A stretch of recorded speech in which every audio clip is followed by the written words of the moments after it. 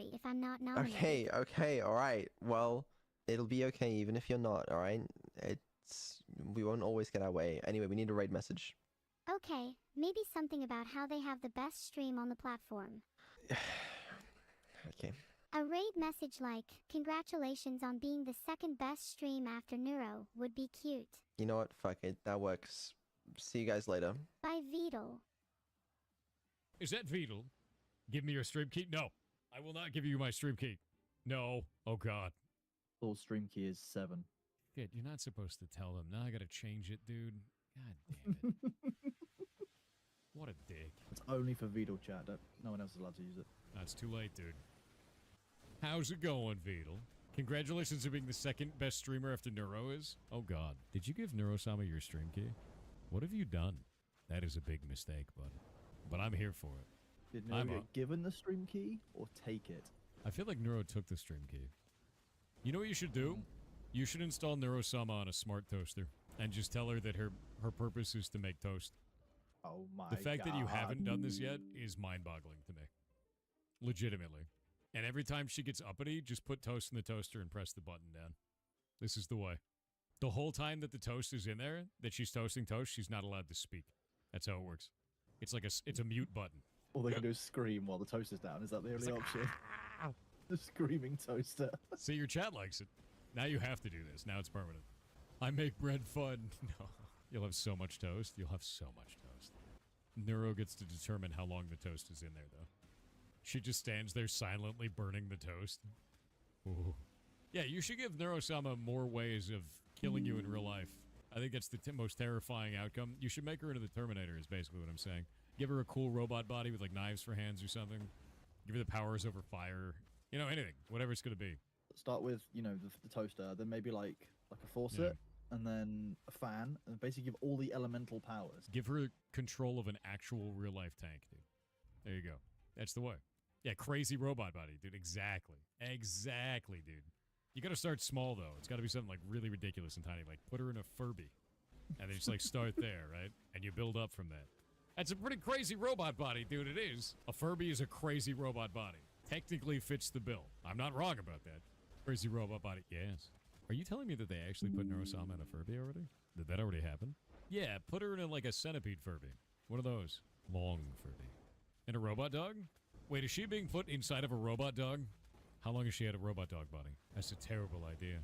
I'm in. I want to see this. I gotta see this. It's in construction? Jesus Christ. What kind of weapons is it gonna get? Knowing Neuro would be all of them, would be the answer. Like how the first answer was gun, and one of the answers in there was wagging tail. That's a weapon? Wagging tail is weapon? Okay. Fair. I have a golden retriever, I know. Robot body with gun. Add blades to tail? It's a scary thing is what that is. Back in the day, a Super Nintendo game was $69.95.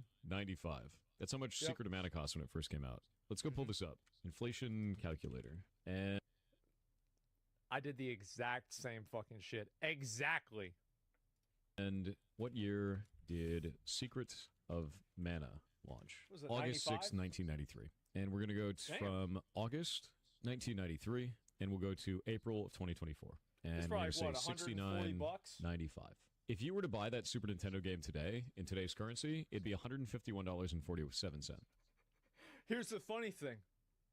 You go to one of those vintage game stores, and it will be. That would be the cost. Dramatically higher, right?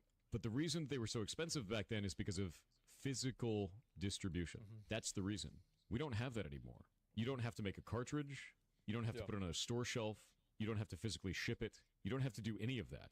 We have digital distribution. It costs nothing. I have sold tens of thousands of copies of Heartbound, and it has cost us nothing. So when we're looking at this versus that, it doesn't make sense. We can't even make a comparison there. Steam still takes 30%? No, they...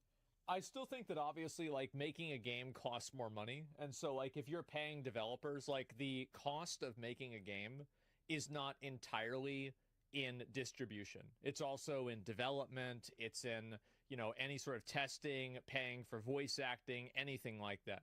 All of these things also come into play. Obviously, you don't have physical distribution, but you have a bunch of other things as well. don't. When I make a Steam key, and that key is for a $10 game, and then I sell that on Humble Yeah. Bundle, what is the Marketing, yeah. percentage that Steam takes from me? 0%. Steam only takes 30% of the sales you have on the Steam platform.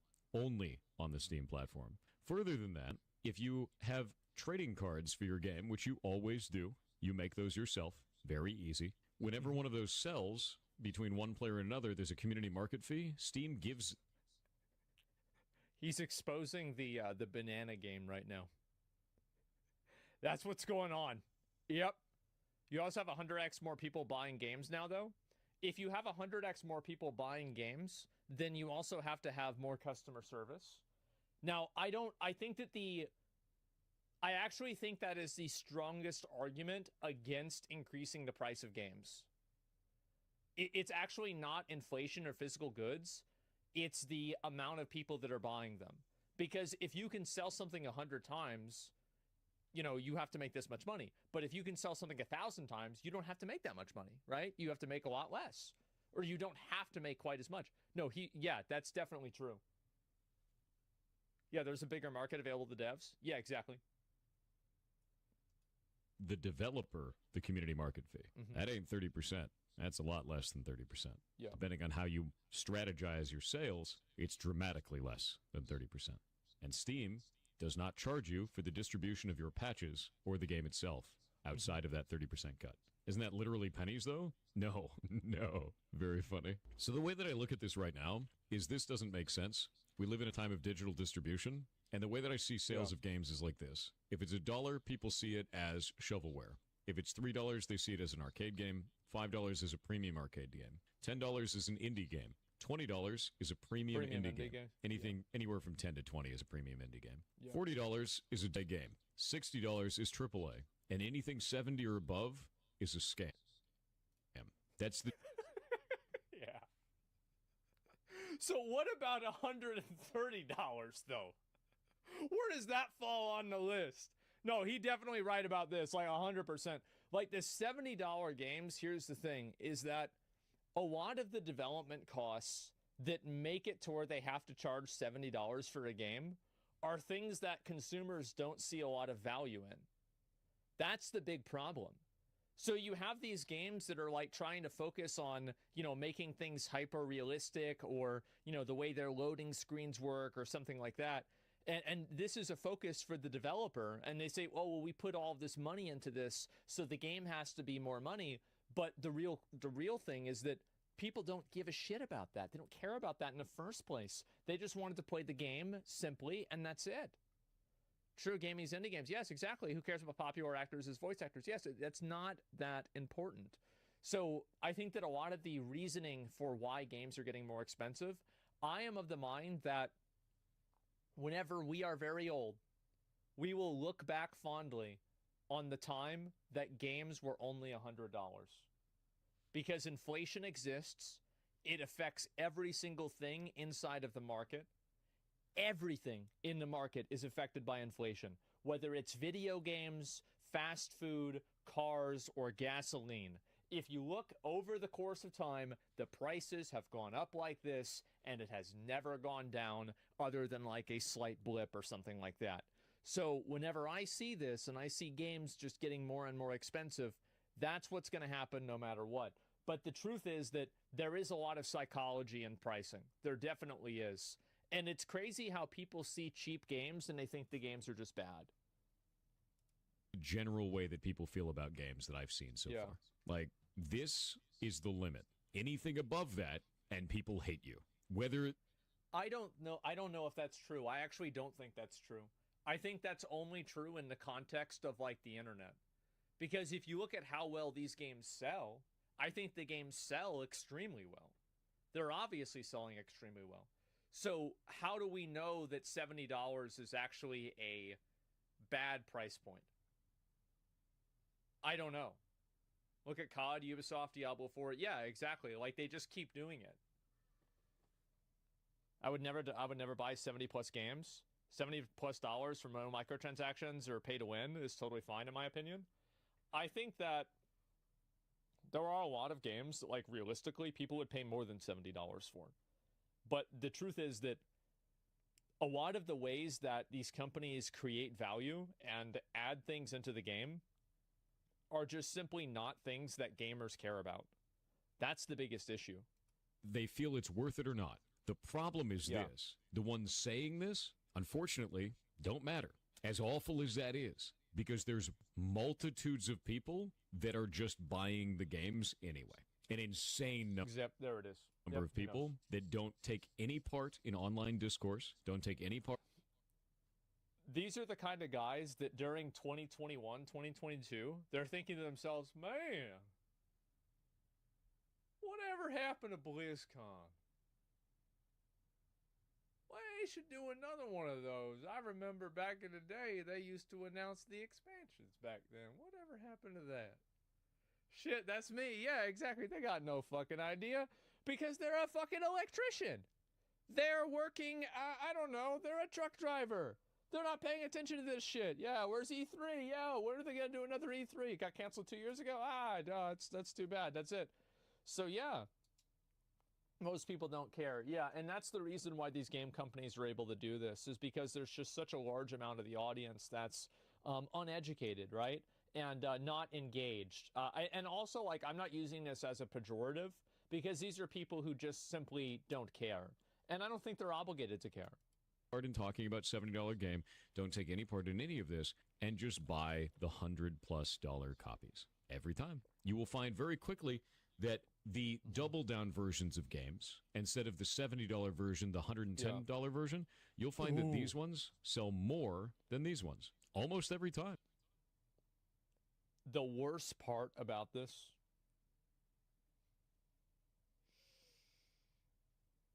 oh God. Wait, why? Because people are stupid. That's why. And I will give you one point on the graph that proves what he's saying. I don't know if he's going to use this as an example. It seems like he is not. Here's a great example. They have a trending list and the most popular games list for, I think it's in Japan, or it was some other place. And the Assassin's Creed 120 or $30 edition was selling at a higher point on the power ranking level than the base game. And this happened in like the past 2 months. There it is. The problem, I actually think, is not with the price. I think that if people are unhappy with the price of something, in a lot of cases, the solution actually isn't to reduce the price. It's to change the value proposition. People are unhappy with $70 games because they think they're only going to get 40 hours of entertainment out of them. I think people would be fine paying $70 for a Baldur's Gate 3 or an Elden Ring. I think so. I think they would be. I know some people are going to say no, but I think they're lying. I don't think that's true. I think that many people would be completely okay with it, or more, right? Exactly. And there are many games like this. The problem is not the price, it's the value. And the value for these high-end games does not match what they're asking for. And if it is a $70 game, it'll likely have MTX in it that will end up making it sell more than this every time. The reason that the business model works this way is because people spend money on it. This is normal business for the games industry. Well, it's obvious, right? It's like everybody hates microtransactions, but they keep doing them. I wonder why that is. Why would this keep, how does this keep happening? What a fucking mystery. And I reject the shit out of it. Why do you think our game is $10 and it won't have a sequel and it won't have a prequel and it won't have chapters and it won't have DLC and it won't have microtransactions? That's why it's $10, because I hate this business model. I hate it. I think $70. and I don't want to perpetuate it, even if it would make me more money, because it's not good for the industry. So I can't convince people to stop buying games like this. I can just stop. Well, the problem is that, like, even if everybody on the internet does that, there's just, again, this, like, huge majority of people. Like, and this is what happened. I apologize for doing something like, crossing over into, like, political territory with this. But do you remember when everybody thought on the internet Bernie Sanders was going to just completely clean sweep the Democratic nomination? and then all of the boomers bust over from their church group, came and voted for Biden.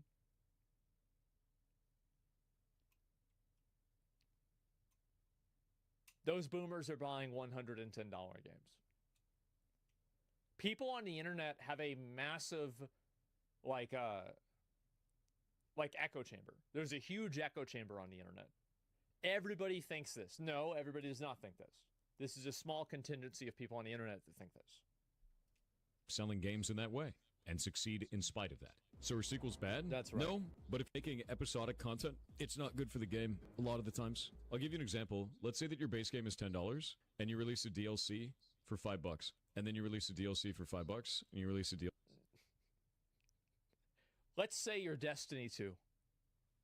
DLC for $5. As a player, you bought it for $10, and a new DLC comes out 3 months later. It's only $5, so you buy it, and then another one 3 months later. Well, it's only $5, you bought it, and then another one 3 months later. It's only $5, you buy it, right? You just keep doing this. Now, let's say that you tell your friend, "Hey, man, this game is really good," and your friend's like, "Oh, how much was it?" And you're like, "Oh, it's $10," and your friend goes to look at it, and he goes, "That's not $10." Now you get a $25 game.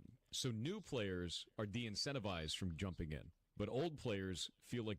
Yeah, and he worked at Blizzard, so he knows how this happened with WoW, too. Like, this is a big thing. Like, how many of you guys with WoW were like, I don't want to get into the game because there's like 4 expansions I need to buy.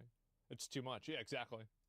They got good value, and they didn't pay that much, except they're both paying the same amount. It's a marketing strategy that preys on your inability to do math or inability to assign value over time. That's the issue. So, like, not a fan of it. Really not a fan. I don't even think that it's bad. I don't think that there's anything wrong with that strategy fundamentally, because if you create more content for the game, then I think that you're entitled to charge money for it. I just think that it basically increases the barrier to entry for a new person to become a fan of your game over time, which is bad. Just if you look at your game as an ecosystem, it's bad. Like, it just makes your game harder to approach as a new player.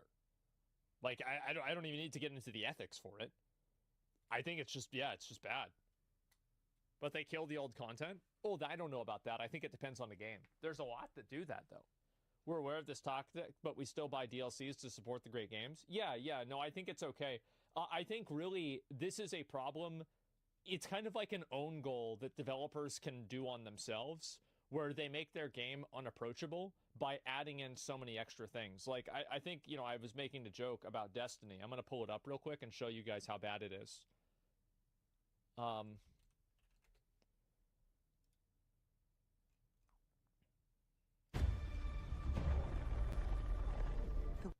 So if I look at Destiny 2, content for this game: the Final Shape, Echo's Silver Bundle, Lightfall, The Witch Queen, Beyond the Light Pack, Shadowkeep Pack, Forsaken Pack, Triumphant Silver Pack, Throne of Anthon, add all DLC cart, $293. This is a crazy amount of money. And you have to keep in mind, I'm sure there's going to be some Destiny fans in chat that are going to say, well, you don't need to buy all of those. Okay, how do I know that? As a new prospective player with no knowledge or information about the topic, how do I know that? Yes, you do? Yeah, I don't know that, right? And so that's one of the big reasons why, like, for example, if Destiny 3 comes out, I'm going to play it. I'm going to play it. I want to play it. But Destiny 2 is just, it's so unapproachable. I'm not going to try to figure all this out. I barely did it for Final Fantasy XIV, and that was a huge headache in itself. Look at The Sims 4. Yeah, sure, I can do that. Give me a second. Let me pull it up. Sims 4. Oh, it's a free game. Oh, man, that's bad. Oh, that's real bad.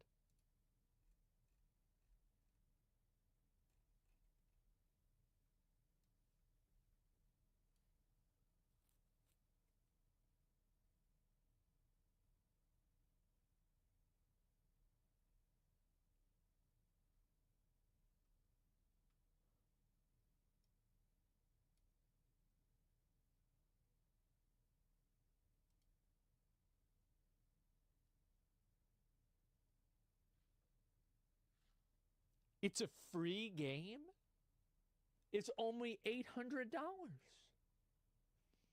with all the discounts. Yes. And so you keep in mind, like, so whenever I see a game like that, I immediately think to myself, well, I don't want to buy this. Like, I don't want to get into this. This is too much. How many of you guys have been like that with a game? It's like the moment that you see, like, okay, it's like, oh my God, now I have to think about this. It's too much. Yeah. Of it. If I'm going to release new content for Heartbound, I'm just going to patch it into the game, like I always have. No reason not to. What are your thoughts on expansions then for games? I only like expansions for live service games a lot of the times. And one developer that did that was Capcom.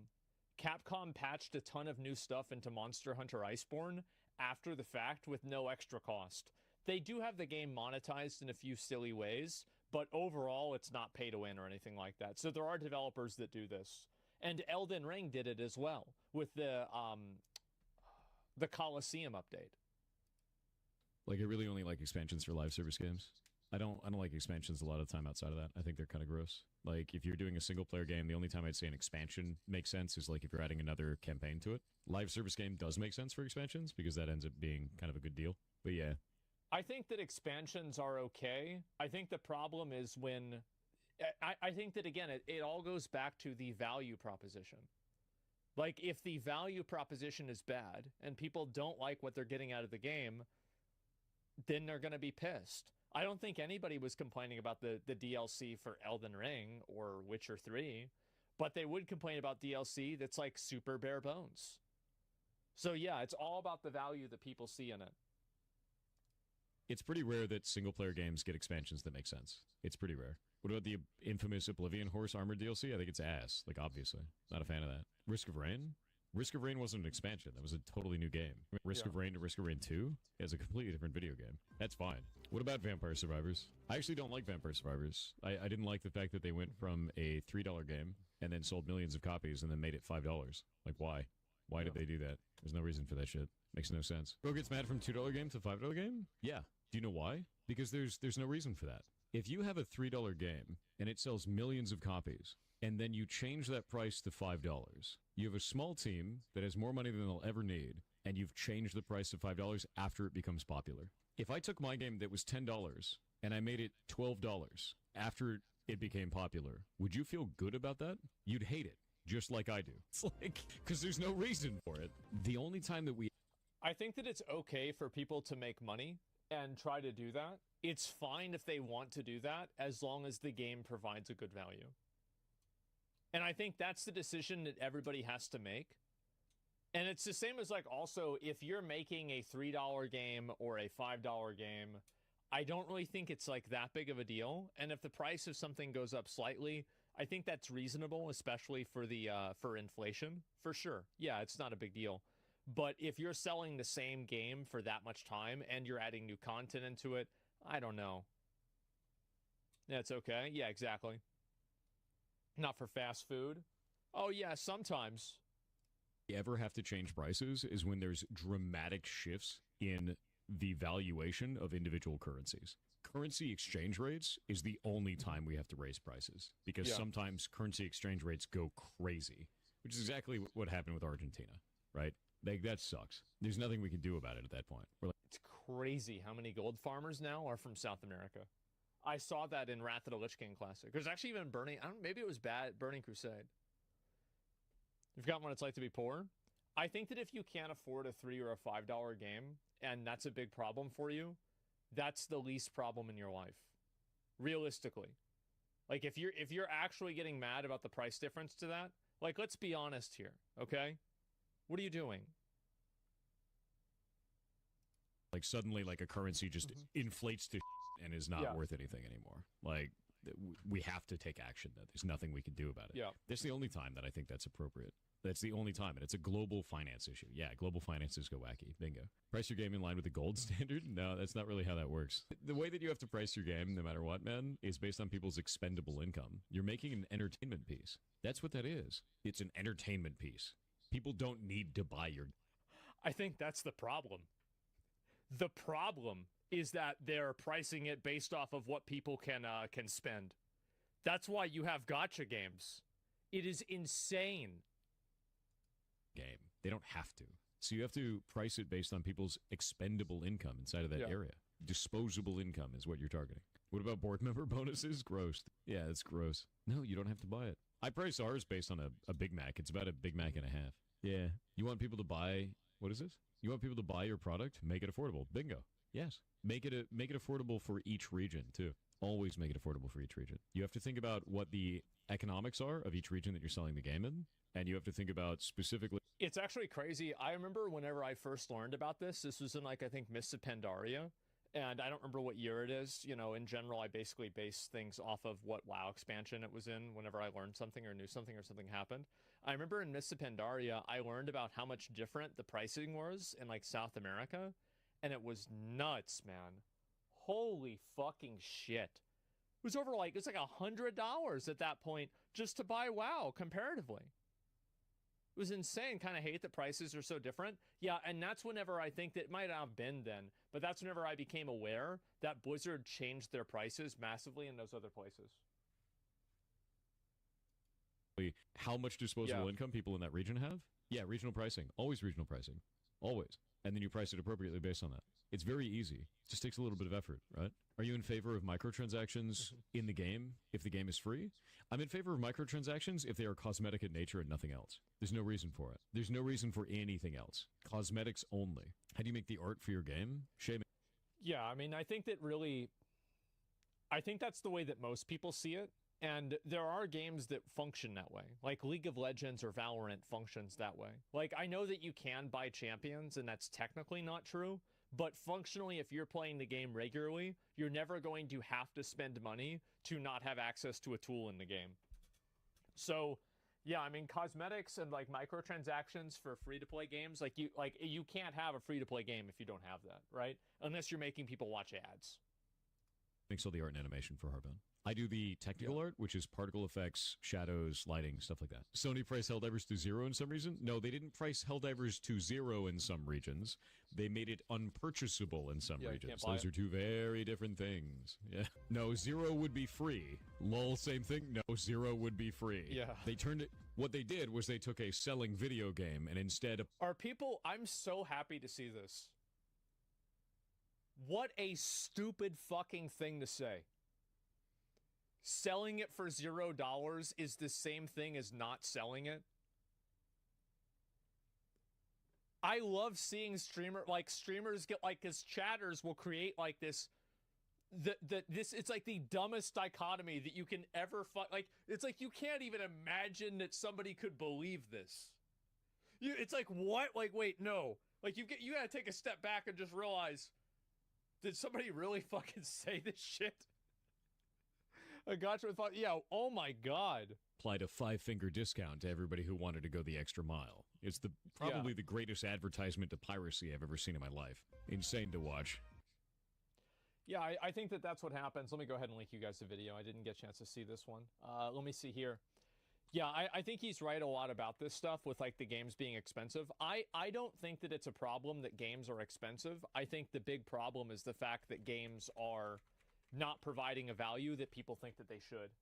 I think that's the big issue. Whether a game is $3 or $5, $60 or $70, I think that the real reason why people get angry about it is the fact that the game quality is bad. Still turns to be and the game quality, it's like tab and scroll the down trailers come out and the game doesn't really have any the game doesn't have any sort of like real new interesting things. The gameplay is mediocre, and it's like, yeah, by the way, like we have all these really cool cutscenes, but there's hardly any gameplay.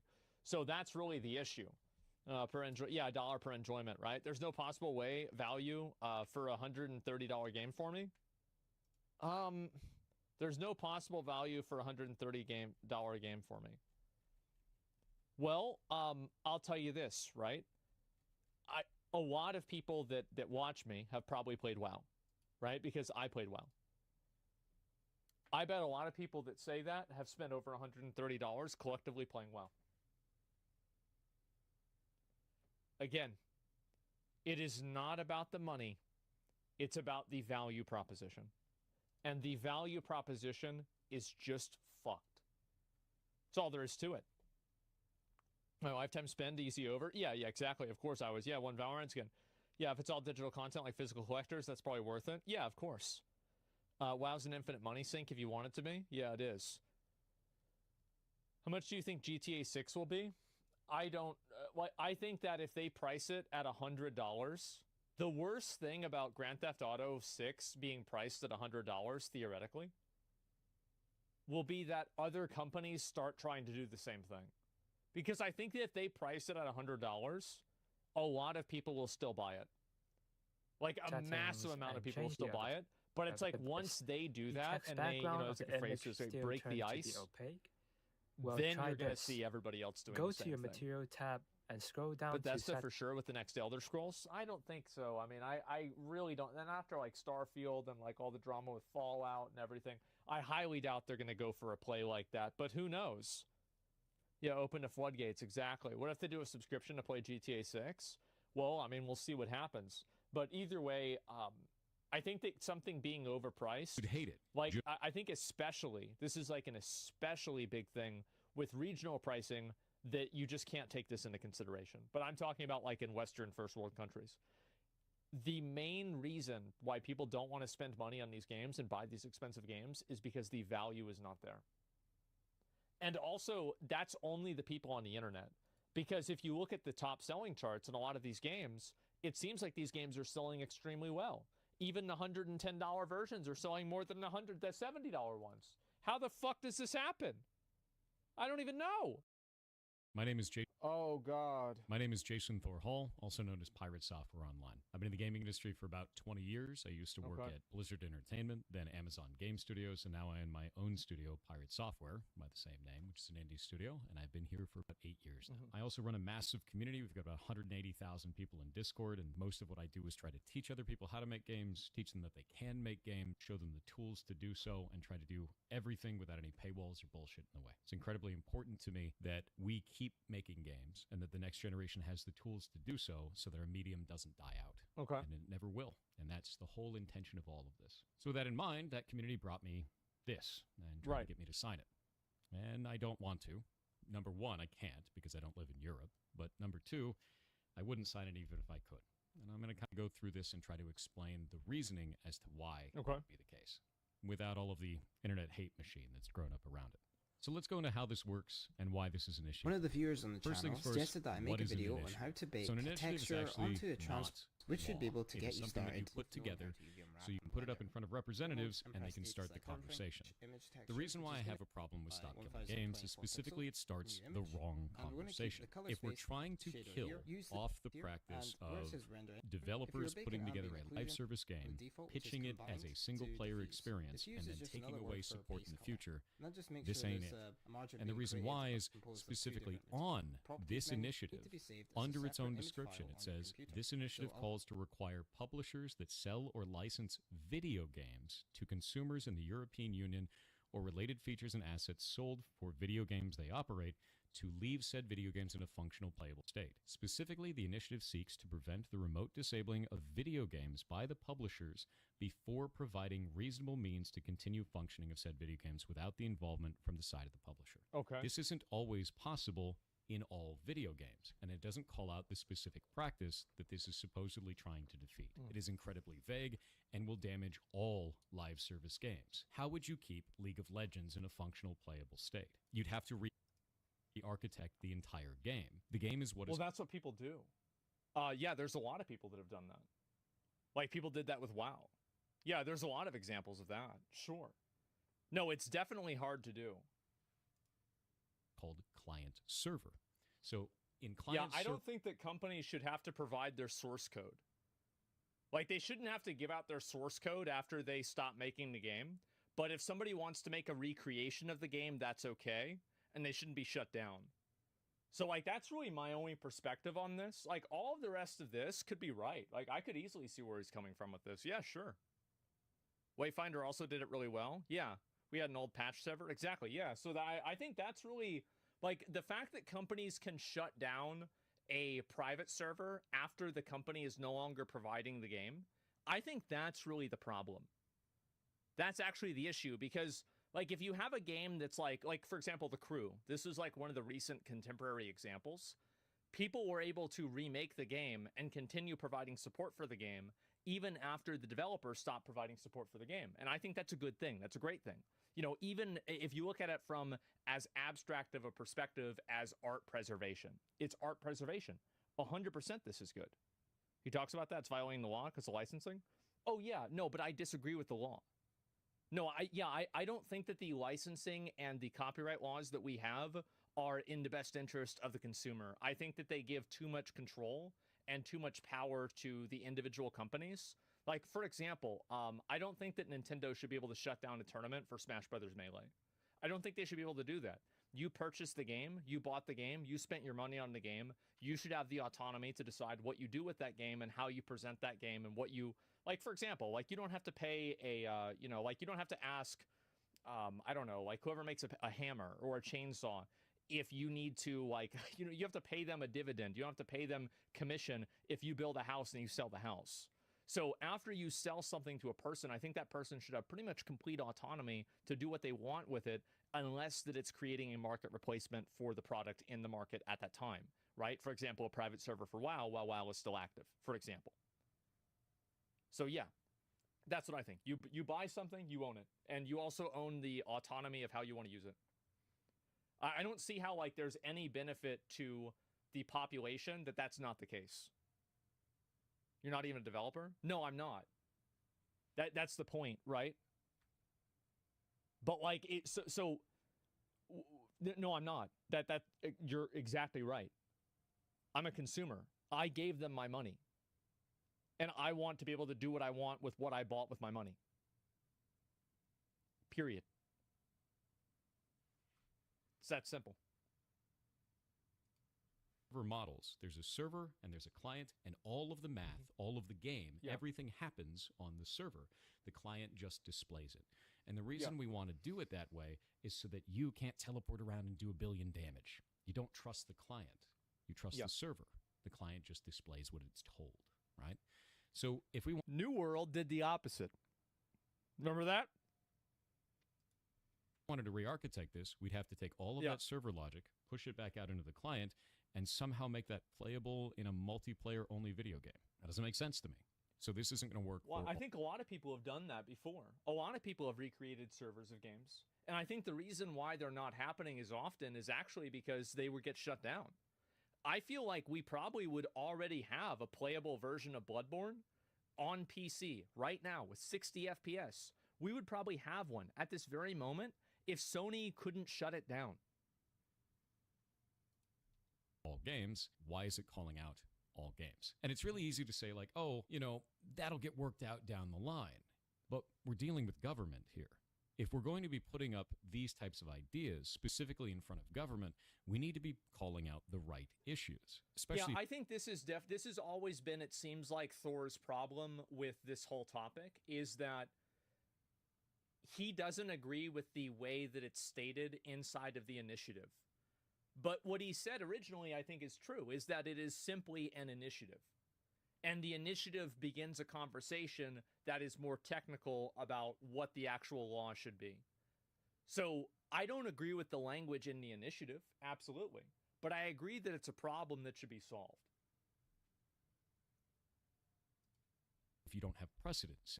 Because now you're going to be setting precedent on something that doesn't make any sense with people that may not understand the nuance of our industry, all in the name of saving games. I can't agree with that. So let's go into why this is happening, right? So why did this start in the first place? What is the specific cases they've called out that are egregious? And they have one.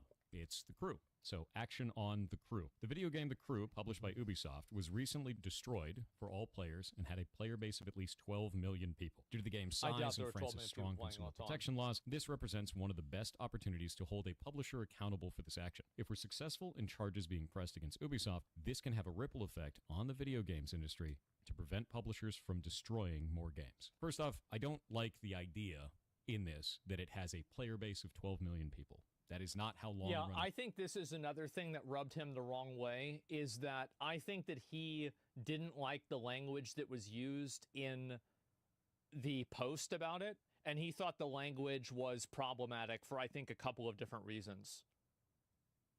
Yeah, he didn't, which is like, it's different, right? I mean, it's different. Games work. there is a large number of people that buy the game, and that player base slowly dwindles off until nobody is playing it anymore. Sure. If yeah. there's any costs associated with keeping the game online, which this was an online video game, then eventually it costs more to keep it online than it does to keep running it, right? So the cost outweighs the amount of income for it. Right, and he's totally right about this, and I think everybody that's involved in this conversation would agree that we should not hold companies liable to continue providing service to a game when the game is no longer financially viable, because this would effectively kill every single live service game instantaneously, and they would never be able to be made again. Like, nobody, like, you can't do that. Yeah, it's simple. There's no way. There are bad business practices that can occur in there. There are companies that will sell a online-only game as a single-player experience and kind of just put it into the TOS and hide it. But not all companies do that. When they do, we should be calling out. And also, like, an example of this, I think probably the best parallel that we've had recently is Wayfinder. So Wayfinder was an MMO that then the publisher dropped. I forgot the name of the studio that's making it. But the publisher dropped the studio that was making it. The game really wasn't performing very well. And then the developers of the game came back and re-released it as a single-player game with multiplayer features, basically, right? And they totally changed everything about it. Anti-Airship? Yes. Digital Extremes. I think Digital Extremes was the publisher, and it was like Airship, something like that. That specific company, not all companies. So let's take a look at this and find out more about the crew itself. If we pull up their Wikipedia, we can see that the crew was actually created in 2014, which, much to the hatred of all of us oldies on the internet, was 10 years ago. Oh. So this was an online-only racing video game developed by Ubisoft Ivory Tower and Ubisoft Reflections and published by Ubisoft. So all Ubisoft, right? With that in mind, it said it was a scaled-down recreation of the contiguous United States and included both role-playing and large-scale multiplayer elements. So it had a massive multiplayer component to it. It is an online-only service-based game, and they shut it down 10 years later. On March 31st, 2024, Ubisoft shut down the game's servers, rendering the game unplayable, which is normal for live service games. The only thing that I can see in here that could be a problem is if they posted as not an online-only experience. But everything that I found online shows that the game was always marketed as online only. If you're going, I don't think that specific types of marketing should remove expectations from a customer for certain degrees of ownership. So I see what he's saying, but I don't like the idea that because they say it's online only, that means that they can just, for whatever reason, take away access and you're not able to access what you pay for. I think that when you take a person's money for something, you have to incur certain degrees of accountability. And one of those degrees of accountability is that that person will be able to use what they've purchased in an ongoing way. And I also think, again, that's not even really a problem. Let me just go all the way back. All of this stuff is not really as relevant to me. I don't care about any of this. The only thing that I really care about is that the companies that are the companies that are going and they're selling these games, after they stop selling and providing a service for the game, somebody else can do it instead. I don't think that a company, whenever they are not providing that game, can shut down somebody else for providing the game. That is the only opinion that I really have about this. Everything else is up for debate. Yeah, sure, maybe this is true. Absolutely. Yeah, absolutely. Yeah, 100%. But you accept these terms in the TOS? I don't care about the TOS. The TOS isn't important to me. And the reason why I don't think that it's important is because everybody knows that no one really reads the TOS. I would argue that 99.9% of people do not read TOS, and I think the TOS is created in a way that makes it hard to read, right? It's using legal language, and a person can't read legal language. So, and also, like, a TOS should not overrule a customer's rights. So you shouldn't be able to just say, like, oh yeah, well, because the TOS says this, we can do this. There still are things that companies should not really be able to do. And also, this isn't really the TOS in the circumstance that I'm talking about. It's copyright law. And I'm saying that, like, for a lot of things, for the purpose of art preservation, if the content is not being provided by the company, I think that it should be possible to provide it with a third party. The terms of service are all inside of the game that you're playing. Terms of service isn't enforceable by law? Yeah, the terms of service is not the law. That's different. There's no more service. There's no more terms of service. That's a much better argument than what I made. Yeah. Yeah, the TOS doesn't apply. You're not dealing with them anymore. Yeah, good point. Going to be buying an online-only game, Yeah. that means it can only run when it's online. And if the servers need to shut down... Someone says contracts shouldn't exist. Of course contracts should exist. But contracts should exist in a way that's beneficial. And some types of contracts already are not allowed to exist. And I'm saying this isn't even part of that at all. It's completely separate. It's after the contract is gone. It's not even with the company anymore. In the future, far in the future, it makes sense to me for the access to that game to be cut if it's online only. If it's a single player experience that has online only functionality specifically just to shut down the game in the future, and the online only doesn't actually add any gameplay functionality, I'd agree with you. That's a shitty business practice, but that's really rare. And in the specific cases where it does happen, we should call out that, not just all games and not all live service games. Further, there's more context to this too. Okay. The Crew itself came out in 2014, but it actually had a sequel that came out in 2018. And then it had another sequel that came out in 2023. And if we go to the Crew's SteamDB, which again is not going to be all of the player base for this, it's only going to show the ones who were playing it through Steam. It was on multiple platforms. And we look at there might be 3 people that were playing it total. Here, it did start out with a sizable amount of community, and then it degraded. And it had a major drop-off in 2018, which is the same year that it launched a sequel. This is normal. When a sequel comes out, a lot of the player base, if the sequel doesn't suck, will move over to it. And then the servers effectively die. You can't run a live service game on this few players. You can't. Exactly. And a company shouldn't be expected to either. He's right. He's of the time, completely especially right not if there's anything else that goes into it. And if we go into that anything and I've else, said this before about other games, is like if you want to see what the future of a game is, look at the Steam charts of the game. If there's a lot of people playing the game, then it's going to be fine. And if it's a dead game and there's like double-digit number of people playing it, then there's a problem. And the game's going to die.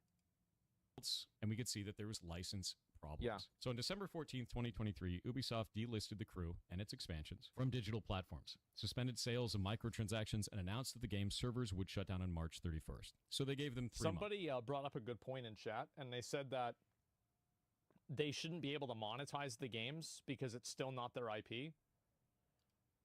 I really think I need to agree with you on that. I do. I think that you're right about that. Because if you're doing it for game preservation purposes, then you shouldn't be able to monetize it. So it's happened already? Yeah, but I feel like that, right? Yeah, 100%. They shouldn't be able to turn a profit. I think that it's okay to ask for donations, right? Like, that's fine. But to monetize it and to sell it, I think that's very problematic. Usually I would say, hey, 6 months is probably a better deal. But if they're going to do 3 months, they're going to do 3 months. The only thing that I'd be interested outside of that is if there was a contractual obligation to do more than 3 months and they didn't follow it, if it was in the terms of service or not. Citing upcoming server infrastructure and licensing constraints. What were those licensing constraints? Well, it turns out that all of the cars in the game were licensed from the car companies. And a 10-year running game likely means that they had license to them for 10 years. And that means that it would likely reopen for negotiation. Now, understand that's speculation, but I've got a crazy take on this. I think that's ridiculous. I think it's absolutely ridiculous. The entire idea of you need to license a car in order to use it like this, crazy.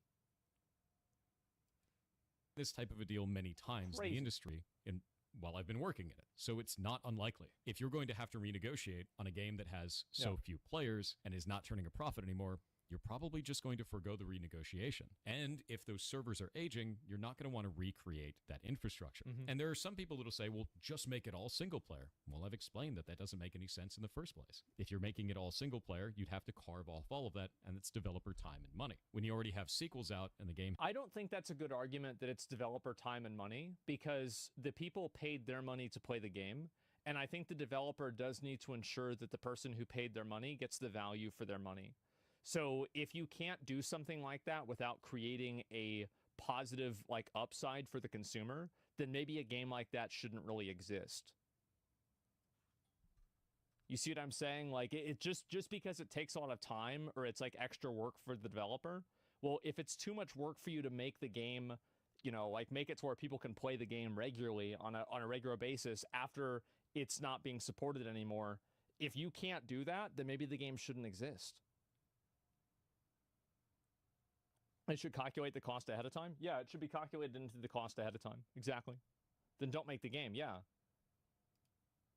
Has basically no players left anyway, it makes more sense to just move on. I don't find that to be a problem from the developer perspective, and I understand that people find that to be a problem from the player perspective. Yeah. These are two different And this is only true in the case of a game going end of service. And this is only in a doomsday situation, literally, right? We're only talking about this with end of service games. I'm not talking about this with like ongoing live service games. Ideologies, and that's okay to have two different ideologies. I just won't agree with it because I understand the burden that puts if we raise that problem in the way that we are right now. If you try to tell me that every studio needs to run their live service game indefinitely or not want to run one at all, then no one's going to run them. Exactly. And we're going to miss out he's right on about adventures like Final Fantasy XIV. And yes, even though I don't play anymore, League of Legends or any other live service game. He's right. Them. You're talking everything, like even phone games, as funny as that is. A lot of people don't realize. There's no realistic way to have live service games if the company is required to upkeep the game in perpetuity forever. It would be impossible. Not even the biggest studios would ever do it. That phone games require online-only activity. Yeah, but nobody's arguing for that. Pokemon Go. What about stuff like Monster Hunter Now? What about any of these? We'd never get any of them. And that's why I think this needs to not be I'm not vague. It needs to be specific about the business practice it's trying to defeat, which is specifically companies that are doing this under the guise of it being a single-player game, but adding online-only functionality that is not necessary and doesn't add any gameplay elements. That's the problem.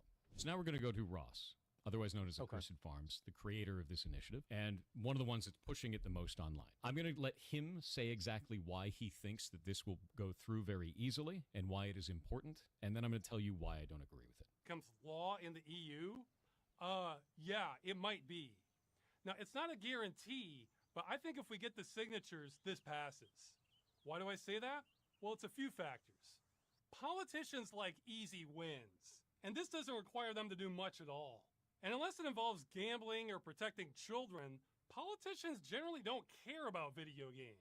So this isn't of big consequence to them or most of their constituencies. I'm going to stop it there for a moment. The assertion that politicians just like easy wins, so this legislation will go through, but the politicians don't care about a multi-billion-dollar global industry and that it doesn't matter to their constituencies is incredibly absurd to me. I don't think this is the right direction at all for a movement like this. I think it's incredibly damaging and it makes our entire industry look bad, both on the player side and the developer side. If we're going to be putting forward anything that may eventually turn into legislation, it should be passing because it's the right thing to do for consumers and developers and that there's some kind of a middle ground, not just because it's... Yeah, see, this is what I thought. Because this is what I said originally is that I feel like this happens a lot when it's especially like people on YouTube or people on streams talking about each other's ideas, is that it becomes like an argument about like the words that were being used rather than the idea. Because I'll be honest with you guys, I think Thor's right. I think Ross's argumentation, like this slide, is wrong. It doesn't really make sense. It makes it seem silly. Yeah, sure. Yeah, he's right about that. Now, does that mean that Ross is bad and everything he's trying to do is bad? No, it means that maybe this approach is bad. It's a naive approach, sure. Yeah, but I do still think that the effort and the initiative is meaningful. Does that make sense, right? And I think that's really where a lot of the problem comes in, is because when you disagree about something, a lot of viewers and people take it into, like, they turn it into something where it's like you versus this other person. Or like, really? There's like the third party, which is the thing that's trying to be pushed for. It shouldn't be like Ross versus Pirate Software versus Louis fucking Ross Bennett versus Asmongold. Like that's not the point, right? It's like how do you do something like this in a way that's effective? And I think that it's become way too oppositional. I don't think that's really the point of it. Yeah, the cause is just it's a good cause, and I think that people are arguing about it in a way that's not really productive. Does that make sense? Ross is probably right that this is an easy win, though. I don't think that it is. I don't think it's an easy win. I do think, obviously, politicians like easy wins because everybody likes easy wins. Like, I could easily say, like, this is a good argument, but it doesn't really do anything, right? It seems like kind of a silly thing to say. Corporations will fight against it. Yeah, I think so. And also, I think that the majority of like, and I don't know how it is in the EU, right? But I know that like here in the US, a lot of issues that young people have don't get taken as seriously because more old people vote. That's the truth. So I think that a lot of problems that like younger people have, like you want to talk about Social Security, like the fucking every politician is going to have like a fucking bona fide stance on that. But like anything like student loans, completely different topic. So I do think that there is a degree of truth to the way that Ross is presenting it, but I can see how using that degree of truth as an argumentation could make you sound ridiculous. Or it could seem like it's disrespectful. Sure, I could see that. But again, like it's word policing, tone policing. I don't really think that's the point. Easy win, and politicians don't care. This sets us off on a completely wrong foot. EU law is already unclear on a lot of this practice anyway. And that's dangerous. If we're going to be setting precedent, which could change the way that law works all the way down the road, then we need to be sending the right message, which this is sending a vague message that doesn't cover the actual problem. So this... I don't think that anybody can send an accurate message because you would have to have the lawmakers figure that out because they're the ones that know everything about it. Like, Ross doesn't know enough about it. Thor doesn't know enough about it. Nobody does. This is like complex, hyper, like fucking specific international European law. Like people go to school 20 years, 30 years to figure this out.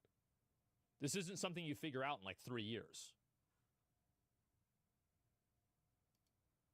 Is not a win to me. This is a huge risk. And we would be making it easy for them to settle it. It falls in line with other consumer practices.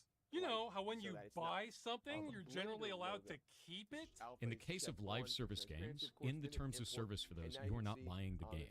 You're buying a license to the game. And that's the part that's the problem, in my opinion. I think that's the problem. I think that the whole you're not buying anything, you're just buying a license to use it, I think that this serves no actual material benefit for a consumer. Whether it's Adobe Photoshop, whether it is a video game or anything else, I don't think that just saying, oh, you don't really own the game because we say you only have a license. The reason why they can say you only have a license is because the government enforces that. I don't see this as a positive at all. It's an annoying practice. Yeah, I think so. Yeah, but consumers don't care and don't read. Yeah, but that's the reason why lawmakers have to make sure there are rules about it. It's like going to a theme park and you buy a ticket, you don't own the theme park anymore.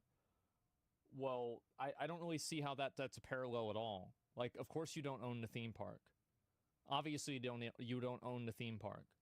You're not buying anything. You never had the theme park. You're just inside of the theme park. Really different here. If we don't like the idea of live service games as a whole, I get it. Don't play live service games then. Don't agree to those terms. But if we're under this weird idea that we need to get rid of all live service games or damage that practice in any way to keep in line with consumer policies, it is in line with consumer policies. If it wasn't, it wouldn't be there in the first place. So this doesn't really make a lot of sense to me. The problem is that consumer policies are not in line with consumer benefit. That's the issue. Is that the current consumer policies benefit the developers and they benefit the publishers too much. And I think this goes for all types of intellectual property.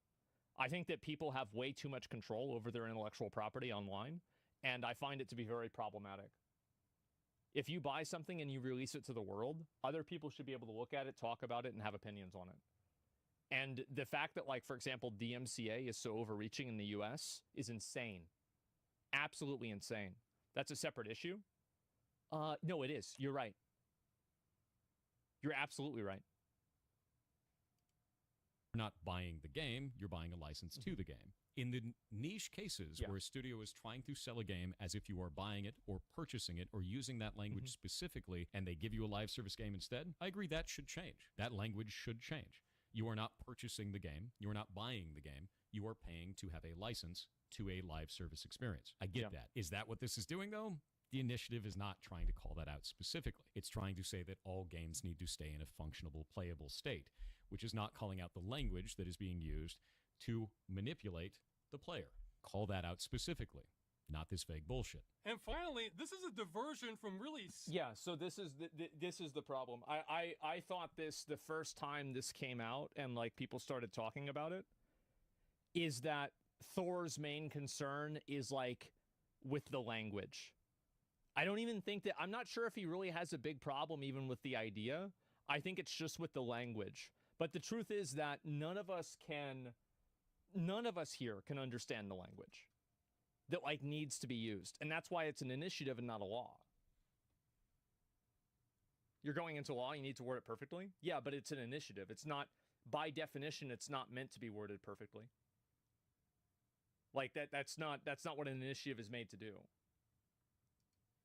serious topics that politicians would prefer not to deal with.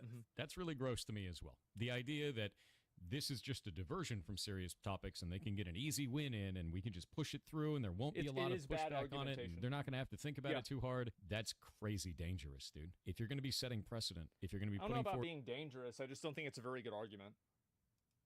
Something that you want to start a conversation to eventually become legislation, and these are the reasons for it, not only can I not agree with the initiative, but I can't agree with you. And I think that the tactics that you're using here are really disgusting. So yes, I won't agree with that, and I won't agree with Ross. There's no way around that. I think this is gross. To sum it all up, no, I will not be supporting the initiative Stop Killing Games. You're not going to change my mind on it because I find this language to be incredibly vague and damaging to the rest of our industry. I think that it will be bad for both developers and players down the line in the way that it is currently written. And I think that starting a conversation that doesn't get to the core of the issue is both wasted time and leads to potentially bad outcomes. So I think that part of it is true. I don't necessarily think that it's a, what do you call it? I don't think it's a gross or disgusting. It's just a bad argument, right? That's the way I see it. I don't see it as a bad thing. But it's like, yeah, if you disagree with like the way he's like explaining the video, like that's whatever. It's not really that big of a deal. But to me, like what I care about the most is that if a game comes out and it's live service and they end the live service and you can't play the game anymore, somebody else should be able to make the game and put it out there and people should be able to access it if for no other reason than for the purpose of art preservation. Everything else, I don't really care about that much. I don't really give a shit that much about it. That's the only thing that I really care about. If we want to talk about this, let's talk about the actual bad business practices. In the case that a studio is making a live service game and they sell it to you as a product, they say that you are purchasing the game or you are buying the game, when in reality you're actually purchasing or buying a license to that game. I think that we should be fighting about that. That needs to go away. A player should be well informed at the point of purchase that they are purchasing a license, not buying a game. And the reason that we have those licenses in the case of client-server interactions, like we had before, we're talking about client-server games, is so that they can ban you when you cheat at them. They revoke your license. That's why they revoke your license, to protect the gameplay of every other player that you're impacting when you cheat at these games. That needs to exist, but it needs to be better informed to the player at time of purchase. So I agree on that. This doesn't bring that up, though. It just attacks all video games that have online-only components and says that they need to keep being able to be played indefinitely. That doesn't make any sense to me. Aside from that, a lot of people really like live service games as they exist now. So trying to kill off all live service games, as some people have said online, doesn't make any sense either. Live service games are a great way to get away from the real world. They're about social interaction between players. Some people get married in them. Some people met their spouse in them and then got married in them. I think this is, again, a very good argument of why it's important that people can keep making the games and putting them out there after they get shut down. That's my whole point. Absolutely. Yes. That's the reason why. Really cool thing for a point in time in which you're having that social experience. And to destroy that just because you don't like them is very weird. I don't think that makes a lot of sense to me. I also don't think it makes sense the way that Ross is posing this is why it's going to pass. I think that's incredible. He's right about this. That Ross's argumentation for why it can pass is bad. Incredibly inflammatory and could lead to a lot of damage to both what he's trying to stop and to games as a whole. To say that the government just doesn't care and this is an easy win and we're going to get it through is disingenuous. You're talking about a multi-billion-dollar global industry. To think that the government isn't going to be meticulously looking through this and looking for flaws and holes is absurd. So I think that it's not really that crazy to say the government hasn't really kept up with technology very well. Like you can look at the way AI is approached or social media. Like, I feel like the government doesn't, it's not that they don't even really care, it's that I don't think that they possess, like, the tech-savvy people that work there at high positions to make decisions that are thoughtful. Think EU is that's very honest progressive at with all, tech. and I Yeah. find it disgusting. It could So be for everyone different in who's the mad EU. about that, fine. Be angry about it. Mhm. I'm not going to change my stance on that because Yeah. I can't agree with this, both as a dev and a player. I see the danger involved. I see the vagueness in the language, and it doesn't make sense to me. If we want to fight for better conditions for players, then fight the actual problem. Don't make new ones. Yeah, I think that really what needs to happen is that if you make a game, you put the game out, you stop making the game, people should be able to put the game out there for free. That's what I think. That's my perspective. I'll go ahead and I'll link you guys the video. I think Thor brings up some pretty good points with this as well. I don't necessarily think that he's wrong on a lot of the things that he brings up. I think that also the reason why, like, this is one thing that I've done this myself a lot. There's the video right there. I do this a lot myself where, like, I talk in a lot of extremes. And I think that he kind of did that with, like, saying that it was disgusting or, like, gross, which is, like, really not that much of an appropriate word, in my opinion, to describe, like, a petition for, like, keeping video games live or something like that, right? And so I think that rubbed people the wrong way, and that's why people had, like, a negative opinion on it. But I think that a lot of the things that he was actually trying to say, some of them made sense. But I also read comments if you want to read it. Yeah, sure. If you discard your attempt to profit at something, let other people keep it alive. Exactly.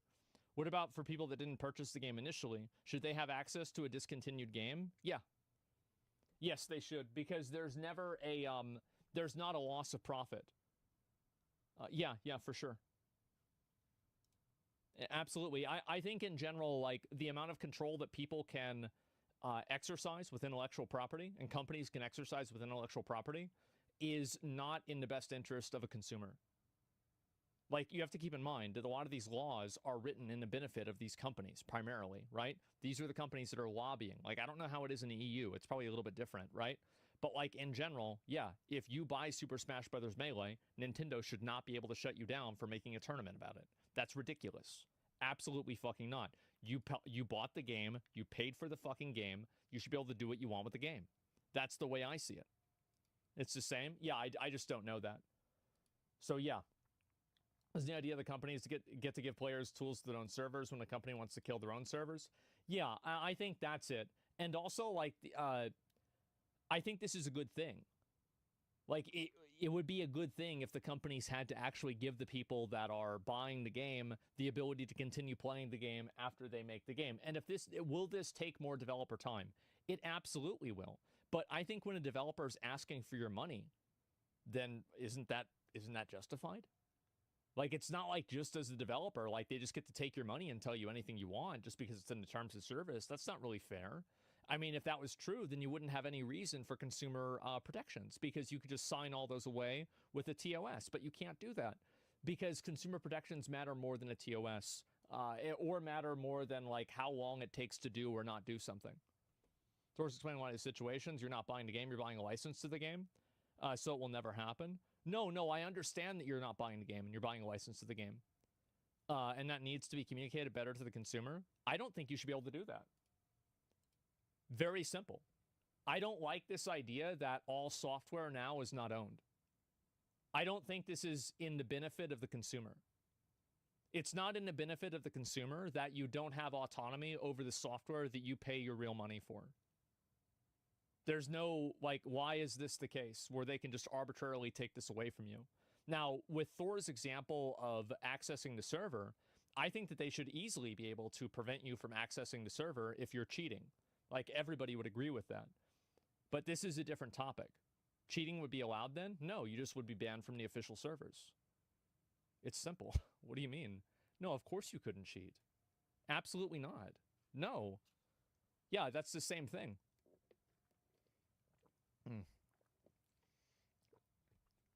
To normalize the concept, they want to apply this idea for cars now. It's coming close to reality. Yeah. And this is what's happening, is that there's even features for cars that are becoming subscriptions. So I'll give you an example. So this is something that happened, BMW, this was like 2 years ago, right? Heated, what's this here? Let me see if I can find it. Heated subscription dead is on. Yeah. So basically what happened is that BMW tried to do a heated seat subscription. This kind of stuff is massively consumer unfriendly. And even if you buy something and they say, oh, well, you have a subscription to this, it's totally fine. Just when somebody says that, that doesn't necessarily mean that it's a good idea or it's something that should be allowed. So yeah, I think this is probably the best parallel. And this is, I think, this is the conclusion of everything becoming a license and nothing being actual ownership anymore. Keep in mind, everything is going digital and subscription-based. Everything is moving away from consumers having ownership. And that's the problem. And the reason why it's moving away is because when the consumer doesn't have ownership, the consumer doesn't have control. And it removes the ability for the consumer to choose not to buy the new product. It removes the ability for the consumer to change the product in a way that they think is beneficial to themselves. And it basically takes rights away from the consumer and effectively defaults them to the people who make the product because they own the subscription to it. This is in no benefit to any consumer ever. There is like never a single person, I think, that I can't think of a single advantage that only having a license to use Photoshop would be better than having Photoshop. Why would this exist? I can't think of any singular benefit. Cheaper monthly? Yeah, but they choose the price. And also, like, they're anchoring the value of that price intentionally. Yeah, it's for the consumer. Yeah, exactly. And so that's the way that I see it. But when it becomes a real issue, wouldn't you agree that all businesses would arrive and solve the problem and revert the damage? It depends on what it is. The more licensing becomes widespread, the more piracy will take hold as well. Jailbreaking my heated seats will be a more common result, in my opinion. Yeah, and you can think about how dangerous that is whenever you're trying to jailbreak the technology inside of a car. So this is the conclusion right here, and things even worse than this are the conclusions of everything being a license. And I find that to be incredibly consumer unfriendly, and it benefits nobody except for the publishers and the developers. It's massively consumer unfriendly. So that's the one thing I don't want to see keep happening. And I think that the companies have way too much control over their IPs. Like, for example, with Smash Brothers tournaments. Because again, keep in mind, Nintendo doesn't shut down these tournaments. The government shuts down the tournaments because they say Nintendo told them to. But if the government didn't listen to Nintendo, then nothing would happen. So that's the difference. Help the company, not the devs. The devil didn't see a dime. Well, I'm just saying in general, right? You said about Nissan? No, I think I probably did, but I don't remember exactly what it is. Do you think this is an issue with land ownership? If you don't pay tax on the land that you bought, they'll just take it away? I think that's a separate issue. It's probably way more complicated. But either way, that's my take on it. I think, honestly, it would be really good if... Because I think everybody kind of agrees that this is a problem in some form or another. And I think it's not really productive that everybody is like trying to look at like who's wrong. Like it should be more of a collaborative effort because I do think this is something that affects all gamers and all people that play games. And it doesn't really do people any benefits of like trying to like argue and fight about this. Because like ultimately, I think I want what's best for the consumer.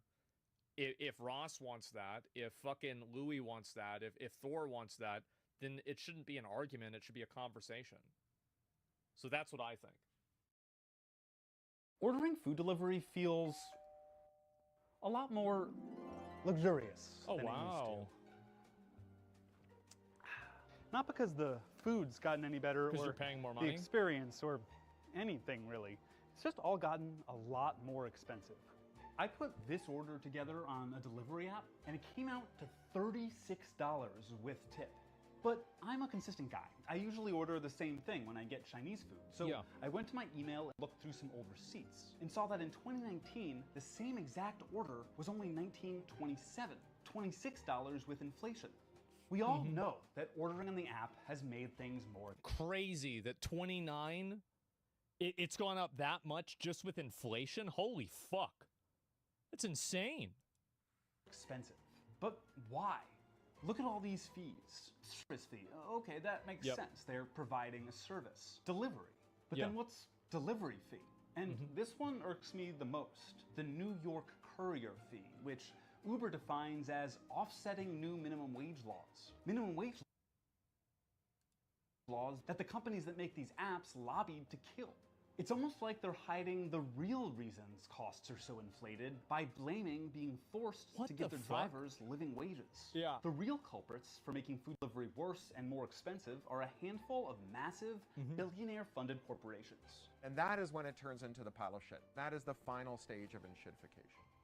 Yep. And don't tell me I don't need to use these apps. Many restaurants no longer employ in-house delivery workers. And Uber and DoorDash have seized a duopoly on 96% of the on-demand food delivery service business. This is such a huge problem, and I wish more people realized it, is that just because there are two players inside of a space does not mean that they are not operating as if they are a monopoly.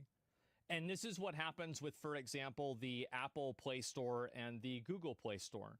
Like inside of those two apps, you have probably 99% of all of the users for smartphone apps in the entire fucking world, right? Or at least here in the US. It is insane.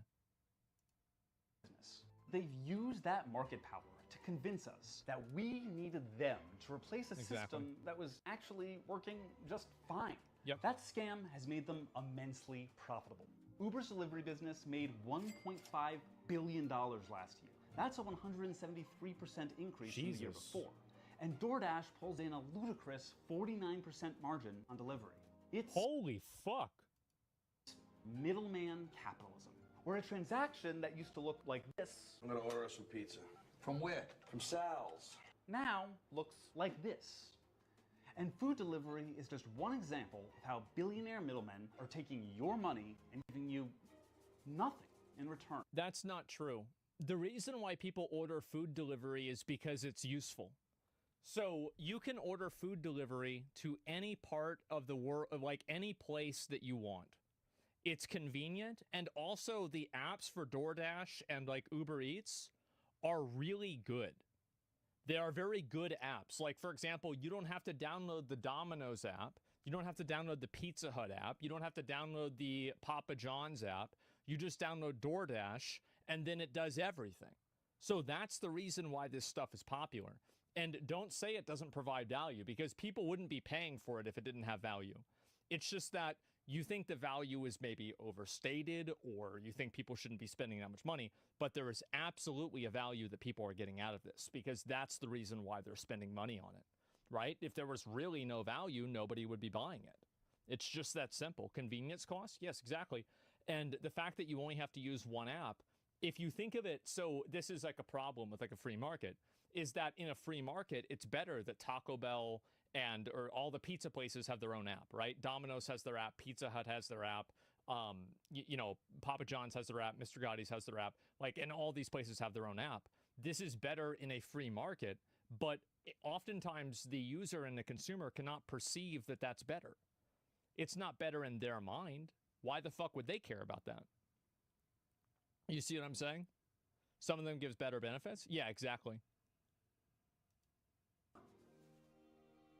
Do you remember these ads from when the early iPhones came out? If you want to check snow conditions on the mountain, there's an app for that. Yep. If you want to check how many calories are in your lunch, there's an app for that. Right. Yep. There's an app for just about anything. That 3G. catchy slogan symbolized a promise. Whatever you need, there's an app for it. Right. The examples in the ad were for things that were handy to have a new tool for. Absolutely. And the transactions were simple. Either the apps cost $1 or a couple of bucks, other than the infamous I'm Rich app, which cost $1,000. Like 10 people bought that, I remember. Or charged some subscription fee. But importantly, most of what the apps did just existed on your phone. Existing web retailers like Amazon slowly began introducing apps, but there weren't many apps that provided real-life services for money. Well, like the value of an app definitely increases with the amount of things that it can solve and things that it can do interconnectedly.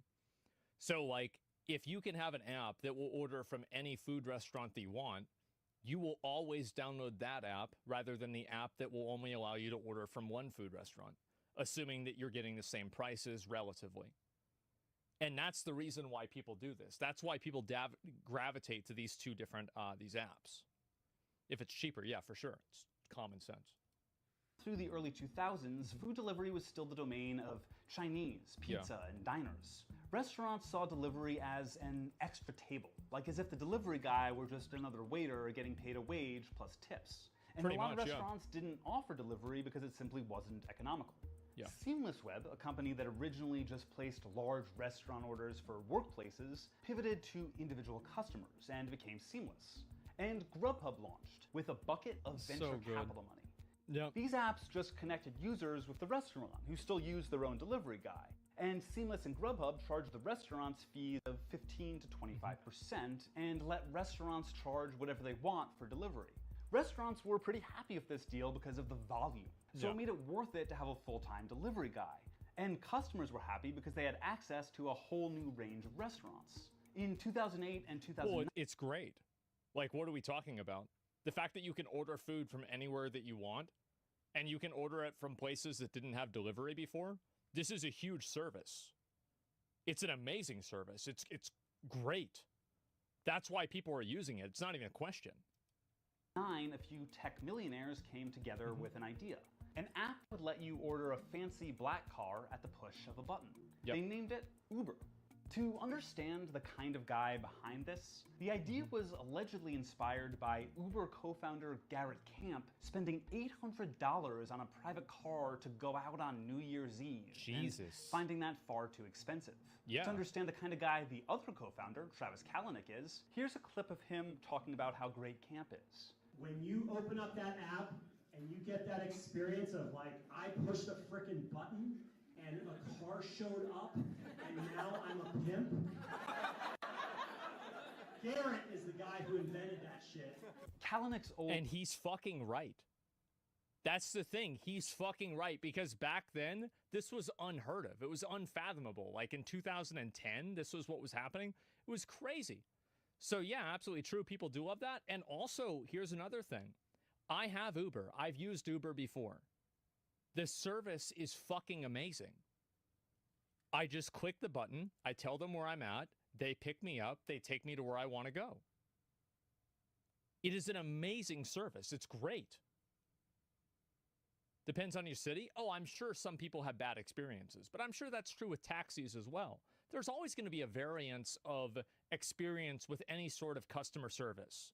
But my experience has been very good, and I think that collectively the experience for many people is probably pretty good. That's why the app has relatively high ratings. Twitter avatar was the cover of Ayn Rand's Atlas Shrugged, because he, quote, likes architecture. But everyone knows that's not what people read Ayn Rand for. That's like watching The Sopranos. Watching porn for the plot, Because you like pasta. 45 seconds, stir it up real nice. At the same event as the pimp quote, about 2 years after the launch of Uber, Kalanick made their goal clear, to dominate and replace public and shared transportation. Uber would not be where it is today if it weren't for a very special entity, the SFMTA. That's the San Francisco Municipal Transportation Agency. Uber started as an SF exclusive, providing black cars that cost around 1.5 times a normal cab. In the next few years, Uber saw a ton of investment from venture capital funds and traditional investors. This huge influx of cash allowed them to do a simple trick: make Uber rides really cheap. Do you remember that? When an Uber was cheaper than a cab? The cheap cars let Uber dominate the market. Drivers from small taxi companies started Ubering because it's where all customers were, and at the time, the wages were good. Riders started defaulting to Uber rather than trying to hail a cab or even take public transit. And because of the ease of access. It's again, like it's actually such an easy thing to understand. This is the problem that a lot of people don't understand with like, oh, why are people doing this? Why are people okay with this? It's very simple. It's because the service and the product is very good. And from the consumer perspective, like the individual consumer perspective, you're not thinking about the market. You're not thinking about how this affects an industry. You're thinking about, what does this person do when they open the app? That experience is S tier. Everyone had the app on their phone. Uber had seized the market. Yeah, of course. And they had their eyes on another market, food delivery, in 2014. But it doesn't make any business sense. The rides were cheaper than it possibly could cost to pay the drivers, cover other expenses, and still make a profit. How does any of this work? What's the business model? Cory Doctorow has a word for it. Shittification is a theory I came up with to describe how platforms decay. By platform, he means web platform. But this goes beyond the internet into real life. It's a three-phase process. Phase 1, the platform is good to its end users. The users pile in, they get locked in. Think of Google or Facebook, platforms that started off free and were actually pretty good tools. Tools that slowly became nearly mandatory in modern life. Yeah. Phase 2, confident that those users are locked in and aren't going to go anywhere. It makes things worse for those end users, and it gives treats to business customers. So for Facebook or Google, that's when you realize that since you weren't paying for anything, you were the product being sold.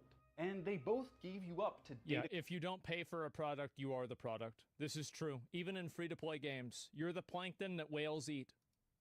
Collectors and advertisers. That's knowing true. full well you'd made the platforms an essential part of your life. There's lots of different technical tricks to lock in users. Like if you're Uber, you can drive all the taxis out of business and cause disinvestment in public transit. If you're Amazon, you can lock people in by getting them to pre-commit to buying a year's worth of shipping in advance with Prime. Then that's right. comes phase 3. Once those business customers are also locked in, it takes away all that surplus and it gives it to itself. Let's apply that to Uber. They made Uber easy to use, cheap, and readily available. Then started to pay drivers less and overwork them. And now... Well, that's what you do, right? Step 1 is you have to corner the market. Step 2 is then you make as much money out of the market as possible, right? Yeah, it's the 4 phases of companies, the exact same thing. It's a very old idea. Yeah, so this is what you do, right? Is it, like, there are a lot of terms for this. One of them is called dumping, right? Where it's like you put a bunch of products on a market at an extremely low price in order to make sure that a competitor isn't able to sell their product and they go out of business. So the best thing for a company to have is a monopoly. No company wants a free market because a free market holds them accountable to their actions. So the best thing for you to do when you're in a free market is to make it not free. You want a price fix? Like, think about all the things that are against the law. Well, the closer that you can get to doing those things, the better off you're going to be. Step 1, monopolize. Exactly. Isn't dumping illegal? Yes, it is illegal. And the reason why is because it does this. But my point is that the reason why it's illegal, do you want to know why dumping is illegal? Because it works. It works. And it absolutely does. You think about it, right? If you had like, oh yeah, am I going to buy this new product for $100 or buy the other product that they're selling for $10 that does basically the same thing? Everybody's going to buy the $10 product, right? So a lot of things that they make against the law in business, the reason why they're against the law is because of how effective they are. And if you had the opportunity to do this, you could make a way more money. And I think a good example of this is WoW. Look at, for example, in MMOs. Think about all of the cheap tricks that people do and the ways that people can corner markets and the way that that negatively affects other people in the game. But because the game doesn't have rules against that, there's no FTC in Azeroth or in some other video game, then it just happens on its own. So I remember what I would do is I would just buy out everything of a certain item and then I would just put it up at a higher price and then people had to buy it. And yeah, I would lose money in some cases, but in the greater scheme of things, I wouldn't lose money. Did that always? They're yeah, exactly. Finally starting to bring in money. At that time, the vast majority of food orders were still normal orders placed over the phone. Remember that? You'd call the actual pizzeria or Chinese place or whatever, and a guy who worked there would bring you your food. And this is also another reason, like it's another small thing, but because you don't have to make a phone call, people are going to be more willing to do it. Most people don't want to talk on the phone. They would rather just be able to do it through an app without having to interface with a person. So because you could just do that on DoorDash, you didn't have to talk to the person at the pizza store. This was an automatic value. Instantly created value. Pay him for the food, tip him, and no billionaire middleman was involved. It made sense. But the delivery companies decided to But there destroy was that. friction with that because you had to deal with a real person and talk to that person. And people didn't want to have to do that. Seamless and Grubhub told restaurants their menu prices had to be the same online and in store, so the restaurants couldn't make customers absorb the commission, but also making it so the customer thought delivery apps were cost effective, eliminating whatever competitive advantage that direct ordering had. Then they made a real mob-like move. They bought up domain names of restaurants they did business. Grubhub is buying up thousands of restaurant web addresses.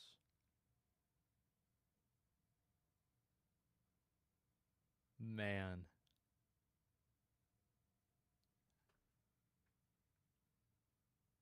That's smart.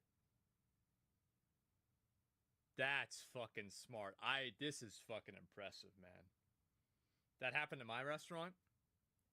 Oh, that's good. Yep.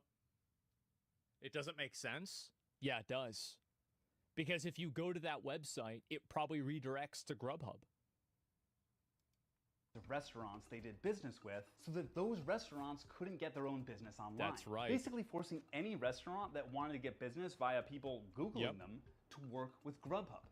Then came the new delivery thing, what we're really talking about here. Uber Eats and DoorDash. Grubhub was restaurants using their own drivers, but Uber Eats and DoorDash were something new. They had their own gig workers, contractors with no benefits, responsible for their own vehicles, fuel, insurance, going to the restaurants, picking up the orders, and delivering them to customers. That's right. And Uber Eats had the power of scale. Everyone had Uber on their phones already. And they just applied the strategy they did originally. And that's again what I was saying about how ease of access is the most important thing. If you don't have ease of access with a product, you're going to be in such a bad situation. You need to have the ease of access. With cars, making everything impossibly cheap. They had the surplus, right? They had a ton of money from the capital markets, and they gave it to us, people who wanted to eat dinner. They heavily discounted the food that we got, paid the restaurants full price, but they charged us less than they were paying. Well, that's a pretty good deal, right? And if that's all they ever did, hell, I'm all for it, right? Let Peter Thiel buy me dinner every night from now until the end of time. They wanted you hooked, so when they raised prices, you'd keep using their service. Once they'd used their venture capital cash to gain market share, they jacked up prices. Now, most people go to Uber or DoorDash first if they want to order food, meaning restaurants Of course, right? That's the thing.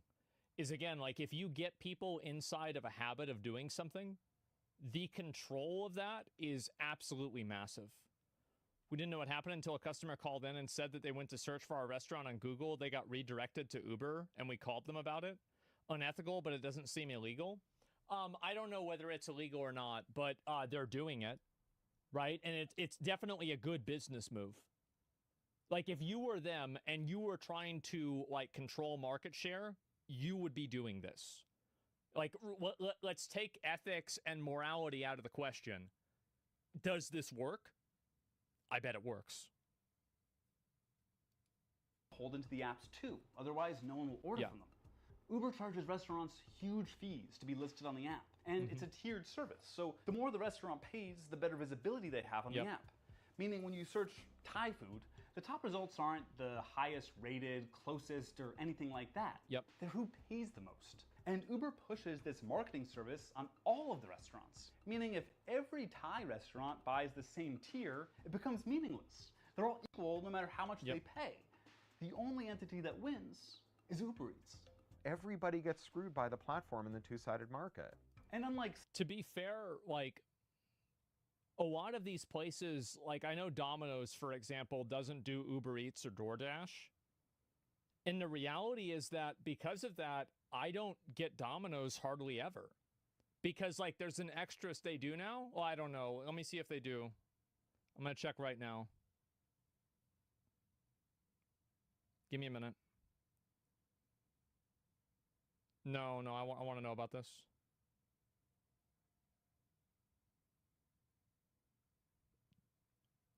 Well, I don't know about, like, I'm saying for DoorDash,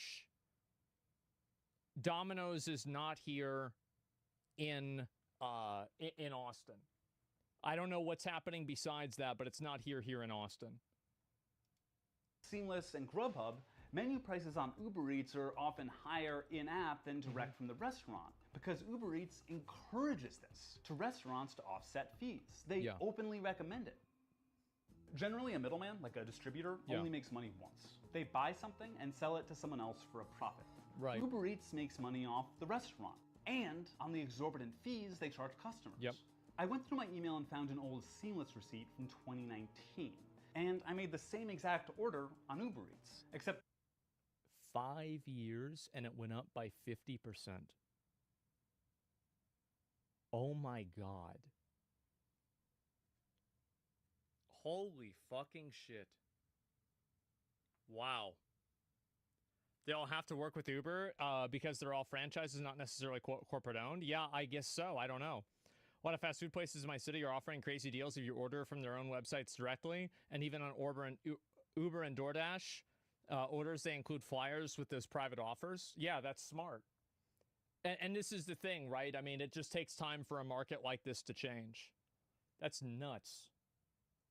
Also, look at, by the way, the chicken fried rice. Like the chicken with broccoli, it was $6.50. Now it's $9.95. That is crazy. The restaurant weirdly doesn't have chicken fried rice anymore, so I just got egg fried rice. Yeah. Free chicken, if you will. It came out to 33% more than it did in 2019, and that's accounting for inflation.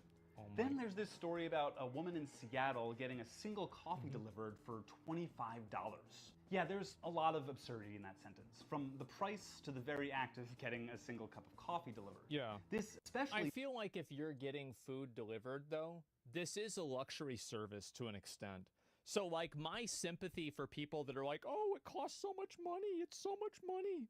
Well, then stop fucking spending the money. What are you doing spending fucking $30 to get a cup of coffee delivered? Just go over there and get it. I mean, I'm sorry, but like, let's be honest here. Ordering a coffee online, yeah. Like, if I want to get a milkshake delivered, it's going to be expensive. But that's because you're taking it's business, right? Everybody probably here has taken at least one business class. We understand the difference between a fixed cost and a variable cost. So the gas price to go to and from the restaurant to pick up an order is a fixed cost. So it doesn't matter whether you're picking up one cup of coffee or 10 cups of coffee, the cost is going to be the same.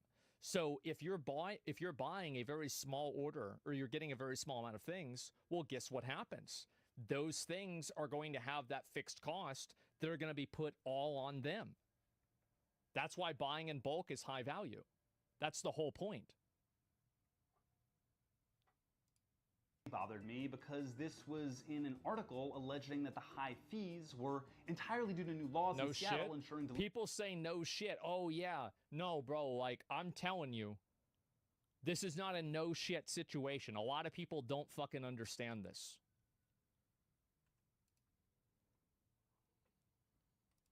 In an article alleging that the high fees were entirely due to new laws in Seattle ensuring delivery workers a fair wage. But it makes sense customers would blame the minimum wage. The delivery apps tell you to. Seattle customers, like New York customers, see regulatory fees for operating expenses, often explicitly blaming requirements put in place to guarantee a minimum hourly pay. And this is so smart for them to do this, because what they're doing is they're creating it's effectively like class war, right? And like there's a degree of like resentment for it. Because now it's like it shifts the blame. So now you're mad at the government. Now you're mad at these other people for wanting a fair wage. That's very smart for them to do. The apps could just roll these costs into the existing fees and never tell us what it's for. But they want you to blame the wage laws. In Seattle, the $25 coffee article came during a debate to roll back minimum wage protections. That's right. That's a clear attempt by Uber and DoorDash to affect public opinion on the law. Absolutely. Imagine the app had an executive pay fee or a shareholder dividends fee, explaining the real reason you had to pay an extra $6 was to directly hand it to a venture capital billionaire who just really wanted it. I posted this line about the $25 coffee on Twitter without thinking too much about it, dunking on the customer for being upset about the price. Right. It's an easy villain to paint. A lazy, privileged person complaining that the servant she hired to bring her a single coffee is making too much money. But she's not really the villain. In the greater class battle... Well, I mean, she still is. She signed up to do that. She said, I want the coffee for $26. That's what the fee is. You don't want it, don't buy it. You're not a victim of high prices. Like, that's not how it works. You're paying for a luxury service. And if you have the luxury service, you're only getting one thing, obviously it's going to be higher because of the fixed cost of the labor that's used and the gas that's used. It's common sense. It's like, for example, if you're taking a private jet and you have one person in the private jet, that's going to be extremely expensive. That's why you have multiple people in the private jet, and then the jet becomes a fucking airline, and that's how they make money. If every Southwest airline flight only had one person on it, the business couldn't run. She's on the same side as the driver against the venture capital billionaires. It's almost a meme. The guilt you feel when you order Uber Eats when you see all the fees attached. But it's okay to want convenience. Corey was adamant about this after I joked about the $25 coffee on our call. There's nothing wrong with wanting something that's more convenient, right? Like, I don't think it's a sin to not want to spend your money, and I don't think it's a sin to not want to have to work extra hard to get through your day. The problem is that there's like a false promise, and that false promise then uses investor capital to crowd out the actual viable systems. People expect convenience today because Silicon Valley billionaires created a false promise of a more convenient world that is affordable. But really, they just... Well, that is affordable. That's the one that's complex, right? But I will tell you, as somebody who uses Uber and uses DoorDash, and I've done this before, I don't really use Uber a lot, and I don't use this stuff a lot, but I've used it. The service for this has been extremely convenient, and it's absolutely something that I would recommend. It's great. Set up a system to funnel more of your money to themselves.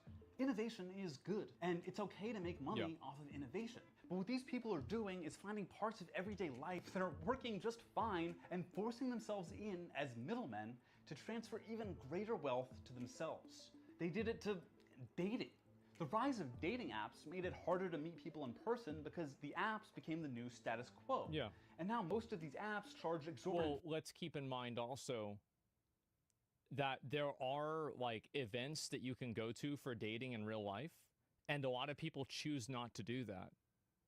The reason why dating apps are the norm is because that's what people choose to do. There's less friction, there's less awkwardness, there's less problems. Yeah, I don't see how this is it's crazy that like in order to understand the value proposition of a product, you have to understand the consumer psychology. And I think this video, like I agree with what he's saying, but I think this video downplays the convenience and the consumer psychology. Convenient doesn't mean better though. I mean, it actually kind of does, right? Like, assuming all other things are equal, something being more convenient makes it better. There's never going to be a situation where something being more convenient, with all other things again being equal, will make it worse. Fees to be useful at all. And they're doing it to healthcare. Like those bogus telehealth companies where the founders end up in prison. Or these networks that do nothing but connect you to doctors to rip off you and your insurance provider. Or this doctor in a box. Or streaming apps where access to content is easy, but prices keep going up and creator wages keep going down. Yeah. Or meditation and prayer apps that are basically adding a middleman to you just sitting quietly and thinking. They want you to pay to access your own mind. We've built a supposedly utopia. This is because people think that they're getting value out of it. If you oversimplify anything, I think that it doesn't really make sense. But you have to understand like what the consumer is getting out of any sort of a product. And when you understand that, then everything else begins to make sense. As a restaurant owner and partner with Uber Eats, it is convenient. I get a lot of customers without buying ads. Oh yeah, absolutely. If people weren't getting a value out of these different like meditation apps and stuff, then they wouldn't be using them. So just because the value is something that's stupid doesn't mean that it's not something that's valuable. Like sex dolls are a good example with this. A lot of people think that, well, you're a loser if you buy one of these. Well, you can think that and you can be right, but that still doesn't stop people from being losers and buying them. So you have to understand the psychology and why somebody does something. And when you understand that, everything else fits together and makes perfect sense. People pay for convenience. Yes, convenience. And this is especially true now because like you have so many things now. Like how many of you guys, your work week is not limited to 40 hours because you have extra tasks that you have to do on your phone or different types of follow-ups that you have to do that's beyond that, right? Like just in one way or another. Yeah, we all have this, right? Unemployed, yeah, good for you. But like a lot of people have this. So as people's time becomes more valuable because there's less of it, because more time is taken up by work and other tasks that just exist in the world, that makes the existing time that they do have more valuable, which makes them more likely to spend money to save that time and make the most out of that time as much as they can. They're neat maxing. Yeah, they're time maxing, right? That's smart. So that's why it happens. Like being able to solve a problem, like here's a great example with Starforge. You can make your own PC and you can do it, I guarantee you, unless there's like a weird graphics CPU shortage, for probably less money than any computer developer or parts manufacturer like computer builder can make it for. Like guaranteed, if you buy the parts yourself and you put them together, you can do it for less money. But the value that it provides is enough to where people buy the PCs. It's literally just that simple. It's the same as mowing your own lawn or changing your own oil. It's very, very, very simple to do that. And if you and this is the problem, is that a lot of people with a lot of time on their hands don't understand the value of time to a person who doesn't have a lot of time. So it's hard to explain that to a person who either has intimate knowledge with, like, let's say PC repair or PC development. So for them, like, oh, it's not a big deal. You just make a PC and it's, you just put it together, follow a guide. But what they don't understand is that following the guide and everything that they know about that, this is in the context of 10 years of understanding of PCs and just ancillary knowledge that they can piece together. Whereas a new person who's truly new or unconfident doesn't want to take that risk. So understanding that and how a product makes a person comfortable is extremely, extremely important. Right into money? Yeah. Like consumer psychology, like a lot of people, everybody thinks that the only vector of sales is price. This is completely wrong. And I actually don't even think price is in the top 3. The highest vector that sales really bases off of is value. And value is something that does not necessarily have money attached to it. It's about the product. It's about the experience. It's about the follow-up. It's about being able to rely on the product maintaining value. All of these things make a very big difference. And how many of you guys, in a lot of cases, have gone with something that was more expensive because they gave a more comprehensive experience that improved, like your purchase? You see what I'm saying? Yeah, without a doubt. Exactly. Yeah, you get what you pay for. So a lot of times people don't understand the way sales work because they don't understand the psychology the person is looking at. Because ultimately, this person, when you're selling something to a person, they're not buying a thing. If this makes sense, this is kind of an abstract idea, but they're not buying a thing. They're looking for you to solve their problem. And you solve their problem with your thing, with let's say, I don't know, a car or like a computer or something like that. But more than that, the problem does not exist inside of that car or inside of that computer. It exists beyond that as well, like with repairs or with let's say you order your food, they bring the food to your table. That's an additional value. So that's why these apps are extremely popular, and that's why a lot of these things are extremely popular, is because they create that value.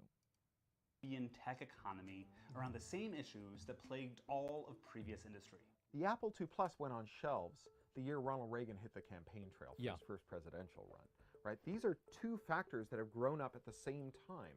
So all of the policies that define neoliberalism, weak labor protection, weak antitrust protection, and so on, get more extreme as tech gets bigger. The capital markets did not open the sluice gates to funding them until it became clear that you can cheat the labor laws by saying it's not a labor violation, we did it with an app. You can cheat privacy and say it's not a privacy violation, we did it with an app. You can cheat consumer rights and say it's not a rip-off, it's not a bait and switch, we did it with an app. And what are they really even providing? It comes down to two things: supposedly innovative technology and scale. But now that innovation is broadly available, anyone could build a simple app like Uber's or DoorDash's. So it's just about scale. It doesn't have to be this way. Without us, from which the venture capital billionaires derive value, they have nothing. Order directly from restaurants that will let you. Get pickup from the ones that won't. Support worker power movement. Well, why would you do that? This is the problem. Is that why would you take an extra step if you don't have to? And this is one of the big issues that a lot of people that try to advocate for change don't really understand, is that most people don't really care about any issue that they're pretending to care about. They only really care about the convenience that issue poses to them. So if the solution makes the problem more inconvenient than it originally was, then the solution is even worse. Yeah, the value is always subjective, exactly. And also, like, why would I, like, now I have to order from a restaurant, so I have to give the restaurant my address, and then the restaurant is sending me emails and, like, trying to, like, text me with different, like, how many of you guys have had this happen, right? You give your phone to something, and then they start spamming you with text messages. Like, all of these things are values, and it's annoying. It's fucking annoying. So there's a reason why these apps are so popular. And it's like, there's like 50 different reasons. He's making a video to persuade people to care, though. But what I'm saying is that none of these things hold value to the user. Like, whether it's like, like any problem that a restaurant has, the users don't care about that. There's no issue to that at all. Like, it's like, oh, the restaurant's making people work. Like, we don't care. Yeah, it doesn't matter. Like, how do I know that people don't care? Because they're willing to buy phones made in cobalt mines. They're willing to buy Nike shoes that are made by sweatshops. Nobody really cares about this problem. People like to pretend to care, but they don't actually care. And they only cared, people care about problems like this to the extent that it is not inconvenient. It's like Los Deliveristas Unidos, the New York-based collective of delivery drivers working to seize back power from the venture capitalists. Encourage the government to fight app monopolies like Lena Khan's FTC. And don't believe the apps when they try to turn us against each other. When you see a driver minimum wage fee, don't blame the driver. Blame the executives and venture capitalists whose fees show up nowhere on your receipt. Yep. Thank you so much for watching, and if you want to support more journalism like this, please don't forget to like and subscribe. And if there's another example of corporate greed or anything like that that you want us to take a look at, let us know in the comments. Should they even care? The problem is that being able to understand how this issue can negatively affect a customer is so abstract that it's impossible to communicate to a person without them completely losing interest. And this is what the issue is, right? And I understand, like, this is the video. It's a good video. I just think that, again, I think the guy is massively downplaying the value that these apps provide. It's so easy to say, oh, all of these apps are stupid and bad and useless and nobody wants them. Of course we can all say that, absolutely. But why are people using them? It's like, it's one of these things where it's like, it's one of these things that's very popular to say, but when you actually think about whether it's true or not, it becomes evident, so evident, that it's very clearly not true. These apps do provide a massive value, but the value is psychological. It's not something that's necessarily on the, it's not on the receipt here. It's something that now I didn't have to talk to the person. I can have it delivered directly to my house. I don't have to think about it. The app has everything on it, so I don't have to download anything new. Like, all of these individual things are extremely valuable. And if you can't really quantify them, but you can when you look at whether people make a decision on it or not. And they do make that decision. You're shilling us? Well, I'm not necessarily, like, in a way, yeah. It's 100% psychological. Yes, it is. And that's why, like, for example, when people are complaining about high prices for a product, the way that a company should approach that, the immediate solution should not always be to lower the prices. Sometimes the solution should be to increase the value of the product. And that's why, like, if a company does that, they can maintain their prices and sometimes even increase them. If you're getting shield, it's up your mental. Yeah, exactly. Like, you can't expect the entire world to, baby-proof itself because you can't control yourself, right? I mean, like, let's be honest here. It's a little bit of convenience, a bit of a monopoly. I think a monopoly definitely is an issue, yeah. But the other problem is that a consumer wants a monopoly. In terms of consumer convenience, a monopoly is best. Because they don't have to go to a bunch of other things. Let me give you an example. Wouldn't it be great if every single video game was on Steam? Monopoly can be good or bad. It's like the words king or dictator. Yeah, but like usually it's bad, and like it's the same with anything, right? I mean, there can be something that's bad with anything or not, right? Stop ordering those via in my country because the delivery drivers don't deliver to your door. If you live in an apartment building, you have to go down and meet them. Lazy ass fuckers. Exactly. People are so fucking lazy. And if you capitalize on people being lazy, you'll be a fucking billionaire.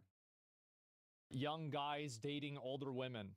The cougar epidemic. Oh boy. Thanks to various social and economic factors and the rich, evil pedophile clowns that run our gay, retarded government, the American dream of owning a house and having a wife and 2 kids is dying. And the Zoomer-Coomer fantasy of a rich, older girlfriend taking charge and making you chicken nuggies while you play video games in your pajamas all day is thriving. Back in my day— I mean, the way she described it doesn't really sound that bad. I mean, I could see why that's happening. Hag maxing. Do you want to know what I think? I'm going to give my opinion about this 20 seconds into the video. I think that this is totally a psyop that's pushed and perpetrated and proliferated by older women because they want it to be a self-fulfilling prophecy to normalize dating younger guys that they're more attracted to. I think that's what's happening. I think the exact same thing happens with the healthy at any size, beauty is not a number. I think it's the exact same thing. I think that it's totally self-serving older women that are trying to push this so they can date younger guys. That's what I think. We called this cougar hunting. Or, you know, mommy issues. Yeah. But the kids today are calling it something different. Hag maxing? Hag maxing. Oh, Jesus. Yeah. In my last video, I jokingly referenced the term hag maxing. You've been on a date with a 40-year-old. Okay, that's different. How is that different? He's right, it's different. You're robbing the cradle, he's hag maxing. Educate yourself. Which greatly intrigued— Well, the difference, so here's the difference, is that the age difference becomes a sexual component, whereas if she's just a little bit older, it doesn't have that same type of effect. Like, it's crazy. Like, I mean, I've been on the internet so long, I know all these fucked up things, right? Yeah, that's the reason why it's different. Hag, Lamau, yeah, exactly. A lot of you. So I decided, you know what? I am going to make an entire video dedicated to covering this phenomenon. Oh, it's Gen huge. Z men going out of their way to date older women. Yeah, here's the thing. You know who this was made by? A 35-year-old woman. Women. What is this? Why is this happening? Is this happening? And if it's happening, is it a good thing, or is it a symptom of broader societal issues? Why are all these young whippersnappers scooping up these older timepieces? Speaking of timepieces, let's quickly get into today's sponsor, Holzgern. Holzgern is a young Austrian company that creates uniquely crafted watches, jewelry, and accessories using all-natural materials like wood and stone. Their high-quality timepieces come in various designs for both men and women. Personally, I'm a huge fan of their men's watch collection, like the solar-powered watch called the Comfort Crusher, that's made with fine-grained walnut wood and encased in stainless steel. The walnut wood comes from here in North America, and all the wood Holzgern uses are FSC certified, ensuring that it was forested in a sustainable way. I got my husband— I went to a watch store with a girl, and she bought me the gayest, most rinky-dink, annoying, stupid-ass watch. And then she made me wear it for the rest of the day. And then when I took it off, she got mad at me. I still have it in my bathroom. The Open Horizon watch, modeled after a real pilot's watch. It comes with a beautiful green marble dial and even has a built-in stopwatch function. Show us now. He loves the sporty yet professional look, making it a perfect choice to wear at both work and home. And it would be a great gift for any cougar looking to spoil their Zoomer boyfriend. Jesus. Just saying. The watch I picked out for myself is the Colorburst Automatic watch. It has a unique green mosaic embedded in a stainless steel casing, and its wooden strap is easily adjustable to fit every wrist. Holzgren's products are made in small quantities to I've never ensure owned that a each watch. item is built to Like, last. I They do a have great one, but, job like, combining never bought a watch. functionality and fashion, and I just think their watches look really neat. Holzgren also creates elegantly crafted earrings, rings, bracelets, and necklaces, like this platinum-plated shade necklace. The store has accessories for both men and women, like the durable Forte bandlet for men made from orange-white marble, or the Duet bandlet for women, made with zebra wood and elegant gold stainless steel. All items come with a 2-year warranty, and ordering is super easy with free express shipping to the US and most EU countries within 2 to Platinum-plated? 5 days. So if you're looking for a shit. gift for someone, or you just want to treat yourself to a nice high-quality watch, I definitely recommend checking out their store. Just click the link in the video description and use my special discount code SHOE at checkout to get 10% off your order store-wide. So big thank you to Holzgren for sponsoring this video. Now, let's get back to it. What's up with Gen Z slang, dude? Looks maxing, hag maxing, riz, sus. Back in my day, we had our epic bacon and rafflecopters. We also had the N-word too. Like, yeah, I feel like that's not really, it's not that much different. Like, I'm not the kind of person, yeah, like all of ours, yeah, all of the millennial, you know, gamer language, there's a reason why they're referred to as gamer words, right? So yeah, they've taken our culture away from us, or like, our culture has been made contraband. But I don't have a problem with Gen Z lingo. I actually don't. I think it's just as stupid as skeet skeet, you know, and shit like that. It's just another version of it. We were happy. Now, when I think of the term YOLO, hag, I yeah. usually think of an evil, cackling witch. But no, apparently now it means women above 30. Man, there was a discussion about this. I've said this before. You guys know what it's going to be if you've heard this before. There was a discussion about what age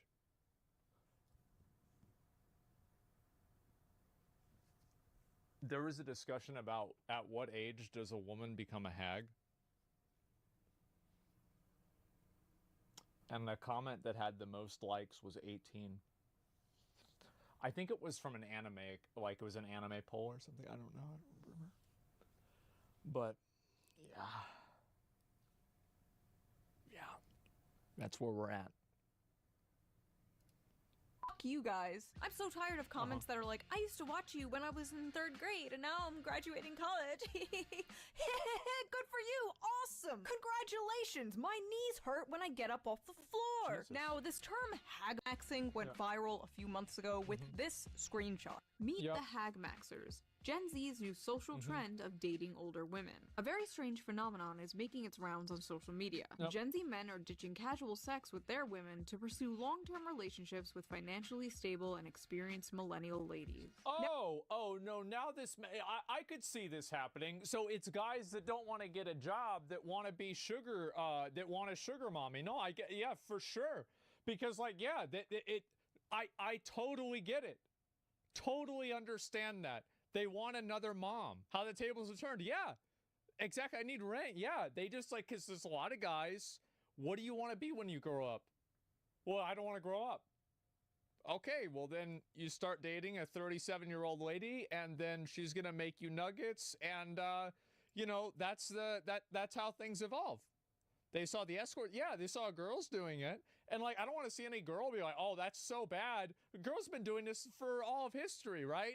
Guys do it and suddenly now it's a problem. Get the fuck out of here. Now, even though this article doesn't actually exist, it was a meme created on 4chan, because of course it was. But the meme did spark a massive conversation and debate about hag maxing. And people had a lot of strong opinions about it. They always do. Motherless behavior. This is just mommy issues rebrand. Another day, another psyop. It's not hag maxing, it's MILF hunting, and it's an art. Please don't misappropriate my fetishes, Jesus. giving the dumbest name known to humankind to having a mommy kink. I mean, to be honest, I'm 16, waiting for a 20 to 25-year-old to pick me up, lol. There's a lot of jokes I could make. But I don't really need to. Okay, officer. I'm gonna throw up. I would love to have a 40-year-old sugar mama who buys me gifts and pays my bills. Drizzle, drizzle. Oh, Young, God. hard dicks and the older women who enjoy them. This isn't new. Hagmax ban- Jesus Christ. Bandwagoners are so cringe. I've been hag maxing since 2nd grade in Miss Johnson's class. I am going to kill every last Gen Z and Gen Alpha kid on this planet, including myself. Good I for want to be a you. hag maxer. LOL. Any female taker? XD. I love.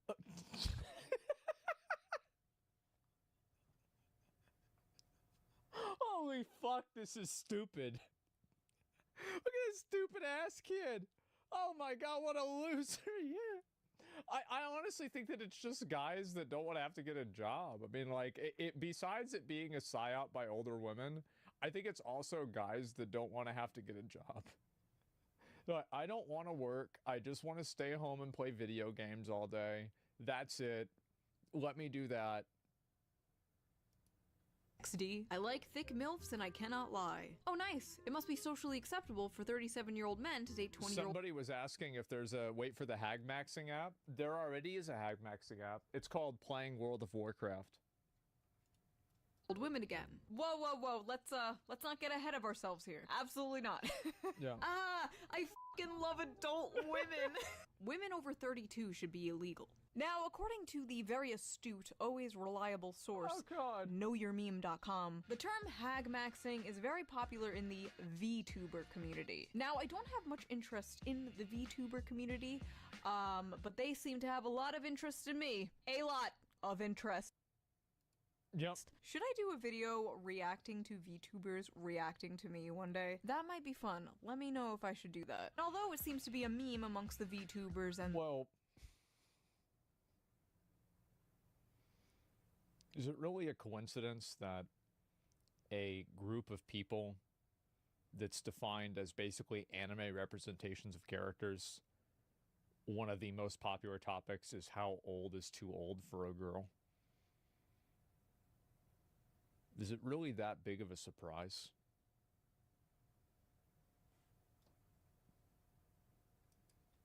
the weaves, it is apparently a thing happening in real life. Rise of the boy toy. Why older women are dating Gen Z men at record rate. One woman stated, Again, I want to see the people who write these articles. I want to see if they're older women. That's what I'm curious about. I think that's what I think. women my age seem to be excited by the freshness and lack of bitterness that comes with dating someone younger. Younger men seem more open and less burdened by insecurities. Okay, I have a feeling I'm going to be saying this like 100 times in this video, but could you imagine an article like this with the genders reversed? I love dating these young— There are a lot of articles like that. They're written by Andrew Tate. Like, you don't need to write an article like that because that's been called human history. Bro, my mom said that, like, so she grew up in Florida, and she said they had a saying in Florida, get them young and raise them up right. That's some real cracker shit. It is. Looks, here's the sounds? Absolutely. Fresh boys. They're less bitter. They have less baggage. They're not ran through. People would just be calling it red pill incel shit. Age gap relationship. It is. That's exactly what it is. Yeah, no, 100% that's what it is. Yeah. Between millennial women and Gen Z men are on the rise. Our analysis of age hypogamy reveals the pragmatic underpinning of these relationships. It sometimes comes down to who's available. Many older men prefer to date younger women. The same is true for a lot of older women, with millennial and Gen Z men emerging as appealing dating options. For their part, many Gen Z men might have few opportunities to date women their own age, or prefer to date older women for various reasons. That's actually a good point, right? Because, like, if you're a young guy, you have less to offer a girl than, like, an older guy does. Because, like, if you're 20 and a girl's 20, you know, like, if you're a guy, right? I mean, like, what the fuck, right? Like, you probably are still in high school, in college. You don't have a job, but, like, a guy that's older, like, you know, 28 or something like that, let's say, has, you know, their life together generally more often, right? So, yeah, 100%. Millennial It's just biology, right? And I'm proud to be a millennial with my side part and skinny jeans. If you're an older millennial Wow. woman, you might be attracted to younger men for their energy, inclusive views about sex and gender, and superior care and literacy about their partner's emotional well-being. Okay. In many ways, Gen Z men see millennial women as an opportunity to level up emotionally and socially. With their evolved attitudes about everything from non-monogamy and gender fluidity to What? the anti-hustle soft life, Gen Z men may be the most likely generation to overturn powerfully entrenched stereotypes about sex and relationships. The kind I feel like this was written by a millennial woman. Yeah. Featured by podcast bros. I love how millennial women have just psyoped themselves into believing a man who thinks fucking a whole bunch of different women at the same time with no romantic commitment is an evolved way of looking at relationships. Like, Yeah. yes, queen, that zoomer you're banging is so open-minded and progressive. He's not like those podcast bros. I swear modern feminism is like the greatest trick men have played on women. Like, just a bunch of dudes got in a room one day and were like, hear me out. We convinced them that getting naked and sleeping around is empowering. Genius! Even Hollywood's I do find it to be very interesting, and I think it is so fucking hypocritical when everybody yas queens every girl that turns 18 and starts doing OnlyFans, and then the same people turn around, and when that 18-year-old girl dates a 25-year-old guy, they try to call the guy a predator. Who the fuck do you think is buying the OnlyFans? Yeah, what is this? seems to be hopping on the hag maxing train. Very Why are so annoying. many older women dating younger men in recent rom-coms? I'm old enough to be your mother, sighs Annie. Because older women watch the rom-coms and they like the power fantasy of it because that's what they want to exist as. That's the reason. Who the fuck do you think's watching these? That's not why. I think that's why. I think that's exactly why. Hathaway as she passionately entwines with Amazon's new heartthrob Nicholas Galazine in The Idea of You. Oh, Anne Hathaway? I'm sorry, who wouldn't hag max with Anne Hathaway? What a forward young man you are! My goodness! This phenomena is a groundbreaking shift, considering Hollywood's reputation for perpetuating the male gaze and old men's uncanny obsession with younger women. See, to me, this is what's so crazy is that it's a groundbreaking shift. It's an uncanny... It's like, how is it okay when they do it, but if a guy does it, it's an uncanny... Like, this is insane. Like, is anybody... Like, am I taking crazy pills here? Oh my god. You know, I really don't care about this shit, but it is so funny how much of this equality stuff is just, okay, now it's women's turn to do the thing we said was Fucking bad. All the new exactly. strong female leads in movies that are just kind of assholes, celebrating of billionaire female CEOs. Like, did you actually want change? Or was it really all just penis envy? Older women partner... People don't want... A lot of people don't want equality. They want supremacy, and equality is on the road to supremacy. And so they want equality of, you know, basically outcomes, but they don't want equality of responsibilities. That's what happens a lot. People want power? Yeah. With younger men. Why do some people have a problem with that? Perhaps celebrities will help ease the stigma. The French president's wife, Brigitte Macron, is almost 25 years older than her husband. They met when he was 15, and she was his high school teacher. Wait!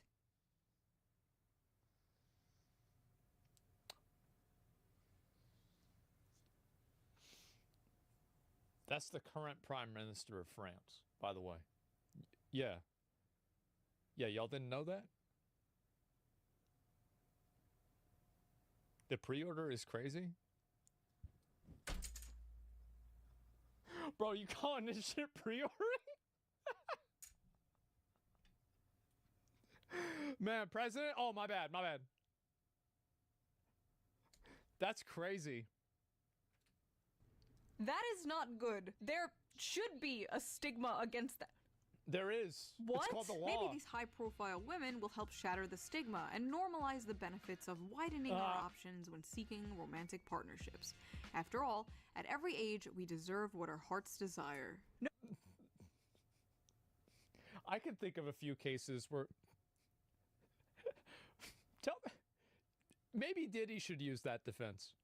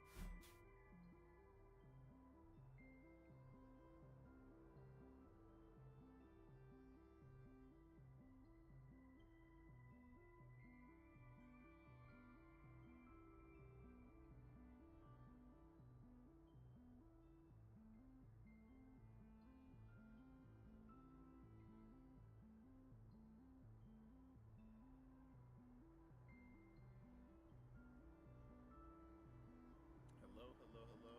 Welcome to an Astroneer tutorial on how to rotate items. As you see, when I pick up this small printer and I try to press R for like anything, oh shoot, sorry about that, for like anything to happen, it won't let me. And it's kind of messing up on me right now actually. But anywho, yeah, whoa. Okay, yep, as you see it won't turn around, but if I want to, all I need to do is press C on the item and it'll go ahead and rotate for me.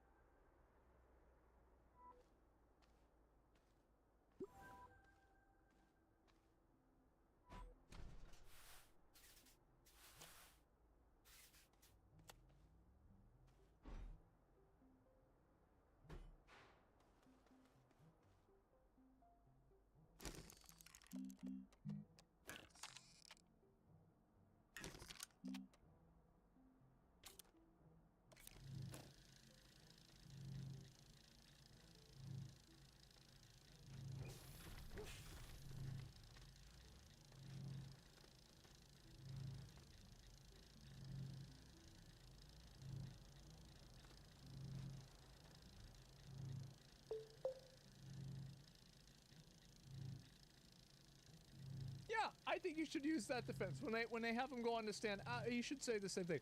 Yeah, seems fair. No. When you are Yeah. a grown-ass teacher and your heart desires an underage student, you do not, in fact, deserve that. What am I man. reading? I'm 37 and my boyfriend is 23. I make upper six figures and own a condo in New York City. Right. At least 3 of my friends are also dating significantly younger men. Right. One is 32 and has been dating a 19-year-old for 3 years. I don't rely on men to be financially stable. So they're 19 now?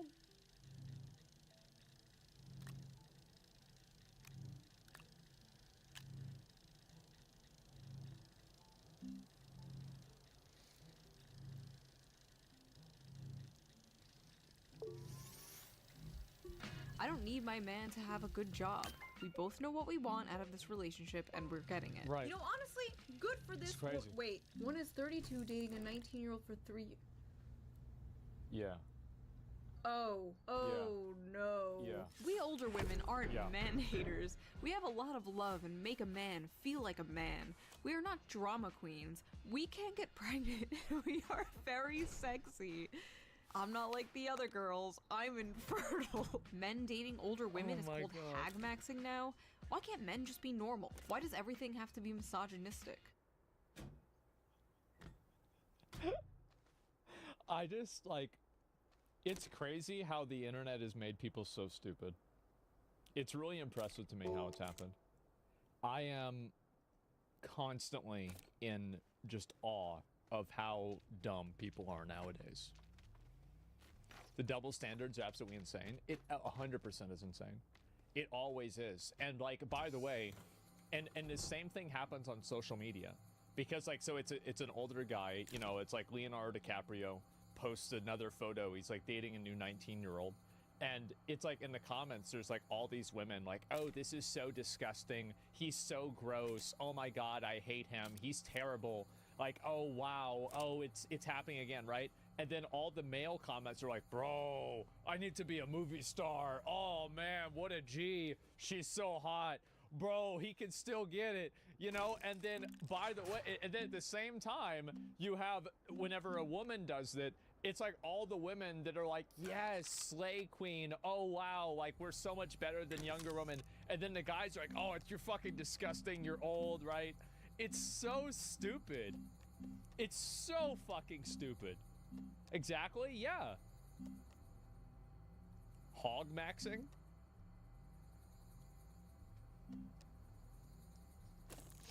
Back in my day, we used to just call them chubby chasers. No. It's not misogynistic. The term hag Yeah. here is endearing. We're taking back the term hag. It's like when black people took back the N-word. Yeah. There's something seriously disgusting about men taking advantage of women's loneliness for their resources.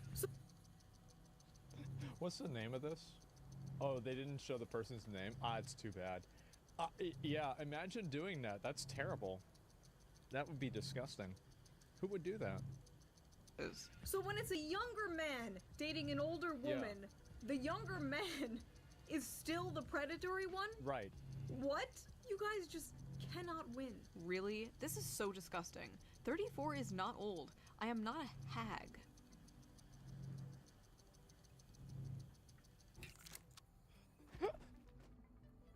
Bro, you know what's so fucked up?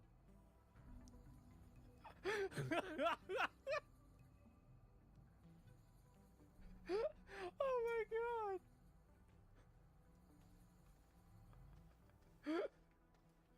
I'll rip my IDs in the bathroom. That's sad, bro. I feel bad for her.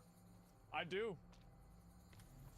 Okay, so we've heard from the 34. hags. Now Yeah. let's hear from the hag maxers. Why are these young men dating older women? I have mommy issues. Okay. Oh, well, there has to be Well- other reasons, right? I have a granny fetish. Come on,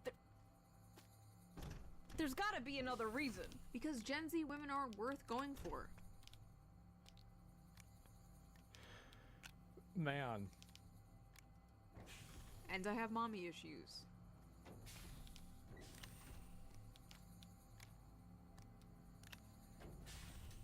Man.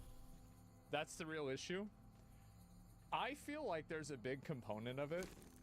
Part of that mommy issue is the fact that having a woman pay all your shit and you sit home and play video games all day. I mean, that doesn't really sound that bad. Yeah, exactly. It's like, yeah, that's right. I mean, there you go. To be honest, as a guy who's 22 dating a 36-year-old, I think for the most part, older women are just a lot less drama and just more mature. Older the better. Most have a car, a house, financial stability, and time. They are mature and can teach you some valuable lessons of wisdom and experience. Man. I'm still 19, and for me, older women I flirt with at bars and clubs are much more receptive and flirty than Zoomer girls. Honestly, it's partly because modern Western girls from 18 to 25 are like 80% hoes now. A woman who is 30 to...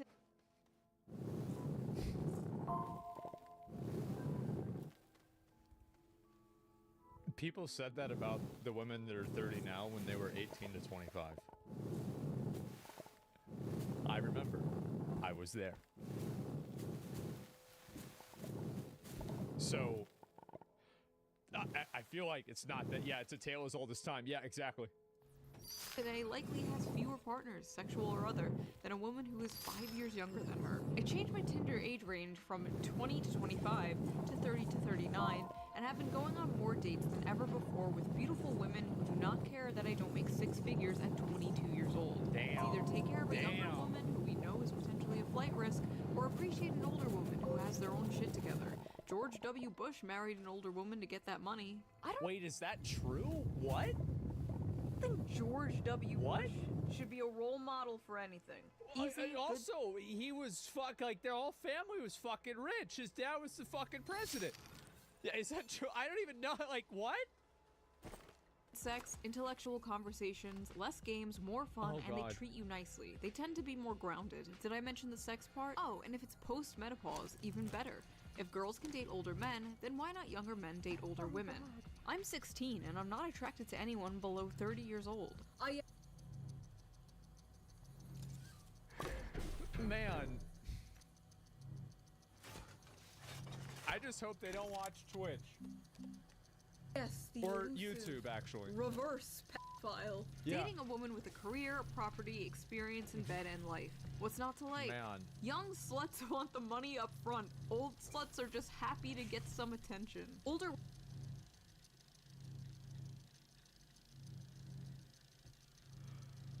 Oh my god. Wow. Ain't no way. Women fed me, slept with me, and sent me on my way with snack packs. Legit amazing. This is fucking crazy. Women fed me, slept with me, and sent me on my way with snack packs. Oh my god. Legit amazing. I'm 26 now, dating a 38-year-old after years of trying with women my age and younger. They are all social media obsessed narcissists. I feel like they're hyping up millennial women too much here. Oh, they're not narcissists obsessed with social media. You guys weren't around during the MySpace days. Yes, exactly. It's not that, yeah, it's because they're all older, yeah. Plenty of girls around my age were fucking insane. Now they're not insane as much because guys don't put up with it. That's the reason. It's the same reason why girls that are into horoscopes and crystals and, you know, bullshit like that, it's the reason why they're usually hot. It's because you would put up with this from a 9, but you wouldn't put up with it from a 6 or a 5. It's like, yeah, sure. Yeah, I'm gonna get you the magic crystals and yeah, okay, now we're still gonna sleep with me? Okay, great. So that's why all of these hot girls are into crazy shit. It's because no guy wants to ruin his chances with the girl by telling her that this crystal isn't actually gonna cure cancer. That's the reason why. No, survivorship bias? No. Like, I've been to these stores. I've been to these, like, crazy witch stores and stuff. There is a higher ratio of hot girls that go to those stores than any other place that I know of. I'm trying to think of besides that. Yeah. Yep. Ever met a Gen Z woman? Who would want to date them? They're me, give me, take care of me. Man, if the one's my age ain't loyal, might as well. They're basically like a grandma caring for you and taking care of you. Oh my god. Nothing like a no To be fair, also, this is another thing, is that, like, a lot of girls do, like, that type of roleplay with guys already. Like, it's actually quite common. Adventure. Yeah. You people are sick. No, I don't believe this is happening more than ever just because What not? It's being serious. Like easy sex or gifts. Or that Gen Z women are too obsessed with drama or social media. Yeah. No, I think there's more to it, and I have a few theories. So, as we talked about before... I think that, honestly, like, there was one girl I dated whenever she was, like, I think 22. And, like, this is a really long time ago, so she's, like way older now. And I actually think that it's impressive because I think she's actually even crazier than she was when I dated her.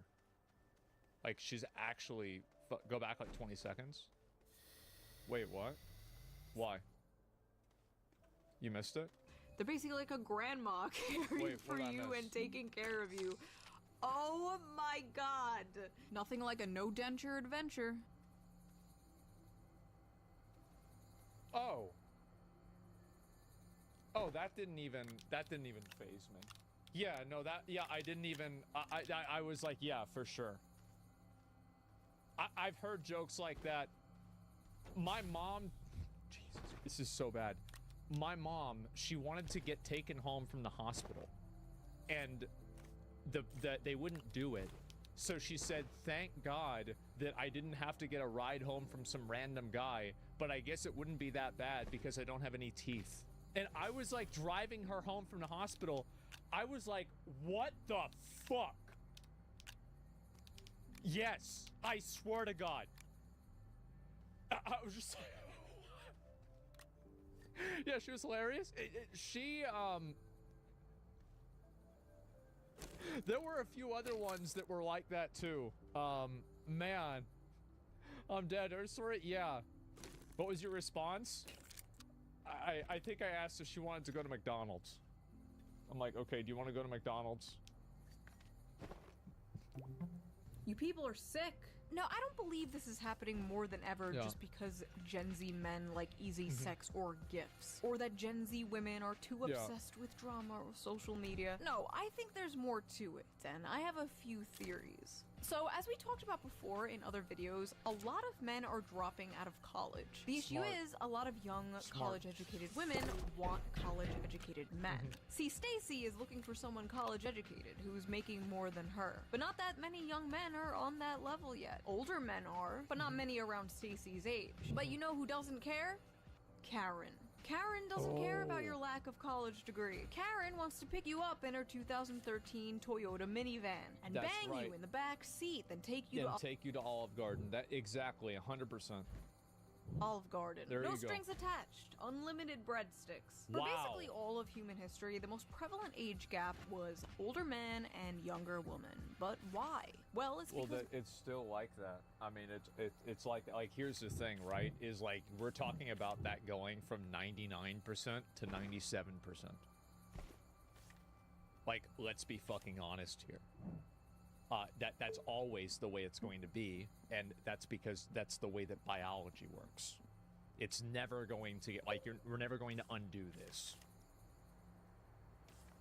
men are all disgusting creeps who should be thrown into work camps and castrated and forced to make us pumpkin spice lattes. But also, it's because younger women are more fertile, and the whole point of relationships is to make babies. Yeah, right, Or exactly. at least it used to be. Well, at least in our Biology. lizard brains. That's the whole point. I don't know what the point of modern relationships are anymore. I just learned and I've had this happen too, where it's like, you know, I made like that. There's that one girl, like, and she really is still fucking nuts. Like, it's actually crazy.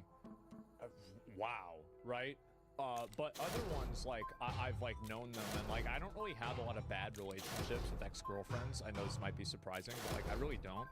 And like I talk to pretty much all of them, and I don't have any negatives. And like some of them really have mellowed out as they got older. They're like not even nearly as insane. Like, this is the same girl that was throwing my shoes at me and then, like, screaming. And then, like, I would go over like, we'd argue on the phone all night, and then I'd go over the next day, and we'd hook up again, and everything would be great. And then we go out to see a movie, and then that night the same thing would happen again. And, like, now she's, like, just normal. Toxic relationship. Well, I only date crazy girls. Because any girl willing to date me would be fucking crazy.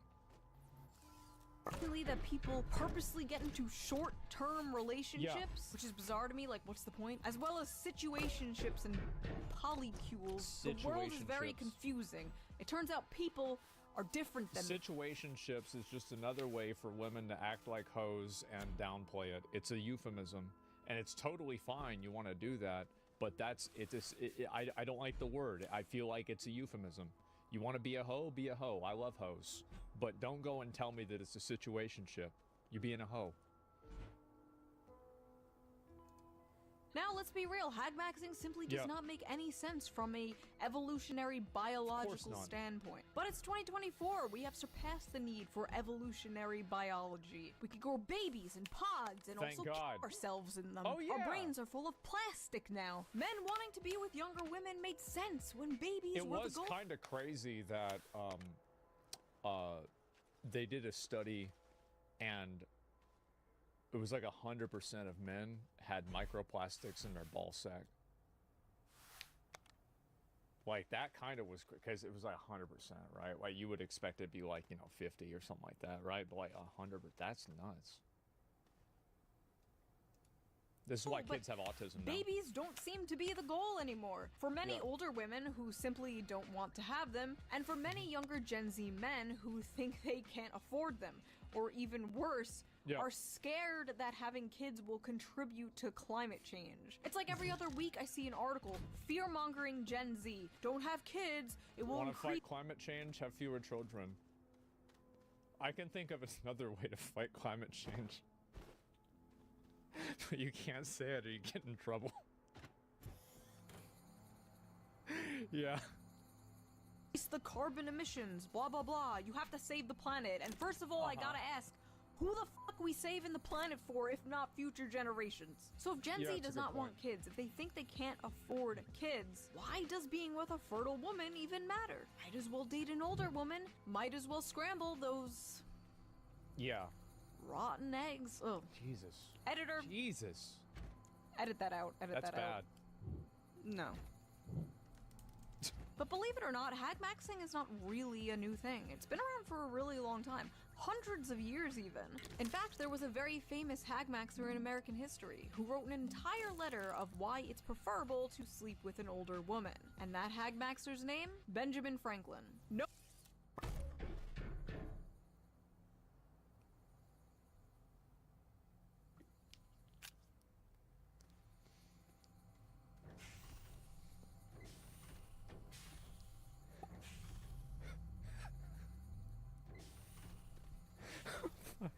God.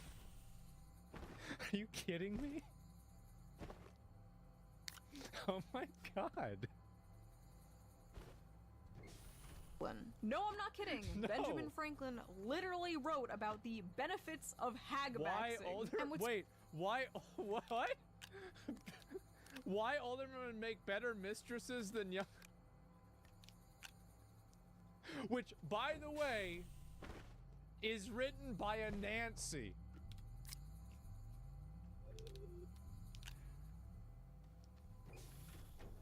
You remember what I said?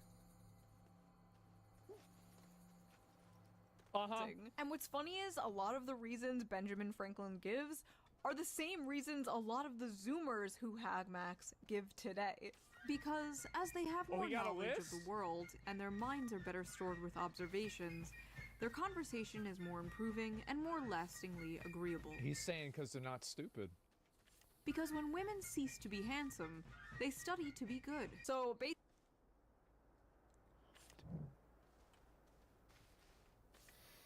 oh my God. Jesus. Good. good. So basically, she can't rely Wow. on her looks anymore and Yes! has to develop a personality. Because there is no hazard. He just said it in a... He just said it in a revolutionary way, right? Oh my god. Of children, which irregularly produced may be attended with much inconvenience. Oh my god. Because through more experience, they are more prudent and discreet in conducting an intrigue to prevent suspicion. They're easier to cheat on your wife with.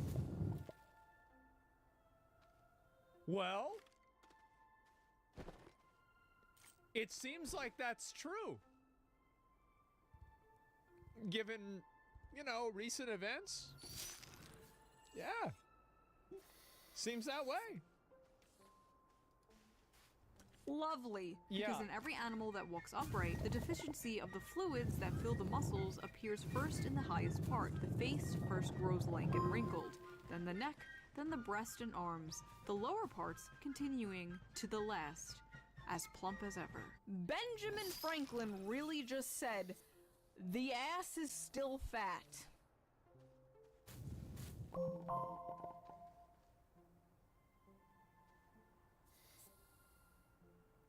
That's insane. What the fuck? Incredible stuff from Oh our my- founding fathers. oh my I will God. literally never be able to look at a picture of this man the same again. This is no... I feel like now it makes a lot more sense why it feels like a large percentage of the men have this hairline. You know? I feel like now it makes a little bit more sense. No longer the guy who Man. discovered electricity. No, this is the great American hag maxer. Oh my god. So basically, some Gen Z guys have found a hack in the male Yeah. loneliness epidemic by dating the women who are suffering from the female loneliness epidemic. Like the two unwanted ends of a bread loaf coming together to make a sandwich. That's actually very accurate. I know plenty of girls that like this is true, like especially if like a girl has a kid. And it's true if like I think it becomes more true. From my experience, I think women start being perceptive of this at like 25. And I think by 30, a lot of them have like a massive level of like insecurity and like stress about it. It's super common, not raising somebody else's kids. Exactly, yeah. Isn't it just Two obvious? people Yeah. who believe they are the leftovers of society. Two people using each Yep. other to temporarily numb the pain. Oh man. Maybe it's not that fucking deep and it's just a funny meme. To be honest, I don't think this is an epidemic like the internet makes it seem like it is. All the data basically says that women prefer to date men slightly older than them or around the same age as them. Yeah. And men tend to date women younger than them or around the same age wonder as why. them. Large age gaps, for the most part, are rare. In relationships where the man is older, he's usually only older by 1 to 2 years. In relationships where the woman is older, 2 to 3 years. Yep. In all Western countries, only 8% of couples have an age gap of 10 or more. Wow. And couples with a larger age gap have more of a chance of getting a divorce. I bet that's true. But it is a rising trend to think about and keep an eye on. As the social landscape continues to change, so will gender dynamics, and I find that very interesting. But that's Is enough it of rich my ones? yapping. Yeah. What do you guys think? What do you think of hag maxing? Have you ever hag maxed? Would you hag max? Personally, I am married to someone younger than me. He was graduating middle school while I was going into college. That's cute. Well, to be clear, I did not know him when he Yeah. was in middle school. I am not married to a middle schooler, not a groomer, folks. Do not put in the newspaper that I am a groomer. If you like this video, please consider supporting me on Patreon, link down below. It helps the channel a lot, and I appreciate it so much. Also, big shout out to Holtzkern again for sponsoring this video. Check them out, link down below. And I will see you next time with a new video. Bye! That's so fucking funny to me. It is so fucking funny for me to see this. Just look at the history of arranged marriages, similar psychology. Read the comments. I'm very vulnerable right now. If any older women are reading this, let me link you guys a video. Give the video a like. I've watched a lot of Shoe on Head's videos. They're really good. Yeah, I mean, the Benjamin Franklin thing was so out of pocket. Like, Like I'm gonna have like that's gonna take me a few days for me to process that. I'm gonna have to think about that for a while. Yeah, like that's ooh. You verify that? Yeah, I have to look that up. Fuck, man. A point that wasn't mentioned here is that a 14-year-old kid said to me on Fortnite that he would have to find a hag because he can't compete with people like Drake and Diddy in his bracket.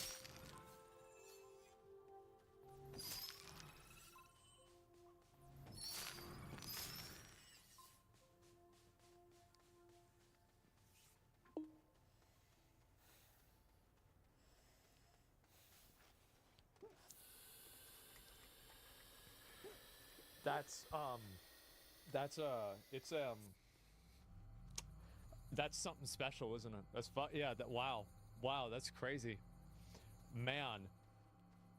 The losing bracket, I guess so, bro. They're smurfing. Oh my god. Since you cannot stand looking at Benjamin Franklin any longer, feel free to mail me any ugly, disgusting $100 bills you may come across. Good one. Yeah, Don's every time just give me a tour of some section of hell I hadn't heard about before. People don't know about this? Yeah, this is super common. Yeah. Older man dates a younger woman, he's considered a creep by women. Older woman dates a younger man, he's considered a creep by women and men. Well, the reason why is that the women that are out giving their opinion on who's a creep on the internet are primarily women that have unresolved personal trauma and issues that they've had with a family member or something like that, and they're externalizing that issue by complaining about somebody else on the internet. Most of the time, this is what a lot of people need to realize. Most of the time, people that are getting mad, talking shit, and starting trouble on the internet are doing it because of something in their own life. It's not like, oh, they just invented this problem or they're just talking about this. No, most of the time, if you look at it, like, here's a good example. Every single time that you see somebody hating on a streamer for making a lot of money, why don't you open up their Twitter profile? Because 9 out of 10 times, it's just them retweeting giveaways and trying to message like train wrecks to, Train, can you give me a Bitcoin? Elon Musk, can I please have, I need a $10,000. Like, they're just basically fucking broke. Yeah, of course you're fucking mad about other people making it. Yeah, oh yeah, of course you want socialism, you're fucking broke. Yeah, no shit. It's not, yeah, somebody give me, can anybody, here's my cash app. Can anybody give me money? Can I get like 15? I want to go to McDonald's. I really want to get McDonald's. Yeah, it's emotional intelligence. Females are great at reflecting. I don't know. I think that really, you know, is an ass my favorite thing. Yeah, an athlete doesn't count for ag maxing. She refused to age past 25. I'm a groomer. Oh, God. These young as Gen Z hipster slang, we call them sugar mommies, which is the style at the time. I feel like there's a million terms like this, right? I do think that this entire idea of this, I think a very big component of it is older women, hopefully, you know, like executing some sort of self-fulfilling prophecy. It's older women writing articles about how younger men are dating older women, and they're thinking maybe, hopefully, eventually it will happen. If we write enough art, it's like Beetlejuice, right? You say it 3 times, he appears. Maybe if you write 3 articles, you can get a boyfriend that's younger than you. That's what happens. Mr. Goldman, yeah, there it is. I guess so, right? Are there any downsides to appeasing them? Look, what people want to do with their own personal relationships, you want to date, as long as the person is of legal age, I don't care. Like, if you're trying to date 18-year-olds at 30, they're 18, they're adults, that's fine. Go ahead. I'm not going to get mad about this. I'm not going to try to, like, tell you what to do. Oh, you shouldn't be allowed to do this. Like, it's so bad. Just do whatever the fuck you want to do. Yeah, do whatever you want. It's consensual. Yeah, it's consensual between 2 adults. Whether it's a guy and a girl or a girl and a guy. It's that simple. Next trend is going to be single moms writing articles. That happens too. Yeah, it does. There's a lot of women that, like, they have a kid with somebody and then they have, like, trouble, like, dating another guy because another guy doesn't want to, like, take care of somebody else's kid. Lions solve this problem pretty commonly, actually. What the lions do is that whenever a male lion hooks up with a female lion, that has a kid from a previous line, he just kills the kid, right? Just kills the kid. Problem solved, right? Bears, yeah, bears, right? But like, you know, people, like, we don't do that. So yeah, it's like the whole like post-birth abortion thing isn't really as popular. But yeah. Yeah, you have to delete the save game, yeah.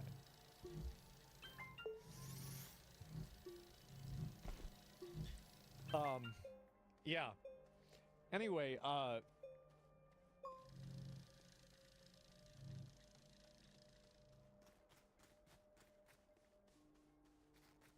So we've been very busy here on the Shoe on Head program. In the past year, we talked about male loneliness, I female watched that one. loneliness, the male dating strategy. We asked I the saw question that on one everyone's too. mind, are women okay? No. And we even judged male bedrooms. But I regret to inform you, my research into the male and female question is far from over. Today, we will be looking at one of the most classic, annoying gender war debates. Who is more shallow? Men or women? Or women?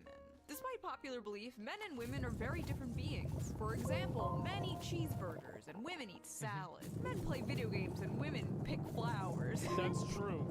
Poop and women cry. No, but seriously, we do have differences, and they're especially prevalent when choosing a mate. Yeah. Women will typically look for strong, tall, protective men who can provide for them. While men... Well, there's a lot of simps that look for that in women too. I mean, like, look at, there's plenty of characters like that. Look for... Yeah.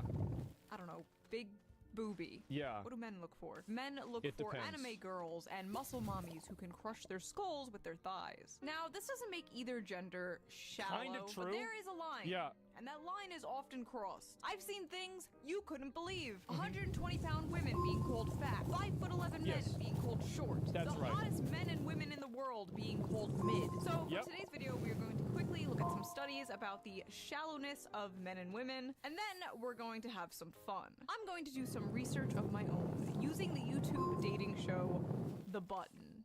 Welcome to The Button. Oh my god, I love this show. Do you remember that one Asian guy that would want to meet girls? And the way that he would tell if they were fat or not is he would hug them and measure their girth. And then after the hug, he would hit the red button if they were fat.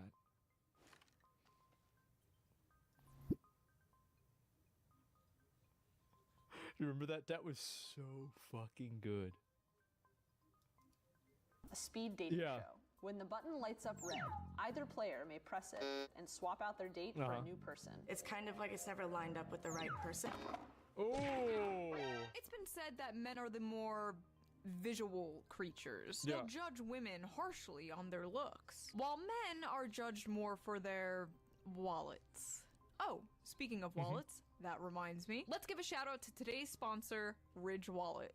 Ridge Wallets are premium, Oh, we had the minimalist sponsor wallets that for are steak and designed to hold eggs. up to 12 cards and conveniently store your cash. Plus, they are made with RFID yeah. blocking technology, which protects you from wireless identity theft. One of the things I've I had love the about same the wallet products since is I they was come in 13. so many different designs and styles. Ridge's store features over 30 unique colors and styles, including matte olive, gunmetal, and carbon fiber 3K. So whether you're into the tech vibes of the NASA wallet, the natural texture of the Mopane wood God damn wallet, it. or the nice soft feel of the brown leather wallet, there is something for everyone. They Don't even have lie. a lineup of extra small wallets Sometimes I'll called like, Ridge Lights. They come in royal Swallow black, soda the wrong lavender, Basecamp orange, and many more colors. I have been using I'm the an idiot. flamingo pink all summer, Well, and I yeah. just love how I do it vibrant all the and time. cute it is. I get For like compliments once every on it other all day. the time. But don't just take my word for it. Ridge has over 100,000 5-star reviews. They are That's a so lot. confident you'll love their product, they'll let you test them out for 99 days. And if you don't like them for any reason, you can return them and get a full refund. And now they have something extra special. This year, Ridge is hosting a massive sweepstakes. The winner will get to choose between a Hennessy Velociraptor, a gold-plated Cybertruck, or What the $100,000 fuck? in cash. Which prize What would you the choose? fuck? Let me know in the comments. The giveaway A runs golden until choose between a Hennessy Velociraptor, a gold-plated Cybertruck, or What the $100,000 in cash. Which prize What would you the choose? fuck? Let me know in the comments. The giveaway A runs golden until September Cybertruck? 13th, and the best part is you can enter for completely free. But if you want to boost your chances, every dollar you The spend cash? on their website Yeah. gets you an I don't know if I would be and willing if you to purchase drive their one of those Hennessy around. Performance It 24 would, it would wallet create too or much the attention, you stainless know? steel Cyber wallet, they'll even get 4 Yeah. times the entries. Both wallets are super durable and also available in combination with a matching key case that can carry up to 6 keys. Head over to ridge.com/shoe to check out their awesome collection and to get the chance to win the grand prize. Big That's thank a you lot to of Ridge money. for sponsoring this channel again, and thank you, the viewer, for not skipping the ad. You didn't skip the ad, right? Now Of let's course get not. back to the video.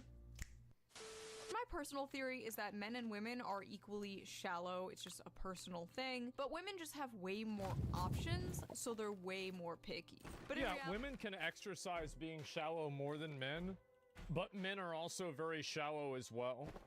I think that's really what the difference is. It's that men and women are both shallow, but women have the ability to exercise that way more than men do. people are different and people care Yeah. about different things. You can't really shove men and women into boxes, but it's fun and interesting to do. So for the sake of this video, like all the Yeah. other videos we've done on the male and female question, we're going to do it. Hey, I'm non-binary. What about me? What about you, Ash? Not everything Yeah. is about you, Quinn. Settle down, Sage. I think I just called out like every non-binary person. Oh, Aren't like Can't- 2 of 3 of those Valorant agents? forget about you, Onyx. Okay, so that's personally Or my Pokemon.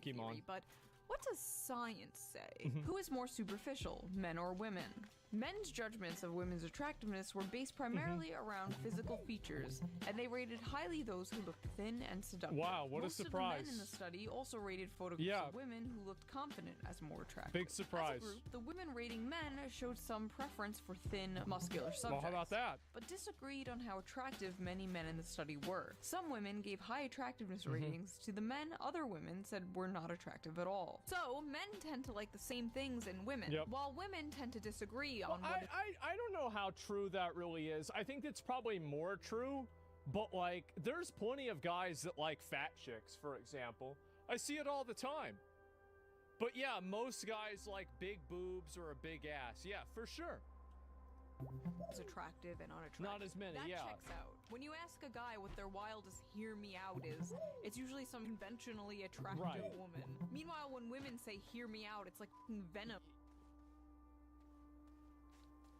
I was about to say it's like a dragon. Yeah, but yeah, this is...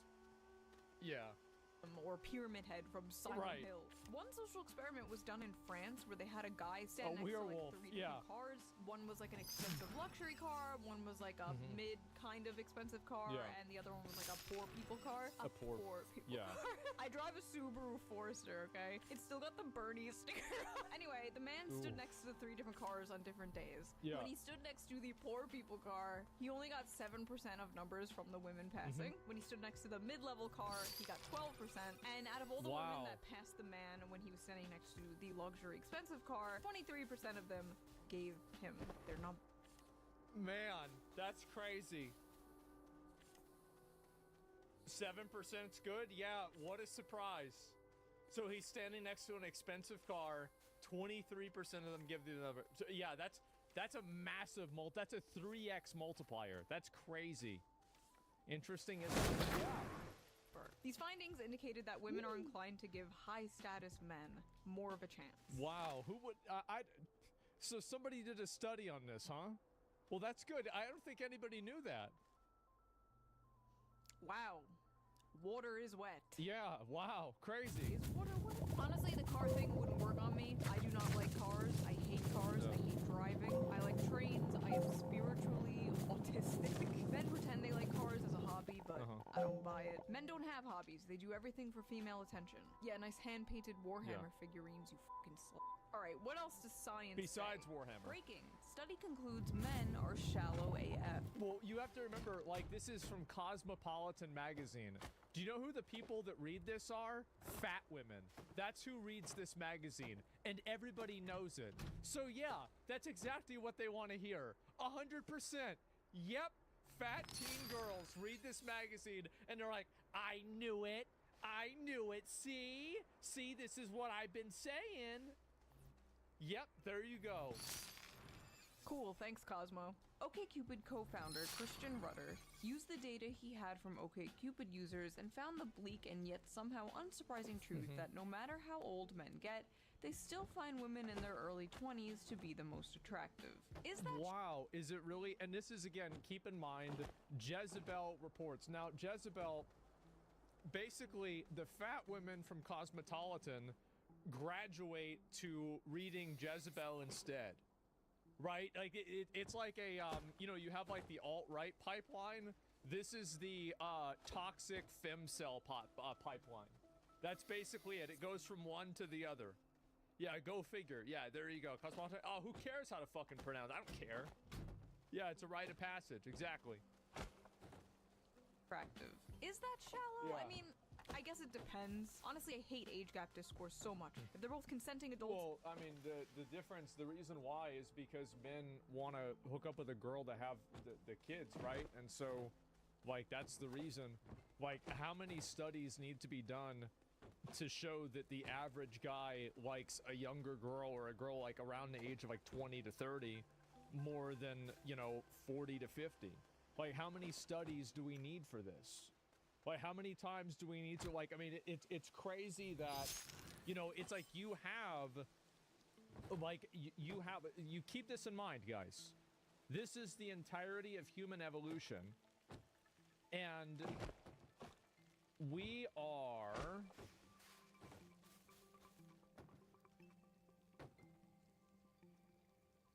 right here. So if you zoom out, it mattered in all of this other point. It's smaller? Yes, actually smaller. It mattered in all of this other time. And you think that you're going to change things inside of this one little red line. Uh-huh. For sure. That's being generous. Yeah, there's a reason for that. It's because men and women are attracted to each other for the primary purpose of procreation. And as women get older, it becomes more problematic to have kids. Fucking duh. Fucking obviously. You know it, I know it, everybody knows it.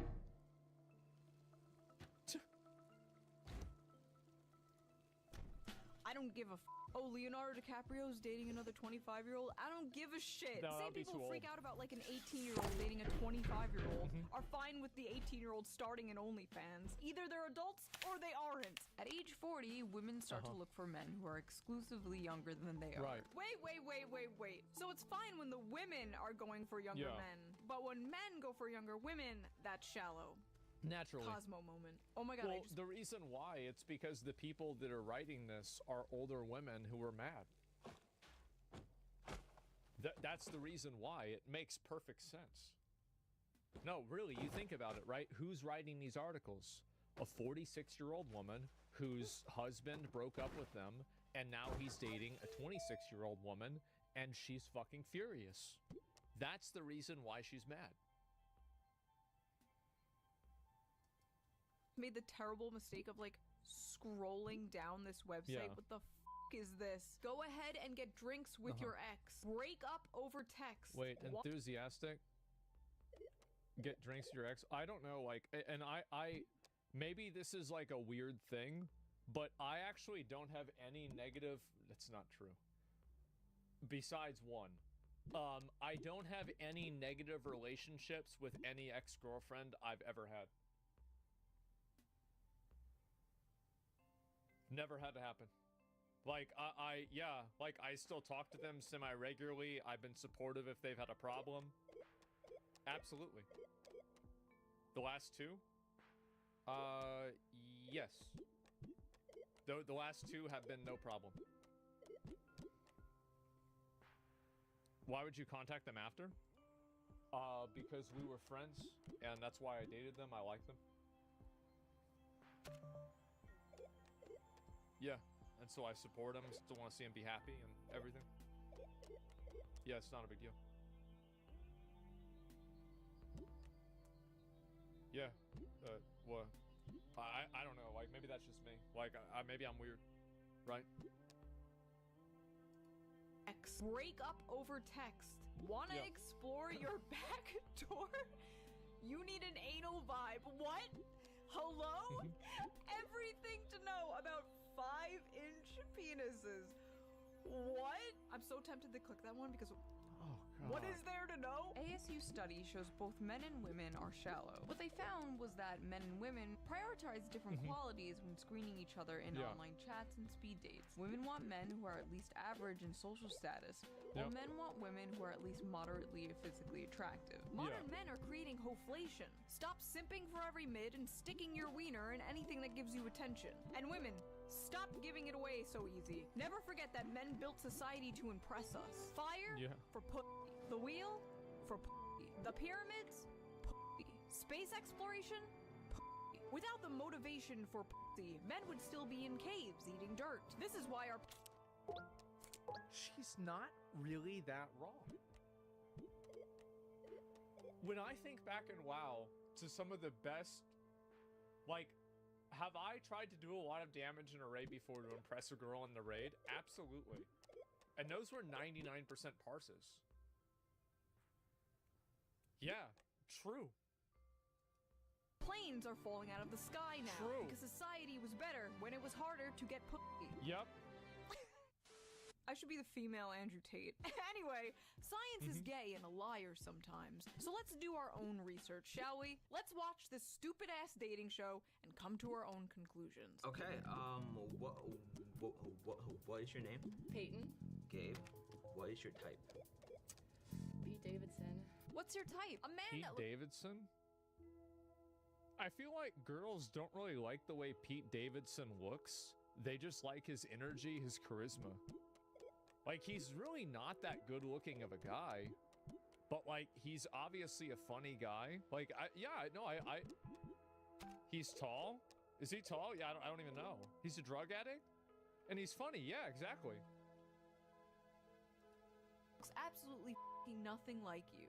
Off to a great start. Also, I never really thought about what my type is. Do I have a type? I don't think I have a type. Just be funny and think the world is also run by satanic pedophiles. That is my type. Bitter lizards. Peyton, when we asked, why are you single? You wrote, guys suck. Yeah. Guys suck. Oh god, code red. Code red. Oh, every guy. Like, anytime I hear a girl say women are trash or men are trash, you know what I hear? I hear my dad is trash. That's what I hear. Or my ex-boyfriend is trash. Yep. My type has always been girls that don't like me back. Oh, look at that. You like women who Clever. don't like you, and she doesn't like men. A perfect match. Yeah, this is great. Ooh, I'm sorry. Not shallow. Oh, you know. To be honest, I actually thought that the Asian guy, I thought that was kind of a funny response. I only like girls that don't like me back. I thought that was clever. Yeah. I need like a mallet, like a judge. Hold on. This is what I'm hitting the mallet on, by the way. Okay, where were we? Oh, yes. Somebody gave me one of those. Not shallow. Don't ever date a woman who hates men, and vice versa. Don't date a man who hates women. Avoid mommy and daddy issues. Lily, nice to meet you. My name's Enrique. Enrique? Yeah. Cool. Are you from Tennessee? Because you're the only 10 I see.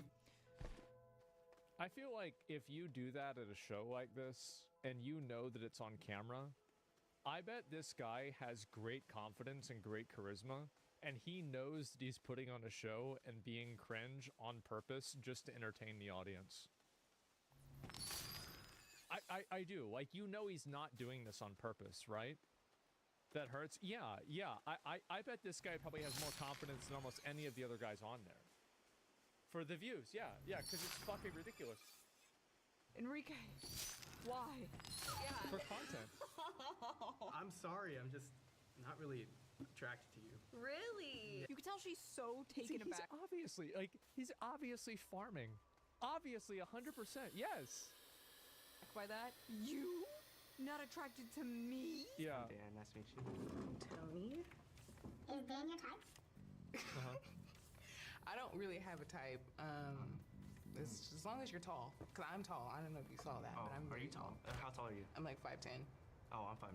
Oh. I'm not your type. Not shallow. She's 5'10". Perfectly acceptable. It's the 5 foot. Yeah, I mean, I think that, like, if a girl doesn't want to date a guy shorter than her, like, you have to understand that this is, like, so if you refer back to the evolutionary chart that I had looked at, like, That's just the way it is. 5'10" is tall. Yeah, I mean, I'm pretty tall for a guy, so it's like I don't really like I have 99 problems, but that is like probably the one problem that I don't have. But yeah, 5'10" is tall for a girl. It absolutely is. Yeah, I would say 5'8" and above for a girl is pretty tall. Nothing is wanting the 6'5" men that are the problem. Hi. What's going on? I'm Sam. Hi, Vesta. It's nice to meet you. Who's that? What is that? I couldn't find anyone to babysit, so what is I that? decided to bring him along. Are you ventriloquist? No. What do you do for work? A professional cuddler? Nice. Seems like a good line of work. What the is happening? This looks like two people that got their personality from watching every quirky millennial writing show. Like, this is, like, both of their personalities come straight out of that. You know, it's like the, like, I'm trying to think, like, a way to, like, what can I describe this? Like, the most, like, the Redditors? Yeah, basically, like, low energy. Yeah, exactly. Jeez, this is bad. She seemed hesitant about the puppet, so kind of a deal breaker for me. Shallow. You know he has banged that puppet. You know he has made sweet love to that puppet. But I gotta ask, what the is a professional cuddler? Ice, nice to meet you. Ice? I know what it means. It means she's unemployed.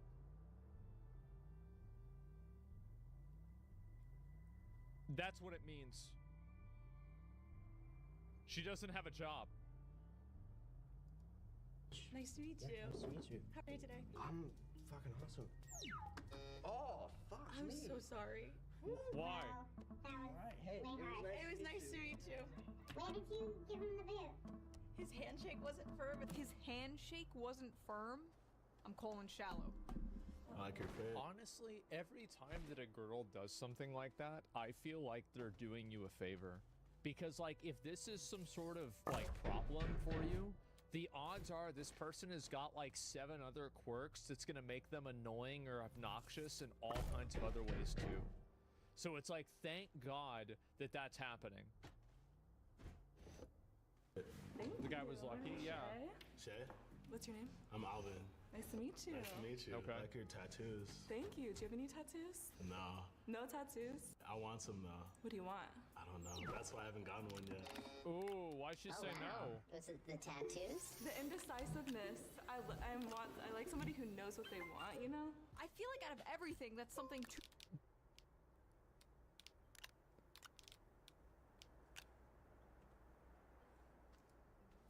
This girl doesn't even know what color she wants her hair to be. And she gonna say this? You fucking kidding me? I like somebody who knows what they want, you know? I feel like out of everything, that's something to be indecisive about. Tattoos are like a really It's a pretty big deal. Permanent thing. You should take your time to think about what you want, or else you wind up just getting like random textbook doodles, like a f***ing rose, or live, laugh, love.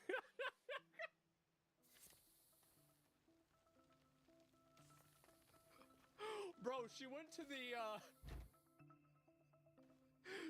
the Target, like, fucking, homemaking section, and just took some photos on her fucking iPhone, and she went to the fucking tattoo artist and said, yeah, give me some of these.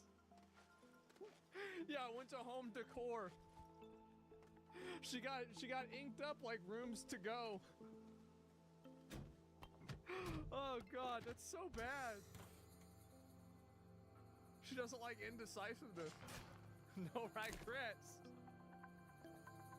Whatever the f***'s on her chest. Also, this is gonna talk about indecisive while having 2 different hair colors. Get out of here! Good one. Yeah. I'm Shay. Shay, you said? Yeah, nice to meet you. Yeah. Oh my gosh. Why did you reject her? I don't like colorful hair. Hi.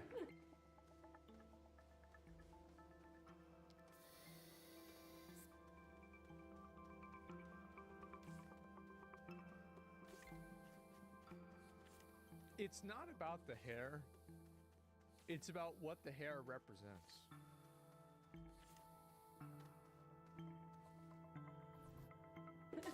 What's your name? April. April, Austin. Man, your hair is like flames. I'm digging that. Wait, I don't like colorful hair. the male mind is an enigma. No, it's not. No, because like okay, so there's a spectrum. There's like blonde hair is fine, gray hair is normal, black hair, brown hair, red hair, but pink hair is not. Do you want to know what animals are pink? Poisonous frogs. Let's see, green. Nobody has green hair. Like, yeah, flamingos. Yeah, it's totally different. Nicole. Nicole, Omari. Cool. So, what do you do for fun? What do I do for fun? Video games, mostly. Nice. Okay. What kind of video games? The big. So the last one I played. Jesus! Why did you reject him? Because there's more to life than video games. There's more to life than video games. Every time that I hear somebody say that, I want to know what their hobbies are. Well, I'm all caught up on Love Island, and also, well, I'm rewatching Sex and the City. Yeah, for sure. I like going out to eat. We know. You know, like, are you fucking kidding me? I like watching Instagram wheels. Sorry, not wheels. Instagram reels. It's wheels, yeah, it's close enough. Traveling? Yeah, I like traveling. Where have you been? I went to Disneyland when I was 12. More to life than big. You asked him what he does for fun. What does she do for fun? Yeah. Ponder the mysteries of the universe? Shallow. Didn't even give him a chance. Damn it. Wow. I don't really like guys with long hair. Ooh, what a bitch. Nicole, nice to meet you. Ryan was in the army. Ooh. Why did you? Bro, this girl?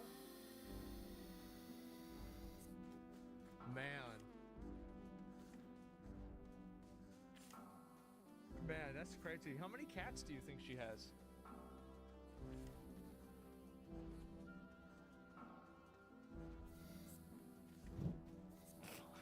Oh, she has all of the cats. Every single one. She's got all the cats.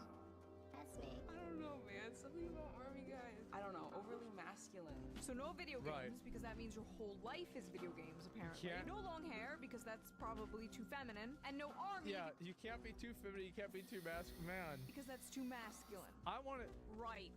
What's your name? My name's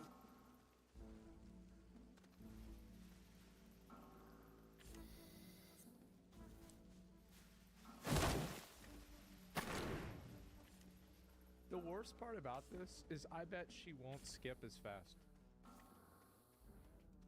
Taylor. What's your name?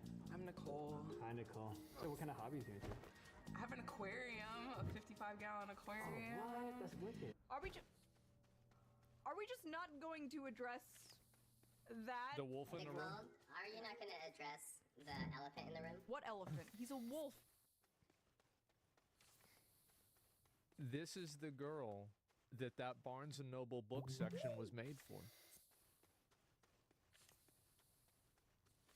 That's her, right there. She was the target audience. Fucking got him. Oh my god. We found her, yeah. Idiot. I am a furry. What is a furry? The way that I describe it is a fascination or a interest of animals doing human things. Is it a sex thing? It is definitely not just a sex thing. Not just. What a master of language. What an absolute master of the English language.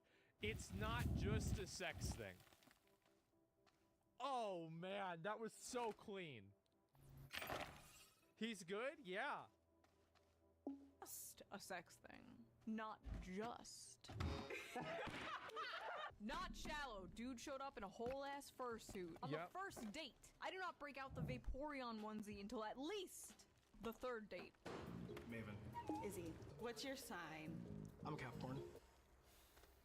Oh no.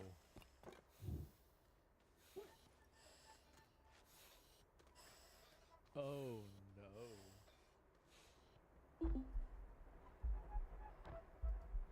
Please skip her. Please skip her. Please skip her. What have I said? What have I said? I need the sign. I need to get the sign. Astrology is racism for white women. No, see, it's not, it's actually racism for hot women. And here's the reason why.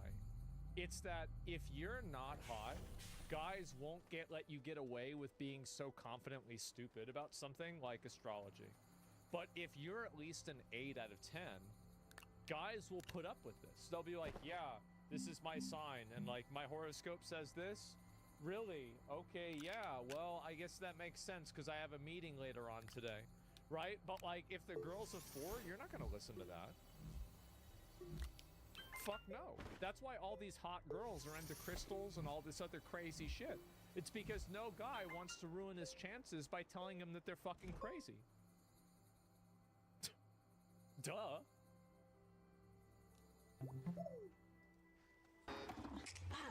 Why did you reject Izzy? If you're gonna like cut me off just because of my sign, it's not someone who I necessarily want to date. He dodged a bullet. If a woman What a G. ever asks you what time of day you were born, run. Heelys. Yeah. What are Heelys? Heelys are shoes that have wheels in them. So would you Do you remember, so like, like, actually you guys don't remember, I don't know if you had this in your high school. In my high school, we had some real degenerate shit. We had people that would have, they would put on tails, right? Like furries. And then they would have the Heelys on. And then they would have a collar around their neck. And then it would be like a boy or a girl. And then like their boyfriend or girlfriend would pull them around while they're rolling on the Heelys in the hallway in high school. Like, and this is some straight fucking emo shit. Absolutely. Yeah, totally normal. Yeah, we did that. And I would see this, and I would be like, and like, it was funny because like you would, it was like watching a street performance or something like that. We had that too. Yeah, we had this shit. This was in like 2006, 2007. Yeah, they were like the My Chemical Romance, you know, Simple Plan, you know, that type of music. Yeah, peak emo. Yeah, scene kids. Yeah, so these were the ones that in middle school they had Invader Zim book bags, and now they've evolved to having collars where they're being pulled around by their boyfriend with their fucking Jesus Christ. Emo days, it was so bad, bro. But it was really funny. It was funny. It was. It's looking back on it. I look back on the idea of it very fondly. Yeah. consider yourself a skater? You know what? I wasn't saying that. Oh my god. Wait, what did she do wrong? How dare you ask me if I'm a skater because I have wheels built into my sneakers like a 12-year-old? She was interested in asking about you. Yeah, she looked at, like this one. This girl looks like the kind of girl who's willing to put up with really dumb, stupid shit.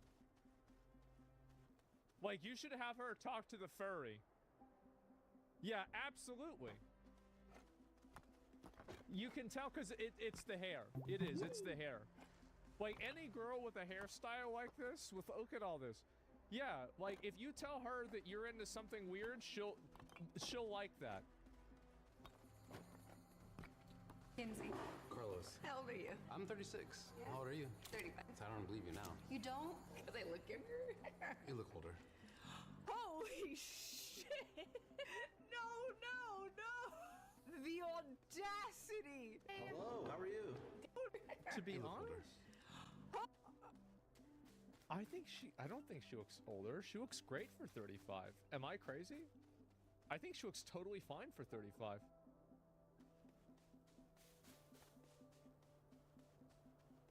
She looks 40? Really? I know a lot of girls that are younger than 35 and look worse than that. Yeah, she got makeup on? Yeah, well, so do they. Well, let's be honest. Maybe that's just me.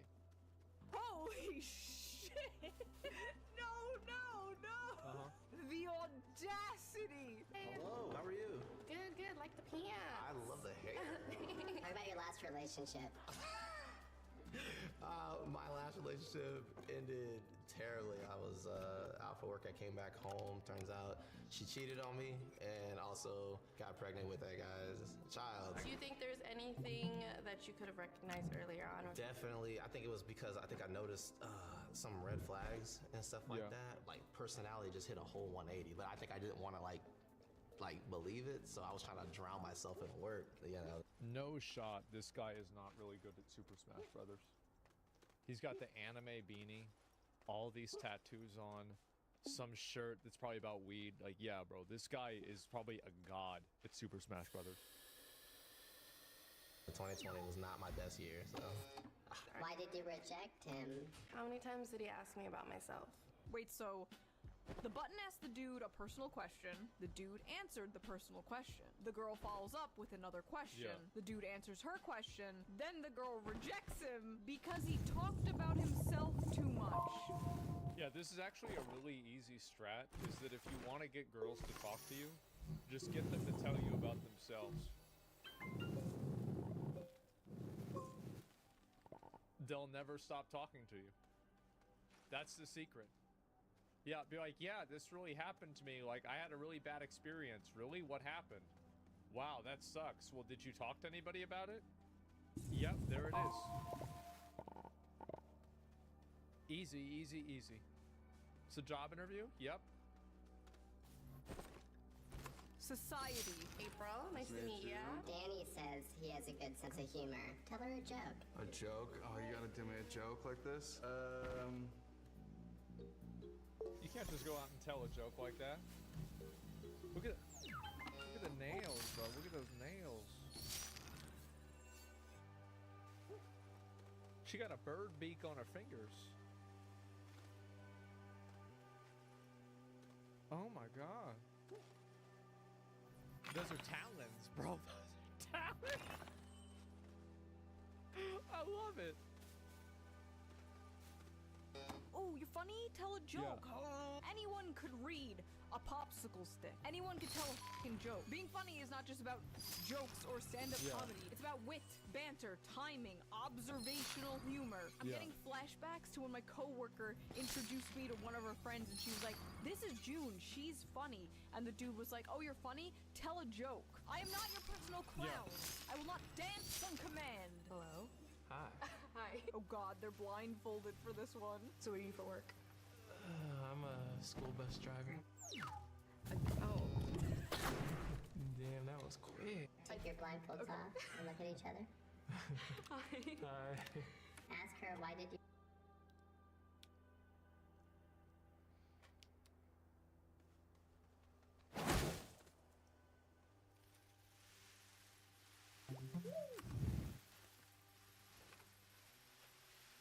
I'll be a nice. I'm not gonna be mean. You reject me. Why did you? I just wasn't feeling the spark. Didn't feel like conversation was flowing. That's all. You didn't? No, bro. Like, she declined him because he didn't have a high status job. That's absolutely what it was. Being a school bus driver is not something that like a girl can brag to her other friends about that she's dating. That's the reason why. Absolutely. Like, it's not even a question. Conversation was full. You initiated the conversation. He literally just answered your question. Yeah, but because she doesn't want to say that because she's embarrassed about it. But everybody knows that's the real reason why she rejected him. Yeah. Shallow Absolutely. and stupid. Hi. Hi. Can I get a hug? Where are you? Put your hands up. Oh, okay. There we go. Okay. Hi, I'm Nate. Nice to meet you. Oh no. Sorry. Fucking gee. Oh my god, bro. This guy, a geometry master. Bro, this guy just measured the circumference of a circle.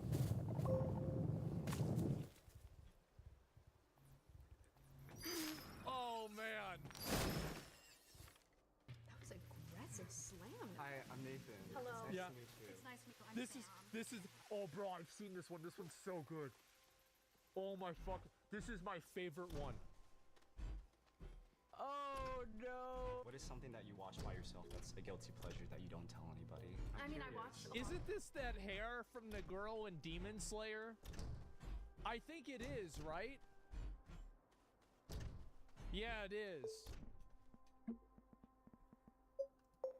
Mitsuri, You know yeah, I she's remember her name. absolutely one of those weebs that like fetishizes Asians. What is your type? I'm definitely very into Asian men. Uh-oh. Called it. Ooh. She's hunting for a husband, though. Wow, This what a surprise that the girl who has hair like a anime character and is dressed as like basically the anime character has some sort of like weird fixation on that. Yeah, for sure. dude needs to run. What race do you think I am? I have no idea. I am Asian, actually. Oh. Yeah. Can we hug? Sure. Oh no! How are you? No, no!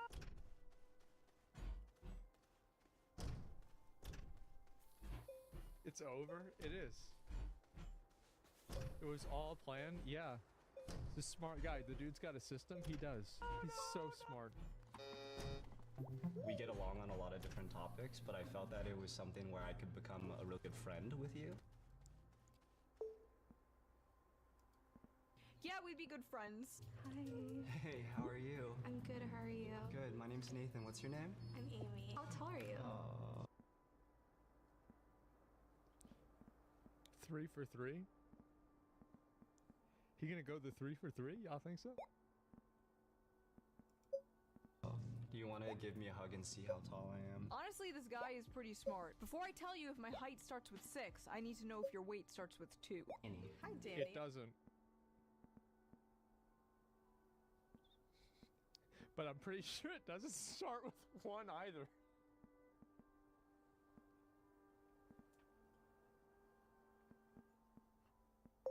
Oh God, I really am the worst, aren't I? I love this. I like your sweater. Thank you. It felt like the right day to wear this sweater. Yeah. This is my first time wearing it. Are we gonna? Oh, that's crazy. Why?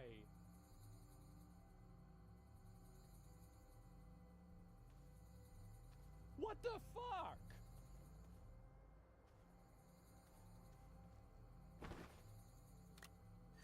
I think he looks great. What a fucking bitch, man.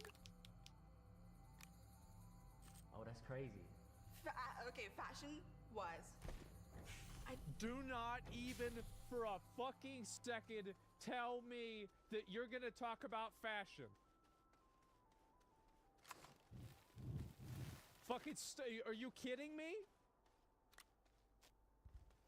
Who do you wait? Who looks better here? Come on. The Kraken hat doesn't go with the sweater. Okay, so first it's I like your sweater, and then it's that hat doesn't go with that sweater. The hat is not attached to his hat.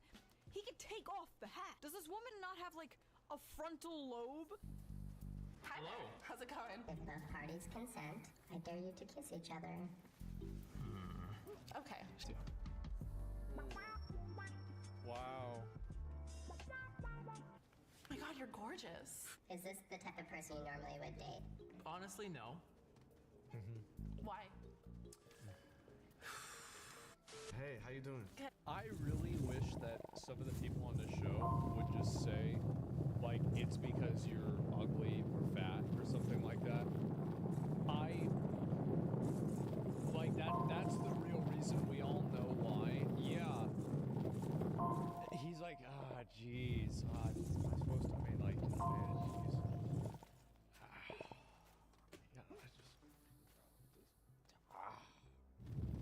this is so mean. It's not mean. Like, it's just the way it is. Ed. My name is Naho. What's your name? I'm Megan. What's your sign?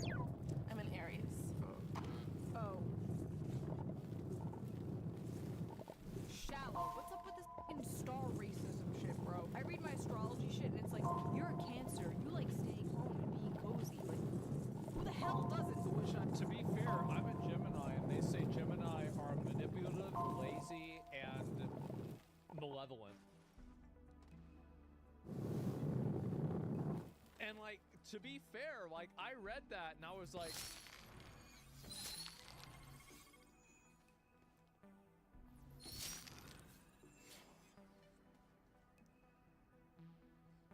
that's weird. Wow. It's interesting. Is you away from not having a boyfriend? Yeah. Is it yourself, or nobody's pursued you? It's kind of like it's never lined up with the right person. Damn! That was way too aggressive. Damn! Looking for an partner. I'm looking for someone who can talk to me. Oh. I'm Alfred. Nice to meet you. What's your dating age range? Oh, well, I'm 36. Am I an old lady? Yes. I'm an old lady. Yes. He just goes, yes. Man. I'm sorry. God damn, this guy is just flying Wow. through them. Too fat, too old. I'm Anna. I'm Alfred. Nice to meet you, Anna. Nice to meet you. No. I'm so sorry. I'm just not my type. What is your type? Latinas. Not brown enough. Hi, I'm good. Hey. Alfred. Nice to meet Hi, you. nice to meet you. What's your type, Alfred? Latina. Okay. How are you? I mean, I'm Latina. Waiting for his Latina waifu and she rejects him. That's what happens. Sad. Yep. Nice to meet you. You too. Alright. Oh, it didn't turn red yet. No, I'm so sorry. I'm so sorry. Oh my god, she's trying to press the button and it's not even red yet. She didn't even give him a chance That's to bad. speak. God damn. Shallow, shallow, shallow. Give each other a Well, I mean, to be fair, like, I feel like this happens all the time. Like this is, everybody acts like this is shallow, but like, yeah, everybody does this. Yeah, you just automatically filter them the fuck out. It's not even a question. He ugly? I don't know. I think he just seems like an average guy. I mean, like this, he's just an average dude. Yeah, I mean, this guy could easily be an accountant. He could easily be, absolutely. If you told me this guy had a CPA, I would be like, yeah, of course he does. Of course. Yeah, He plays let's give golf, each other yeah. a chance. Okay, you want to do that? I do see you as a friend. No. Beautiful. We love to see it. White boy Damn. summer is still on. Damn. Each other? I do. Sure. Hi. Hi. I like the haircut. Pixie cut. With like a different teacher. I'm so sorry. That's fine. Travis. Longer hair is kind of what I'm into right now. Hold up.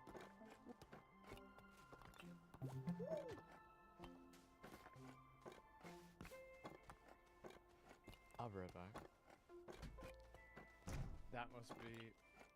That's the real reason, guys. That's the reason why. Rewind. I like the haircut. Pixie you. cut. Longer hair is kind of what I'm into right now. What are your deal breakers? Being racist. Well, that's like half you guys out. Being Yeah, homophobic. sorry. Bro, it would be absolute fucking cinema if he hit the red button right now.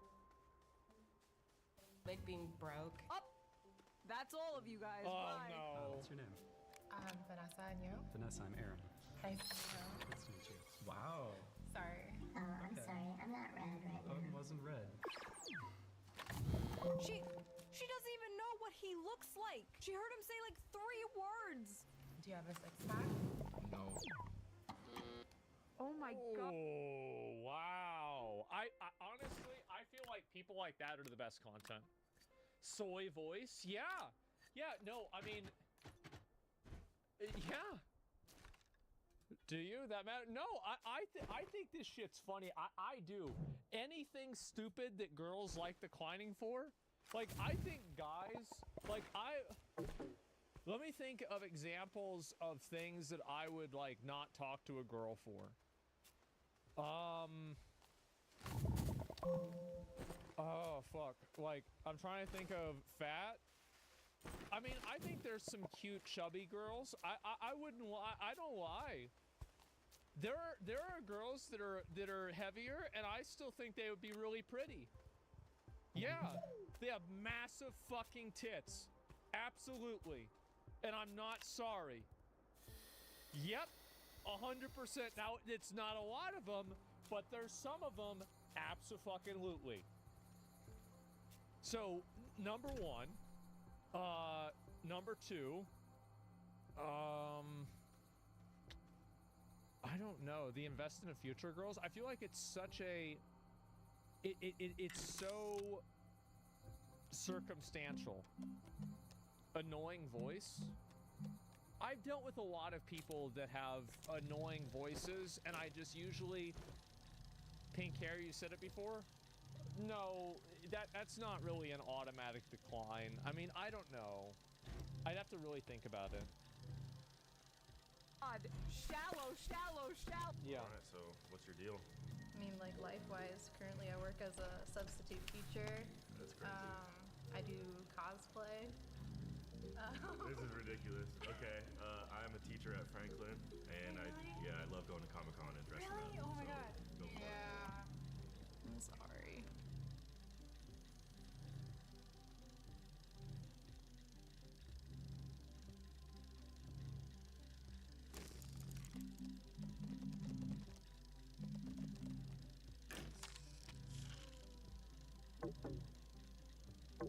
Why?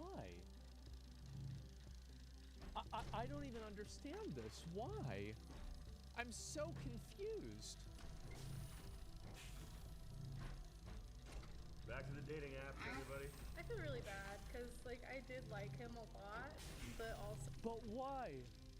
So I don't want to not leave my options open, I guess. Oh, come on.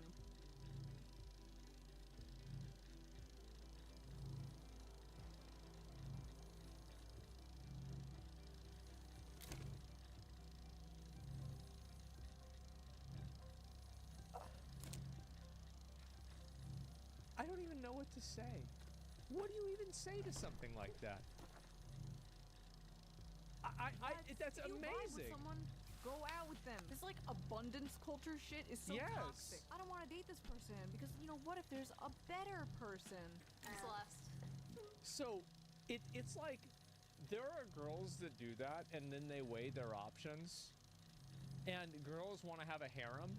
Well, the thing is that girls have like this is the problem, is that like guys don't have enough girls to have sex with and girls don't have enough guys to have relationships with. So like these girls will like hook up with some guy who's like, you know, a good looking guy, he's got a great job, and then, you know, she'll text him the next day and he'll respond 3 days later and be like, I've been busy. It's like, what have you been busy with? Talking to other girls and not thinking about you. I'll call you 3 Fridays from now when, you know, I'm bored again. That's it, right? Like, yeah, and I don't, like, you're not even, I don't even remember your phone number isn't even saved in my fucking phone. I don't give a shit about you, right? And so this is, yeah, and these girls, and she's trying to, she thinks that because this guy hooks up with her, that this means that she's on that level. No, that's not the case. There's plenty of guys that will hook up with a girl that's like not very attractive because it's like, hey, it's better than nothing, right? In some cases, but that doesn't really mean a lot.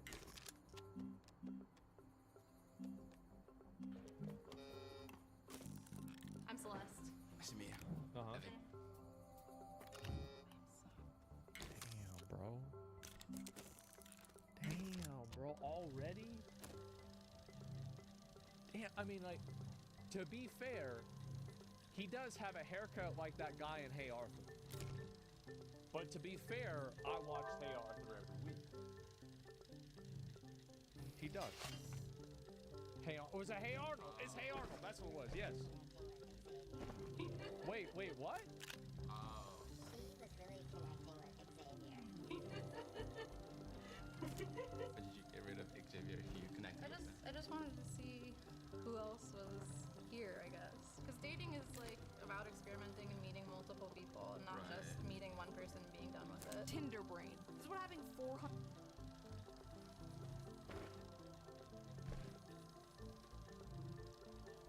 Man.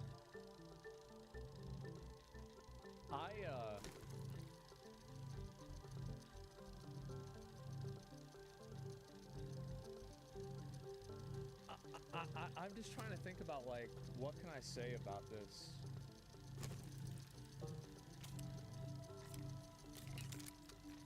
I'm not, like, I try not to be mean. I really do. Yeah, losers so bad. Like, she's a substitute teacher. I just, it's amazing, man. It really is. It feels hopeless. Well, the thing is, like as a guy, I wouldn't be offended by that. Well, I wouldn't bother me. That's whatever to me, right? I mean, like, the thing is, like, that's just the way it is, yeah. 100 matches on 20 different dating sites does to the female I kind of want to know what she is going to match with, though. Evan, Yeah. will you go ask Xavier if he would like to come back? Of course. I'll do that. All right. Guess we'll see what he says. Oh my god! Look who we have here. From the grave. I don't play second chances. That's fair. Fucking exactly. Thank you, bro. Self-respect. Absolutely. Yep, smash that button. Yep, fucking based. Absolutely based. King behavior.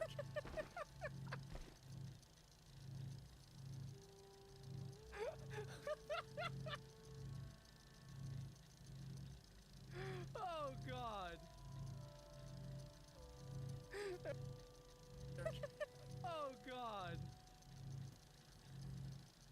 There it is. King behavior. Kicking her to the curb when she comes crawling back because she thought the grass would be greener on the other side. That's right. And it wasn't. Classic. I've had girls do that to me too. I have. And like at a certain point, like there have been times where you guys had that happen, same.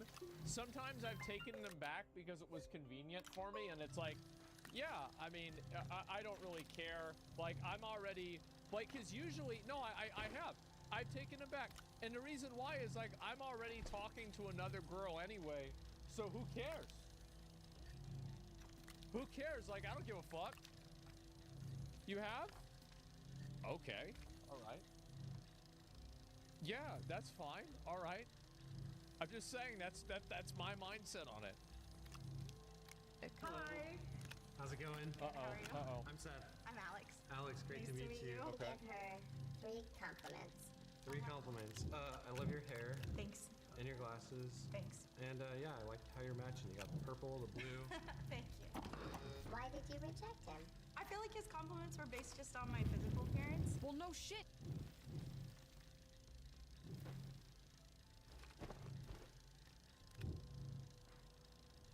This is unbelievable, guys. How does this happen? Where did these people come from?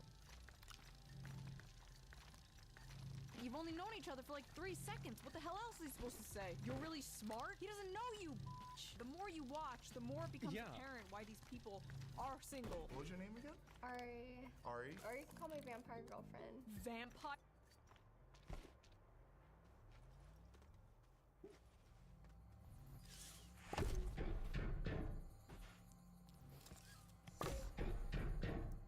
Your girlfriend, run. It is almost a learning experience for every young man to date a woman like this. Ariana's type is guys who look like they're 1 cigarette away from dying. Jesus Christ. That's me? Asma, shut up. I kind of like that. I like someone who looks like they're dying. That way I can fix them. Showing up in lingerie. She can fix them? Oh, man. Uh-huh. Right? Calling herself a vampire girlfriend, saying she wants someone who looks like they're dying so she can fix them. This woman is this sounds great. There's like I'd say there's like a 30% chance this girl worked at Hot Topic before. Absolutely. Yeah, it's like with those 3 data points, I can probably plot out 90% of her personality. Absolutely. A literal succubus. Worst part is, you in the audience absolutely would with no hesitation. The funny thing is, everybody in the chat was saying that exact same fucking thing. Yep. Very into the kink community, so Okay. tying people up, clamps, peeing on people. Oh God, she got a piss kink. Listen, would you ever be into someone peeing on you? Would you be interested in someone peeing on you? I think you're just a little too shy for me. Sorry. Is that Diablo? I mean, kind of. I mean, that's kind of Diablo. Yeah, that's a little bit. I mean, I don't know what to say. I mean, she's a very interesting girl. For me. Sorry, it's not gonna work out. Somebody in chat said Costco Lilith. No, I didn't say that. That would be fucked up if I said that. Like, that would be really fucked up. Like, that's really, like, that, man, that's fucked up that he would say that. Like, wow, bro. That's really, wow, bro. Like, that we don't say things like that in here. That's wrong. You should not say that. You're too shy because you don't want to be pissed on. Welcome to the Poly episode. Do you have any partners currently? I don't actually. I just got broken up with. Okay. I have a question. How does a poly couple break up with someone? Do they have a meeting? Do they perhaps have a council? I don't understand the poly thing, but it's whatever, you know. Like I said, can't get an 8, get yourself 2 4s. Nice to meet you. Nice to meet you. My name is. Good one. Quinn. Pronouns? Oh my god. They, them's a Quinn. Okay, I literally here we go. just made a joke about that in the intro. Every non-binary person is named Quinn. Hello. Good, how are you? Okay. Nice to meet All you. right. Yeah. Nice to meet Nice to meet you. I'm getting up there in age. I'm not old. I'm 29, but I'm definitely. She's really old. 29? She's only got a year left. Wow, guys. That's bad. Something more serious. To be honest, I'm just not a big fan of like the big lips. Yeah. I need to know about the big lips now. Are they not natural? No, they're absolutely not. Are you natural in other places as well? None of your fucking business. Okay, so Nope. That's a nope. That's a nope. Because like that's the I love how he asks that, and everybody knows what he's really asking, right? Now you can tell that they're not. By the way, it's very, very easy to tell, especially with a girl like that. Like some of them, it's harder, but with that one, no, easy.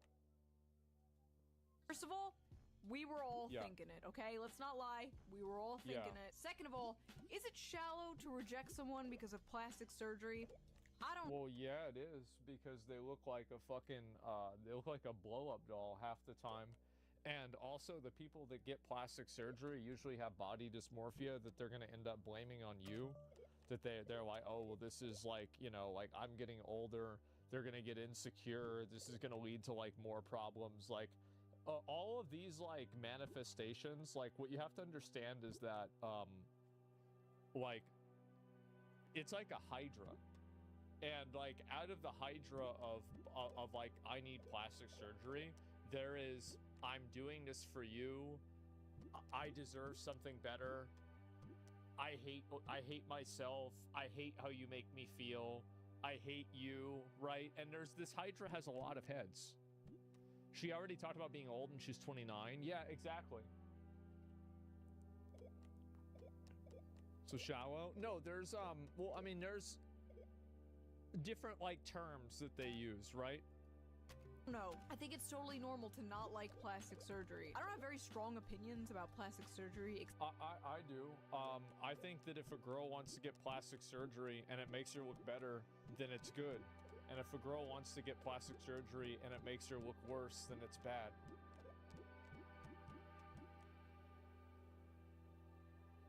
That's what my opinions are.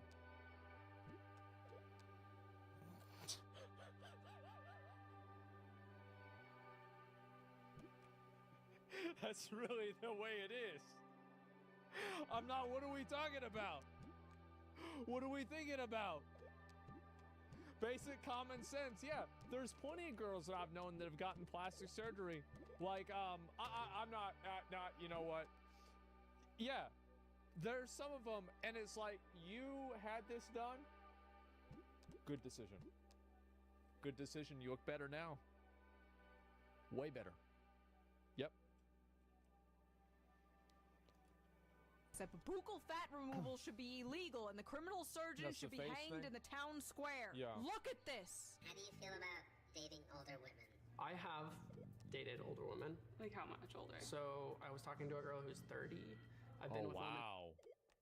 Wow, that's way older. Oh, jeez. Jesus, that's really old. Yeah. Who's 40? 40? Mm-hmm. How old are you? How old do you think I am? 26. 25.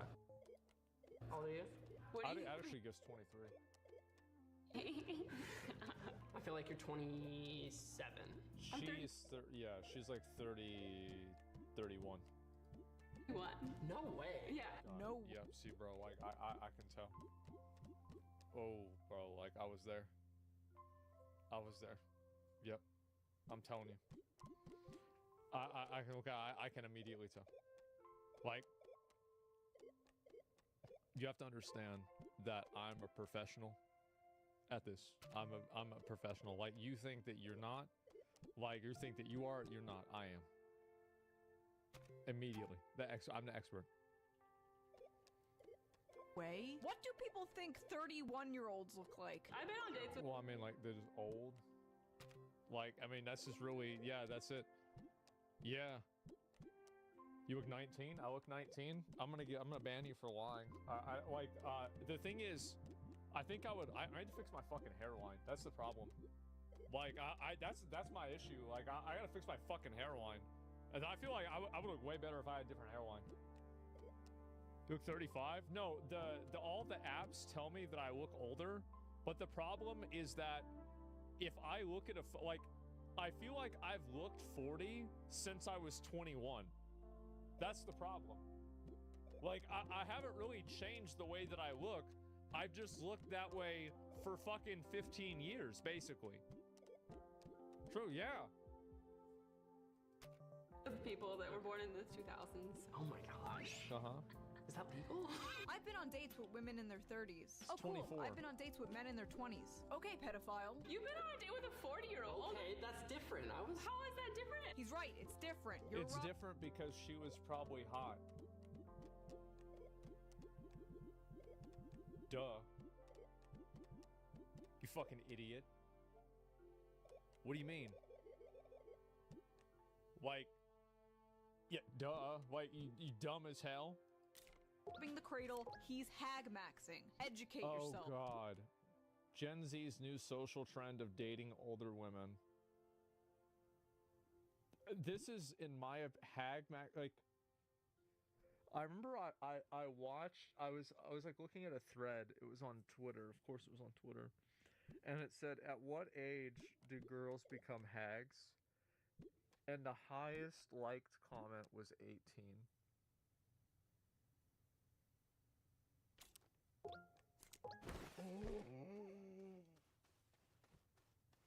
Oh my God.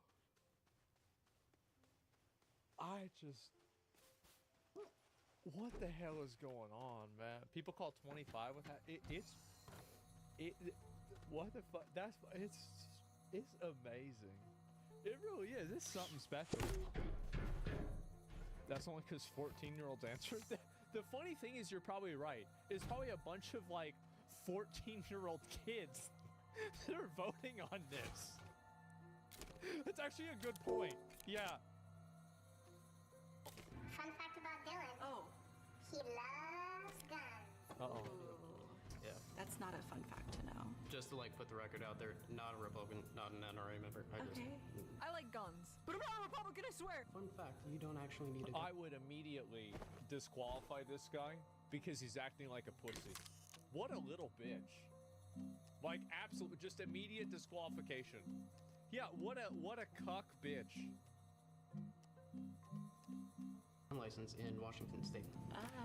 Fun fact, I don't like that. She's not feeling the guns, bro. Stop. I'm a big history buff. I've gone from 2 from World War I. Oh God, bringing up World War One. It's over. It's over.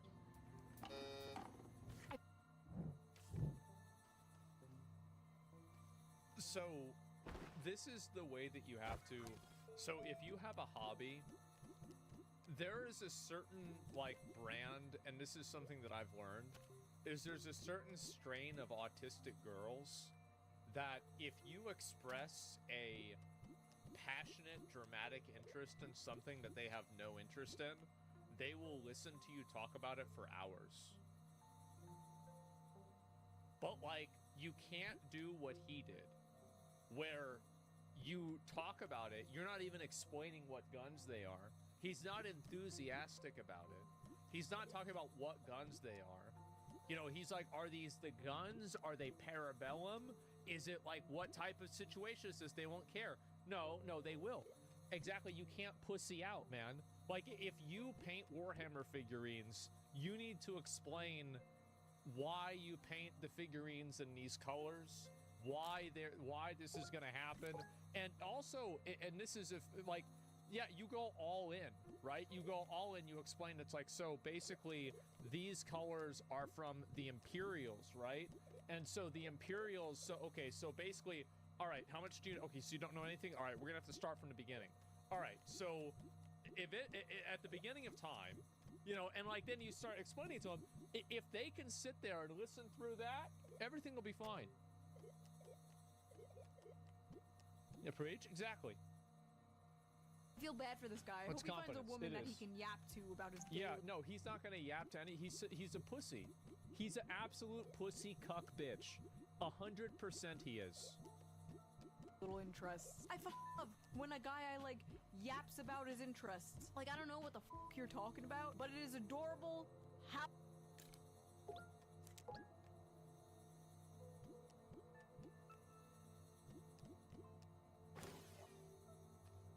See?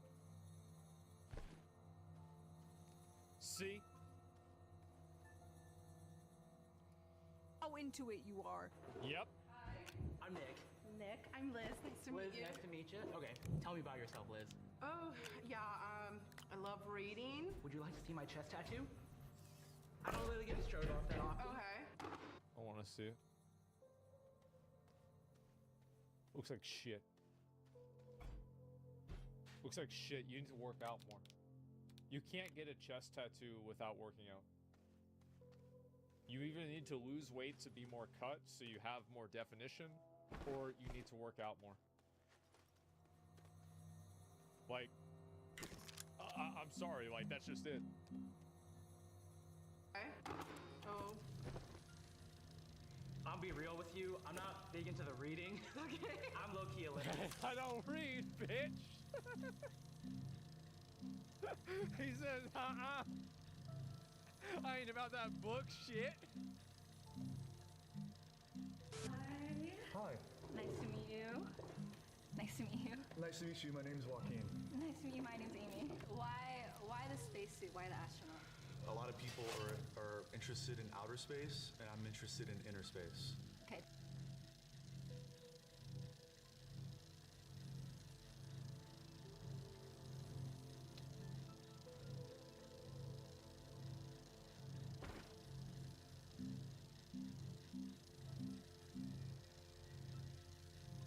I think if the guy is good looking enough, yeah, let him cook. Yeah, all right. Tell me more. People look, they see space and the stars, they see all this stuff, and they're like really turned on by it. And I'm kind of disgusted by the negligence of the use of money for outer space. How's your weekend been so far? Been pretty good. I saw. Wow, that was really fucking lame. Oh my god, that's the lamest shit I've ever heard in my life. Wow, bro, like, you actually, what a loser, bro. He could have gone hard, and he just, bro, he just flopped out, man. At least there was some interval shit. Yeah, that's sad. He's a astronaut. Yeah. Celebrated my best friend's birthday yesterday. Oh, Taurus. Okay. I saw a murder last night. Where are you? Oh, you shouldn't have cut it there. That was getting interesting. Yeah. And the thing is, like, red flag? No, no. Girls love that stuff. They do, because it makes it, like, they like the excitement of it. I think that's the reason. Yeah, no, they do. They love the excitement of it. The excitement and the unpredictability. Absolutely. Serial killer vibes? Yeah, and look, Charles Manson was getting all these love letters while he was in jail. Not if he's ugly? Yeah, well that's, I mean, obviously, right? Your political leanings. I was about to ask you that actually. Well, for me, so I was raised by a very liberal family. We're from Washington. And so I still have, like, values on the left. She hit that so f***ing fast. Not today, soy boy! Nick. Damn. Nice to meet you, Daniela. I got 3 questions right off the bat. Tattoo, yay or nay? I think tattoos are okay. I'm not against them. Pickles, yay or nay? Oh, I love Fucking disgusting. Who the fuck eats a pickle? Why would I eat a pickle if I could eat a potato chip? Okay, let's go. What about Minecraft? Tattoos, pickles, and Minecraft. Oh, man. Bro, this is like a 7th grade dance. Yeah, like, wow. He just went in? Yeah. 3 most important things to ask. This is the dude that doesn't read. Finding a future wife. I've never played Minecraft. Are you open to playing Minecraft? She's smart. She's smart. Dylan, nice to meet you, Dylan. Damn, that's crazy. Nice to meet you, Daniela. Max, nice to meet you. Why? Damn, that's crazy.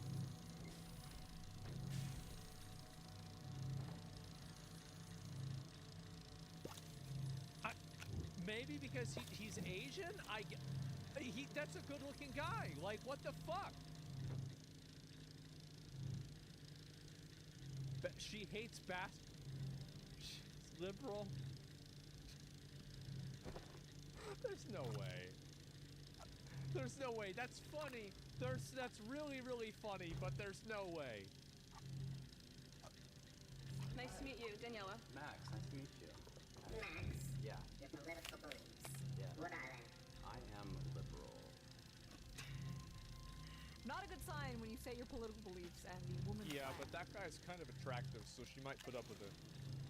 Honestly, I don't Yeah. blame her. Few things worse than a liberal man with a mustache. We have learned this the hard way. Oh, yeah. Also, like, does she think she's gonna find some, like, super far-right conservative man on the button dating show? No, you find Actually, yeah. I feel like if I was doing production for a show like this, I would absolutely try to get in, like, flat earthers. Yeah, 100%. Like, the opening question was the 2020 election rigged. If they say no, then red button. Done. It's over, right? That's all it takes.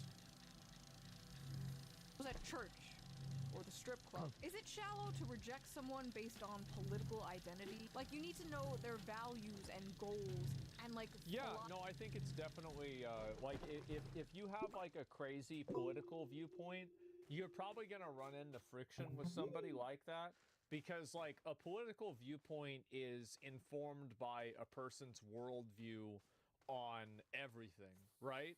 So like if you like it's like basically like a mining canary. It's in the middle. Yeah, exactly. It can ruin relationships. I mean, maybe. Yeah, I don't know. Based on experiences. Well, it's also like just like a way a person looks at the world, right? It's quick math. Yeah, exactly. And religion? Definitely religion. Absolutely. Philosophy behind their label. Not Yeah. just like, oh, I'm a Democrat, oh, I'm a Republican. That's too vague. That doesn't say anything, especially in this goofy ass two-party system. I'm Max. I'm Ira. Nice to meet you. Nice to meet you. So what do you do for fun? I thrift a lot. Okay. Yeah. Like clothing, furniture. She's all right. Like. Honestly, all the above. Okay. Ira wants a man taller than 5'7". Are you taller than 5'7"? I am 5'9". 5'9"? Yeah.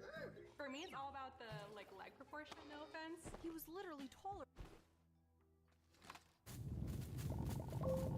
It's all about the leg proportion, no offense. But he didn't get up.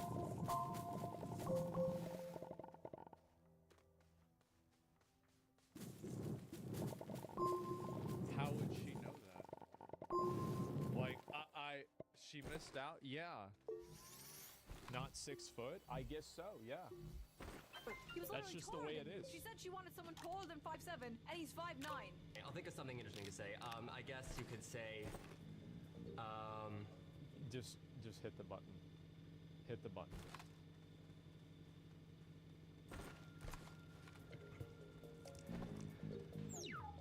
Thank you. Okay. Thank you. You like this is embarrassing, bro. Everything about this is embarrassing. Like, I really, like, it's just. This is bad. He's trying though? No, he's not. No, he's not. He's not even trying. I remember my friend had a hairline like this. You know what he is now? He's bald. He also, like, this is why this dude is a simp loser. He's not even looking at her when he's talking to her. And, like, I don't look at people all the time when I talk to them. Like, I don't maintain 100% eye contact, but I maintain, like, you know, 30% eye contact, 50% eye contact, right? He's nervous. Yeah, he a loser. He just seems a little nervous. He seemed a little nervous. I'm not gonna give him any time to actually answer a question to get to know him, though. Hello. Yeah. I'm Ashley. I'm Alex. Fun fact about Ashley, she loves Jesus. I do too. Really? Honestly, there is nothing better than a good smoked Buddha. Oh, what? Smoked Buddha? Cheese. Buddha is a type of cheese. What's that? Cheese?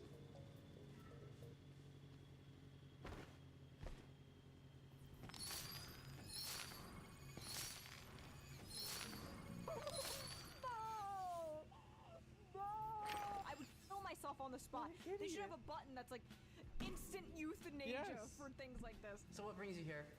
Honestly, I feel like I'm too She's hot. attractive for Seattle. Objectively.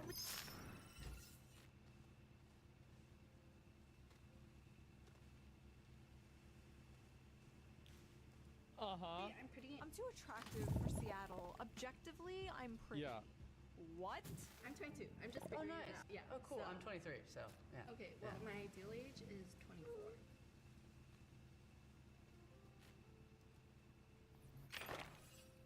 I turned 24 in March 15th.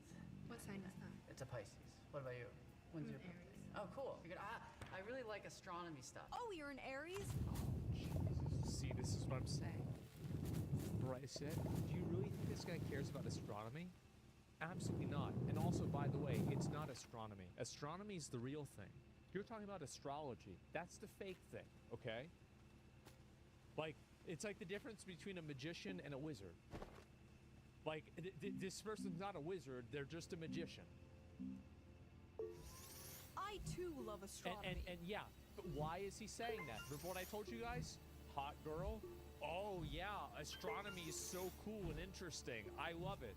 Yep, simping out. Absolutely. This is the hoflation I'm talking about. Pull yourself together, man. I'm Jessica. Nice to meet you. Yep. Nice to meet you. Would you like a fruit snack? No. Wait. What's your name? I already said it. You forgot? Rejecting his fruit snack, forgetting his name. I'm sorry, you are Yeah. not hot enough to be acting this way. What's your vision? Like, cause I'm planning for my kids. I want 2020. So it's not like. Wait, what? And for my kids, I want 2020. So it's not. 2020? Oh, her glasses. Oh, I'm thinking about like vision. Okay. Perfect vision. I get it. Like. I'm like minus 2 point something. Okay. we already have disagreements. You said you want your kids to have 20/20 vision. I'm like, Okay, then have 20/20. Like, it's I not got- my fault you were. I love how she's so offended that he rejected her after she said straight up that she wants her children to have 20/20 Yep. eyesight. Shallow, shallow, shallow. Next. Oh my gosh. How are you doing? I'm good. I'm Ashley. Is that Ashley? Nice to meet you. You remember me, right? No, you don't. Oh, no, I don't know who you are. What is going on here? Are you close, or? I haven't seen him since, like, No. what, junior year of high school? Yeah. Well, we're about to rekindle the relationship that was never there. Look at his hat, bro. Like, man, how about that? Mac Miller? Yeah. Never there. I don't know about that. Oh God, his Girls hat. do everything Least better. creepy. Male feminist. So, what are you up to right now? I'm a grad student at UW right now. That's engineering? No. No. No. Medical? No. Law? No. So you're wasting your time. I now know what. Never mind. I like him. I like him. Yeah, this is good. Oh, bro. Yeah, there you go. The Zoomer girls are saying when they talk about the ick. I'm getting a degree in intercollegiate athletic leadership. So I want to. Intercollegiate leadership.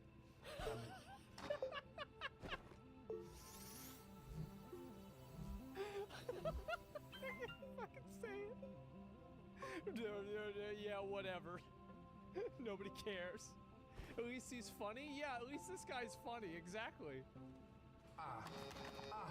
She's This isn't so cool. mad. Someone needs to tell this guy that this isn't cool. It's trying too hard. It's gross. It's creepy. Oh God. You have a very feminine handshake. I appreciate that. Thank you. You do too. What? Not in a bad way. She's Okay, not hold super on. fun. Let's do it. Cause I Yeah, that's what I gotta, look at my hand. Like this is a thick ass hand. Look at my hand. That's a manly hand. I'm a man. I have a manly handshake. Okay, Steven, I'm gonna be honest. I like this guy. I think he's funny.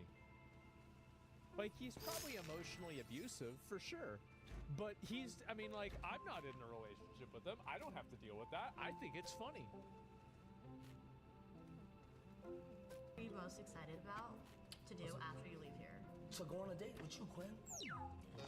Oh, just a second. This is one of those guys that definitely like psyoped himself into believing every girl likes assholes or whatever. So he like performatively like acts like an asshole to try to get women. And He does, but like, he almost, like, it was almost good. It was almost good. It wasn't though. Worst part is, it probably works sometimes. It does. Like, I feel like this would absolutely work on that, like, narcissistic Asian girl we just saw. Yeah, it actually, the more, 100%. The more psychotic the girl is, the more guys not caring about what they think works on them. That's what I've noticed. He plays Concord. Yeah, because then it's like, they feel like at that point, it's like a challenge to them to, like, prove themselves. It's like an ego thing, right? I want to see them Hey, in the more? room together. An Off- unstoppable yeah. force meeting an unmovable object. Shallow, shallow, shallow. All right, that is enough. I have seen enough of whatever the hell that was. So in I love conclusion, both genders have the ability to be Yeah, shallow. I And love good these luck are out so there, good. people dating. I do not envy you. Thank you to everyone who supports me on Patreon. I appreciate it so much. It helps the channel out a lot. If you would like to support the channel too, the link is down there. And I will see you very soon with a new video. Want more? I should watch more of these. These are so good. Like, these are actually so fucking good. That was good commentary. Yeah, that's insane. Just layers. I'll link you guys the video. I love the those dating videos. It's so fucking good. Yeah, you should. Yeah, exactly. So much better than watching the actual video. Well, I don't know. I haven't seen those actual videos myself. But like, Doc tweeted. The Doc tweet out. I'll look at that in just a second. But watch the yeah. People need to link me these, cause like I love watching it because like I don't like, some people get offended by this kind of stuff.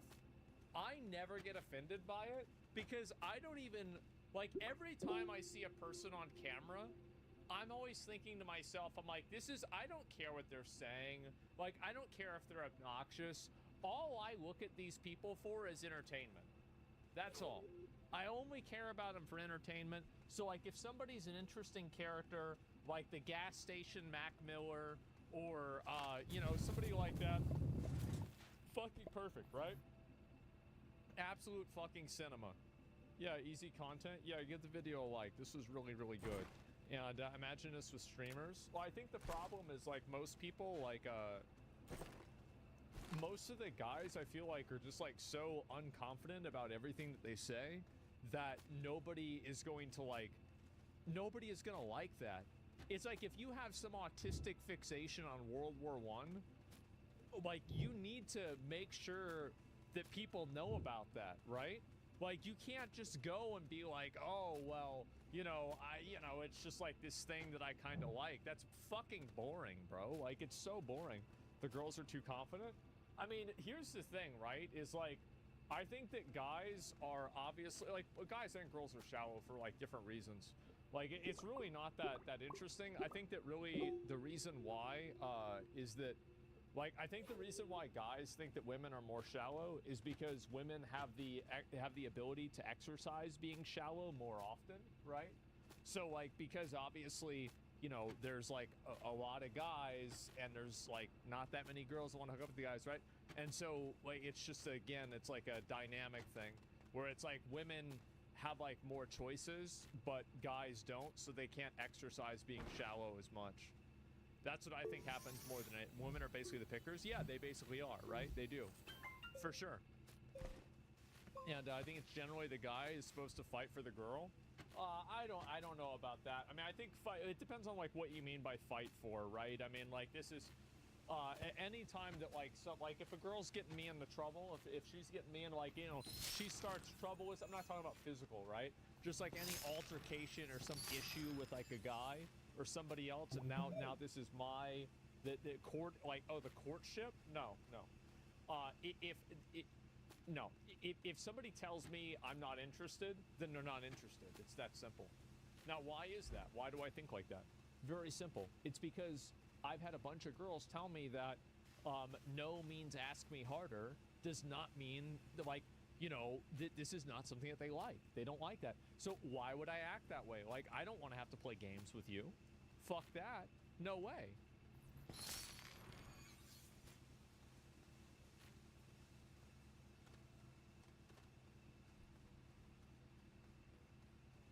Jack Doherty is one of the most hated YouTubers on the entire platform, and for good reason. He's unlikable, annoying, and has an extremely punchable face. But you would think that after receiving every warning imaginable and turning the entire internet against him, that Jack would reconsider the path of being a public nuisance for views and clout.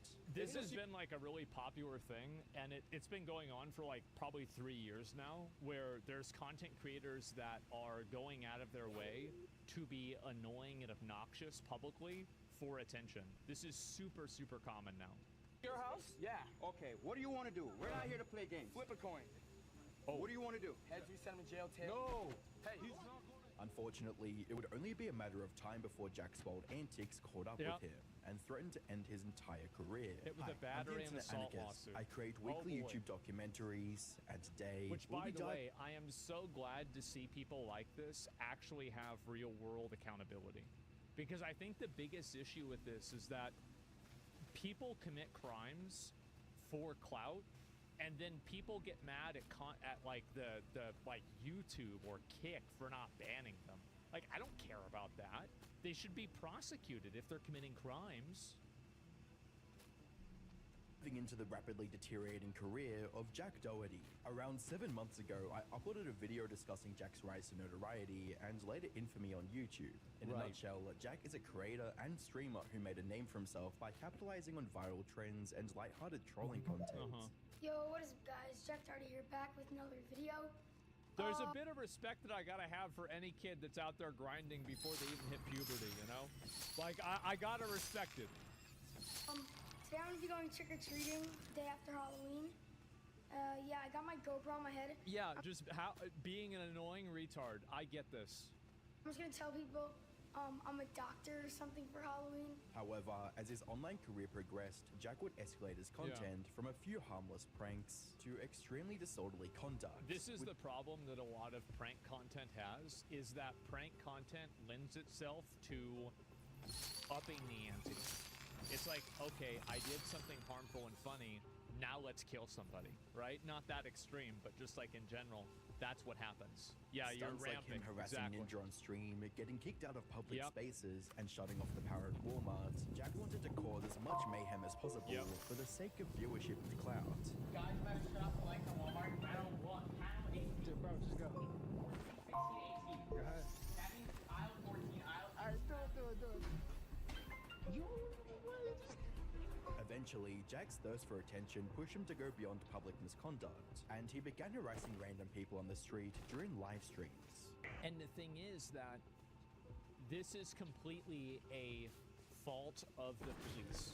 Like, Walmart should have immediately pressed charges on this person. Like, I guarantee you that Walmart could find multiple reasons to crucify somebody for going in there and shutting off their power. Fault of the parents? No, there's plenty of just stupid ass kids that have bad parents. Or sorry, that have good parents. Yeah, it's not the parents' fault. I mean, like, this person, he's old enough to know what he's doing is wrong. That's why he's acting, that's why he's doing it. Why do you think he's doing it? He's doing it because he knows it's a bad thing to do. Let's not act like this is a 3-year-old here. Yeah.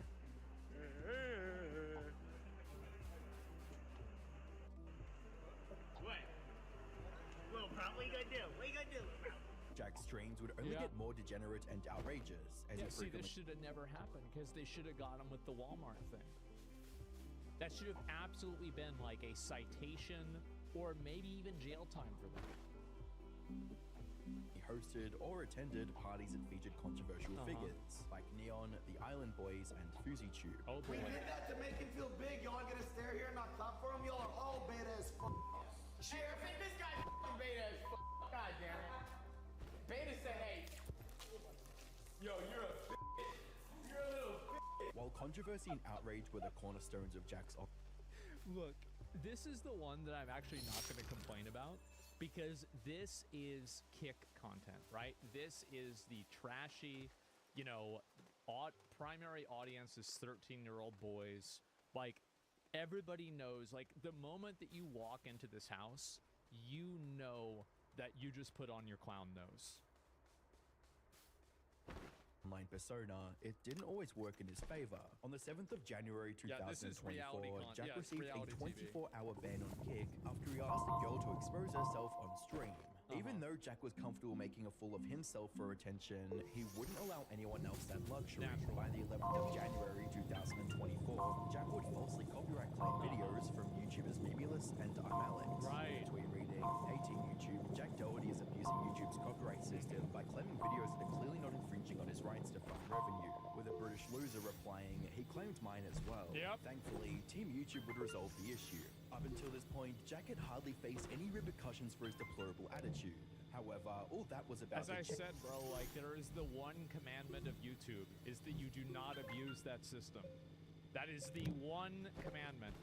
He did get in trouble with the Walmart incident. Walmart filed charges against him. His attorney worked out a plea bargain with Walmart since he was 16 at the time for 500 days of going to his local park with unsalted peanuts and hard-boiled eggs to feed the crow.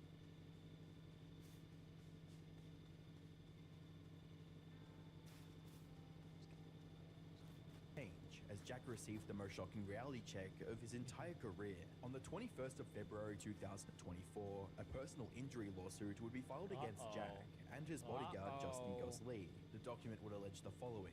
On October 28, 2023, plaintiff was attending a Halloween party at approximately 12:30 a.m. on the morning of October 29, 2023. Plaintiff was on the street outside the subject's premises and was talking to Doherty and Gosley. At one point in the conversation, Gosley asked Doherty, "What are we doing?" And Doherty said, "We're gonna fight." Us two versus you two. All right, go. And gestured that he and Gosley were going to fight plaintiff and plaintiff's Wait, friend. what? Moments later, Gosley violently punched plaintiffs in the face, sending What? him falling to the ground and causing serious physical injuries to his head, face, and neck. For a bit of additional context, the incident reference was from this viral clip that Jack posted on his Twitter. Yo, no. What are you talking to, dog? I'm just saying, y'all say, just walk. Then walk. Oh, I remember seeing this. Oh, no, stop. What is wrong with you? Are you fucking crazy? What's up? Hey, one. By the way, that dude absolutely should go to jail for punching him in the face. It's not even a question. You don't get to just punch somebody in the face. Like, yeah, it's like, what are we even talking about here? Fucking security guard. The size outlining difference? the events that inspired. It doesn't matter about the size difference. Like, yes, obviously he was a bigger guy, so it was easier for him to knock the other dude out. But if the other dude had punched him and knocked him out, I'd say the same thing. I'd say the size difference makes it worse, right? Like, it looks worse. But at the end of the day, it doesn't matter. You can't go around hitting people. Like, it's not even a question. Could have easily been a murder. It could have, yes. That's the thing, is if you fall down like that and you crack your skull, you're dead. That's happened. It's not a good joke. Like, that shit can happen. And it's not because somebody's like some kind of fucking Bruce Lee, you know, like One Punch Man. It's just RNG, bro. You fall down the wrong way, you hit your head, you die. That's it. By the lawsuit, the document highlighted how Jack continued to profit off the incident and his involvement in similar confrontations. Reading, Doherty has and continues to generate income due to the many views the video has received, all to plaintiff's detriment. True. Doherty has a history both before and after the subject incident of filming himself harassing, assaulting, and antagonizing members of the public. He does. He does. Like, and he touches people very regularly. Having a security guard step in to intimidate and assault them if they react to Doherty's harassment. The following links show various other altercations caused by Doherty. Yeah. Why? Because you're a clown, man. This is a resort. People are trying to chill and relax. You know my dad owns this place, right? Yo, if you stop fucking with me, You were the one that came up to me first. See, he's touching people, bro. Like, you can't be touching people. It's crazy how, like, such a simple concept is lost with so many people. You can't be going around touching people like this. Clown. You didn't have to say anything. That came in. I don't want to be filmed. Okay, well, just stop keep your head down. Just go to your room, dog. While this was the first time Jack had faced this kind of legal trouble, the same couldn't be said No, for his I think absolutely it's not even a question. Like, if you did something like this, you should immediately, like, have to go to jail. And also, by the way, keep in mind that the only reason that guy isn't dead is because it's against the law. You really think touching and acting like that towards somebody wouldn't have them shoot you? No, if this was the Wild West, the dude would be fucking dead. So we have rules for this. And if we don't have rules, then they'd be fucking dead. Like, of course, I checked the guy. Of course, yes.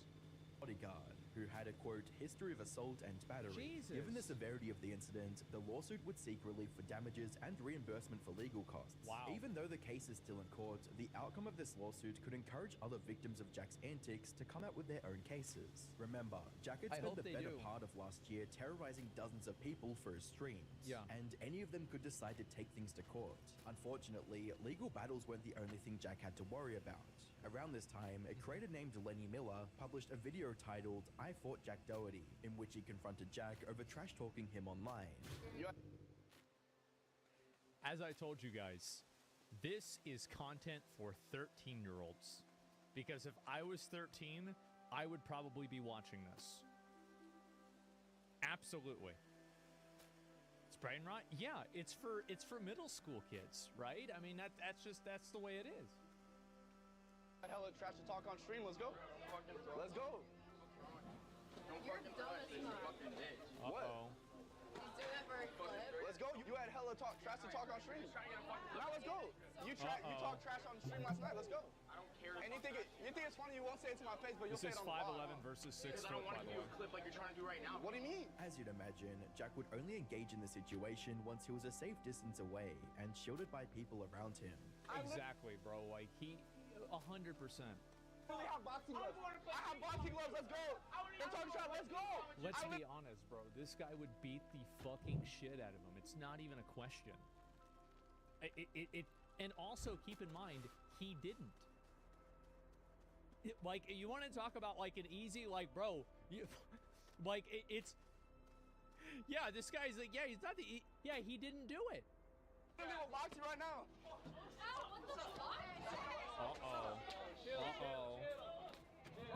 But you won't box. That's what I'm saying. See, even them, it's crazy how these guys, bro. What are you thinking? Touching somebody, grabbing somebody like that. This guy's like twice your size. Broccoli hair gathering. Day, more and more people were turning against Jack, and that trend would only continue as his inner circle of friends were about to expose his darkest secrets. On the 30th of March 2024, two former friends and a former employee of Jack collaborated on a video titled Jack Doherty Must Be Stopped, which was meant to highlight several concerning details about the kick streamer.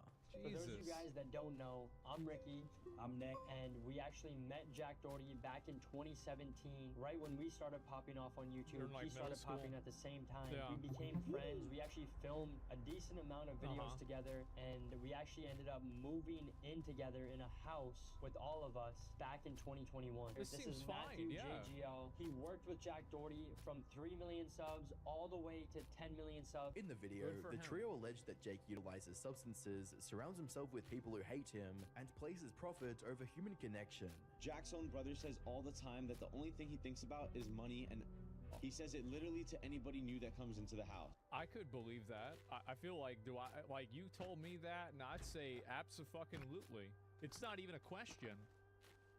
He will make it known at some point. Everyone in the team would come to me on their own time and talk about how they hate it there. Yeah, no shit. They hate working with Jack. They want to pick something else, but they have no other options. In addition to this, they would mention how Jack was promoting OF content to his young audience, despite him claiming otherwise. Well, of course he's gonna do that. I mean, like, again, duh. Well, I mean, this is, yeah, of course. His primary main source of income is, and how he gets people there is by making these hard to watch fake little skit videos for Instagram and TikTok. Oh my god, bro, like, these people need to be stopped. I don't know how we can figure out how to put them in jail, but we need to maybe invent like a new law or something, right? I don't know. But there needs to be a new law or something in place that puts people in jail for making shitty OnlyFans promo. Like, y'all ain't seen the Subway video yet? Have you guys seen this one? This is the new one that's going around recently on social media. Like, damn, bro, who got the video? All of the time, right? And like, she turned 18 and she did this. No? Well, I guess I follow a lot of sluts because I get a lot of these. Like, I get probably 3 of them a day. And I only click on 2. And I do it, and it's super fucking common. And it's always these like meme accounts where it's like they post like a Minion meme, they post a meme of like, you know, this is like a content for Roblox, and then like the next post is like porn. So it's like, okay, you know, you have an audience of people average age is 14, and then you've got them looking at porn. Ooh. Ah, jeez. Post gore and fights, follow now? Yeah, I guess so. And if you're above the age of 10, you know that they're clearly fake. How many punches does it take to explode the world's largest time bomb? Majority of his audience is younger kids. Just take a look at this video. These are fans coming up to him out in public. I love how, like, everybody always tries to act like this isn't the case. Yep. That's right. Absolutely. 6th graders. Hey guys, listen. I was there. A lot of us were there. What are we gonna get around to make fun of an 11-year-old? Well, yeah, we could do that, but we're not gonna do that. Listen, we get into stupid shit too. Like, it's fine. Like, he also has these girls in his videos that are all signed to his agency, and he takes the Oh majority. yeah, this is one of the things that like it's really popular, and you get a crazy amount of money with this. Is that a lot of guys get these girls? They're like OnlyFans managers. Now there's another word for an OnlyFans manager. A what name slipback? I'm trying to think. What was that? That's right, a pimp. Yeah, there we go. And so you have a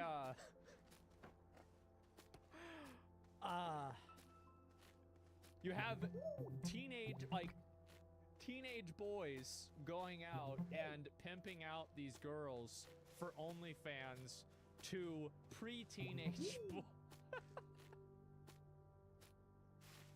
No wonder they can't read anymore.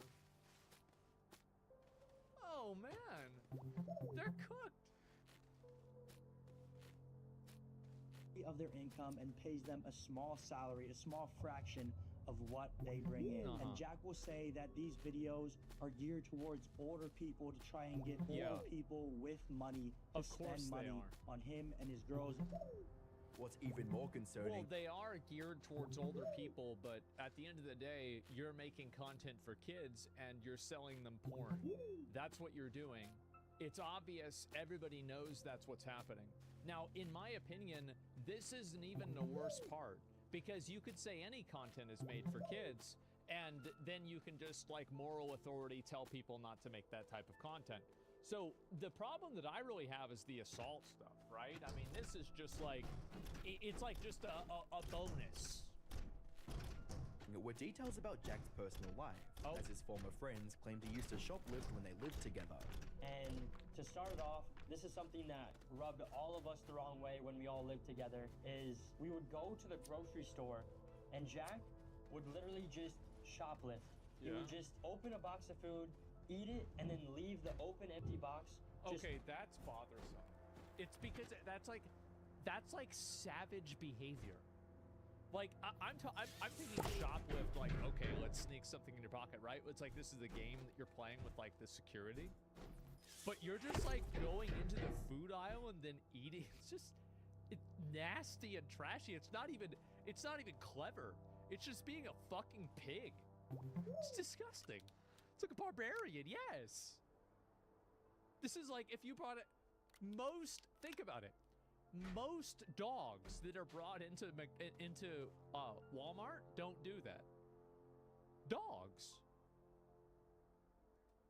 On the shelf, on the counter for some worker to clean up. And we would sit down and try to have talks with him and be like, yo, just pay for it, bro. But whenever we talked to him, it couldn't get through to his head. He would just be like, whatever, bro. They also accused him of stealing products at the self-checkout terminal. He had like 5 things he was checking out. Well, it would be a whole full grocery cart, and he would only scan one of the items out of the 5, and then he'd go to the next thing, one of them out of the 5, the next thing, one of them out of the 5. And just full-on scamming these companies. Even though they were criticizing... I could easily see this happening. A lot of people do this. Jack for his wild lifestyle and degenerate antics, his former friends still wanted to help and see him improve. Yeah, stealing from the self-checkout line, it's like, okay, a lot of people do this. But opening up a bag of Cheetos, eating like a handful of Cheetos and just throwing the bag back on the shelf, that is barbarian, unwashed, fucking like savage behavior. You do not do that. Steal the bag from the self-checkout line like a normal person. To compare the two, but Jake Paul back in the day was going down a path that people could see from the outside could lead to a bad outcome. And even Jake Paul recently was on the podcast with George Janko, and he pretty much said the same thing that Ricky said about Jack Doherty, that Jack Doherty, he's going down this path, but Jack Doherty's mindset towards all of this, he hears it, and he just hears it all as hate, not taking it as love, that people want to help him. By the 10th of April 2024, Jack would upload a rather angry response to his former friends, and to deflect the criticism. I'm tired of hypocrites. Everyone that has ever come after me has done everything I've done because they're fake. And I cut them off months ago, and now they went to trying to going the route of exposing me because I won't film videos with them. They're just fake. They're desperate for clout and they're jealous. In between all of his swearing, you got to admit, right? Because like I'm the kind of guy that I try to take everything on the internet like it's entertainment, and I see something like this, I think it's funny. I do. I think this kid's funny. And it's not funny as in like an I like him kind of way. It's funny as in like there's characters on TV shows that are really obnoxious and they make the TV show more interesting. Yeah, it's funny. Jack accused his haters of trying to be like him, but failing, and claimed he villain. never did Yeah, it's anything like Cartman. wrong. Yeah, exactly. Nothing to expose. Everything I do is already out there. I'm not a bad person. If I did anything wrong, I would be in trouble, but I'm not because people like to twist, make it seem like what it's not because they just can't believe what I've accomplished and they just want to say everything that's not true to cope with the fact that they're not at where I'm at. People try to. I'm sorry, but I think this is so funny. I do. This is so funny. The king is tired. Yes, it's so good. But he was like Cartman. I know. Do what you do, and if they don't succeed, they just hate. The allegations made against Jack would only continue to increase, as another one of his former associates named Norway made against Jack. Oh my God! Look at all that. Would only continue to increase, as another one of his former associates named Norway would accuse him of housing a minor. Jack, I'm gonna tell people she was 17, Jack.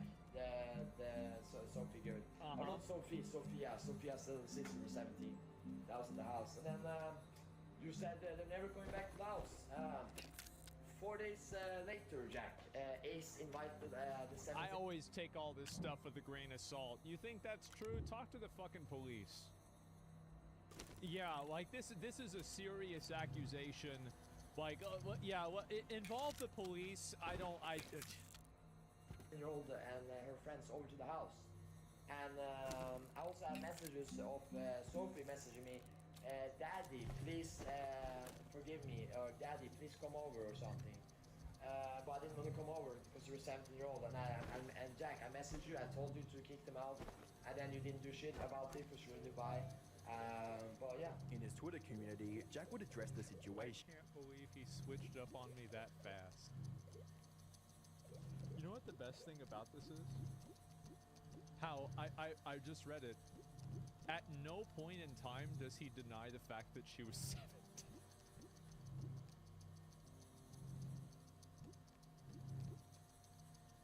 It never says it. That's not even about it, bro. With a tweet that read, "Can't believe Norway switched up on me that fast. I never even kicked him out. I genuinely cared about the kid and did everything for him, and still would. Hope one day he realizes how good he had it, until he threw away his best friend for 15 seconds of fame." Underneath Drama Alert's coverage of the tweet, nothing about the girl at all. Jack would defend himself by stating, "That minor he said I had out my house was invited by him, and right when I found out, she got kicked out. TF do I get out of having minors at my house? I never invite girls to my house. I have a GF. Think what you want, but I have too much to lose to do stupid stuff like that." Norway wasn't the only... I mean, to be fair, I'll tell you, that's probably as... But, like, why are you eating bags of Cheetos at Walmart that you hadn't paid for? Because, like, that's really... I'd say that's even dumber than the girl.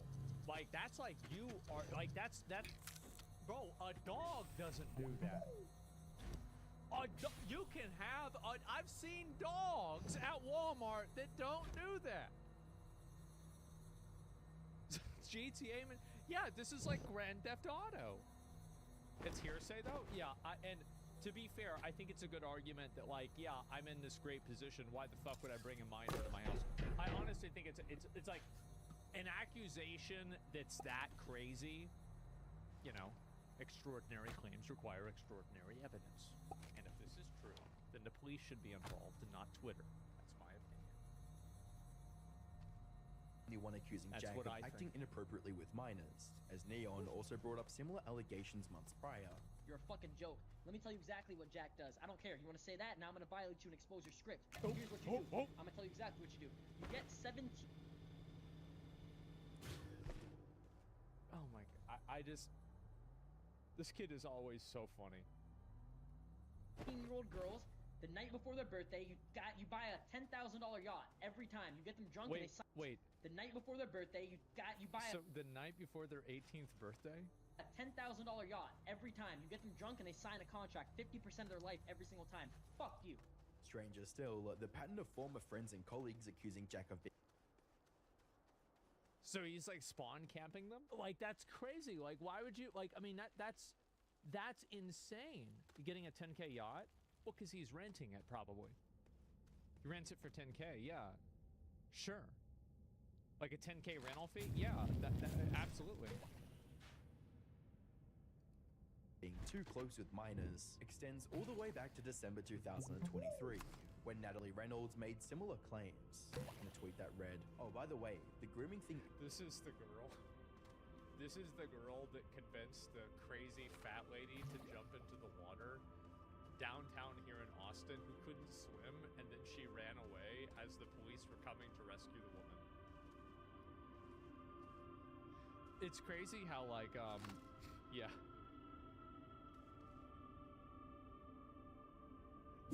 Internet content nowadays is so exciting. It's really special, isn't it? Yeah, small world, I guess so.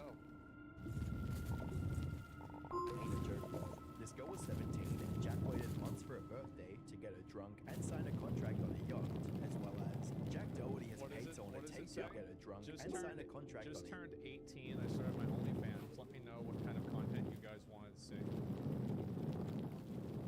This is like such a crazy accusation. Like I almost don't even want to talk about it or like make any assertions on this, because like it's just like this is like actually like a jail time thing, right? I mean, this is like a jail, like, do not pass go type situation.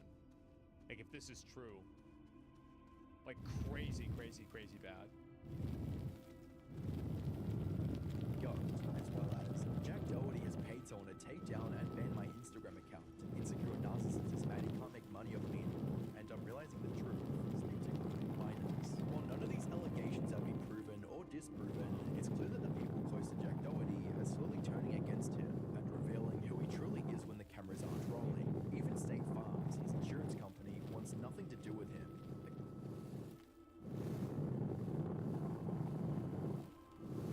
I didn't expect this one. State Farm? According to a recent TMZ article, Jack attempted to use his renter's insurance to cover his ongoing lawsuit. However, State Farm claims it's gone outside his coverage and is appealing to the judge to exclude them from the case. From the look of things, Jack is rapidly running out of allies. An insurance company not wanting to have to pay out any money. Yeah, I would have never expected this. Which, to be fair, in this case, they're right. And only time will tell how many he'll have left by the time the legal battles are over. In his early days, Jack assumed harassing and taking advantage of people to promote his content was a good long-term strategy. But sadly, he couldn't have been more wrong. The fake friends and bodyguards he used to hide behind are dropping like flies, and no one in the community is willing to stand by him. Right now, Jack is at a crossroads in his career. Either he owns up to his mistakes and cleans up the gigantic mess he made, or he remains the way he is now and continues to blame everyone on himself. With that being said, at least he's not losing as many subscribers as his self-help YouTube guru, who is currently facing one of the largest downfalls in YouTube history. Click the video on screen to find out why. That's insane. One thing I'll say. Give me 1 second. I'll talk about Jack this for a minute. I think that there is no way for this kid to repair his image. There's no light at the end of this tunnel. The only reason why he was popular is because he's making content for obnoxious teenage kids. And every year that you spend getting older is a year that 12-year-olds have a harder time relating to you. So the reality is that as he gets older, his career will naturally decrease because this type of content is appealing to really young kids. So as soon as young kids aren't watching this anymore, then people are going to, yeah, he'll age out. And I think he already has. And also, like, as he gets older, there's going to be more people that, and I think also this is another problem, is that it's easy to do pranks and be goofy when you're really small in terms of, like, popularity, because people don't notice you or recognize you or have anything to do with you. But the problem is that once you get bigger and you're doing this, you have more to lose, and companies and people will be more willing to go after you. And so the type of content that's built around harassing people and being abusive, etc., this content doesn't have a long lifespan. It can't exist in the long term. It can only exist in like a very, very short period of time, and then it effectively burns out. And I don't think that he can really, I don't think he can recover his image, because the problem is that there's no other personality. Like, there's a lot of people, I think, that can redeem their image and they can transition to doing another kind of content. But the problem is that this guy has done absolutely nothing to show that he is anything more than an obnoxious loser. That's it. That's been the only thing. Like, for example, Aiden Ross, you might hate Aiden Ross, but I think he did a pretty damn good job with that interview with Trump. And he's done a few other things that are not pure harassment that were successful. This kid hasn't done any of that. He hasn't done a single one of those things. He's just been obnoxious. So that's it. Logan was the dumbest person on the internet, but he changed. The problem is that Logan Paul's content was obnoxious, but it was never built around harassing people. Like, I mean, to be fair, I mean, maybe you could say harassing, you know, corpses used to be people, but it was never really built around harassing people. Like, not to the same extent that his content is. And I think that's really where the difference is. You see kind of what I'm saying here? And also, he apologized for that and he went too far. And so Japan might disagree on that. He hasn't changed as a person, still is an asshole. Why do you think he didn't box that guy? Because the guy would have beat the shit out of him within 3 seconds. That's why.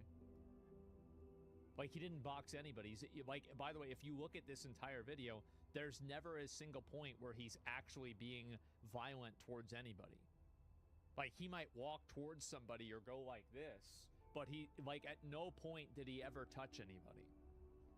CryptoZoo? Yeah. Do you need people that defends things like this to benefit their otherness or ex-watchers? Well, I don't really know. Why do people think the Japanese forest video was real? I'm not sure whether it was or not. That's not really the point that I'm making. All I'm saying is that Logan Paul had a lot of other content and did a lot of other things that were not just uniquely described as like harassing strangers in public or performing crimes in public for attention. That is the problem. That's the reason why you have this hostility.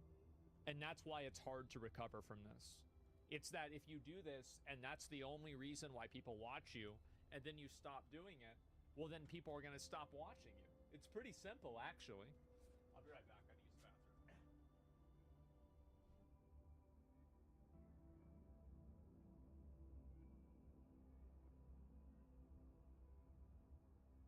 I'd start taking cold showers and I'm a Sigma. They're gonna say that, put that out online. Then a teenager is gonna see that and be like, oh shoot, maybe I should apply that to my life. Now they're trying to live like this 30-year-old rather than just trying to live their youth like any other kid. I think it's because they feel like they can't live their youth because they're isolated and alienated from people their age because they don't get along with them because they probably have some sort of like spectrum disorder. I think that's the real talk that we're missing here. That's the facts. This unsaid. It's my opinion. How could I know that? How could I possibly know that? It's a mystery. Issue here. Stressing at 14 so I can chill at 20. Yeah. They're all on Discord, There was another too. kid that actually reacted They're to all on Discord with each other, man. How to Win Friends and Influence People. My mom bought me this book. Never read it. She said you need this. You said you need to read this. Cause she saw the way that I talk to people in WoW. And she's like, you need to, this is gonna be a problem. Like, you can't. Yeah. That did this exact same thing, and I feel like the problem with this is that you're gonna burn out once you're 20 if you're stressing at 14 years old. There's no need to stress at 14 when you're living in a nice house. You gotta keep in mind, every book was written in the past. I'm trying to live in the future. I don't read no fucking books. I'm not trying to think back. I'm trying to think forward. a home gym. Like, what is there to stress about? This man is just making up stress just so he can stress at that age. Day 167 of monk mode. 14-year-old entrepreneur. Yeah. Oh, that's nasty. Oh, that's nasty. I love how whenever they cut over to their business, it's just like an open thing of a PowerPoint presentation, and there's like really nothing happening. That part is kind of funny. You know, or like, it's like, yeah, I'm on a business call, and it's like I'm on a Discord call with a person that has a you know, profile picture of Goku. Corniest thing I've ever seen. This man said school matrix. That's a fact. Most Andrew Tate coded thing But it's true though. It's 100% true. It is, bro. The school is at, like, high school is 100% the Matrix. Absolutely. I actually think that, like, if I had a kid, I would make them go to public school. Like, let's say I'm a billionaire. I would still send my kid to public school. And I would send him to, like, an average public school. Not like a rich kid's public school, but just, like, you're going to go to a working class, like, middle class high school, and you're going to learn how to deal with people. You're gonna learn how to deal with somebody who is can't really speak English that well. You're gonna learn how to deal with somebody who, you know, like, has all these different things, right? You're gonna go, yeah, you're gonna level up on a PvP server. That's right. Yep, that's a fact. The debuff, he'll lack better relations. No. I think that you'll develop better relations if you develop the ability to develop relations.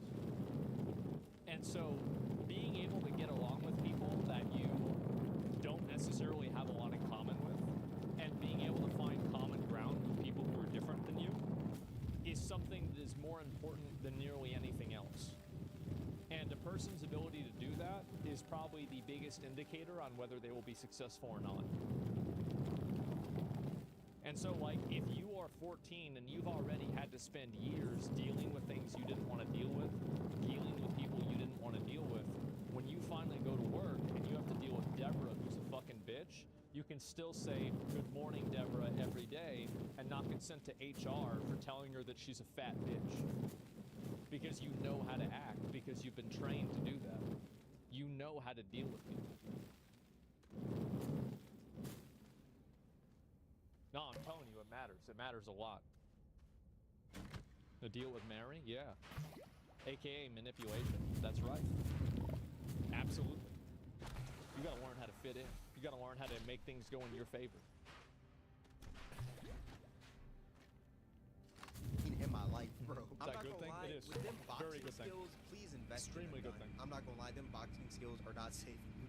Overall, this is just the byproduct of, like, hustle culture being so popular online. Everyone thinks that they need a Lambo by 16, when in reality, that's just unrealistic. Honestly, this is a bigger issue than just self-improvement or just hustle culture itself. It's more about the impact that social media has on the younger generation. And that's not even talking just these kids who are doing, like, this hustle culture thing, right? Just in general. I feel like social media has impacted the youth so much. It has. Like, if a streamer says something, a bunch of kids are gonna go out and Chad, is this real? that same thing. If a self-improvement guru says something, Drop a bunch out of of people are college. going to go out and say that same thing. If someone's I used to have some, but people always be talking about, you know, drop out of college. And I remember, like, I was in, like, high school and people were saying, like, oh, well, Bill Gates dropped out of college. And even then I was like, yeah, he dropped out of Harvard, bitch. You barely got accepted to state. You're going to, no, he didn't drop out of community college. He dropped out of Harvard. Like, influencer twerks, they're probably going to go out and twerk. Like, this pretty much just shows the impact of social media. These are just kids seeing what they see on social media and just replicating it, you know? My overall point, because I've been yapping a little bit. Remember what I said before about how I think kids shouldn't be on social media? This is another reason for that. Because it fucks kids' heads up in, like, a lot of different ways. It's not like the only vertical of that is, you know, like, underage girls getting preyed on by individuals, right? But there's like 50 other metrics as well where it happens. It's such a reality distorter. Obviously, there are some good habits that can be taught from these self-improvement / hustle culture videos, but that really isn't something that you should be worrying about when you're that young. That being said, this is gonna wrap up the video. If you guys made this far, I appreciate you. Once again, I appreciate you guys so much for 100K subscribers. This has been one of the craziest years of my life, and I appreciate every single one of y'all for making it crazier and crazier each and every day. I started this year off with like 20K subs, and now we're standing at, I think, like 120K or something like that. That's crazy. That's actually nuts, because I remember for me, whenever I started YouTube, my first year was 20,000, my second year was 100 too. I remember that very clearly. It's pretty crazy. Yeah. Once again, thank you guys, because y'all are literally insane. I've never just sat here and said that, but thank y'all. Twitch Camera WAK. Make sure to join the Discord, link in the description. If you guys enjoyed this video, then I highly recommend you guys check out my most recent video. It'll be right up here on the screen. All that being said, thank you guys for watching. It's Cameron, and I'm out. I think that a lot of those kids, like, isn't it weird, like, what I was saying about how every single one of these kids that's talking about, like, this hustle culture shit is the exact same, like, demographically. I think that's very, very interesting. That is extremely interesting. And I think that, honestly, you know, I said the reason why I think it happens. I don't really, I don't shit on the kids at all for, like, trying to get ahead or whatever. I think, obviously, like, you shouldn't care about it a lot, and, like, kids shouldn't worry themselves about this a whole lot. But at the same time, like, I think it's better that they're doing this rather than anything else, right? I feel like most kids that are working on real success keep to themselves and don't post on social media. This is mostly for attention. I think it is, too. Absolutely.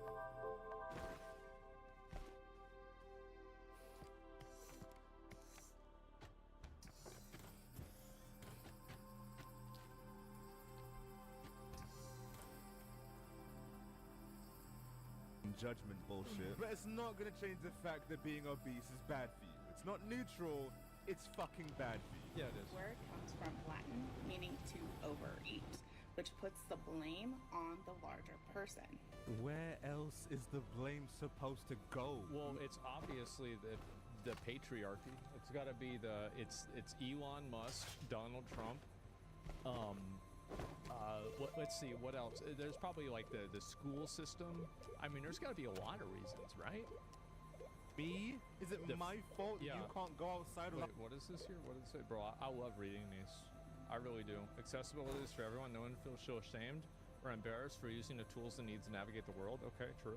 Can't go outside without... Your worth is not determined by your size or ability. You deserve to feel comfortable and confident wherever you go. Well, good for you. A fucking scooter? Or is it your fault because you refuse to eat a salad once in a while? As if food carries moral value. It doesn't, and we should stop using this word. Well, obviously it doesn't hold moral value. It's just food. The food itself isn't the problem here. The problem is when you eat 3,000 to 4,000 calories of it every day. You can change the word all you want, the problem is still gonna be there. You fucking idiot. Yeah, these are people, they change the word on it. They think it's gonna convince people it's different. I like that word. Can we change it? Mate, the word's not the What you have to understand is that if it wasn't for McDonald's, that... Well, here's what happens, right? Is like McDonald's puts out these advertisements, and they say, like, if you go to McDonald's, you're gonna get good food, and so then they have to go to McDonald's. That's what happens, yeah. So it's really not even their fault. It's like, well, why don't you get mad at McDonald's for putting out these advertisements, getting everybody to think this? Problem. The problem is that your internal organs probably look like Indian street food. They're the size of 3 people, and most of you... Well, the problem is that you want people to ignore. I don't care how big your fucking organs are. You want to be fat? Go ahead and be fat. You want to be fat as a motherfucker? Go ahead and do it. You want to do that? That sounds great. But I just do not want to fucking hear about how it's okay, about how it is normal. It's not fucking normal. You think people evolved from monkeys. Monkeys can climb a tree. Can they climb a tree? No, bro. They're a mountain. It's not going to happen. Can't even sit down in a chair. You want to change the word to round, you want it to be plus size, you want it to be fucking morbid. It doesn't make a difference because the health problems that obesity cause are still gonna be there. Oh god, these people are so brain dead. Why is it offensive to call someone fat who is fat? Hello, certified fat person here. Ah, God. You know, at this point, I can just... Sometimes you just have to look at them and you know what it's gonna be. You just, you know what it's gonna be, bro. Like, tell what kind of response I'm gonna get just from looking at them. I don't even... You know what she is? She's the target audience for Concord.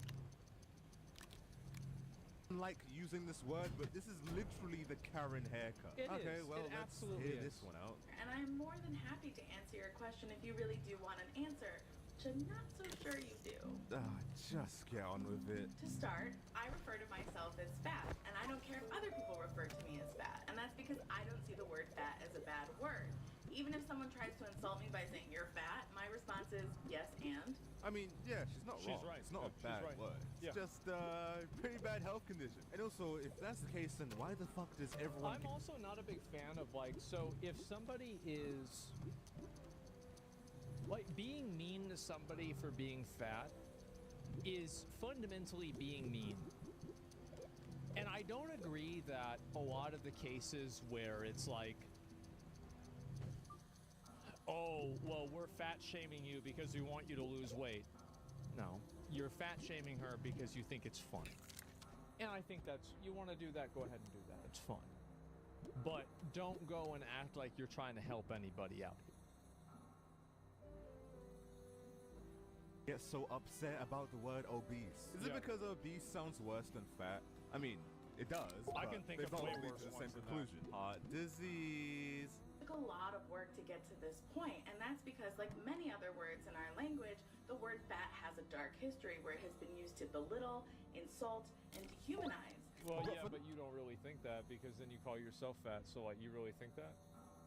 For the most part, to educate, because being fat is not a good thing. It's not a fucking body type like in a video game. No, it actually has consequences in real life. The way you talk about being fat is like it's like being short or having a big nose or having big lips or some shit like that. Those are inherent characteristics which you can't change. You are just literally killing yourself. So for a lot of people, it's very difficult to shake this history when they hear the word fat. Because it's an inherently bad thing. High blood pressure, high cholesterol, bone and joint issues, digestion issues. Do I even need to go on? And if you want the word fat to be used in the same way as skinny, thin, fit, then you need to use See, here's the thing for me is like, this is a bit of a chip on my shoulder, I'm gonna be honest, is that growing up, I was always, look at me, I'm still very, very fucking skinny, right?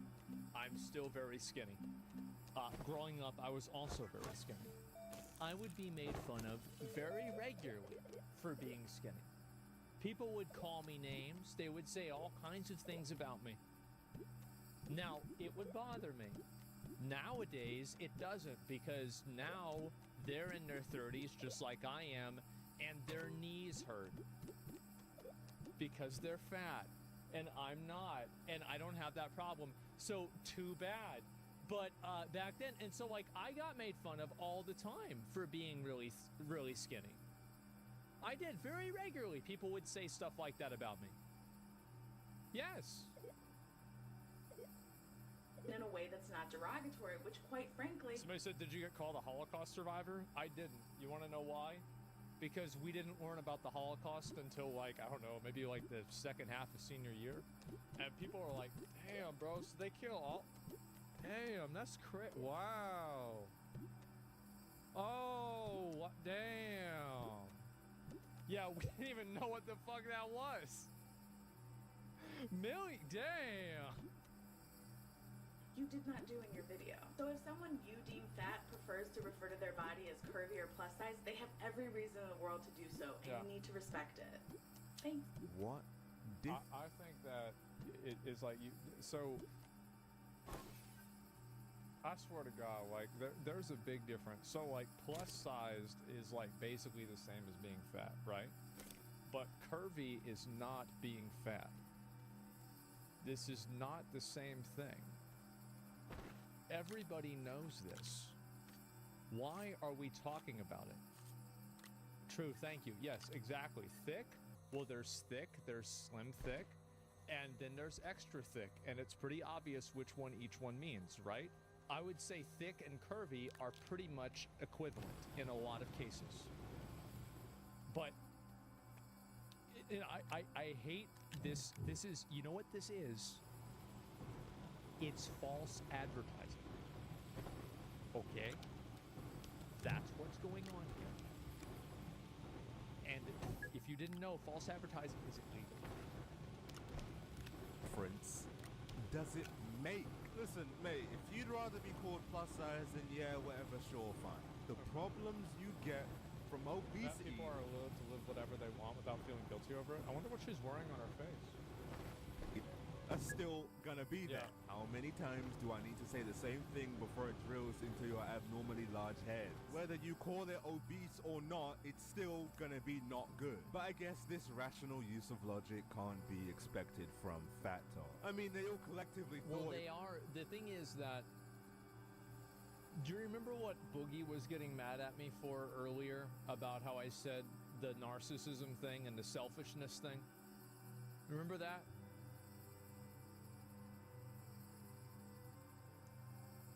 How about that?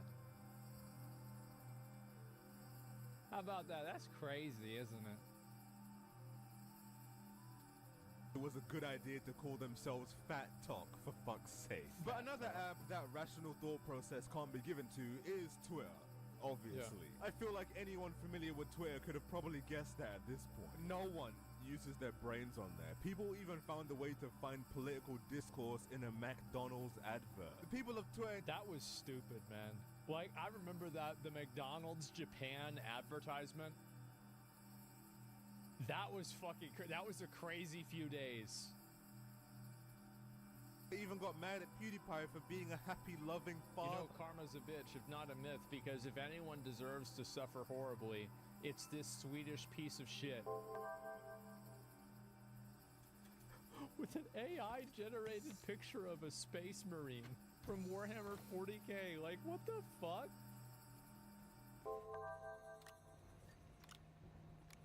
What? This app is actually hell. Like, actually fucking hell. I refuse to believe that anyone who uses this app is happy in real life. But of course, if they can make big issues... Twitter is my strongest argument for making the internet 18+. Out of literally nothing. I don't see how... What are these? I want to read this again.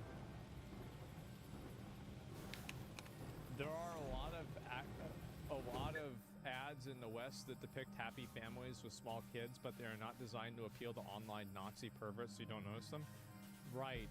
This, I can see why. I don't see that's how for any Nazis. of these are controversial by any means. But you wouldn't believe the fucking uproar when it comes to the word obese. Now, I look at dumb people all day. I look at silly people all day. And even I've got to put my hands up and say, these are some of the dumbest fucking retards on earth. Fat talk is one thing, but Twitter is another fucking planet, man. Babe, obesity is a medical slur. Love your body. If you want to exercise and eat healthier, that's great. But don't be scammed and bullied into making yourself smaller. There is nothing wrong with being fat. Well, then why didn't you post a picture of yourself as your profile picture? Why not?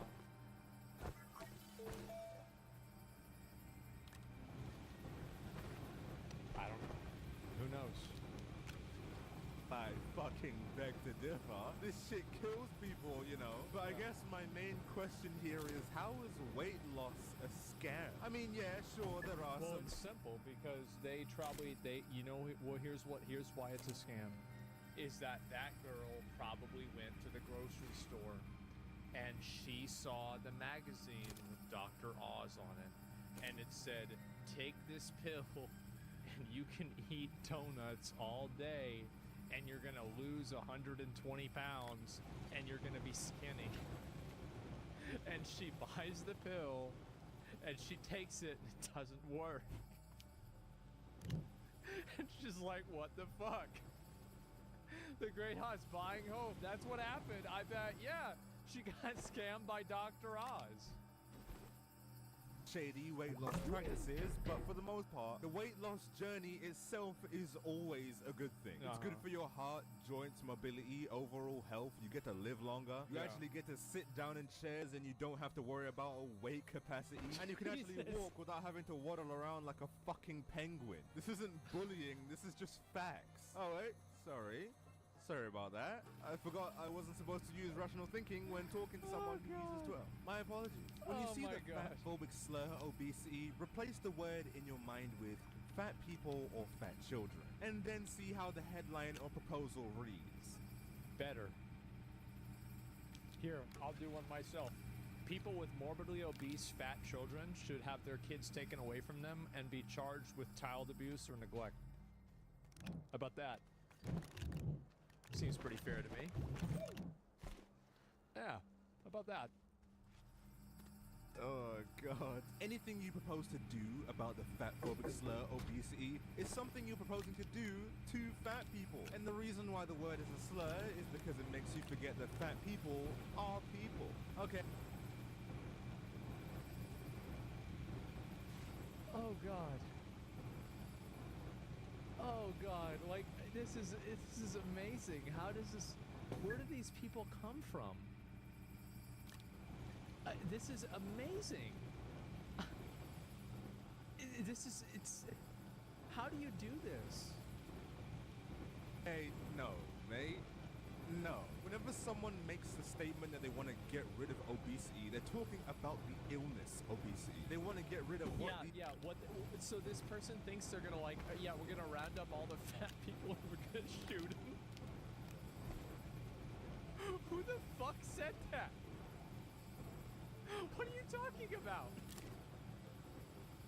These people have and not the people, because they will live a lot shorter lives if they don't get rid of it. Obesity isn't a group of people, it's a health condition. Whenever someone says I want to get rid of cancer, they're not saying they want to kill kill every kid with cancer. We're gonna we're gonna end cancer in children. We're gonna get them all together and we're gonna shoot them. There's gonna be no more kids with cancer. Who the fuck thinks like this? Everyone with cancer. They're saying they want to get rid of the illness. This is like, that's like the logic that a fucking anime protagonist has. It's like a dumber version of Thanos. Don't even try and defend the fat-phobic slur obesity by saying it's a medical term. It's a medical slur. Is that even a thing? God. Is a medical slur even real? It's either you have the condition or you don't. I don't see how that could be derogatory. It's the word doctors use to deny fat people medical care. Yeah, we know it's used in medicine, causing they're using it to... Yeah, we know.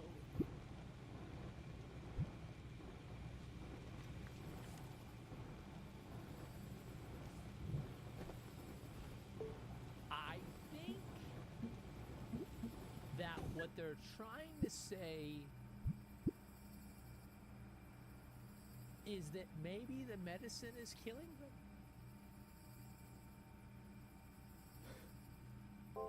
Kill us.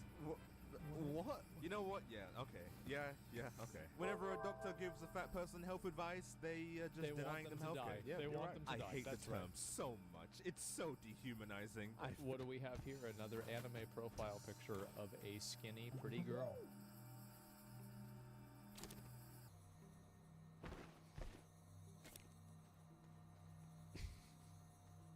It's crazy how, like, the dissonance can be right in front of you, and you can't see it. Felt like a fucking specimen when I read the note my doctor wrote for me in order to get reasonable accommodations at work. You know, just getting a little bit silly here. You can do things in your life. I don't know what they are. I don't know what they could possibly be. There are some things out there which can help you lose weight, okay? I don't know what they could possibly be, but they are out there. Nobody knows. It's an unravelable tapestry of life that nobody can even begin to understand. The human body is full of mysteries, and we've only begun to discover the surface. It's a medical mystery. It's unknowable. There's nothing that you can do. And so, if you don't like being obese, then you could maybe give it a try. Just an idea. The term obese is a slur. Violent, dehumanizing, it's anti-black. Well, it's anti-black. The only implication that you could make with that is racist. That's crazy. Wow. As a colored crayon myself, I don't see how. How can a biological health condition be racist? I am losing. It's simple. It's because that's a bad word, and the bad people have all the bad words, and so they're bad. Faith in our species. Hey skinnies, the word obesity is a fat-phobic slur. Stop interacting with posts that use it as a way to combat fatness. I fucking hate y'all for that shit. Look at this, another cute, in-shape anime girl. I wonder if she's fat. I bet she's not. If you're not fat, stay out of fat people's business. And if you disagree, literally block me. I love how, like, the idea is that, like, fat people are, like, another... It's like an interest group, right? You have, like, Asian Americans, white people, black people, and then you have fat people. It's like a protected class. Yeah, exactly. It's another species. I guess it's crazy. It's a race? Yeah. Well, it's not, but you know. Okay, well, you're gonna fucking die. See you later, bro. Calm down, calm down, calm down. It's a joke. It's a joke. Kind of. The term obese is a slur because it is used to dehumanize and harass us. It's not because our feelings are hurt by an accurate description. Well, it is, because I don't see how it could be anything else. It is an outdated term that does more harm than good. And as such, it should be eradicated. That's it. I've said it many times before, and I'll say it again. Just because you get rid of the word doesn't mean you get rid of what it actually is. The causes and effects of obesity are still going to be a thing, whether you call it... No, but like, if you think about it from their perspective, that if you stop calling people fat, maybe being fat will go away and it will become normal. Because, like, that's the way they're thinking of it. That's what it is. Why are we acting like these insane opinions to less than 0.01% population are worth talking about? So the reason why it's problematic is that these people put themselves in positions of authority, and then they use this thinking to dictate what other people can and can't say. These are the people that work at your HR office who are constantly trying to call you in, that are mad at you for making some harmless joke. These are the people who are unreasonable and they want everybody else in the world to accommodate their unreasonable behavior. So I think that's the reason why. I don't want to be told what to think by these people. They're fucking annoying. Actually true, yeah, that's the reason why. I mean, what are we even talking about? It's a loud minority. And here's the other problem, right, is that people accommodate this because they think that they're being nice. Oh yeah, let's be nice. You know what I think is also nice? I think that next time, you know, Cletus the crackhead needs another hit of heroin or fentanyl, I'm just gonna give it to him. Because, like, look, if he wants it, I'm being a nice guy. I'm just being a nice guy. I mean, there it is.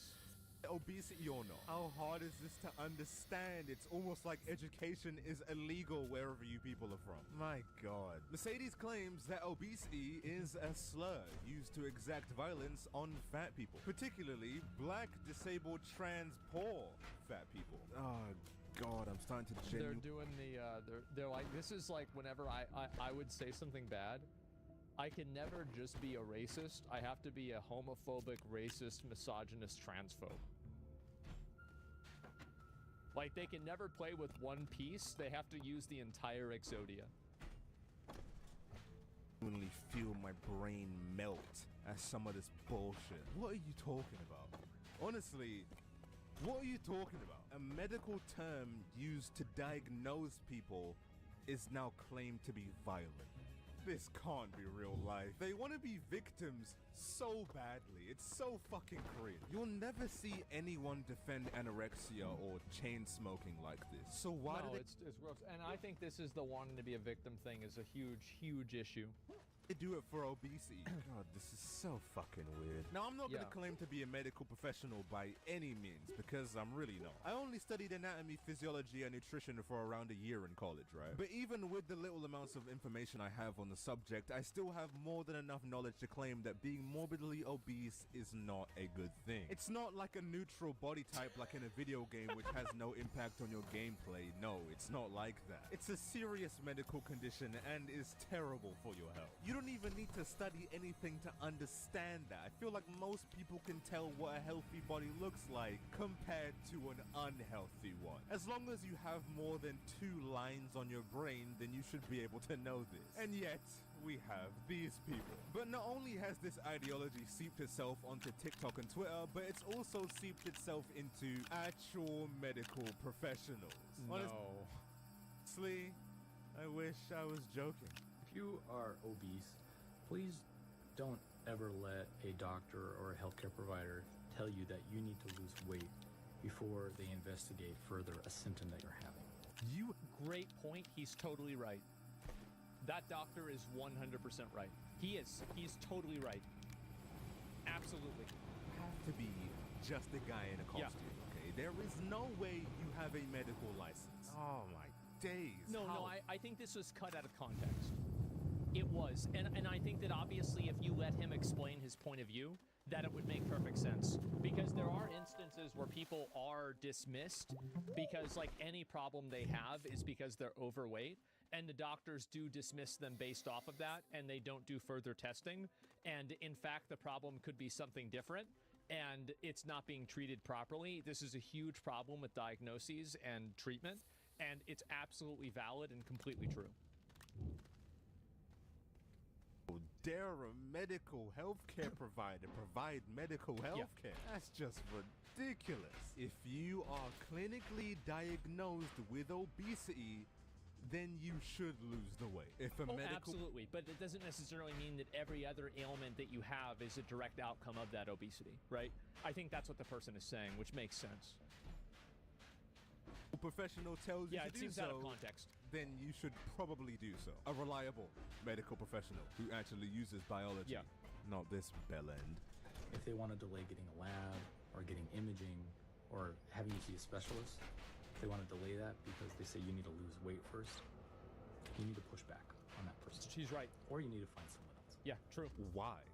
If you're obese and you're suffering from symptoms and you decide to lose the weight, there is a high possibility that those symptoms can lessen down. Making treatment... It is. There is a possibility, but the possibility is not 100%. And I think that it's high enough to where it's worth doing a test and to check and see. And a lot easier for everyone involved. Any doctor in their right state of mind would understand this. Because your health problems are not just obesity. Which is very true. Yeah, you graduated on Roblox, bro. Yeah, no, it definitely is the case. That is absolutely true. He's right. There's no fucking way you have a master's degree. This may be news. Somebody brought up a really good point in chat. They said, have you ever noticed that all the people that are promoting obesity are really young? That is interesting. Because I think that you're right. I didn't see a lot of older people that were promoting obesity. I wonder why. Maybe it's, I know why, guys. It's because older people don't use YouTube as much. To you, that must be the reason. But being fat no, that's the is reason. a health issue. For sure. And will be the cause of 99% of the problems these people have. You'd like... Not 99%, right? But like, it's like usually, this is like, for example, like COVID, right? Like COVID was a really good example of a lot of the people that got killed by COVID, they were overweight. A lot of them were, right? And it's like being fat is like it's like having 5 stacks of Sunder armor, okay? So, like, if you have 5 stacks of Sunder armor, a attack that would maybe do like 100 damage to you would now do 200 damage, right? It's like a debuff, right? In PoE, it's like now you have elemental weakness. Now you have, like reduced armor. Now you have like, damage taken increase, right? It's a debuff. And so if something hits you with that debuff on, well, now it's going to be doing enhanced damage. To believe a doctor would know this. You are allowed to have other health problems True. as well, and you deserve the respect and dignity of investigating those other symptoms as well. True. Completely agree with the guy. Totally agree with him. Yeah, but what about the main symptom that is visible? Are you serious? If this person Well, walks they're not into mutually exclusive. your office and says, "Oh, doc, my joints hurt," are you gonna say, "Oh, let me go investigate that further"? No, idiot. The problem is pretty obvious. It doesn't need much investigation. You'd like to, bro? They push her. Are you kidding me?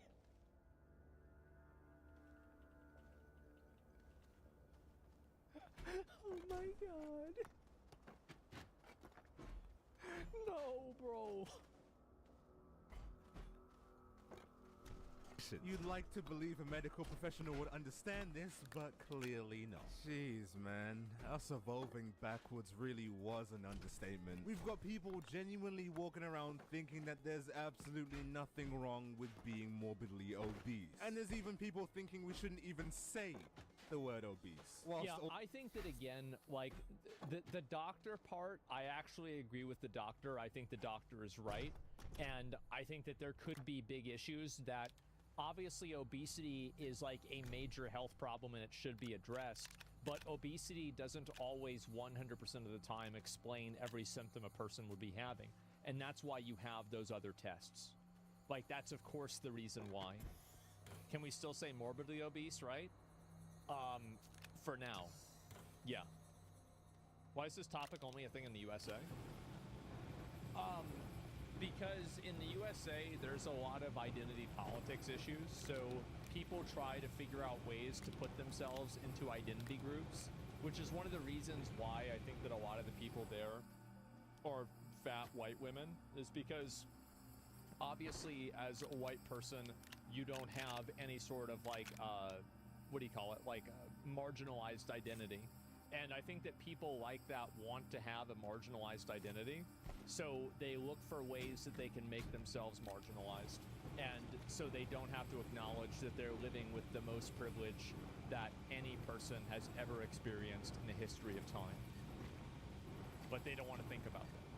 They want to find a way to victimize themselves. So that's the reason why it happens.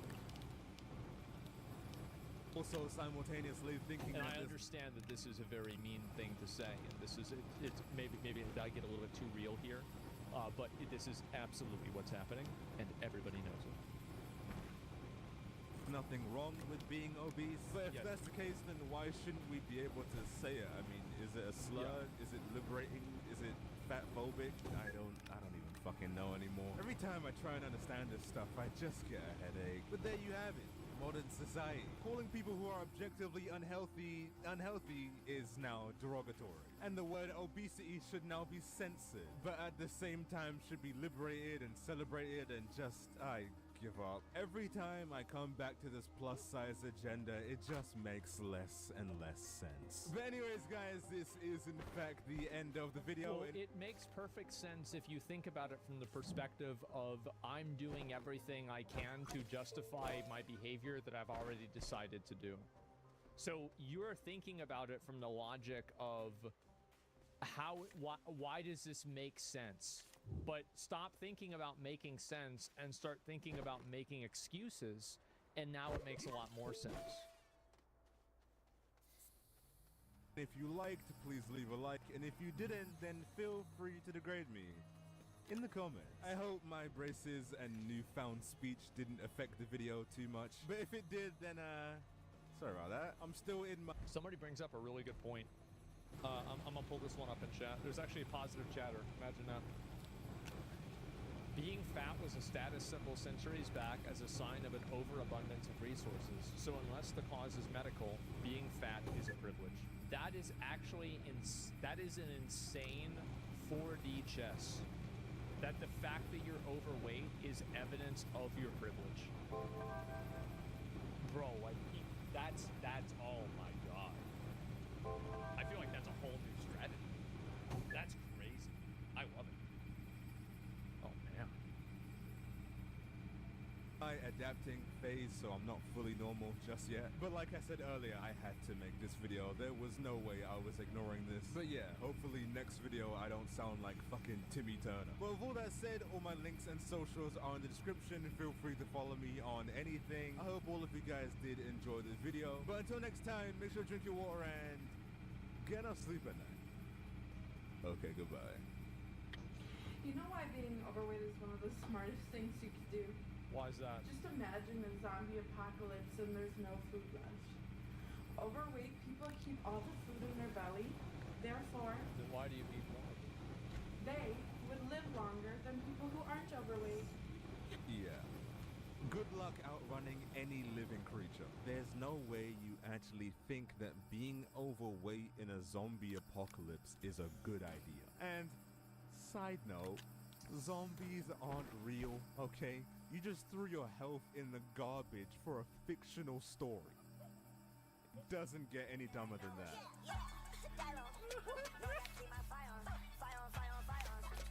Oh god. Ain't that something, man? That's crazy. Why are you thinking about zombies, bro? Like, she being fat thinking about zombies. Rule number 1 of Zombieland cardio. I remember that. I watched this in movie. I watched that in movie theaters. You don't understand how far the rabbit hole goes. Some fat people think that getting rid of obesity kills fat culture, and they call it a fat genocide. A fat genocide.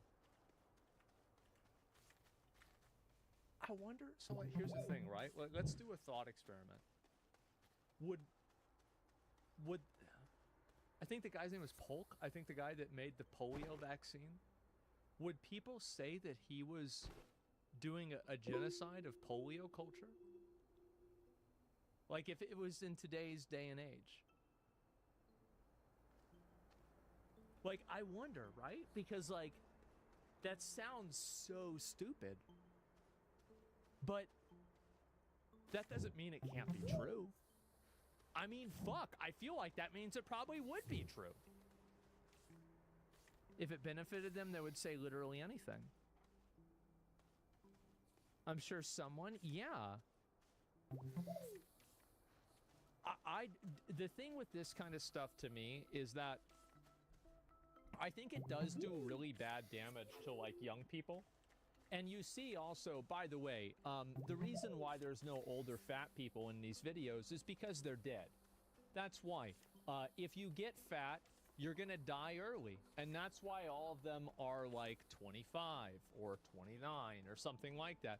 It's because they usually pop off at about, like, 40 to 50 or so. And then, that's just the way things go.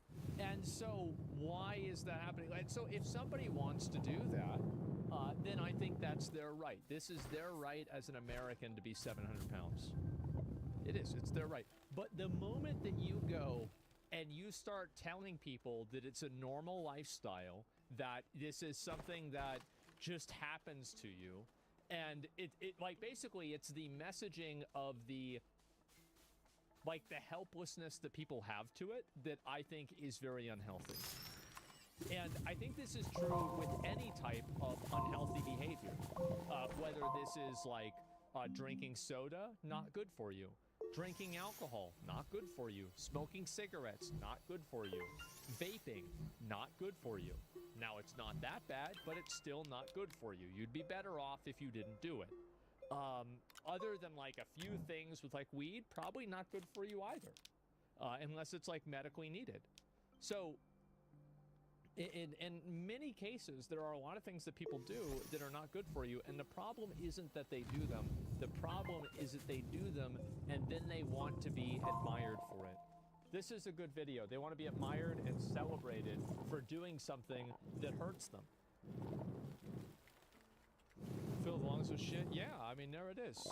You gotta look up the plus stores in Asia. They got no chill. I saw it, man. Yeah, I did see that. Anything inhaled besides oxygen is harmful? Yeah, I guess so. Try and analyze stupid. Well, it's about, and again, also, it's just narcissistic people that are looking for reasons to justify their bad behavior and make other people sorry for it.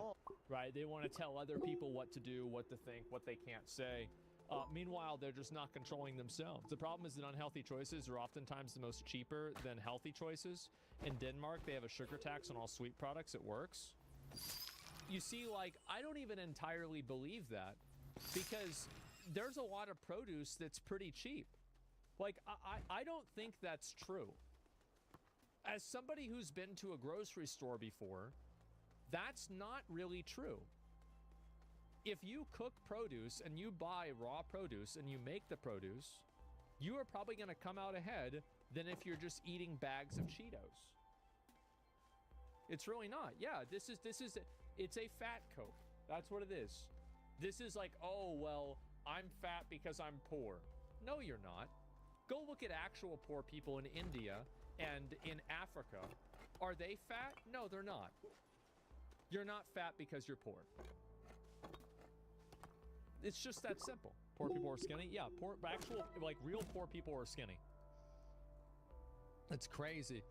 Getting to the produce, though, urban areas do not have grocery stores. Is the cost of quality of food, poverty, and obesity are correlated? Yeah, of course they are. But you know what else is correlated? Education and obesity, I bet. I bet there's a lot of dumb people because they're not educating themselves. They're dumb as fuck, and they don't know what the hell is going on. It is, yeah. I mean, what the fuck are you talking about? Poverty and obesity? Yeah, of fucking course. But just because it's correlated, like, have you ever thought that maybe these same bad decision-making pattern that caused somebody to get fat would also cause them to be poor? Like, I don't know. I feel like that kind of makes a lot of sense. Also, again, a lot of times being overweight is probably it's people that are willing to do things that are self-indulgent. And guess what? You do that if you're trying to make money, and it's not too good. That's what I think.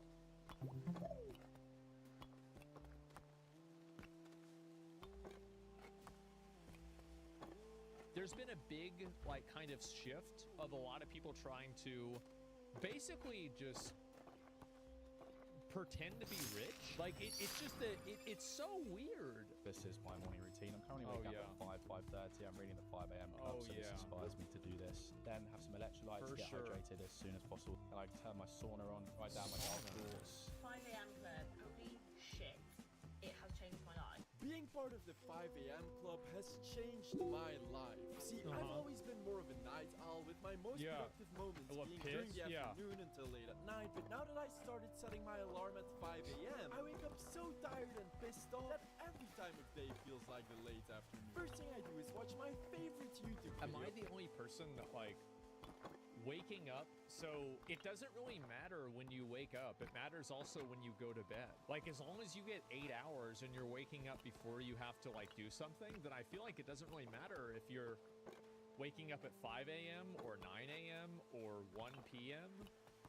It shouldn't matter at all. Like, this is it's like such a weird flex about how early you wake up in the day. What the fuck? While talking with the voices in my head that came from sleep deprivation, then by 6:30, after my second alarm, since I fell asleep again, I finally gathered the strength to stop snoozing and get coffee brewing. At 7, my brain is finally able to process information, so I start watching my favorite influencer. There you go. Wait a second. That clock says 7:15. You're telling me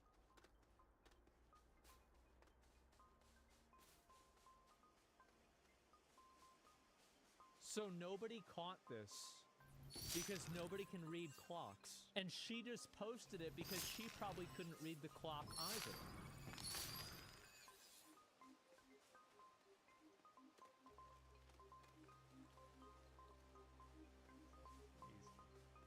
Absolutely crazy. Wow. You're telling me influencer number 12,752 is lying to me? Imagine that. What the? Hey, my bowl of cereal.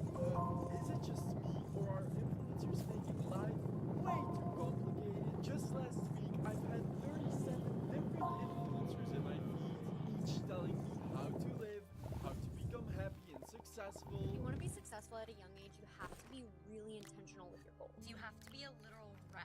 You have to be a bitch. You're only depressed when you have time to be depressed. I know if I'm the only one, but while at first constantly being exposed... Oh my god.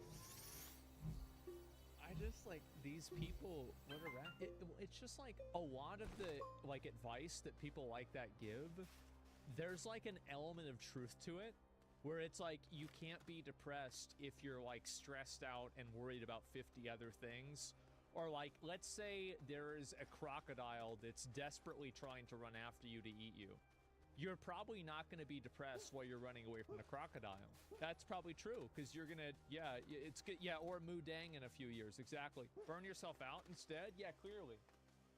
To people who are seemingly more successful than I am, telling me what to do was at first just making me feel bad about my own shortcomings. Right. It's now getting to a point that it's just driving me insane. With all their different rules and all their different lifestyles, most of them conflict. Why you should work night shift? Why tell my patients if they work night shifts, they're increased risk of psoriasis? Oh God. Thing with one another, but you still need to implement all of them. Otherwise, you'll go through life feeling miserable, according to them. You're only depressed when you have time to be depressed. But honestly, their lifestyle tips are just getting stupid. I never do dishes. Why would I waste my time cleaning dishes? Overconsumption is no, bro. This guy is he is like just the way he's talking. I think that he's farming. I do. I think he's farming. There's not like, yeah, that's not. It gets you. I think he's just bullshitting because that's clearly a dish you're gonna have to wash. Like, and also, by the way, I do the same thing. I only use paper plates and plastic forks. Cleaning dishes. Overconsumption is not at all problematic and will make you happy, so... Overconsumption core? I love how, like, I guess it's like a Gen Z thing or like a younger millennial thing, where it's like now what we're gonna do is we're going to create new vocabulary that makes the retarded mental disorders that we have seem like they're cool, quirky personality traits. So instead of being addicted to shopping or being bad with money, now I'm overconsumption core. You know, like now I'm not hoarding. Yeah, like it's just it's so fucking annoying.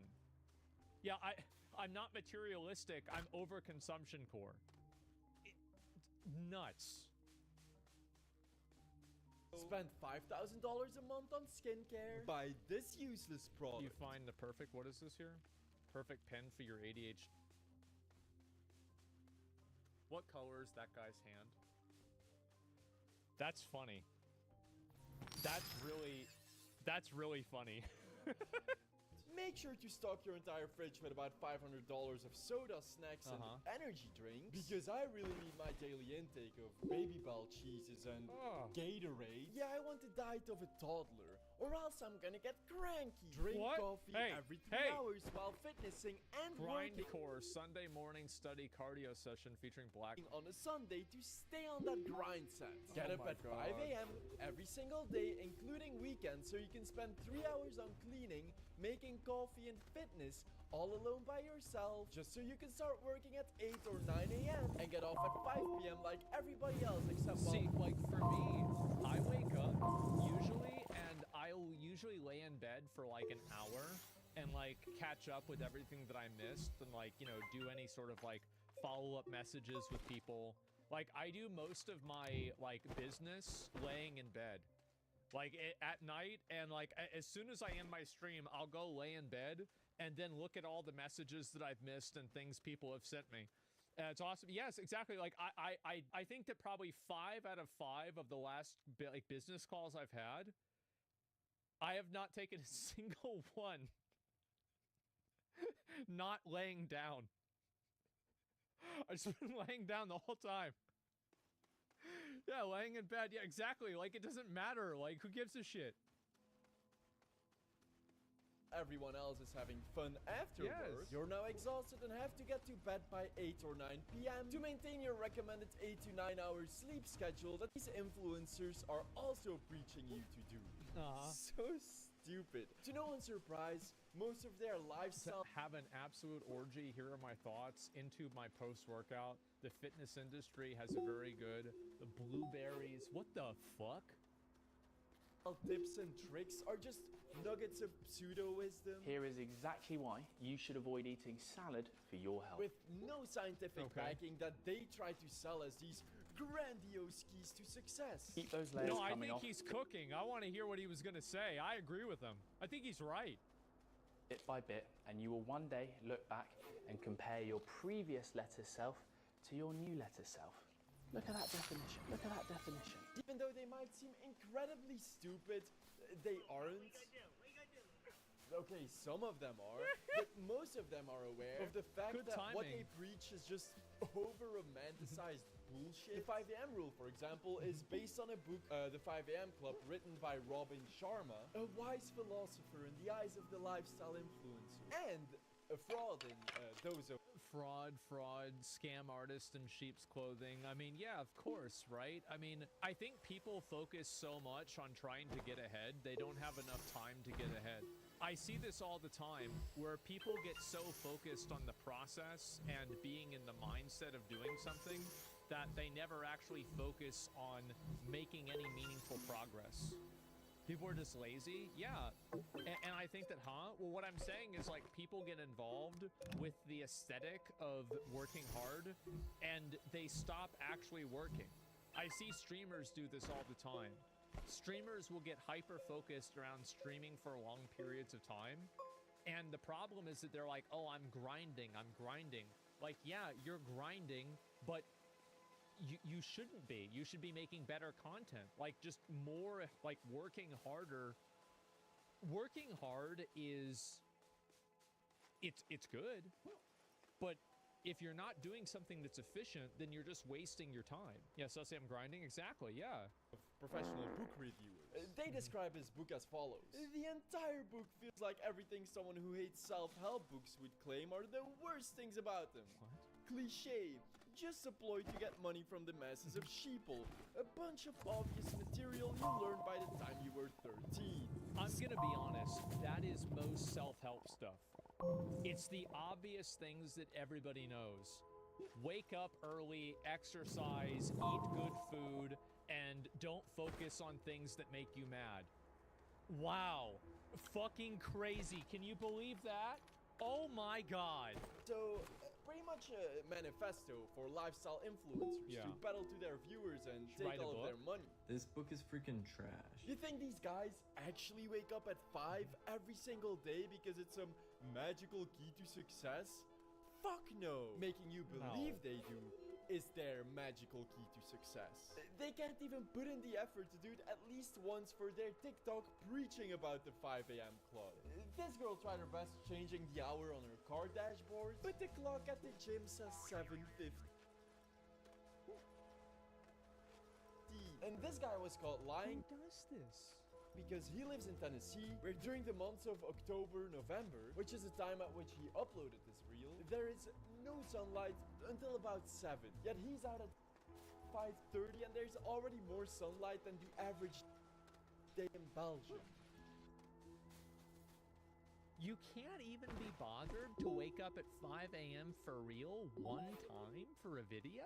Why? Why? Just do it one time and say you do it every day. Like, I mean, you can't even do it once? Like, I easily could assume, like, okay, they do it one day and then they record the video and they say I do this every day, but they don't actually do it every day. These people don't even do it the first time. He looked dead in the camera. It's just like they can go to bed earlier. It's one day. It's a scam. What time do you wake up? I usually wake up at 10 to 11, and I usually go to bed around 2 to 3, something like that. That's me, for the most part. Then have some electrolytes, get hydrated as soon as possible. This has been a game changer for me. Gee, he's really hammering down on those electrolytes. Oh, wow. Might it be because he's secretly sponsored by them? Which brings me to the reason that I wanted to make this video. It's just about making money. Like, you want to know the real way that a lot of the self-help gurus make money? By being self-help gurus. They're like, yeah, let me show you how to be a millionaire. And it's like, buy my course. And where do they make all their money? Selling courses. Like, what is this? Of lifestyle influencers that made their entire career on nothing but lies and fake wealth is insane. Which I wouldn't care about if they weren't purposefully, directly, and negatively manipulated. I mean, well, they make people feel like they're inferior and that they're not doing enough with their life. And I think that there's like a big focus now, like culturally, on FOMO, like people that are constantly afraid of missing out on this or that thing. And so everything is built around that. So you have these people that are selling and kind of like playing into this like fixation around trying to live your life in the most like optimized way. And I think that at a certain point, you're just like, you optimize out the human experience of life. And I find it to be like there's no mindfulness, there's no you know, like living with yourself, there's no calm, there's just you being hyper fixated around doing the next thing. It's not demure at all, okay? Yes, very true. American Psycho Core, yeah. Min-maxing it? Yeah, you're min-maxing life, exactly, and it's too much, man. Influencing people with their lives. Because their success is built on their viewers feeling unfulfilled in life and idolizing them. And they lie about everything. I have been paralyzed trying to find or looking at furniture for the new house. We are going back to... Man, that sucks. Wow. Florida. God, what the fuck are my kids doing? Hold on. I want to make sure when we're there, well, let's be honest, I need a living room TV, master bedroom, kids' rooms, because you ain't talking to me. Like, I don't know. Go to your room. I just bought 3 washers and dryers yesterday, because we, at this house, there's a lot of shit to do. Oh, man. Moving...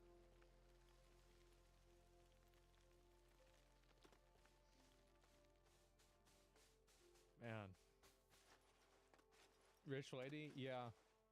And you can see the husband's probably not even at the house. It's a smart guy. 3 washers. Jesus, what a waste of fucking money. What a massive waste of money. From my first mansion into my working? second... Yeah, he's working to pay for the 4th washer. ...mansion without having to sell my first one is so stressful. I had to open my laptop. And here's the other thing is that, like, all this stuff that she's talking about, like, each TV, like, I know what a new TV costs. It's usually about, like, $2 grand, right? Like, a good one, a really good TV. So, like, this is $12,000, a good washer and dryer combo. Like, I think whenever I bought them, it's about $1,000. So it's probably, like, you know, a little bit more. 2,000, what the fuck? This is a good one, right? 2 grand? I know, I'm talking like a good TV. Like a good TV. Like, do you think this woman's buying the, you know, fucking, the like, knockoff brand? No, she's buying the Samsung OLED 65-inch smart TV, okay? With her husband's credit card. So, yes, it's gonna be a $2,000 TV. So, anyway, like, all of this money that you're putting together, this is like $20,000. And it's like, yeah, that's a lot of money, but who the fuck brags about being able to spend $20,000? Because, like, think about people that, like, actually make a lot of money. Is this really impressive that you spent $20,000? It's rich people? It's not, though. It's like people that are, like, upper middle class that have a lot of money to spend on stupid shit. People that are fake rich? Yes. Up and order 6 TVs and 3 dryers because our new house is just so big. Oh wait, no. Even this completely out of touch story, devoid of any relatability, is actually just a pity ad for the 3 washers and dryers she bought. Yeah, 15. Yeah. Yep, there it is. And while I'm aware that many... Wait, so it was just an ad? How do you know it's an ad? Story, devoid of any relatability, is actually just a pity ad. Yeah, it's an affiliate link code. I'm pretty sure it is. Because if you look at this, this is, like, the way this is formatted, this seems like an affiliate link. It's a referral code? Yeah, so she gets a like... Because this is what a lot of I think this is like really kind of a sad thing that like a lot of women do, is that they'll look at like a woman like that and they'll be like, oh, she has the perfect life, right? She's rich, she's attractive, she has kids and everything. And so they'll try to buy and live the way that she lives and buys things. And so, yeah, it actually is very, very common. For the 3 washers and dryers she bought. And while I'm aware that many influencers seem as if they're this successful or rich, most of them simply aren't. These guys don't own a private jet. Well, it's also like, here's another big factor. I've seen like these videos where like a guy will come up to a dude that's on like a private jet and he'll be like, you know, how did you make your money? And this guy's wearing like an Arizona State t-shirt and like Nike like basketball shorts, and he pulled up on like, you know, his like Honda Civic or something like that. It's like the people that actually own private jets aren't wasting their money on this shit. Like, they don't need to show off with like a handbag because they have a private fucking jet and like probably a company they own. It's just so weird. Like, and this is, I think it's like what's kind of sad about it is that a lot of these like kind of like brands like the, you know, like Gucci and stuff like that, they really only work for flexing on like other people that are also kind of dumb with money. Like, you're not gonna wear a Gucci bag to like some actual like, you know, think about a like any sort of like, I'm trying to think of a good example, like a networking event for venture capitalists, right? People that actually make a lot of money. Do you think any of them are really gonna be impressed by the fact that you have a Gucci bag? No. Nobody's going to care. No, nobody's gonna give a shit. So it's just only something to impress like people that are broke. Rent a photo studio for $75 an hour with a group of 10 with free parking. That's why more and more of these private jet photo studios are. This is nuts. You can rent a private grounded jet, just take Instagram photos in it. Who does this? Oh my god. So they can pretend they own one and make you feel bad in the process for actually having your life together. Because where's your private jet, broke boy? Everything to desperately maintain this facade of success, to keep flexing on their viewers like insecure douchebags, so that their it's also not very, it's not smart to even do that. The only people that need private jets are like a handful of guys that need to go around and do business deals, or like if you're a pop star like Taylor Swift needs a private jet. Like, most normal people don't need private jets. Like, it's not, you don't need this. Yeah, a politician needs it. It's not point, there's like no point to it. Will keep idolizing them and do whatever they tell them to do, and they can squeeze as much money as possible out of them. And I'm not only talking about the alpha male grindset douchefluencers that we already knew were full of BS. There's so many lying authentic influencers, each with fake wealth, that the term empty what is this here? Influencers are no influences.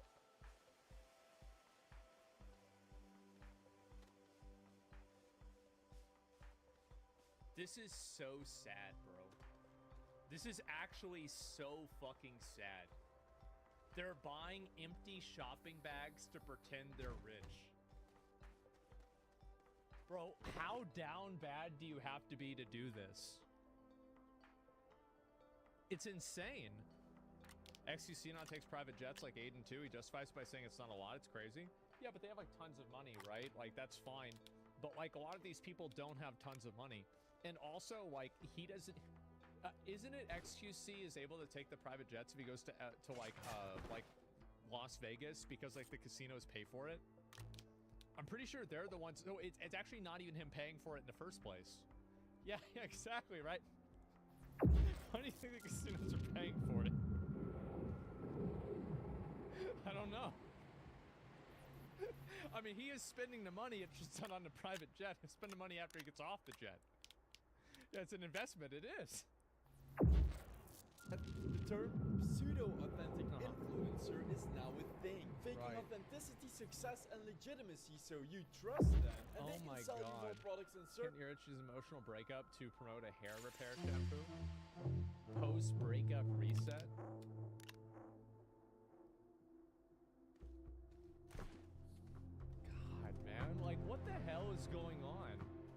do people buy into this? It's amazing. I'm like shocked. Services that they don't use, and you don't need. This influencer with 1.1 million That's a followers lot. took a picture in front of an empty seat in business class with ads, and then had to sit on her egg. I'm gonna be honest. Anytime that I see a girl in a private jet, I assume that the reason why, especially if it's a pretty girl like this, I assume the reason why is some rich guy is flying her out somewhere to fuck her. Every single time. So it's like, I mean, and by the way, this is not really impressive to me. Economy class, like the rest of us peasants. You know, there's traveling influencers preaching that you'll achieve happiness by spending. Hashtag ad, never give up on your dreams to see the world. The first one. These videos are seriously getting on my nerves. Not everyone can afford to travel. We're barely surviving with this pandemic. Shit. Oh my god, no wonder people want communism. They get to watch these fake fucks fly around on fake jets. It's so fucking pathetic. How does anybody buy into this? Yeah, of course they want, bro, they want a revolution. They're fake it till you make it? I guess so. Your entire life savings on vacation. Yeah, you don't really live a life of Read the room, mates. Only if you can afford it. Tell me you have money without telling me. Jesus, man. People are fucking mad. And these are all from 2021 comments, too. Traveling, usually they'll go on like a single vacation paid by some resort or company in exchange for advertising, and then take hundreds of pictures. This is what happens. It happens a lot with South Korea. So, South Korean companies, a lot of them will pay for content creators to go there. And this is true for like plastic surgery. And it's also true for like other types of like advertising. It's an advertisement. And what's funny about this is that a lot of these influencers are exactly what that's what they are. They're influencing people. Like, and people think that there's like some sort of like greater degree of connection between a person making an advertisement for you and a marketing company making an advertisement for you. You're both being advertised to. That's it. And some people are just like, I feel like Hong Kong, there's no difference. There's not really, right? Have you been invited? I've had a lot of opportunities to travel and have everything paid for multiple things, like domestic and international. I don't really like doing it. I don't like traveling a whole lot. And like what I really like doing is I like working. I like doing my stream. And I would be willing to travel if I thought it was something that was very beneficial for me. But personally, it's not something that I enjoy on a general level, right? Outfits with backgrounds that could literally be the backdrop of any vacation destination in the world. And then they'll post a few pictures every few weeks with different light-about locations added to those posts. 11 ways luxury influencers lie to their followers. Yes, thank God. Or, you know, you could just Photoshop your travel pics like this influencer. Who died? What? Like 570,000 followers. Jesus. Here you have her with the beautiful skyline of New York, except it's missing an entire skyscraper. And hey, at least the Twin Towers aren't in the photo. And unless she has learned a way to not just influence her viewers, but also that'd be a good one. A window reflection should reflect the side of your body facing it, not your back facing away from it. They just took another version. Here she's at the Taj Mahal with her shadow apparently allergic to water. Her dress and handbag vaporizing in thin air, stone grooves extending into the pool, and Photoshop birds on top of it all.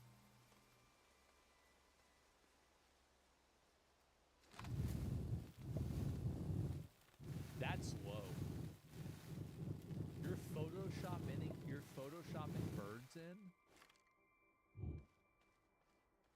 That's like, that is fucking shameless. Who does this? I mean, honestly, these trees look kind of weird. But this one looks even weirder because it's growing out of her head. What and the don't get me started on those Dubai influencers. I don't want to see a big shot.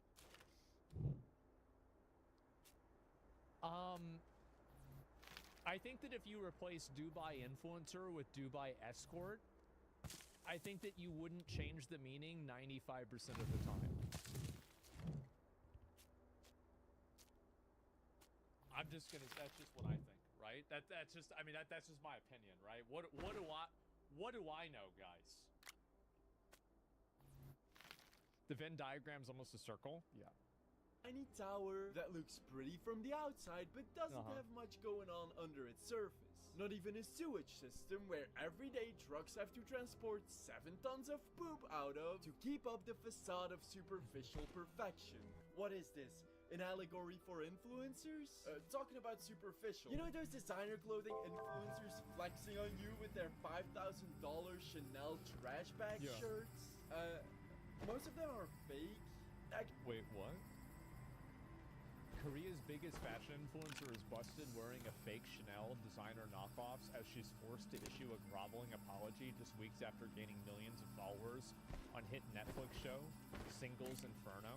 Oh, that's like a Korean like fucking dating show, right? It's you can't even spend like you know what? Bro, Netflix? Like they need to pay this girl more money. If this is a really, like, I know about this show. It's a Korean dating show. I know about it. I should not be the target audience for this. I know about the show. You're telling me you can't even give this girl $5 grand? What the fuck are they paying him over there? That's not even fair. Actually, some influencers are so infamous for using fake designer merch to seem more successful than they actually are that they are now being paid by companies to promote illegal knockoffs to their viewers. You know what?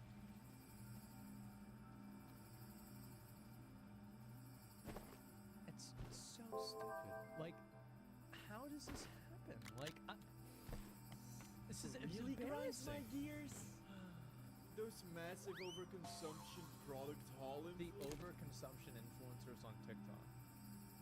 Influencers will unpack like a month's salary worth of clothes in one 20-second TikTok. Okay, to be fair, when I had my girlfriend and my mom both living at my house, they could have stacked up this much shit in a week. Like, I don't know, like, I don't even know how that would happen.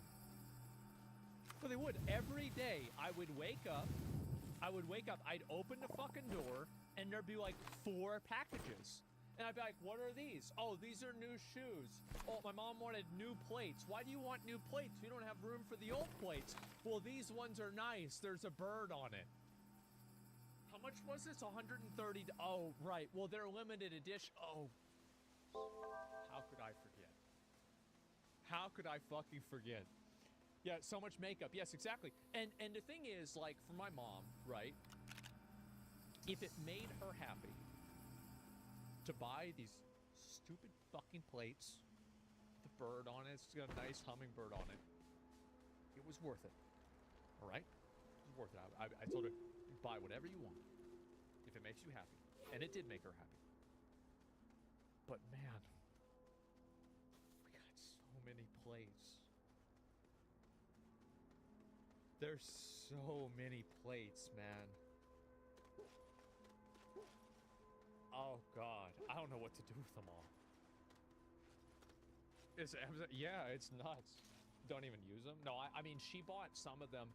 And then, oh, by the way, then after she ran out of room to buy them for herself, then she started buying them for my friends. And she would buy other stuff for my friends too. So there would always be something that she was spending my fucking money on.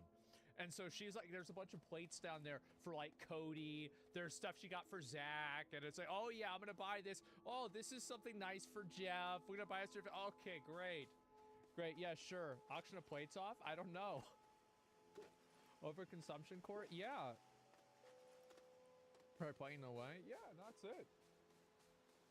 then did the exact same thing 2 weeks later, acting as if their TikToks aren't the content creation pollution equivalent to Taylor Swift's private jet usage.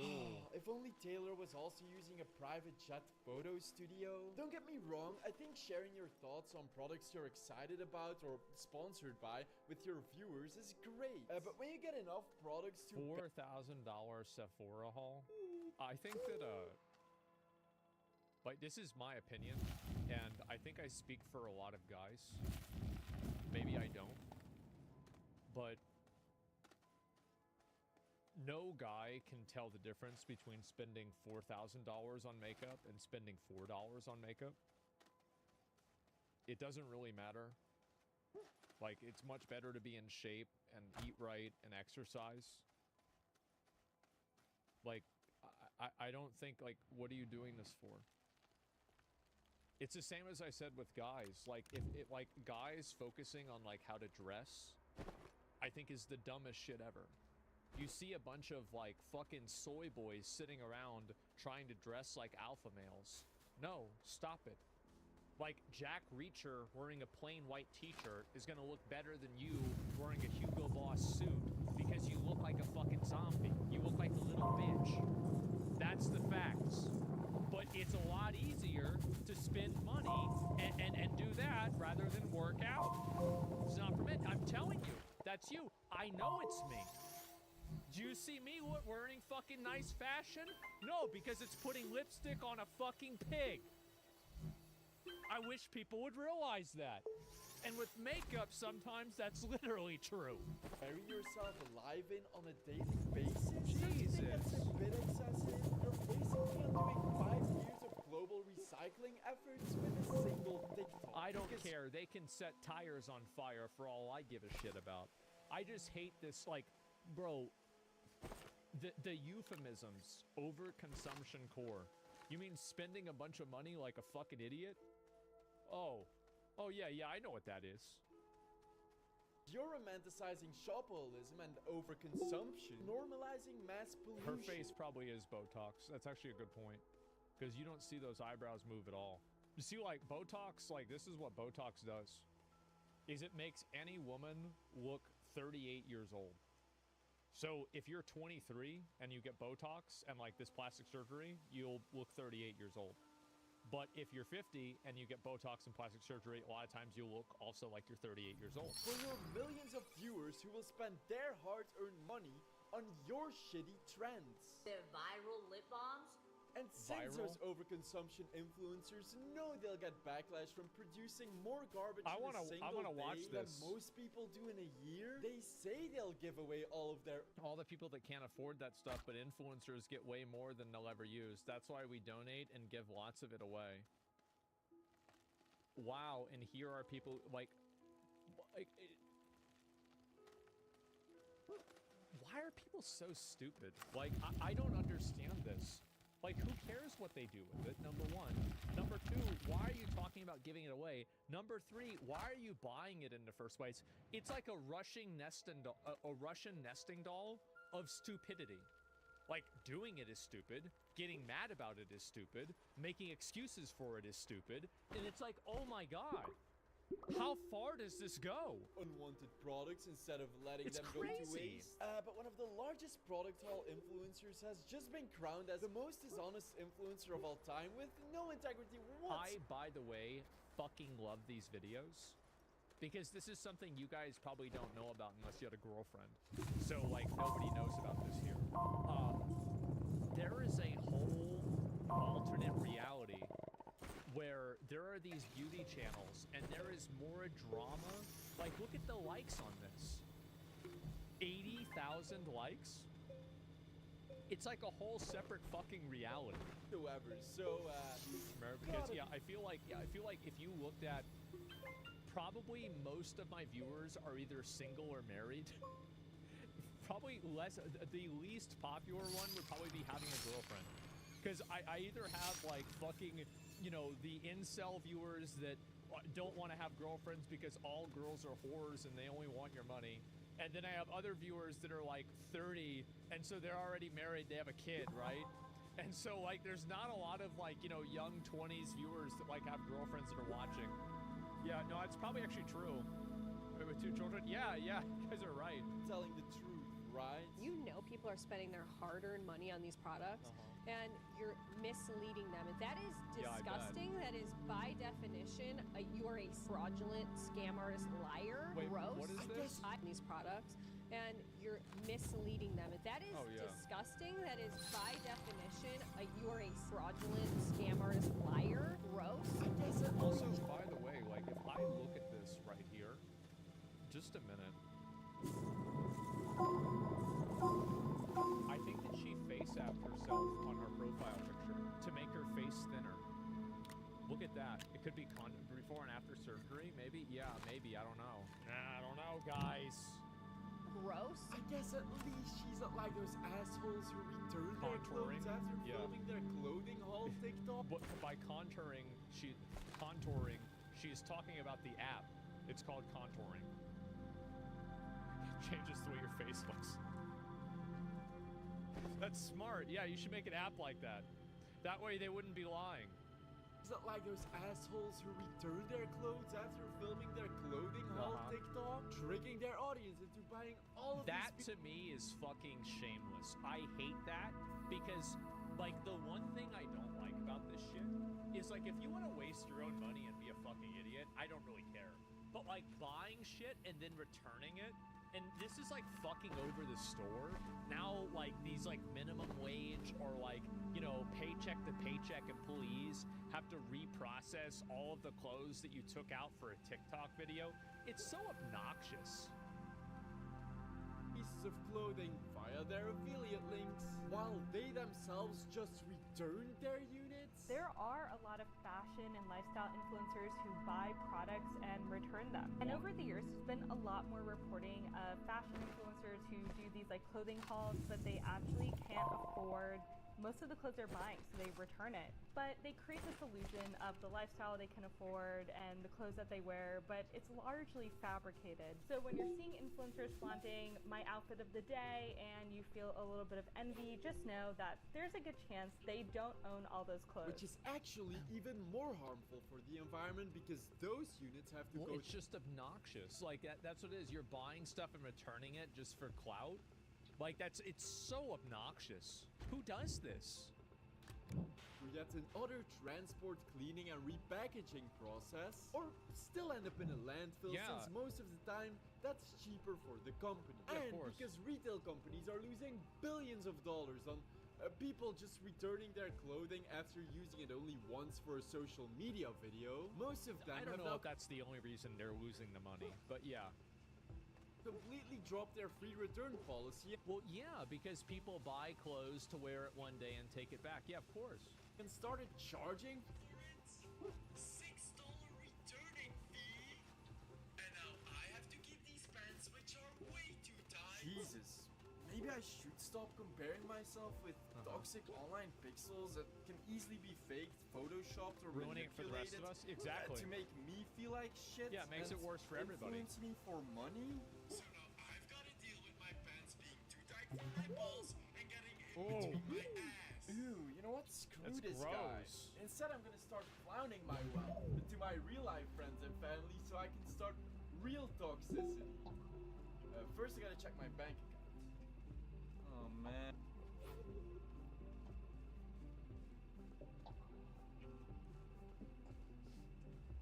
This was me IRL for like 3 years. Yeah. And maybe I should brag with my subscriber Probably for like 5 years. I gotta reach 1 million subscribers before I can become a pretentious, braggy douche tuber. So if you enjoyed this video, please watch some of my other videos, subscribe to my channel, and follow me on my socials in the description to become part of my cereal bowl, so we can become the largest cereal bowl on YouTube, and I can absorb all of your fibers and nutrients. This is one. What's up, everybody? Okay. Got it.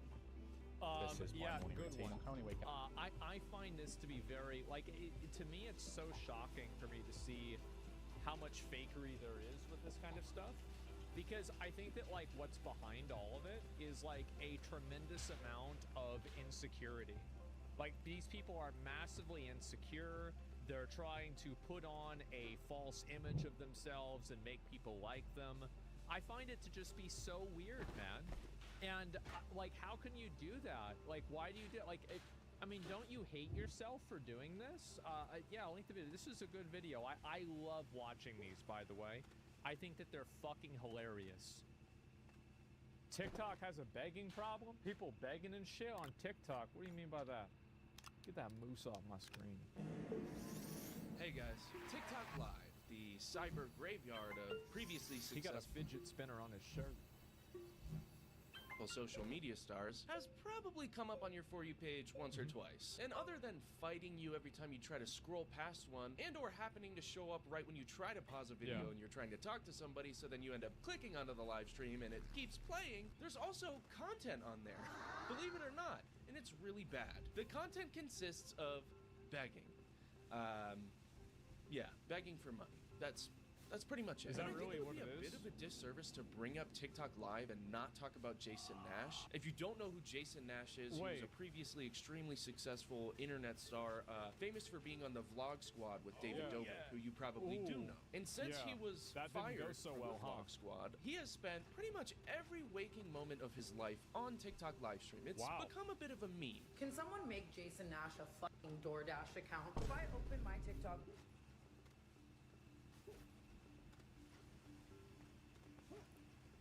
That's fucked up. One more time to seeing him begging for roses on my Live For You page. I'm calling CPS. So just for the sake of continuity, just to bring up the TikTok Live OGs, the blueprint, I'm going to show you some of Jason Nash's live. I've compiled a lot of clips here, a lot of different random stuff, mostly things I just happened upon, and some things I actually went out of my way to look for. So we're just going to go through all of it, starting with Jason Nash. So before I even had this idea for a YouTube video, I happened to scroll across a Jason Nash live stream, and I almost went right past it until I noticed he was battling somebody who looks like they are fucking blasted. Oh, nice. It's like if you put E-Rob and Greek together. This dude is out of this world right now. This dude is on the moon, man. Look at him, dude. He can't even blink. He can't even open his eyes if he tried. Meanwhile, Jason Nash is sitting right next to him with his Hawaiian shirt on, just begging for gifts. Double chat, go, go, go, go, go. The entirety of this 2 minutes of screen recording. No, is he live right now? He's live right now. Chicken. He's live at this exact very moment. He has 23 million followers. Yeah, he probably just got on. Oh my God. No, he's not even wrong. How can you see how many viewers there are?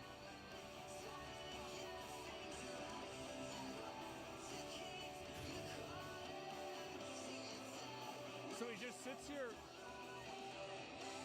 Top left. Camera. 100. Angela says Kanzra. Jess says camera. He got 100 viewers?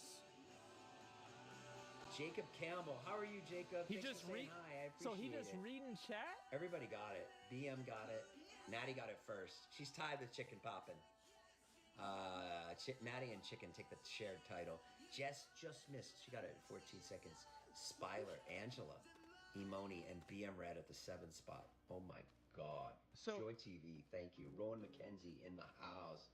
There's Joy TV. He was MVP last game. Wait, he is actually just talking about money for us today. Twisted Circuit is here. All right, here we go. Let's see what we can do. He's actually just talking about money. Ooh. Here's Thunder. Oh, they got 3 roses. Oh.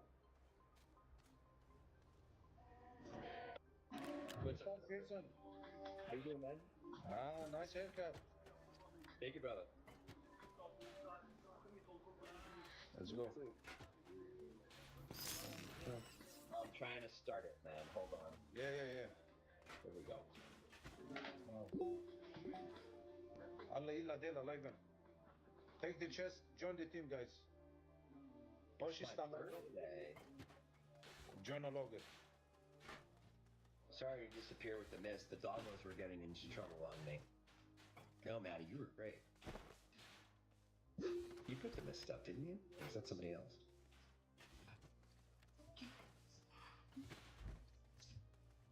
Baldy? I don't know what that is. Thanks for that. Oh shit!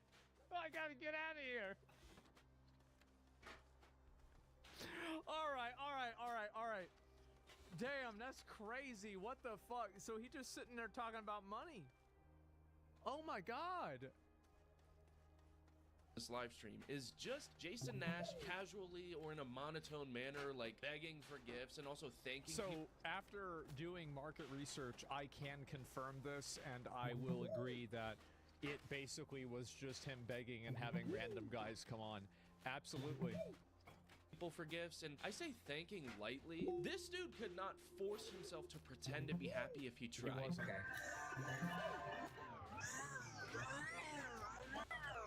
Homebody, jumping in. Thank you, Homebody. Homebody, thanks for the gift. Peasant, like, it is the most sad live stream you can ever watch. He has nothing to say. All he ever says is either people's names who have gifted, the gift they send, or the gift he wants. There is no... He's actually right. It's actually true. Yes, he's right. I can't believe this. Oh my substance to these live streams. Aiden Largy is here. Mofongo, if you're here, put the mist up at 30, okay? What up, Owie the guy? I also like that the dude he's battling, who is going through something right now. I don't know what's going on with him. I hope he's okay. He's like on the other. This guy is drunk and high on TikTok Live with this random dude while he's got his girlfriend muted in the background. He's off the map, bro. Yeah.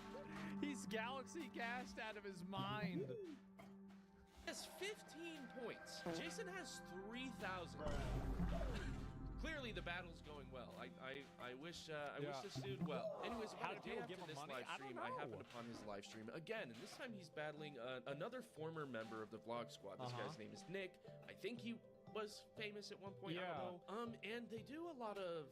Is this like is this like purgatory for previously famous internet content creators or celebrities, where like they have to go into? This is like, you know, when Dante gets taken down, and it's like where it's like the first circle of hell. Is that it? Where like all the people that like didn't know about God.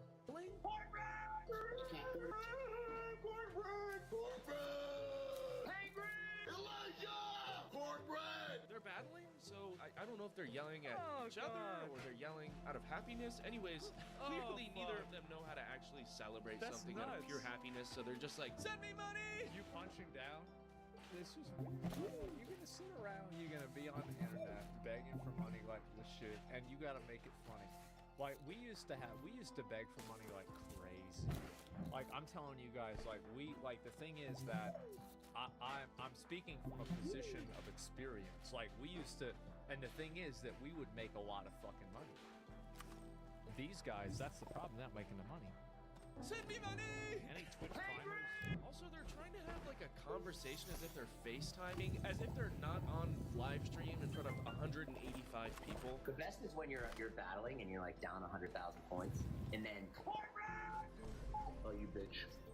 And then like, dude, just FaceTime each other. You guys don't need to be live to do this. I know you need that money. I know you need the money. I know that's all they're doing. But like, come on. And then that same person who just gave you 100,000 points comes over and plays against themselves. That's like, what? You ever had that? The guy just goes...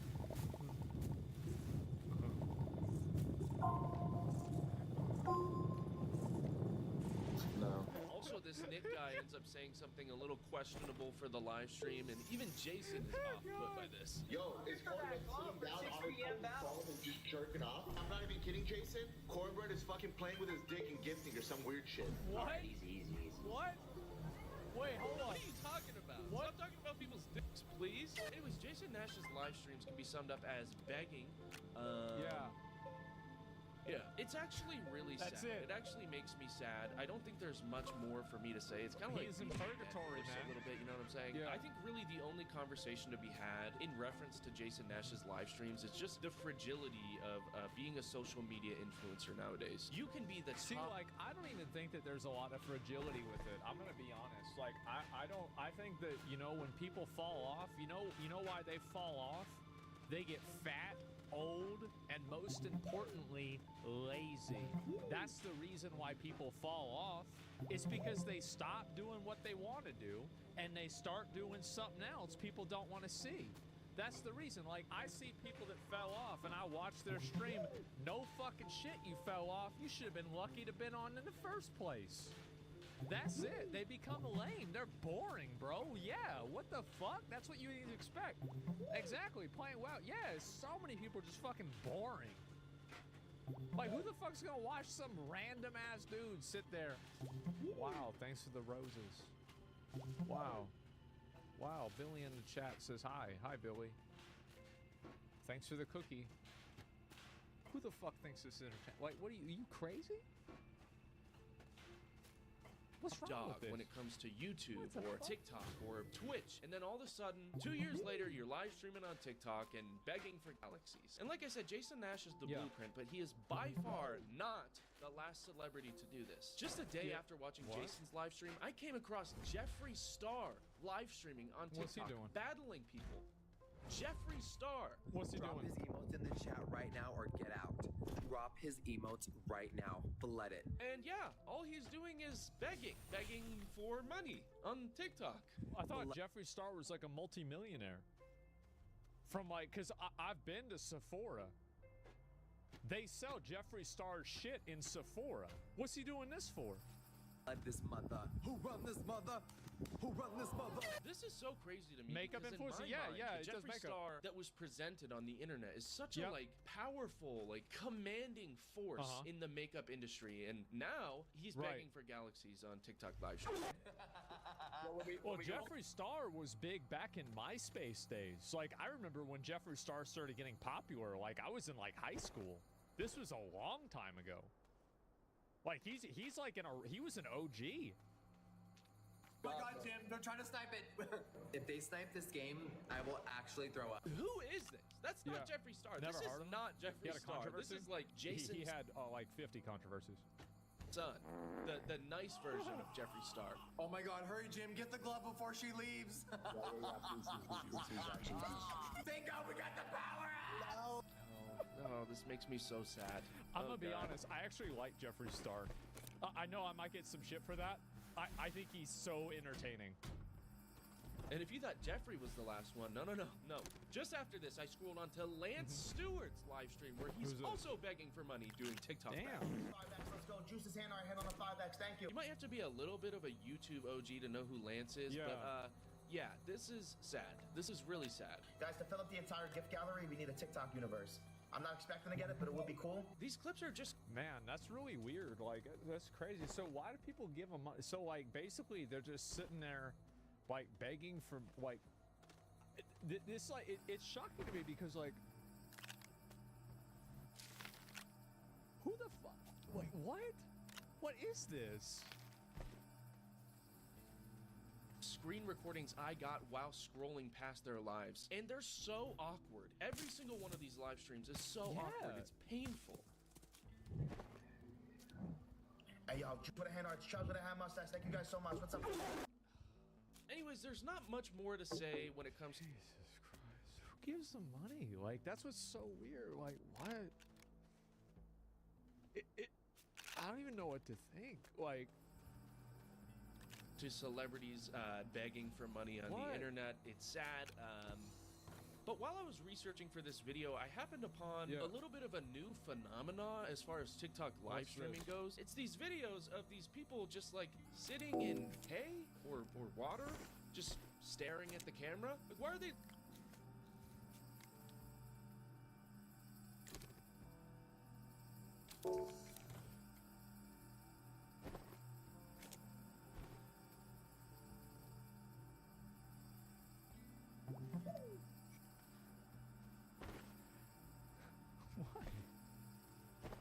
The camera? Like, why are they looking at me like I did something?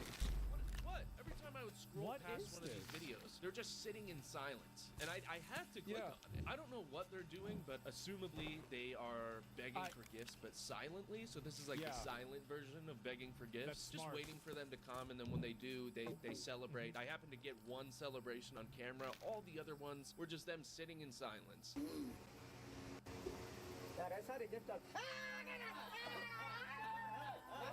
It's also so popular.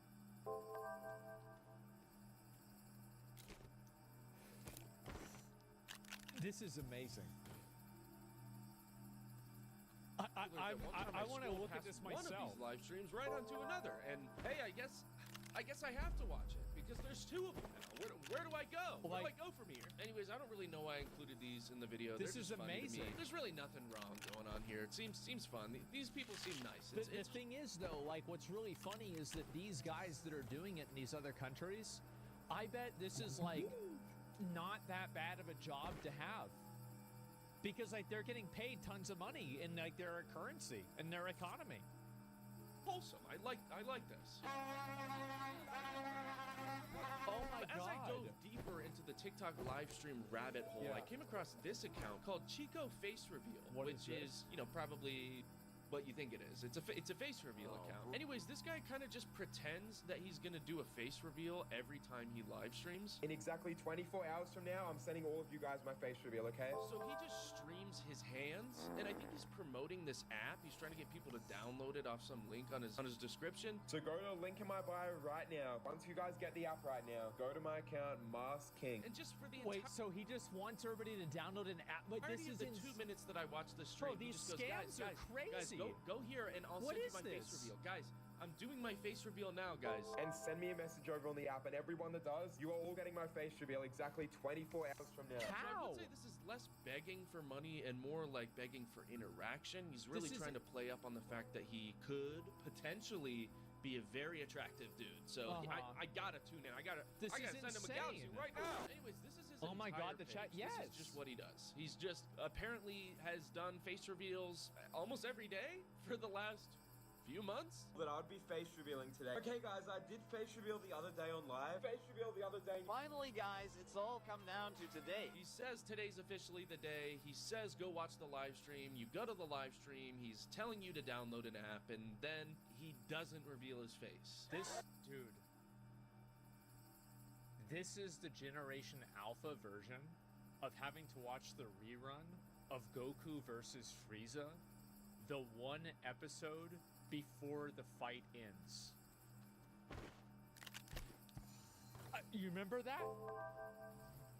This is the same dude, and we would come home every fucking day, and it would play the same episode, and we're like, okay, it's gonna happen. Now it's gonna be the next episode. It's something fucking else. Jeez, crazy, huh? Who would have thought he would edge his audience so that they would keep coming back for more and more and Who would sending him imagine more and that? more money and downloading more of these sketchy gift cards / apps that he's promoting so he my can make a God. little bit of money while he still has the chance. That's the TikTok insane. live stream motto. Milk it till you can't. Milk it till it's dry. Why am I always talking about milk? Anyways, his live streams are a little bit more similar to the ones that I'm going to talk about next, which are where they tell you, please don't join my live stream or else you might end up seeing my boobie. You might end up seeing my booty if you join the live stream. Don't join the live stream or else I might twerk on your face. Guys, every time someone joins my live stream, I drop something on the floor here. Don't join the live stream.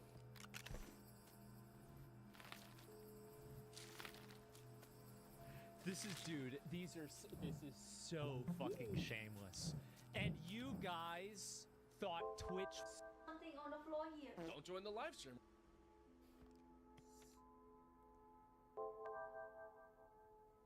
This is, dude, this is so fucking shameless. And you guys thought Twitch was bad. Like, if you, let me see, I pull this shit up right now. Do we have anybody interesting on Twitch? Let's see, where's one of these bullshit categories? Here we go. Yeah, at least they're doing something. Oh my God.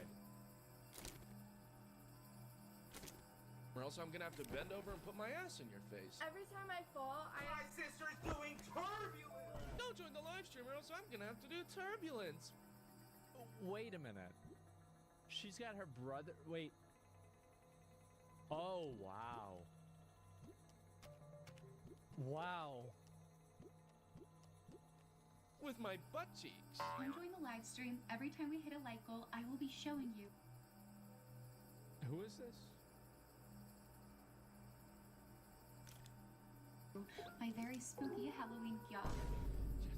Oh, let me see your yacht. I was a mean drunk. You guys get her done. What? Where's your spooky Halloween yacht? I wanted to see it. To be fair to Eve Irish, she That crying is the average age of the people in the chat. actually was just doing that for interaction bait. She says later in the video that she's just doing a makeup tutorial thing. Okay, now that the boys are gone, this is my review of Black Honey by Clinique. So that's okay, I'll give her a... Wait, so what did... Actually, you know what? I kind of respect that. So, this is like some girl that is like, let's be honest, obscenely thick. And she uses that to bait people into the chat, and then she just does a makeup tutorial? I can absolutely respect this, okay? Pass there, but I won't give her a pass for this. Shoot a different type of load into me. Yeah? Wait, what? Give her a pass for this. Shoot a different type of load into me. Yeah? Oh, why do I subject myself to this? You won't get away with this, Eve! You won't get away with this! What? Anyways, this type of insinuating that there might potentially be a female body part on a live stream is actually really popular. And we have this girl whose entire page is basically just saying, hey, join my live stream and I'll show you my boobs jiggle. What? I'm live right now, shaking my moo-moos and doing a 360 every time that you guys join my live and send a galaxy.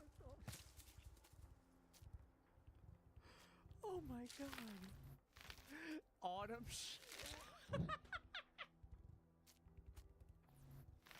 Look at the search! Look at the fucking oh my god! I have never heard of anyone calling their boobs moo-moos, but that's good. That's good. I like that. It's probably just around Makes sense, to get right? around the Anyway, she filter. just does this like every day. Every day she talks about shaking her moo-moos. Join the live and you might see me shake on my moo-moos. Okay. I don't really have anything negative to say about that. Yeah, you know, it is what it is. For you. She even shook the moo-moos without the galaxy. Yeah, sometimes I shake my moo-moos anytime you guys join the live, like the live, but I mainly do it for a galaxy. Send me your life savings and I might just put... How much is a galaxy? I don't even know. How much is it? How am I getting all these different numbers? Does nobody here go on TikTok? Let me just look it up. I'm gonna look it up right now. How much is a galaxy on TikTok? $13?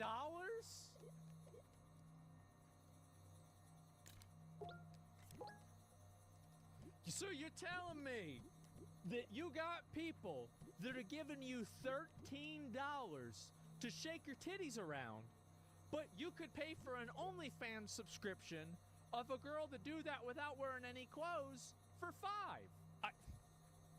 Why would anyone pay for that? I could go to Google and search big boob and get 2 million results. Yeah, true. But, like, I'm just saying, like, I don't even understand this. It's hoflation? Ooh. Potentially show a little bit of my boob. But if you send a bigger gift, they might even pop out a little bit. These types of live streams make me really sad and remind me how absolutely... Hey guys, what do you think the average age of the people that are watching that live stream is? 13? I think you're exactly right. I do. I think that's exactly where it is.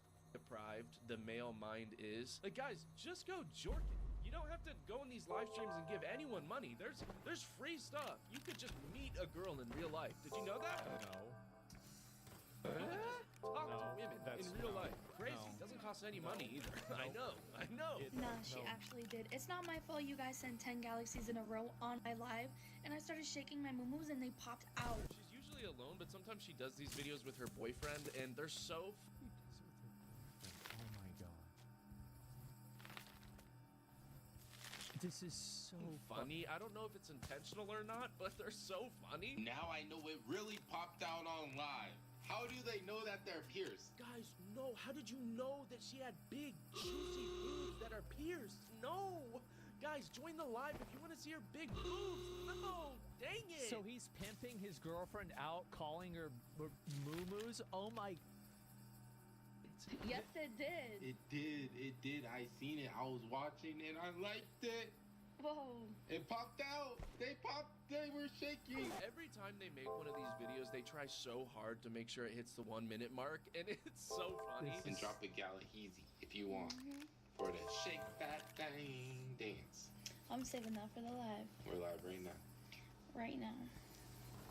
As another TikTok. Here's what's fucked up. Give me a minute. 67,000 likes. Look at that. That's insane. But this is wow. So they're making money. Right now.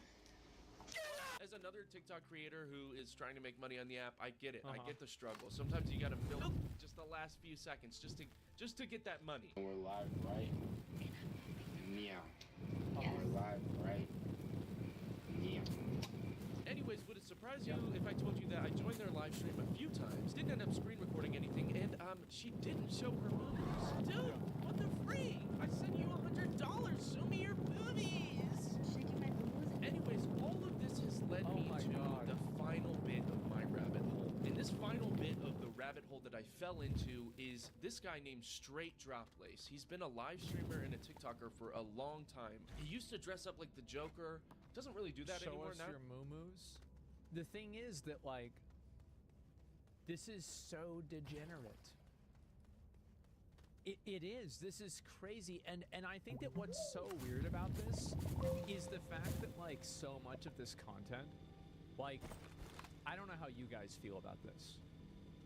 I feel like a lot of this content is very much geared towards, like, very young people.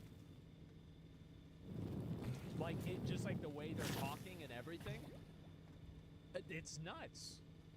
He just has green hair, I guess. I don't know. He wears a car key on his neck. I don't know why. He also has gold grills, and he's literally like big orange. He's always as tan as he could possibly be. Anyways, take everything that we previously covered, I guess except for the moo-moos, and apply it to one person. That is who Straight Drop Lace is. TikTok live streamers beg for money. Oh, he's the king of begging for money. TikTok live streamers trying to bank on thirst so that they can get some more money from their fans who are attracted to them. Yeah, of course. He's the king of attracting middle-aged women. Also, apparently he abandoned his kid. This is alleged. I don't know. I haven't done much research, but he gets a lot of comments about not taking care of his kid, and I'm gonna be honest. Like, I feel like TikTok now is just every time I hear about TikTok Live. Okay, I'll tell you this. I've never heard about TikTok Live and it not be bad. I've never heard a single thing about this platform ever in my life that wasn't bad. I'll be right back. Yeah, that's not good. Just in case you didn't know, it's not good to abandon your child. So, so don't do that. Anyways, I happened upon his live stream towards the end of gathering all this stuff, and I swear to God, he is the master of begging for money. Nobody can beg for money like this dude. He's never watched McConnell. Bro, like, he never even seen McConnell. What are you talking about? Does he beg for money? He makes his audience feel bad for not sending him money. Thanks to all of our ice cream cones, you guys can help me get $200 just by gifting 20 galaxies. So if you want to gift one galaxy right now, you get me one step closer. 20 galaxies. So if it's $13 times 20, that's $460. Why do you need 406? Oh, child support payment. Right. Okay, never mind. Say 260. Sorry. closer to reaching my goal. Guys, I need $200 right now. And how we're going to do this is you guys are going to send me $200 right now. Guys, and the way that this is going to help me is I'm going to have $200 right now. Guys, thanks so much. This is TikTok Live. There are no thoughts in his head other than money. Yeah, money. of course. Send me money. Send me money. He never once, I don't think, reads chat. He only ever reacts to gifts, and usually in a not very positive light. So if we can reach 1 galaxy, then I would obtain my goal right now. Now this is TikTok Live. Let's slam dunk this 1 goal, baby. 1 galaxy. I'm not battling anybody. All we want is a galaxy from one of our loyal fans. He spends the So somebody's giving him the roses that I would assume are less than a galaxy, and so he's not even acknowledging the roses because he wants the bigger gift. This is amazing. Of this Oh my God! asking for a rose is 1 cent. $200, and then telling people $200 isn't a lot of money. All right, $200 isn't a lot, but I live video to video. Hey man, if $200 isn't a lot of money, Video to video. don't ask other people for it. Crazy thought. But I live video to video, and right now I need $200 to make the next video. He lives video for video, and he needs $200 to make the next video. Excuse me if I'm wrong, Stray Droplet. You need $200 to make that video? You need $200? If you live video to video, you would make money from the videos. You wouldn't need money to make the videos. That's not how it works. Making videos is actually free, just in case you didn't know that. Yo, $200, get the attention. What? Whoa! The fuck is happening? He just flashbanged us. Give me $200. Give me $200. Wait, he did that? He's trying to brainwash us. Shout out to all the haters for paying attention, watching me earn my living right here. This is how I make my money. This is how I make my money. This is amazing. He just goes out into the street somewhere in an intersection, and this is like the scuffed Joker that's sitting there begging for money in the middle of the street. It's like it's a GTA NPC. Yes, this is insane. Just yapping.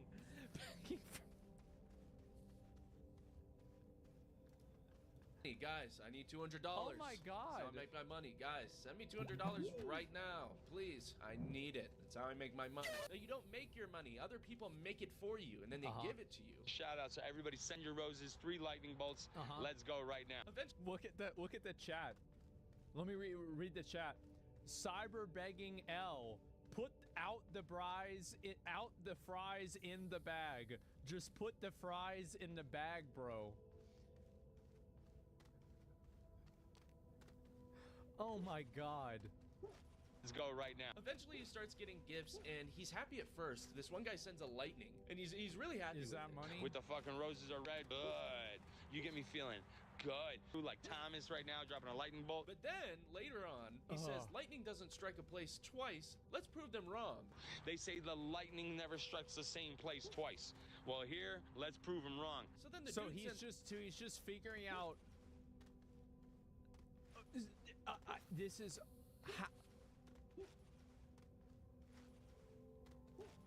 You know what? These people aren't the problem. The people giving them money are the problem. Imagine hearing that from the scuffed GTA Joker and then thinking to yourself, yeah, it does. I'm gonna send him more money. I'm sorry, but at that point, there's an old phrase, a fool and his money are soon parted. And I think that's just about it. Western TikTok is the root of the problem. This is amazing. Like, you deserve, I don't care. Like, if he is a billionaire, he deserves it. Every cent that he gets, he deserves. Because I can guarantee you whoever had, let's say scuffed GTA Joker is gonna spend this money on a 40 and crack. Probably a better way of spending it than whoever had the money in the first place. It's another lightning, and he gets mad that he only sent one. Thomas, do not leave me hanging. Thomas. So he's calling him out by name. Wait, why is Thomas? Tom,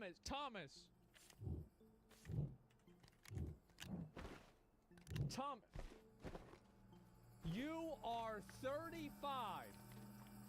You're 35, Thomas. What are you doing? Why? Stop this. What do you do?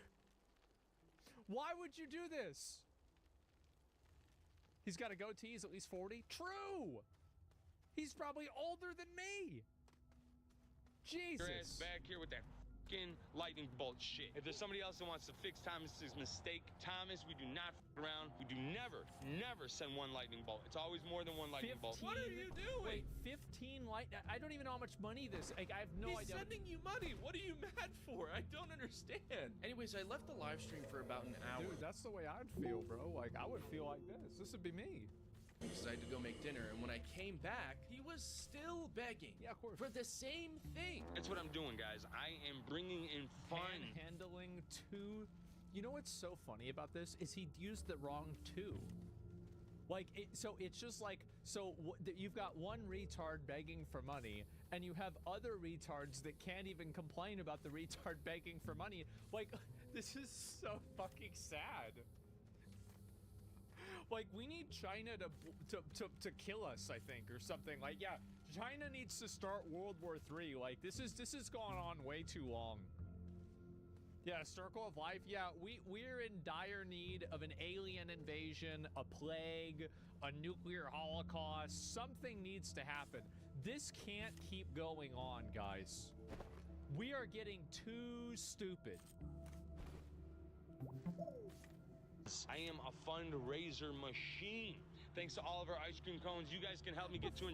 It seems like the only thing that changed is he put more body oil on. Otherwise, he's still begging for galaxies. All right, we were all put in this world. We didn't create it. So let's find each other's true essence. All right, our soul's purpose, our divine. Yes, serenity with the rose. Eventually, he starts completely losing it, and He's going hard, and like these are pennies. People are giving him literal pennies, right? It's just dancing. This and guy's making real himself. sense. I don't know what's going on. Don't forget the galaxies. We want a galaxy. I really, truly want a galaxy, guys. Hey, I would be feeling good. I might even go to sleep tonight. Happy you got the love I... Just tweaking in a park, yelling.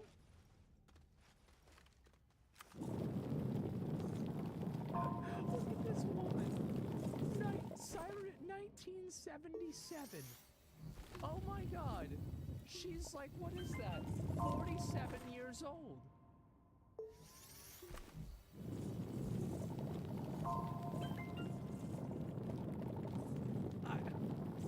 She's number one.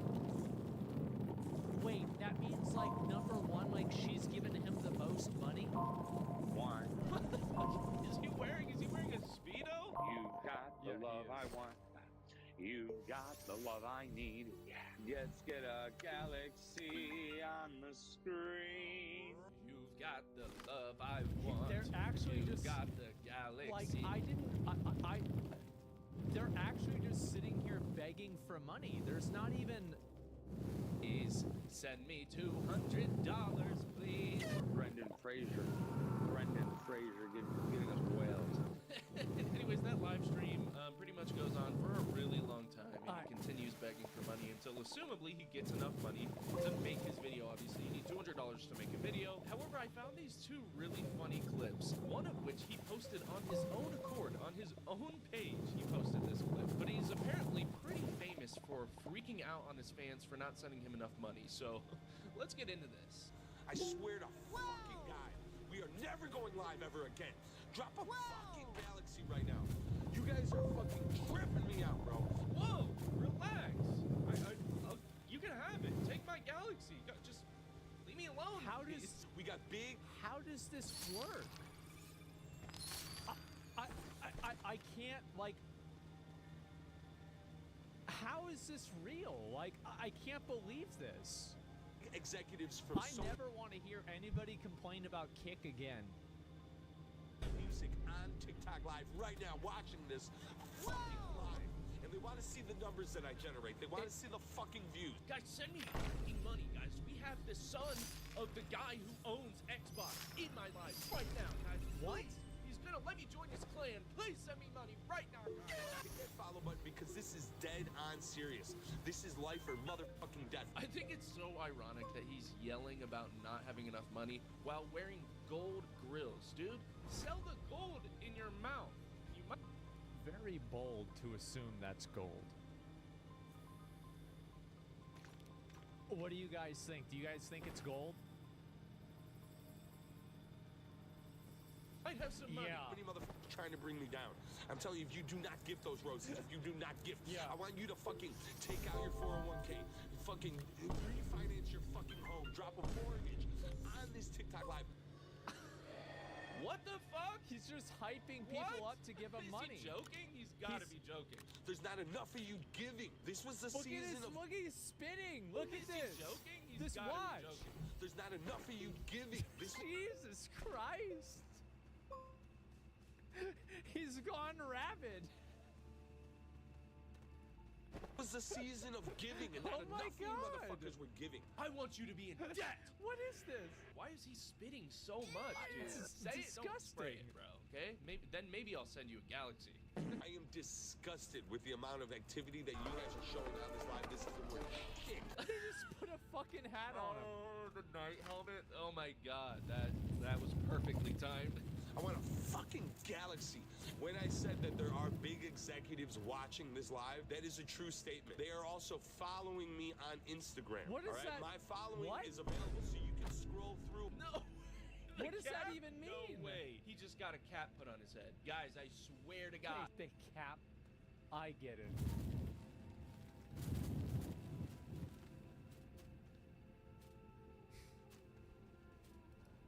And it's true. There's Sony executives. They're following me. They're following me on Instagram, not in real life. I didn't understand. It's a What's true the story. relation to that?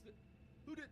Get this off me. I have big executives from Sony. Anyways, yeah, he begs that entire video, From which Sony? is apparently a screen recording from one of his live streams. So makes sense. And we have one more video of him begging. So let's get into this one here. What the fuck, man? You just want a fucking galaxy, man.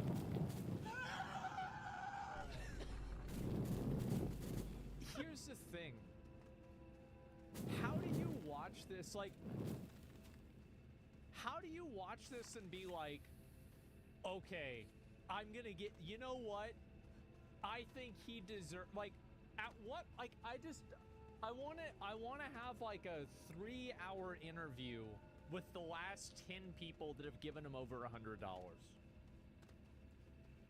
I need to understand everything in their life. How did you get here?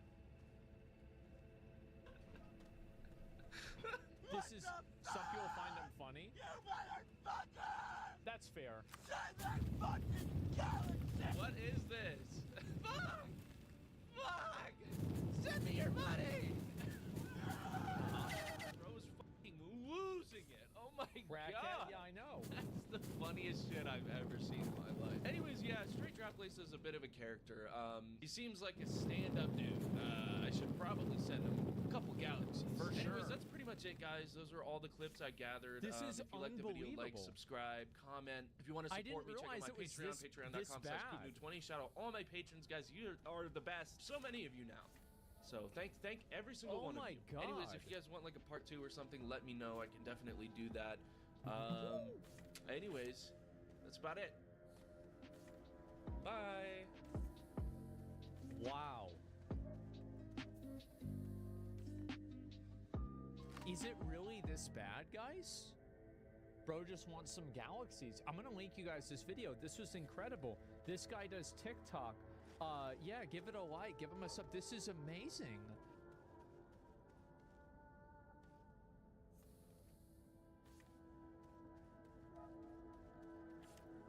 What country is the Queen of England from? Originally. I definitely don't know. No, give me your best guess. Guess a country. What is a country again?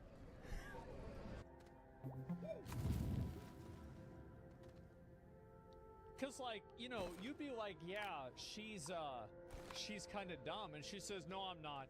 I'm super dumb. Give me a guess.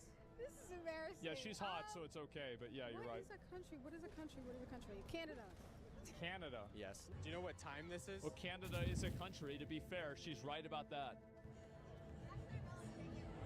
5, 10, 15. Hold up. Hold up. Yes. Do you know what time this is? 5, 10, 15, 20, 25, 30, 35, 40, 45. 2:45. Yes. In the grand scheme of being stupid, this is probably only an 8. This could have been way worse. Yeah, this is only an 8, guys. Yes. Do you know what country the Great Wall of China is in?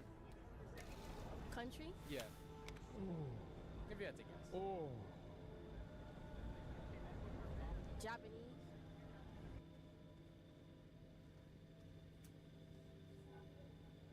Oh god. What?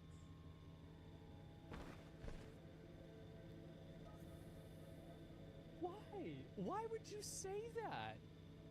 That's not even a country. It's not. No. I don't. Yes. Do you know what the third month of each year is? Ain't that leap year or some shit? Yeah. Do you know what 15? To be fair, like people that misunderstand the question, I'm not gonna shit on her that much because she might have just misunderstood the question or misheard it. Yeah, just not listening. Yeah, all right. Yeah. Do you know what 15% of 100 is?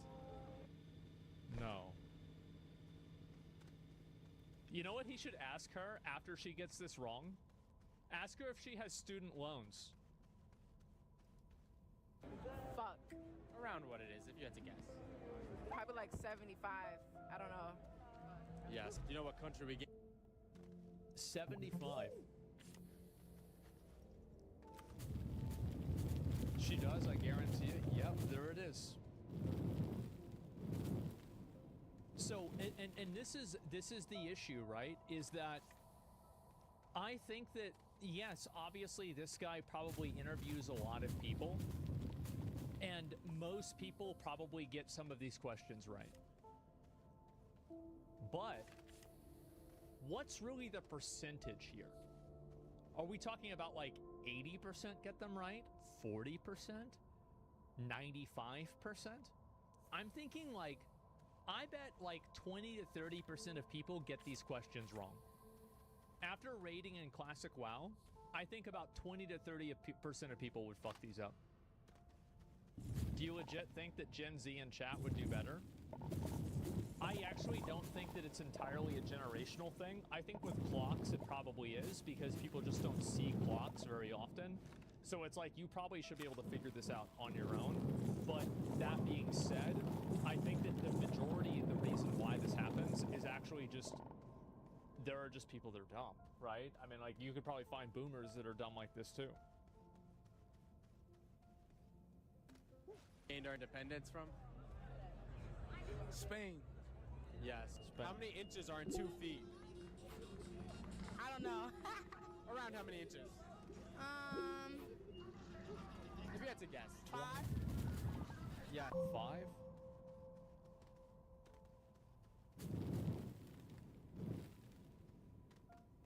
How could you get...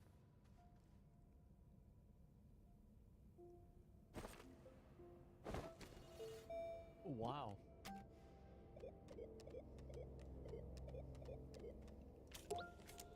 Do you know I what knew I was country the big. Panama Canal is in? No. If you had to guess, like, what do you think it sounds like it's in? The It's a Panama country. Canal? Europe. Yes. Can you name all the months? September, January, February, March, April, May, June, July, August.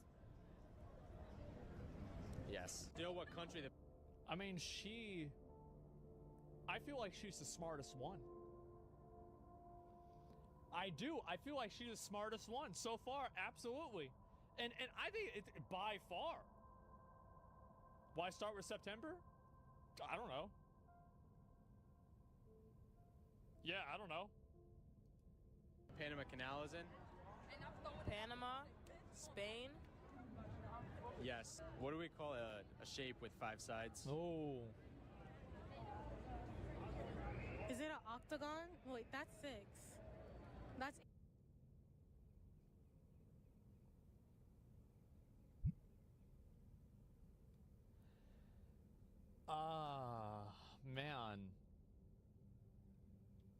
Man, well, she corrected her. Yeah, this is, wow. Is it an octagon? Wait, that's 6. That's 8. Octagon is 8. Okay, okay, all right. Is it a stop sign? Yes. Do you know what year?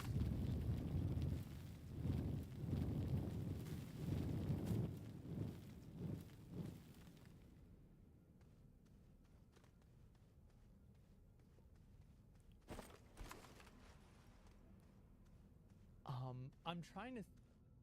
No, I'm just trying to think, like, how do you get there? I don't know. I don't even know. How can you not visualize that? Well, no, it's not that I can't visualize it. It's that I'm thinking, how did they get there? That's the question. Year the U.S. was founded? Oh, nah. What year? I'm not going into that. Around when? If you had to guess. Yeah. I do not know. Give me your best guess. I'm gonna say BC. I'm gonna keep it at BC era. Give me a number, BC.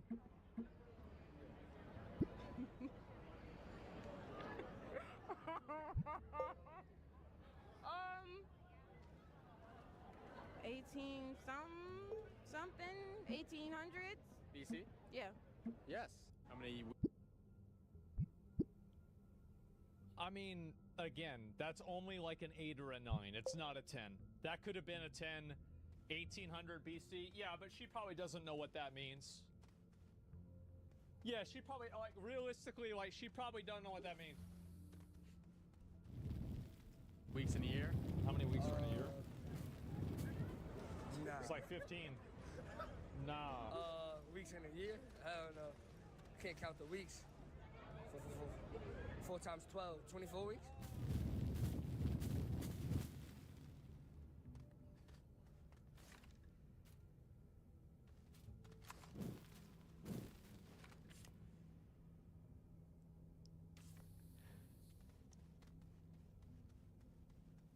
I mean, to be fair, yeah, 48 is close. Yeah, 48 was pretty close. Now, 24 wasn't close. But 48 was kind of close, right? You almost got it. Yeah, I mean, this is really... Man. Yes. How many different moons does the Earth have? How many different moons? 4. Yes. Do you know who fought? I always really wish that whenever people get asked a question like this and they give, like, a dumb answer, I always want to know, like, how did you get there? Because, like, with some of these, I can kind of, like, make sense out of it. But not all of them. The Mexican-American War? You remember? Can't lie to you. I don't know that. Guess 2 countries. Who against who? If you had to guess. Philippines? Yeah, against who? Don't remember the other one. You know what 3 times 3 times 3 is? Come on, bro. Come on, bro. You're not about to... I'm not starting to think it's fake. You starting to think it's fake? You think it's fake? You ever raid in Classic WoW? You're gonna realize it's real. Like, it's real. Like, this shit's real. Like, if you think people are dumb as hell, he's saying 9. He gonna say 9? Oh, what is this here? All right, here we go. Don't remember the other one. Do you know what 3 times 3 times 3 is? 9. Who fought in the Mexican? He probably just thought it was plus. Like, I feel like that's... Yeah, he probably thought it was plus. Yeah, I mean, like... Mexican-American War. French Revolution? I don't know. The French Revolution? How many moons does the Earth have? How many moons? Around how many? 30? I don't know. 30? Yes. You know what 33 divided by 3? Jesus, that's a lot of fucking moons. Oh my god. 30 fucking moons. Holy shit. Yes. No. 33 divided by 3. Give me a guess, a number, around what? 33 divided by 3? Yeah. I don't know. Fall? Nah. I don't know. Yes. Do you know what 7 plus? You're not about to mess this up, are you? Like 7 plus 7 is? 28. No. I'm bugging. 14 plus 7. I don't know. Can you tell me what?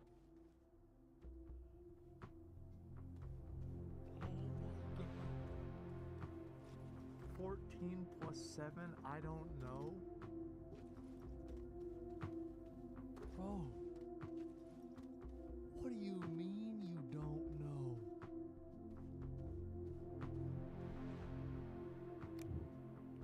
these are so fake. I'm gonna be real, guys. I completely believe this. I completely believe this. I went to a high school, and it was not a great high school.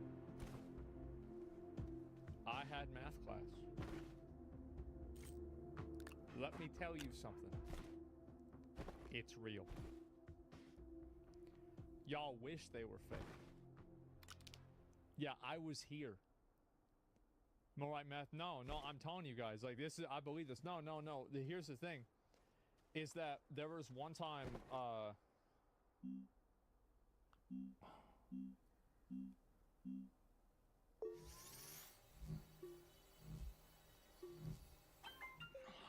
can't even, I don't even, like, it seems kind of fake though. Does it seem fake or do you want it to be fake? Which one is it? Like, I'm telling you guys, like, this is both. Yeah, no, I really think these are real. I legit think these are real. I work in customer service industry. You steal really fucking fast. People are this stupid. Yeah, like you guys that think that this is fake, go in a classic era and start up a raid for Molten Core right now. Go ahead. Go ahead, find out. Find out. You're gonna find out right now. And those are the people that could figure out how to use a computer. So like, you're already ruling out 10-20% of people. They can't figure out how to use a computer. That's even worse. I've been working in sales for 8 years. This shit happened on a weekly basis. That's right. Like, you guys don't understand how dumb it is. It just seems so easy to fake this. That's what you think if you don't, like, you want that to be true. It's not true. Time this is? What time is it? Okay, I know the long one is an hour. Yeah. So that's 10. Oh my god. 10 what? Around what time is this? I'm not sure. Give me your best guess.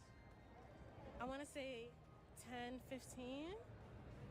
Yes. Do you know how many moons the Earth? 10, 15. But that wouldn't have even been right if.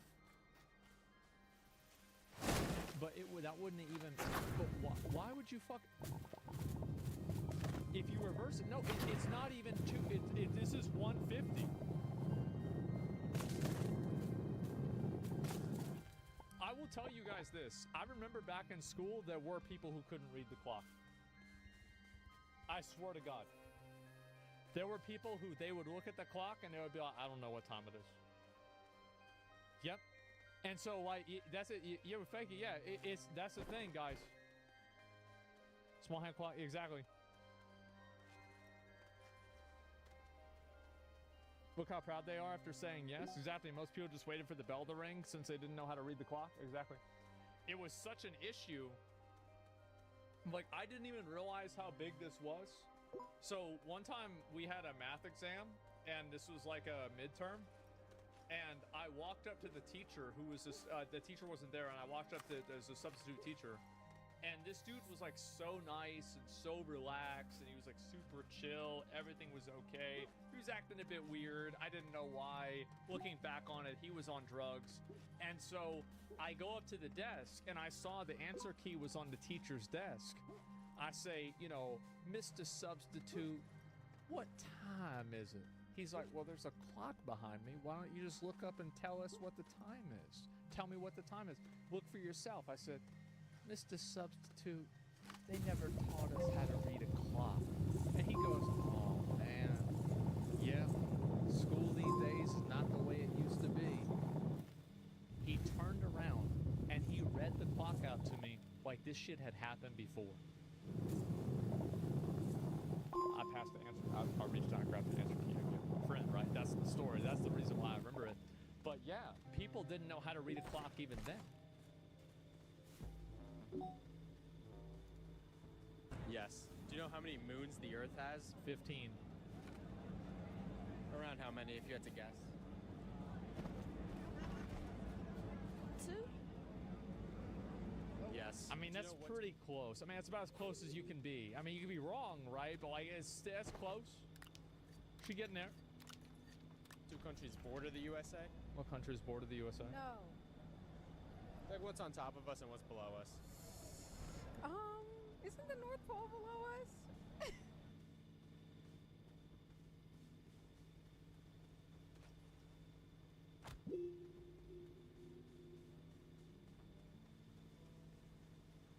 Man.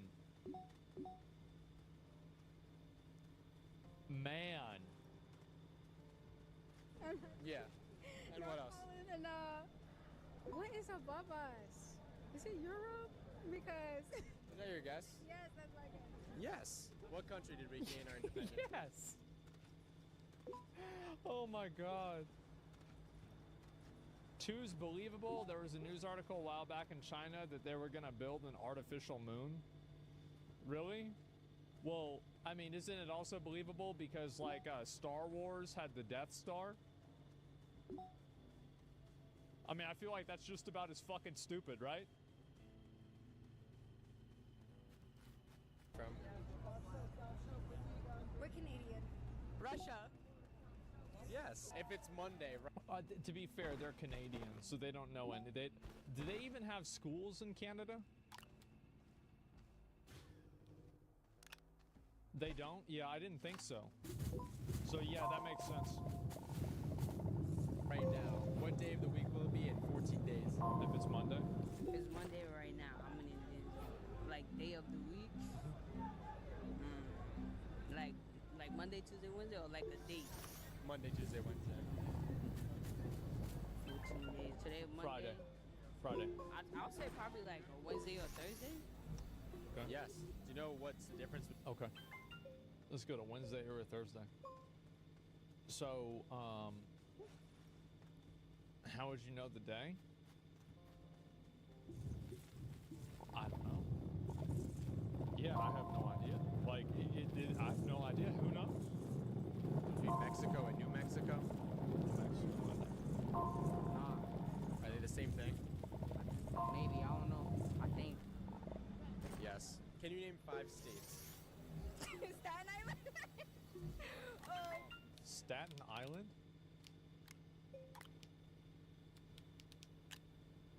What? States, damn. Berkeley, nah, I don't even know. 4 more.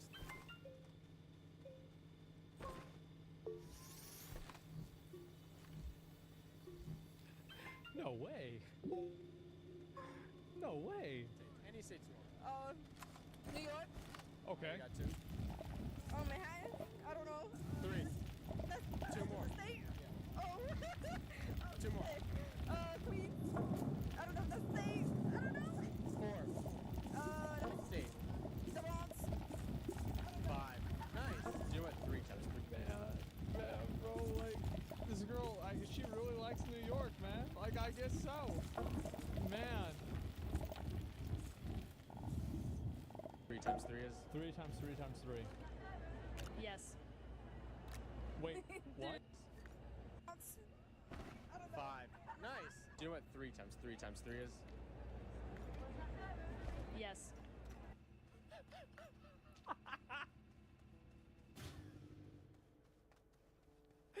Yes, I know. What an answer! Oh my god!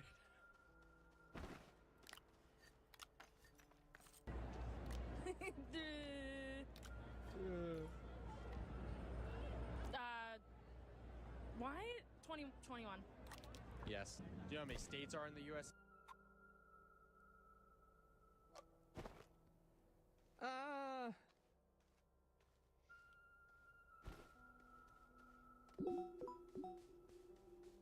I mean, you know, close enough. It's not that bad. How many states are in the U.S.? Uh-oh. Around how many? You had to guess.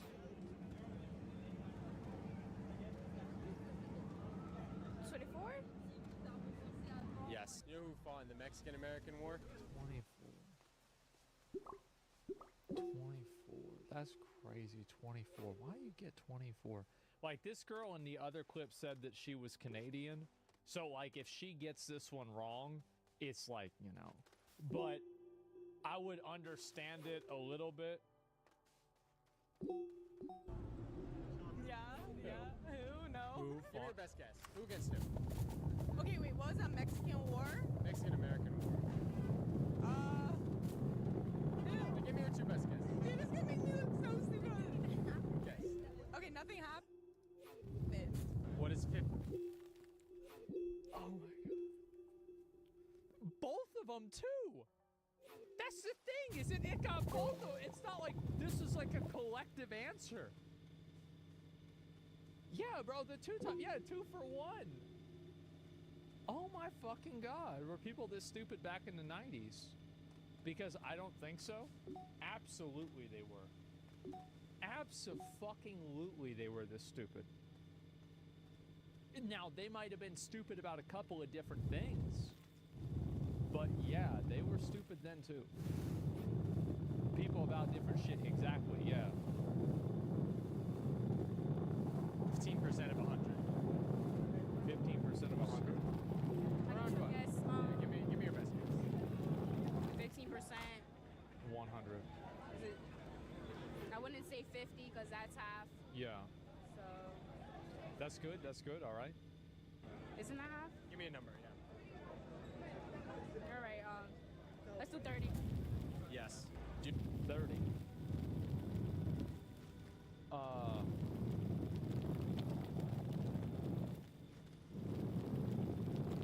Close? Yeah, I mean, like, that's not... It could be worse. It could be a lot worse. Didn't Jay Leno do this exact skit in the 90s? He did. Man on the street. This is nothing new. You know what 77 plus 23 is? You know, can't do simple math, my guy. That's the one thing that I'm gonna fail on. Do you know what 15%? That's the one thing I'm gonna fail on. I swear to God, if I get to see another clip of her not knowing how many states the country has, oh my God, please give me another clip. Please, that's the one thing, bro. Like, yeah, she knows everything else. She just doesn't know math. That's it. Is it 23 or 33? Who cares? Because she probably answered 85. Like, would it matter? Like, let's be honest. Correct. And of 100 is? Of 100? Give me your best guess. What do you think it is? My favorite, these are my favorite, whenever you see people that are probably about the age of a college student get asked questions of what percentages are, considering a lot of them probably have student loans. That's the funniest fucking shit to me. That is just, yeah, that's bad. And grades, yeah. 15% of 100 is? 50. Oh shit, that's Give me a your real best one. guess. What do you think? Yeah, it's a real one. I'm terrible at math. Wait, what was the question? 15% of 100. Around what? 25%. You know what the 4 directions on a compass are? 15% of 100, 25%. Nope. Nope, that's not it. Yeah, that's not. No, it's not. You're wrong. No, not at all. Do you know who the current People don't know what the. So she didn't even know one of them. What the 4 directional compass are? No, not at all. That's crazy. How do you not know how a compass works? These the same chicks that choose bear in the woods? True. Fucking true. Absolutely true. That's a fact. Yep. There it is. And so this is the thing. Is like you go and you see this. Now it starts to make a lot more sense.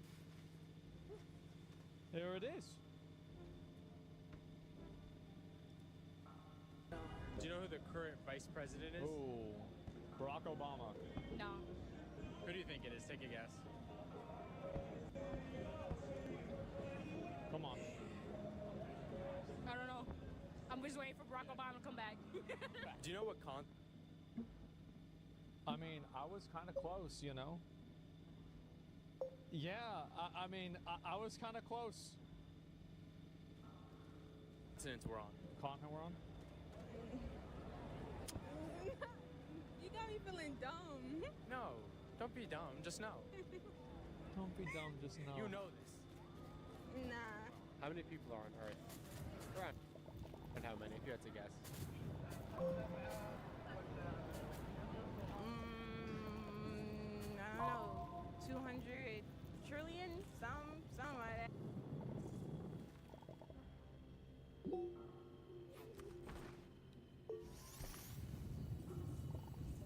At least she didn't stop at 200. Do you know how many continents there are? Take a guess. 10. Can you name them? 10 is really not that bad.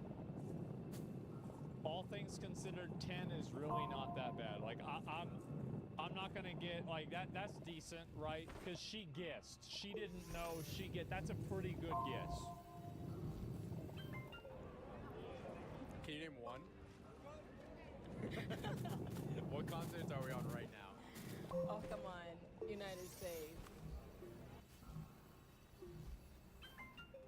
Oh, she meant countries.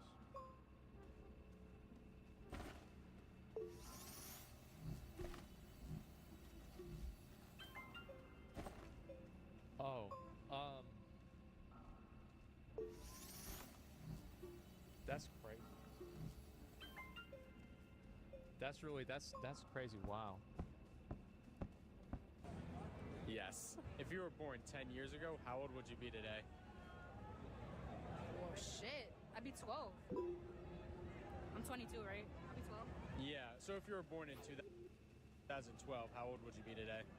Oh, sorry. I heard you wrong. If I was born in 2012, I believe I'll be 12? Wait, no. 2012 to now? Yeah. Well, my sister was... I don't know. Sorry. Give me a number. It's just 22. Maybe 13. Yes, if you were born. That could be correct. Yeah, that could maybe be correct, right? I mean, almost. Like, it's close. It could be very close.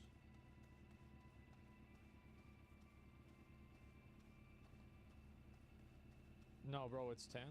Well, what I'm saying is, like, you know, obviously, whenever the year changes, people's birthday doesn't just immediately happen.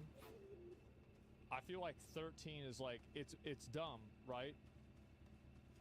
But, like, y'all don't understand. Let me explain, right?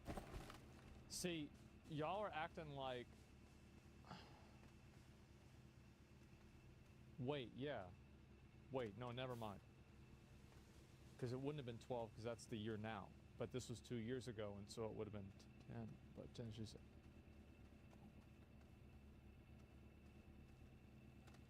I forgot. Oh my God.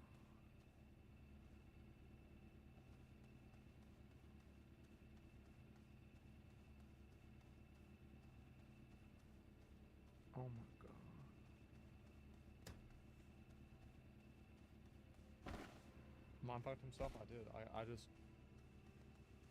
Jesus. 10 years ago, how old would you be today? Born 10 years 11. ago. 11. I'm 21. If you were born 10 years ago today, you would be 11. Yes. Are you sure? Yes. Yes.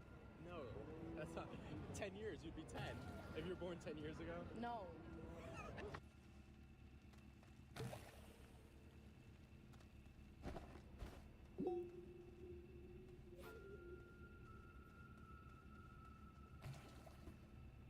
They're literally not understanding the question.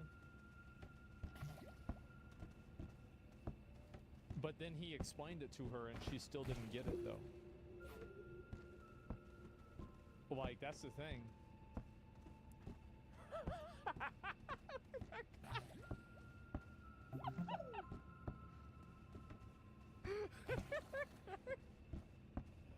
I didn't even see that. What do you mean no? No. If you were born 10 years ago, then you would be 10. No. No. What do you mean no? Because I'm 20. Yeah, okay. What year is it? What? What year is it? 21. Okay, so if you were born in 2011, how old would you be today? Wow. 2011. 41. Yes. And that's why he always says yes. Yep.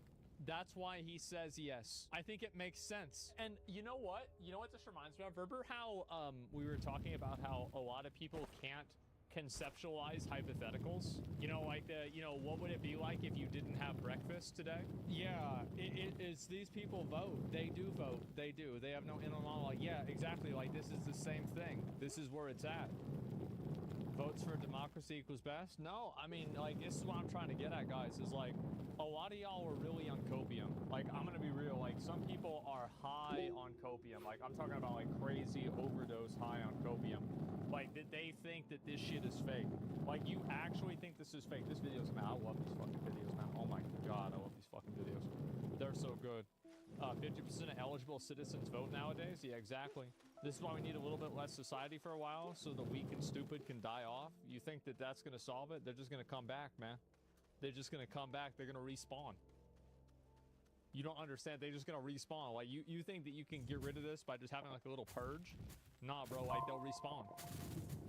That's not fake. Nah, yeah. This is just the way it is. Like, I've raided in WoW for so long that it's never a surprise to me that somebody does something wrong. Like, if you have somebody who is absolutely dumb as hell... Oh, yeah, of course. Right? We need to put strict rules on the civil test. Yeah. Stupid democracy is by the people, but the people are stupid. Is the cooldown decent, though? No, it's not. They're gonna go New Game Plus with less stats. That's right. You'll just start calling the new bottom 20% stupid. I don't know what to say, man. For some people, they get rid of dumb people, they become the dumb ones. Yeah, ask people 10 easy questions. If they can't get more than 5 right, execute them. Okay. All right. So, yeah, I don't know if I'd really want to do that. I think that's a bit much. Yeah. Well, yeah, that's a bit fucking much. There's the video. No, I think you guys need to understand, like, if you go to Walmart, you're going to find plenty of people like this. It's not like it's a secret or they're hiding or anything like that. Like, if you go to the most popular places, this is where people like that will be. Like, you're going to see this all the time. You think it's going to get worse? It's going to absolutely get worse.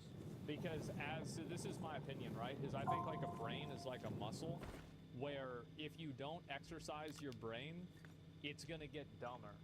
And so what happens is that people never have to think or make any decisions or any cognitive decisions. And because they don't have to make any decisions, they just get dumber and dumber and dumber. That's what happens.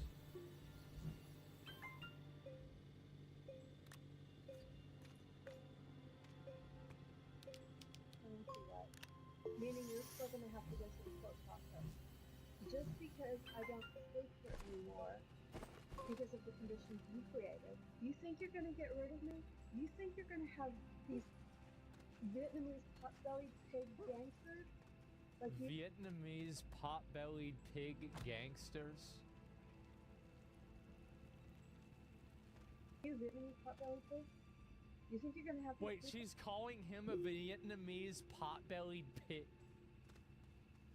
Pig gangsters? Like you Vietnamese pot-bellied pig? What the fuck? You think you're gonna have these people come and harass me to that level? Okay, you know what? You win for now. Until I bring a bunch of homeless, you're still gonna have to evict me, and then you're gonna have to evict every homeless people I'm gonna bring in that room.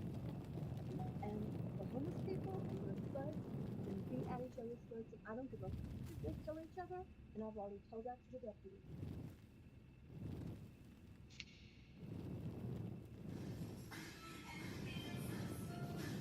So oil all over. Olive oil.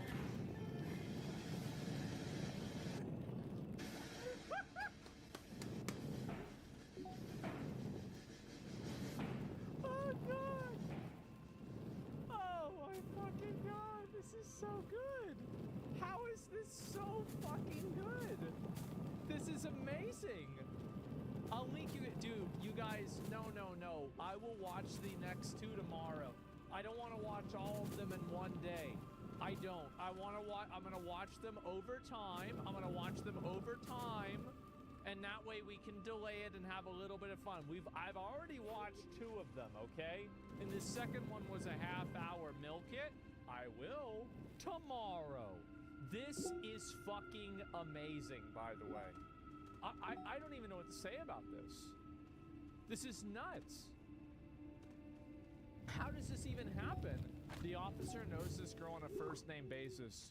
After she leaves, Annie needs to help other people with their squatters. You could make a whole series like this. Yeah, this is a good idea. This actually is the next meta for content. This is it right here. Yeah, this is the meta, is you find these people and then you annoy the fuck out of them until they leave. Oh my fucking god, this is amazing. I don't even know what to say. It's crazy. Squatter Wars? Next part got 2 million views? Yeah, I'm sure it did. I'm sure it did. This right here is prime. This is why they invented the internet. I want you guys to understand. Born too late to explore the world, born too early to explore the galaxy, born just in time for this. Just in time. This is what Netflix should be putting out. Yeah, exactly. To watch it all fall apart. Yeah, this is fucking amazing. I'll take this. This is unbelievable. Like, I don't know how crazy and, like, ridiculous this is gonna get. But, like, the thing is that this woman, like, I absolutely hate people like this, by the way. They are the most annoying, obnoxious, stupid, like, dumb people that, like, you can ever fucking imagine.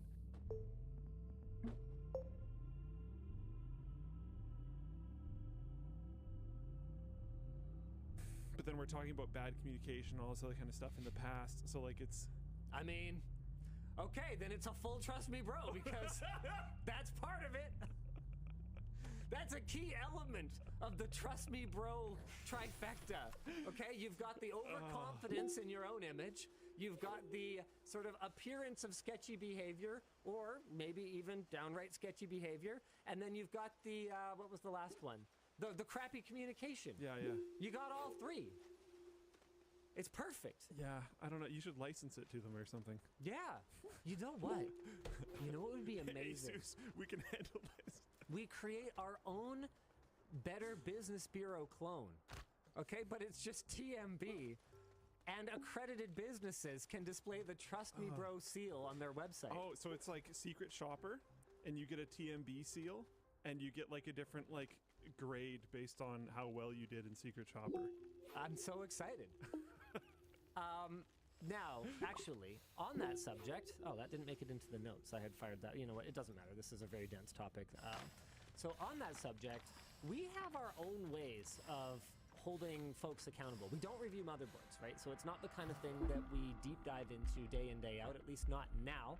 As the lab gets up and running, you can fully expect to see more coverage of things like individual models of graphics cards and motherboards and power supplies and things like that. In fact, we're shooting a lab update early next week that is going to show you guys the power supply tester is finally fully configured. We had Chroma out here earlier this week to get us the training on it.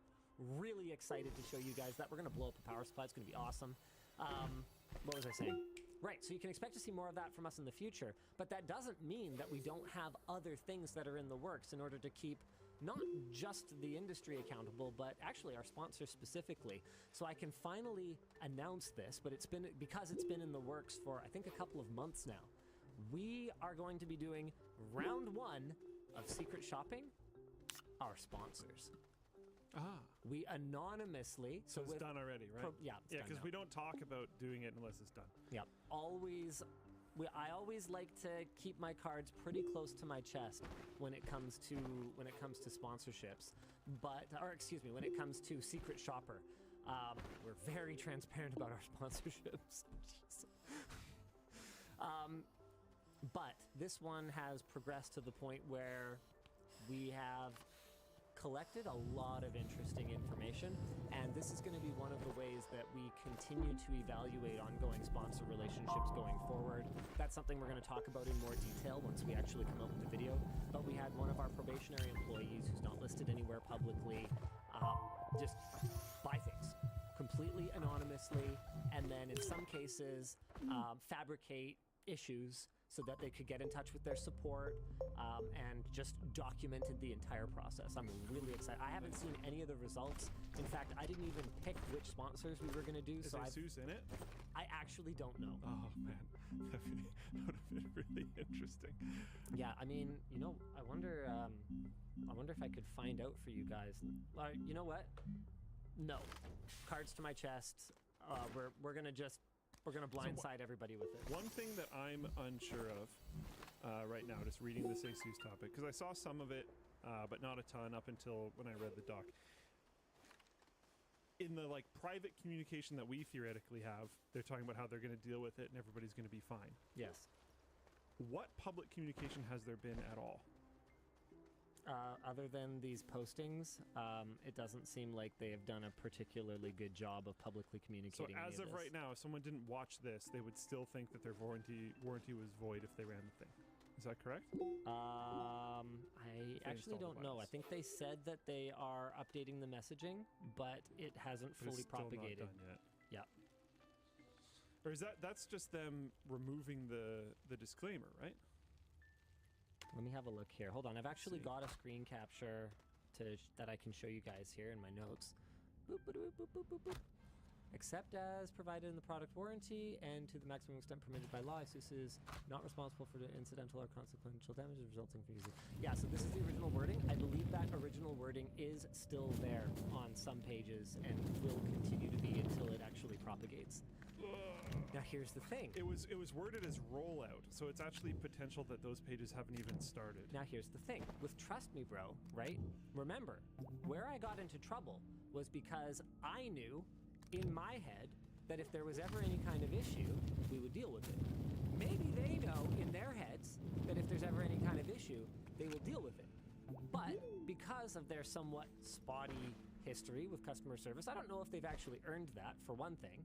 And for another, if they have communicated that warranty is not going to cover this, unless someone gets mad and messages support, they might not realize, and they might just go buy another board thinking their warranty is invalid. And that would really suck. Now, I would bet you money that has already happened. Now, a piece... probably a bunch. Now, a piece that I do not know is how many actual... affected users? How many actual CPUs have burned? Does anyone have any kind of idea of that? Anyone? And even if it's... Here's the thing. Even if it's only 1, or 5, or 50, whatever that number is, that doesn't necessarily mean that everyone's out of the woods. If you've been accidentally applying a higher than expected voltage to a Could CPU, cause some permanent damage. it could cause its lifespan to decrease in a way that is not obvious immediately.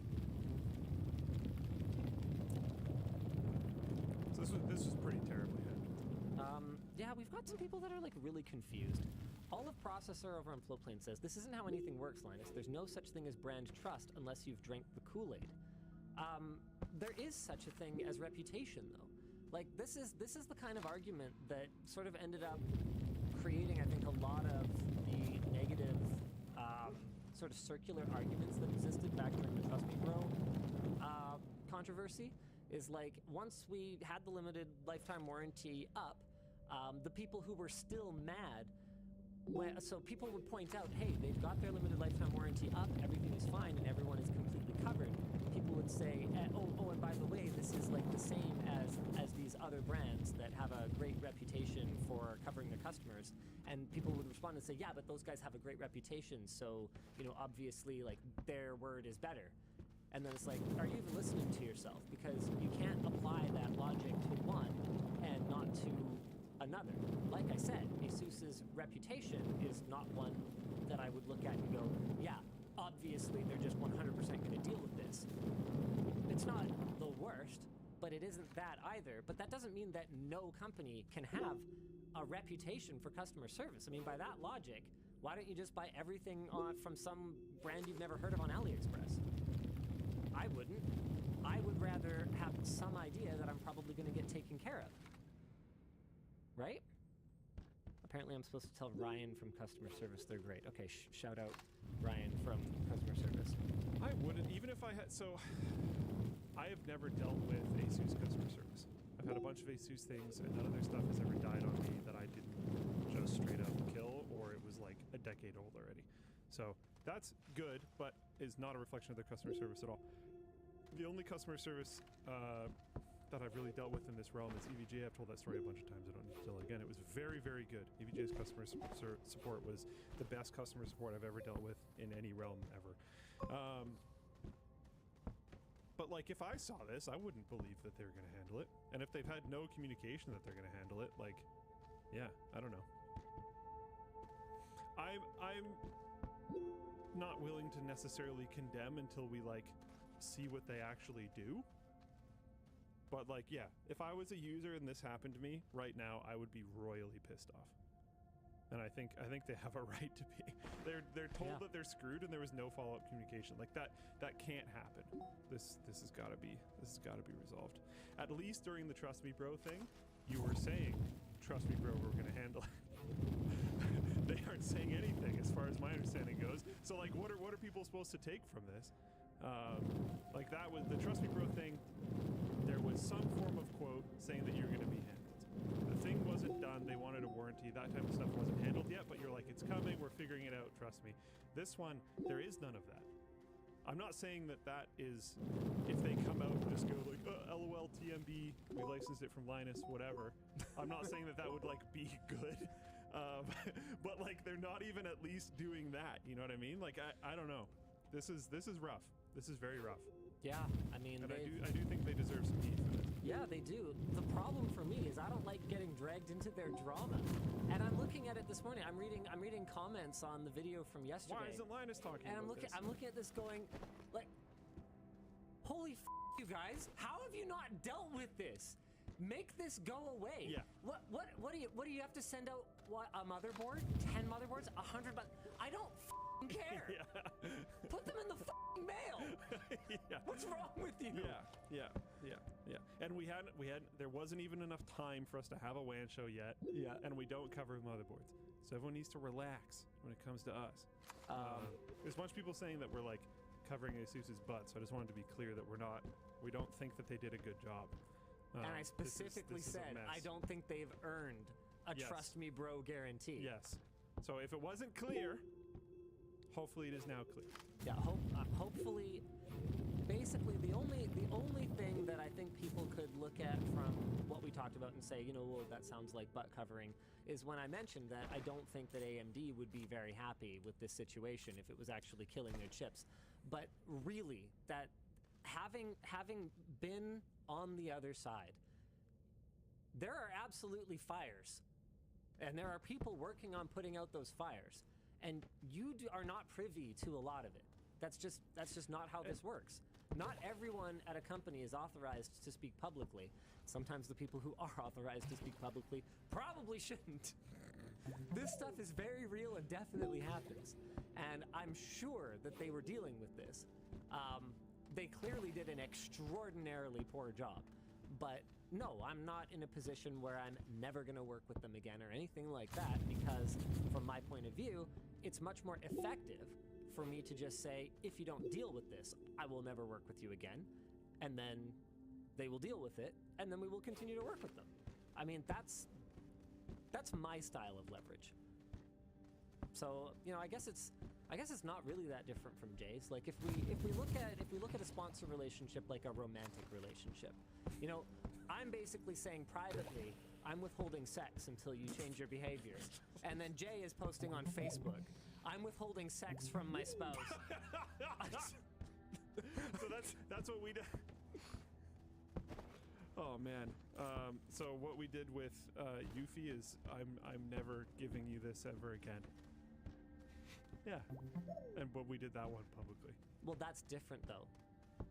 That's different. That was I agree. users' private video data. That was and they continued to systematically lie about it over time. Like I said, I'm not equating the two situations. I'm just saying our response to it wasn't I'm withholding temporarily. It was like, we done. I want a poll. A poll. Yeah, I want to hear how people would rate ASUS's customer service. Out of 5. So 5 options? Yeah. I would do like 1 to 5 and then like NA. Or something like that. I want to hear from the Floatplane audience, because I've got AJ text saying, it's a long block of text, I'm not going to read the whole thing, but basically that they were pretty happy.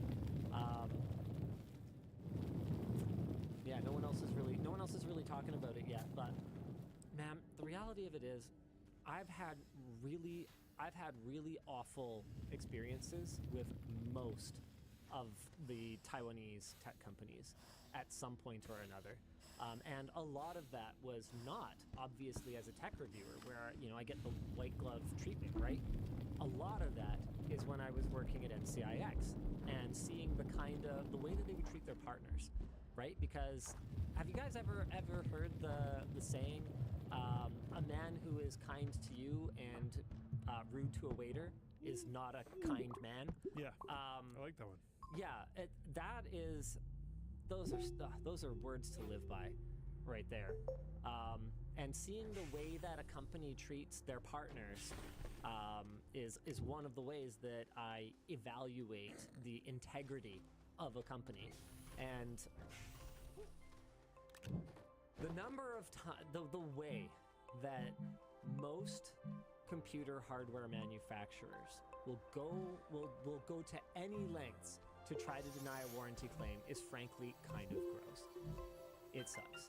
There are some standout non-like that behaviors.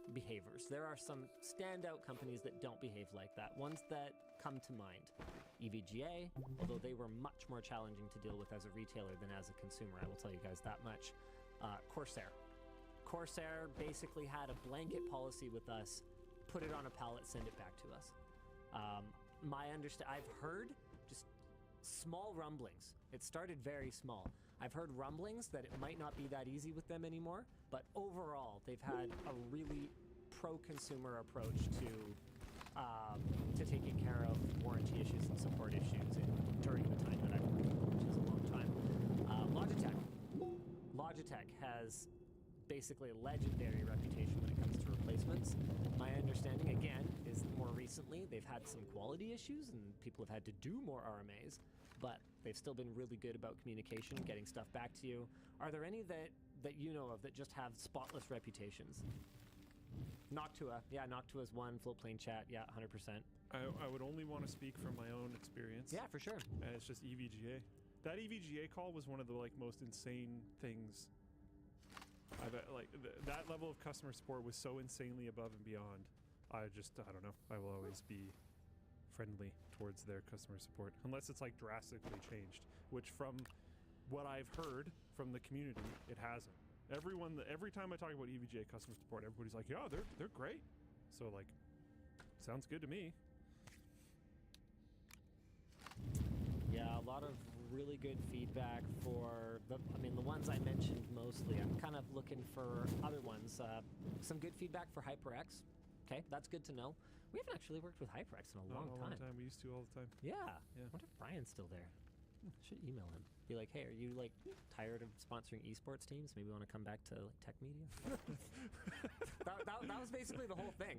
Like we were still chill, but they were just like, yeah, we're like spending all our money on esports. Doing esports teams now. Okay, fair enough. Don't think it went super well. So almost everybody, 70%, are saying NA or never dealt with. Then it goes 7% did like 1 as in low. I've got it up now. Okay. Yeah, you can see it. Yeah. The majority of it's never dealt with. And then it's like pretty even distribution except for 5. Very few people said it was like 5. Like outstanding. Yeah, very, very few. The rest of it is pretty even all the way through. I think this needs to be a big wake-up call for them. That's not great. Yeah. I wonder. Ooh, no, I don't actually want to pit them against each other. But like, I bet you there's a few customers we could, or a few companies we could throw in there with the exact same poll that would score a lot better. Yeah, I mean, I think if we threw like a Logitech or an EVGA in there, they'd probably score a lot better. But here's an interesting one. This is something that's frustrated me for years. And in fact, I think I've even talked about on WAN Show. If I put any other motherboard manufacturer in there, would the story be any different? No, that's interesting. That's actually very interesting. Yeah. Literally, universally, I've had and seen anecdotally very mediocre at best experiences with literally all of them. And I can see some of the factors that might contribute to that. They have so many SKUs, sometimes with very little variation, but so many SKUs across all these different regions. They are actually very complicated products. Yes. And they deal with a lot of users that are not necessarily particularly experienced. So the volume of support. Genuinely poke at or prod or crank things on motherboards all the time. Yeah, that's tough. I wonder if needing to unscrew things and screw things back in for M.2 drives has increased failure rates. That's a good question. It wouldn't surprise me. I could see people cranking an M.2 too tight. Yep. The thing is, that wouldn't go back to the motherboard maker. That would probably go back to the SSD manufacturer, though. So they'd be sitting there going like, why is it that every time someone installs... Well, no, because every board was using metal screws for the longest time. Yeah, this is tough. Yeah, 4-plane chat now lighting up with people just saying, yeah, the one positive one. Oh, this is great. I'm Victor says, haven't seen any complaints about ECS or Foxconn motherboards in a while. Yeah, I get it. Haven't seen an ECS or a Foxconn motherboard in a while. Let me tell you though, when they were around, they were not perfect. Oh man. Yeah. So tough situation, but here's my final word on the subject. ASUS, in good faith, we still want to continue to work with you. We need to see you improve this. Period. Yeah, this is rough. Yeah. Fix. You know what's not rough? If you guys want to interact with the show, you know what the way to do it is? Leave a merch message, just like down here. You don't want to send a super chat. You don't want to send Twitch bits. Why are you just throwing money at the screen when you could be throwing money at sick new merch from lttstore.com? To send a merch message, all you got to do is fill up that cart, head to the checkout, and you're going to see a box called merch messages. I mean, you should put some text in the box. That would be a good idea. Yeah. When you do, you'll get a little shout out down here. You might get a response from producer Dan. You might get a response from someone else after. Is that workflow implemented? Yeah. That flow is implemented? Apparently, yeah. We can create a support ticket directly, and support will get back to you. Sick. Okay. So it's possible if we can't answer your question, or your question's like about an order or something like that, that especially has to do with the LTT store support, we can forward that on to them and they can deal with it next week when they come into the office, which is cool because instead of just giving you like a garbage like, I don't know, sorry, we can actually get some action on it. Wow, shots fired. What? You called Dan's I don't know, sorry responses garbage. Oh, yeah, I mean, It's I've true. done them too. If we I can do better. we can't like appropriately address your problem, then it's not good. So now we can appropriately address your problem, which is good. The final option Improvements. is that if you send something particularly interesting that we have never covered before, then we might address it later on the show in When Show After Dark. Now you're probably wondering, lttstore.com, what could they possibly carry that I would be interested in? And let me tell you, I'm so excited because we haven't really hyped this up that much in the lead up to our launch. This has been relatively quiet, but they're finally here. Producer Dan, do you want to man the camera? Oh boy, okay. Stick locks! They're finally here! Silicone joystick covers! Cool. There you go. Are Stick they locks are they universal? Yes. Wow. Stick locks are designed to reduce the horizontal force applied to your joysticks when traveling with a controller or console. They are small, convenient, and can be installed and removed in seconds. We spent a ton of time on the geometry for these, getting it absolutely nailed so that it fits on everything from the Nintendo Switch all the way to the Steam Deck and full-size desktop class controllers. It's super flexible, but hard enough that it's not going to kind of pull on things when you are, sliding a controller or sliding a console in or out of your bag. I am so excited to launch these. And Luke, have you ever touched them? Have you touched Stick Locks yet? Okay, cool. Here is a box of Stick Locks. Here is a Nintendo Switch, Steam Deck, Nintendo Pro Controller, Xbox Controller, DualSense. Okay. Pick, I don't know, two. I don't care. Pick however many you want, and let's get you to install some Stick Locks. All right. Okay, now you guys, I'm going to brief you once. Just at the very beginning, Dan is not going to try to follow Luke around. He's just going to aim there. Luke, keep the thing there. Oops, that's not what I meant to click. Okay, there we go. I like that. It's cheeky. It's good. You might have to read it for the people. You look really smart, but here's an installation guide if you need it. Cool, and then it shows all the things it's like compatible with, I guess. PlayStation 2 controller, PlayStation DualShock 3 controller, PlayStation DualShock 4 controller, PlayStation DualSense controller, Xbox controller, Nintendo GameCube controller, and Valve Steam Deck, Nintendo Switch, and Nintendo Switch Pro controller. Now, there is one asterisk there. The PlayStation 2 controller we actually found is a little bit more hit or miss. So the site has been updated in advance of the launch. But you'll have seen the site before you see the packaging, so I think it's fine. Okay, let's see if you can handle it. These are going to end up being cleaner toys. I know. They're fun. Just making sure you guys are aware. I would recommend... You know what? I'm going to let you try and figure it out because this is... No offense. This is an average user here that I'm... Wow. Okay. Hold that up for the camera.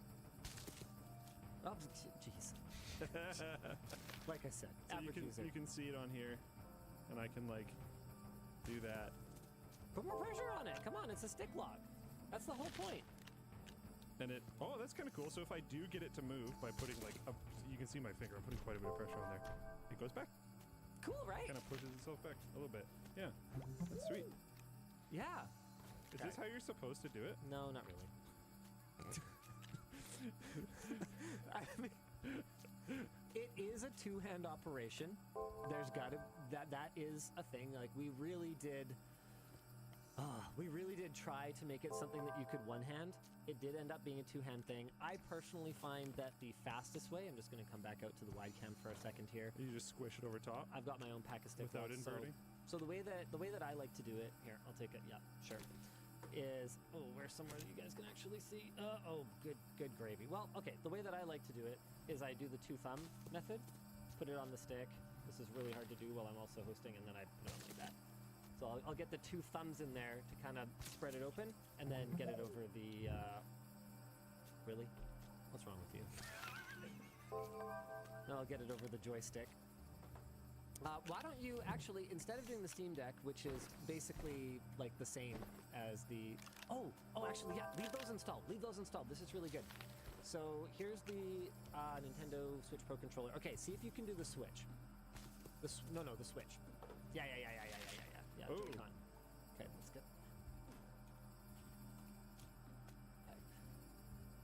Finding something that was possible to install on everything from low profile to full-sized joysticks was really challenging. This is one of those products that we conceived a very, very, very, very, very, very, very long time ago, and then took forever to actually get right. But we're really, really proud of the result. So it is a little bit more challenging to get onto the Switch, but it totally goes on there. Really? All right, well. Those were both like instant. The first way I was doing it was also like really bad.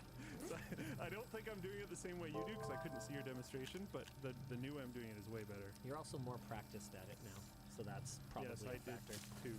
Yeah. So do you want to just show? Okay, the last thing I want to show is how it sits more proud on the Steam Deck compared to on the Switch controller.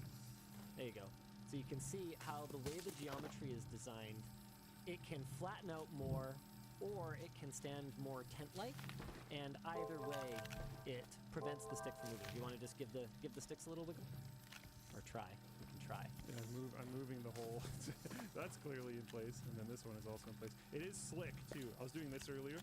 Whoop, I pulled that one off. But it is... Make sure it was on there. I don't want... If it's bad, we got to pull it. We got to pull the product.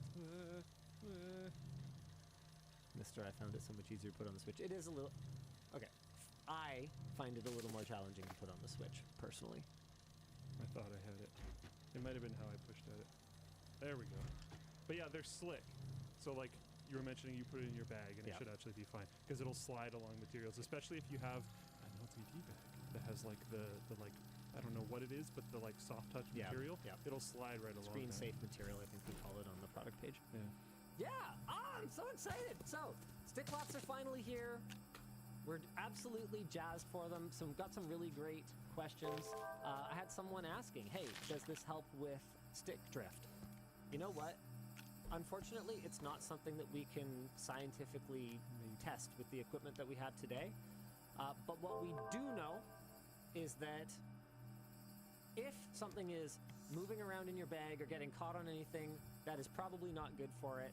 And we know that people have been looking for a way to keep their sticks in place, whether it's a case, whether it's some kind of lock, and now there is a thing. People ask for removal. The way I would do it, I don't know if you're supposed to, but I would like brace it on one side. I'm going to go back to Luke's camera and just hold it up. Yeah, we don't need Dan to I would brace it on one side and then peel up the opposite side. Is that what you would do? No, I actually two-handed again, so going back to the wide. So I would typically just put my thumb in the middle. Hold on. Just a sec. Wow, it's actually really hard to get off this. Oh, no, there we go. So what I... Right. What I would typically do is get under it like this to get under one of the legs. Yeah. And then put my finger on the joystick. Straight down, yeah. Straight down, and then pull it up. That so that makes way sense. you can get it off without moving the stick around and putting a ton of pressure on it. Yeah. So I will typically go thumbs to invert it, stick it on like that, get under one of the legs, press it down in the middle, and pull it off like that. Good to go. Freaking excited! Cool. Yeah, these took a long time. Oh yeah, $14.99, and that comes, that gives you a pack of 4. Hey Dan, can I trouble you? I forgot water today. Oh no, yeah, absolutely. I need some water. You can pick your own merch messages to read. Oh, okay. We're supposed to do 3 merch messages. I'll read 2. it. We're supposed to do 2 merch messages. I gotta scroll all the way down to the curates. Okay, I use the WAN desk pad at my repair shop counter, and I'm always getting asked, where can I get one? Have you considered / would you sell to small businesses for retail release? This is from Robert H. I mean, yeah. No one's ever asked. Like you would. I shouldn't even say no one's ever asked. I mean, we've tried with some of our products. Like I joked in that Micro Center sponsored video when we were down there fixing XQC's computer. I was joking with the rep. I was like, yeah, why don't you guys carry the LTT screwdriver? Because we've actually, like, we've reached out to them. We've been like, hey, you guys should carry the LTT screwdriver. And I don't know what exactly is going on. I don't know if they're just dragging butt or whatever else, but nothing's ever happened. Seems like a good idea. I know that we've reached out to more than one retailer about carrying the ABCs of gaming, and just hasn't really worked out. I don't know. It's confusing to me. Sure, let me know. Slide into my DMs.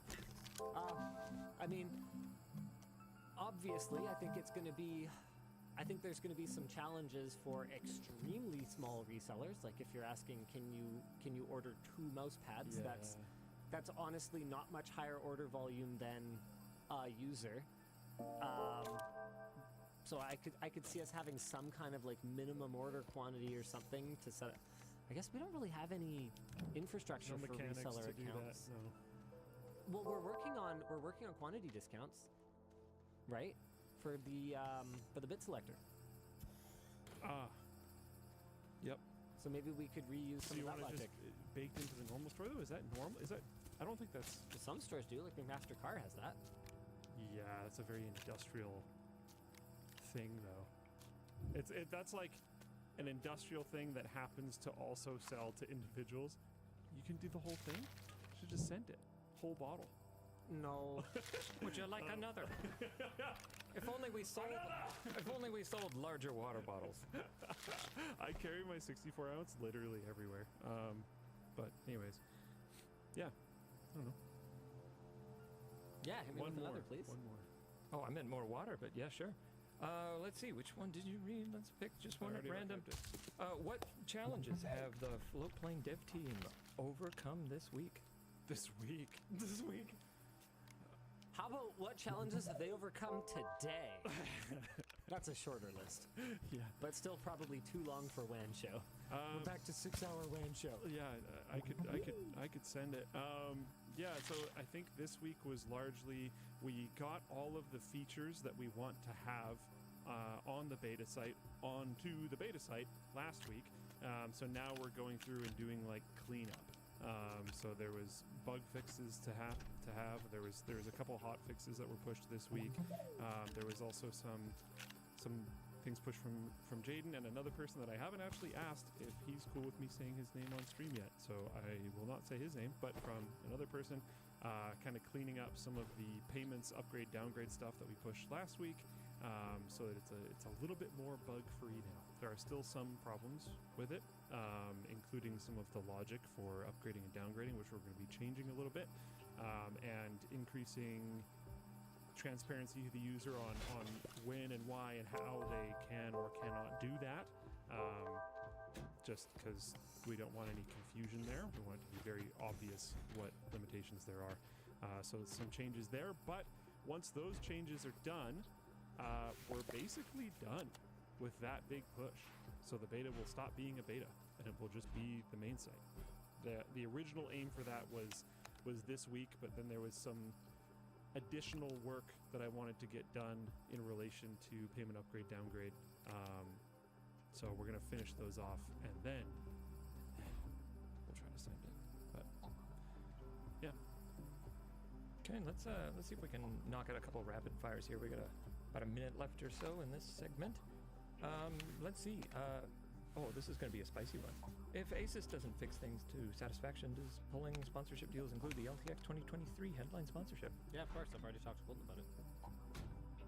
Got him. Yeah, rapid fire. You guys are getting better at this. Let's see. Hey, LLD, for Linus, wondering if basketball shorts are a thing. Actually, you know what? Oh. No, I'm not done talking about that. Crap. Yeah. Okay. Long show. Praise rescinded.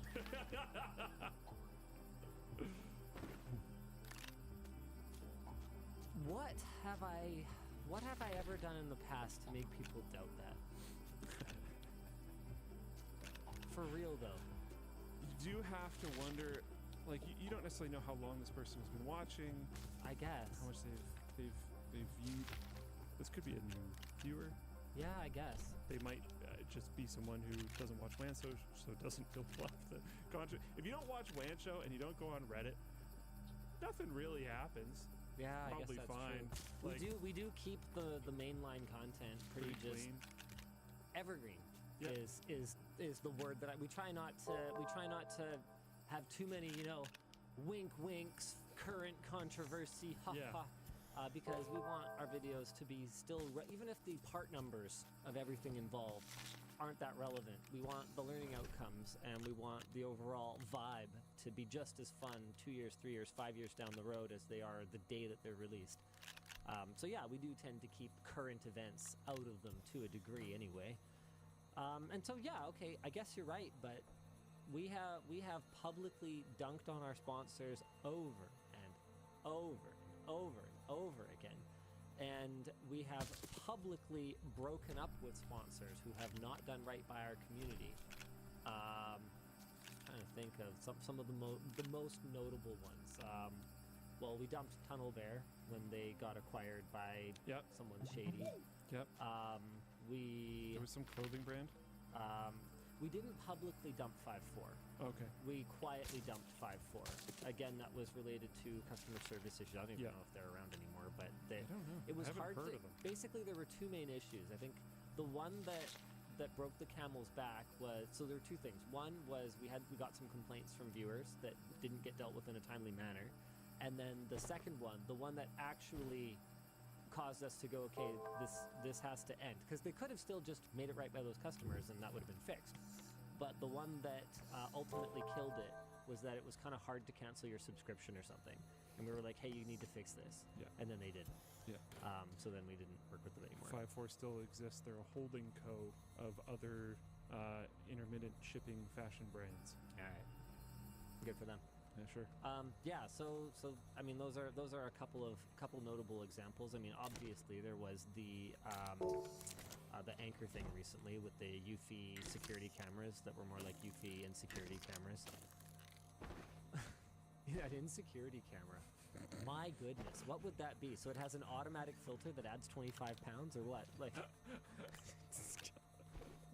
it specifically starts automatic recording when your heart rate jumps. Do you want memories of when you were distressed? Oh yeah, Plex is on pause right now. Still love Plex, still love the product, still want to use it, still want to resume the relationship, but there are some key things that I need to see fixed before we're able to move forward.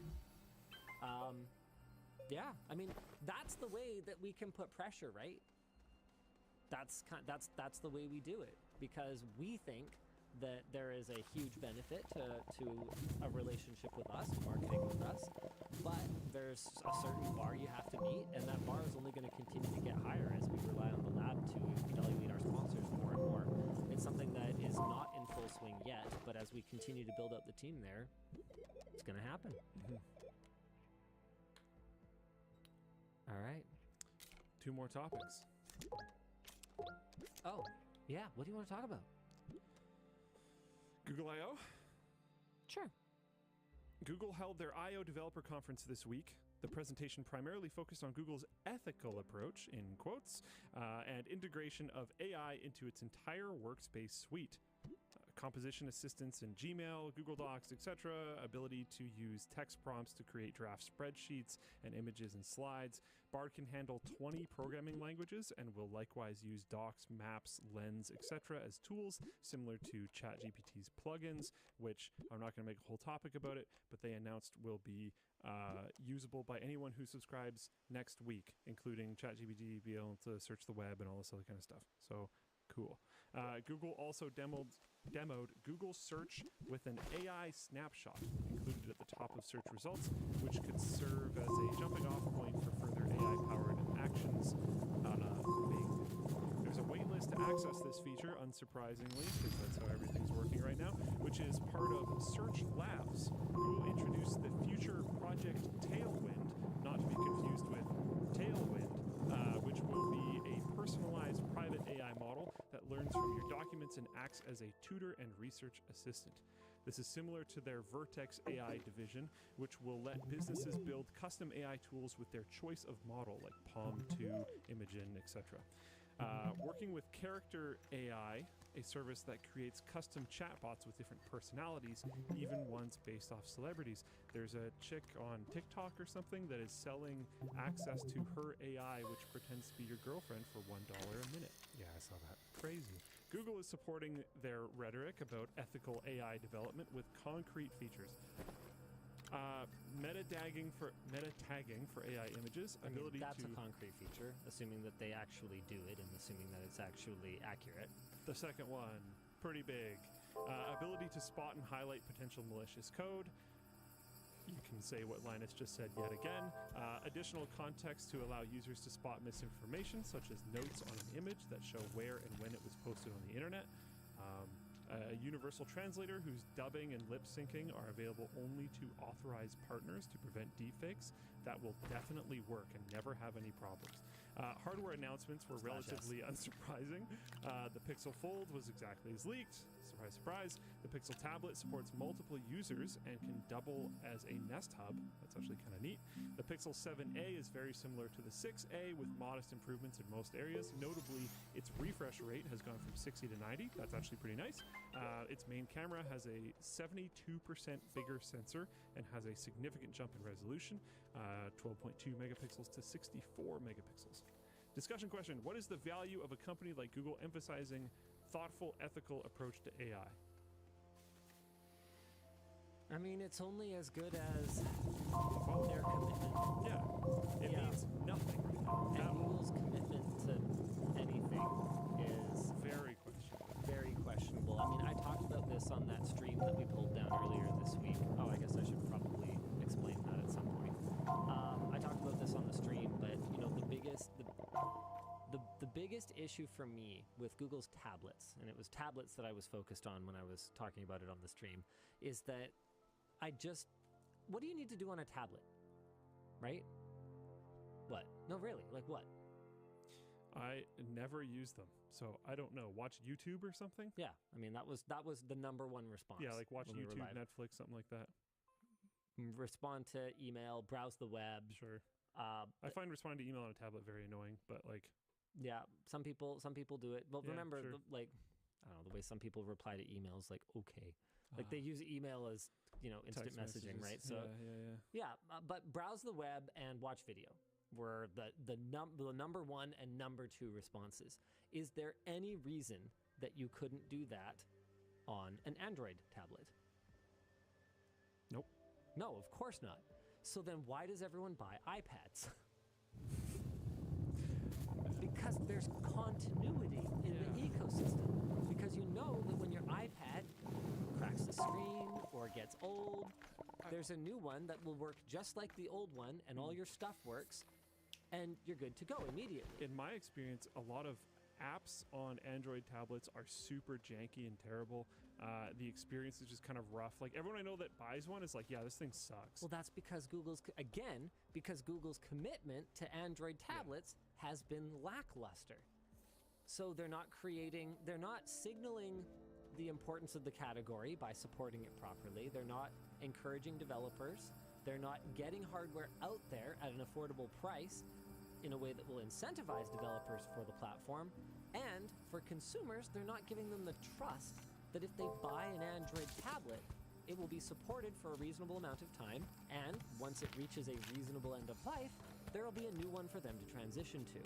And so I think for me, the biggest question is, what's the follow-through going to be?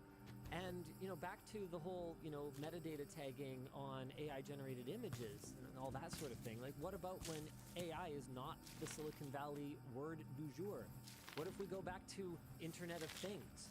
Yeah. Oof. Ugh. Remember Internet of Things? Yeah. I mean, what are some other stupid cringe? I mean, obviously Metaverse was the most recent one Web before 3.0. AI. Web 3.0. Yeah. What happens when we move on to the next trendy thing that everyone wants in their quarterly earnings calls and in their new product announcements, right? Do they just kind of say, well, I don't know, everyone seems to be kind of over this AI thing and move on? I just don't know. What product has Google successfully launched in the last 5 years? No, really though. Guys, for real, if I'm way off base here, you gotta let me know. I'm trying to think of like what I use. Meat isn't new. I use Meat all the time. They like changed the name a billion times, but it's still just Meat. Google Workspace, Google Search. Pixel phone, dude. No, the original. Last He's talking 5 years. He's also he's talking about new verticals, not individual product. Yeah. He's not saying like releasing the 8th Pixel doesn't count. Yeah, like an update to Android Auto is not releasing a product. Yeah. Although, shout out Android Auto. It sort of is, but he means new verticals. Yeah. Yeah, but the Pixel also hasn't been in the last 5 years, guys. Stadia is not a successful launch. I mean, what is it? It's a successful launch. Chromecast is very old, guys. Spontaneous rapid deconstruction. What's the term for it when you launch something and it blows up? Is it SPUD? I think so. Sorry? SPUD, I think. No, I'm talking about the rocket that blew up. Yeah. I don't remember what the actual acronym is. Yeah, it's not an actual acronym. It's just like a silly thing they were saying. I think. No, it's a thing. Oh, it's a thing. Yeah. Oh, all right. Well, there you go. Shows you what I know. RUD.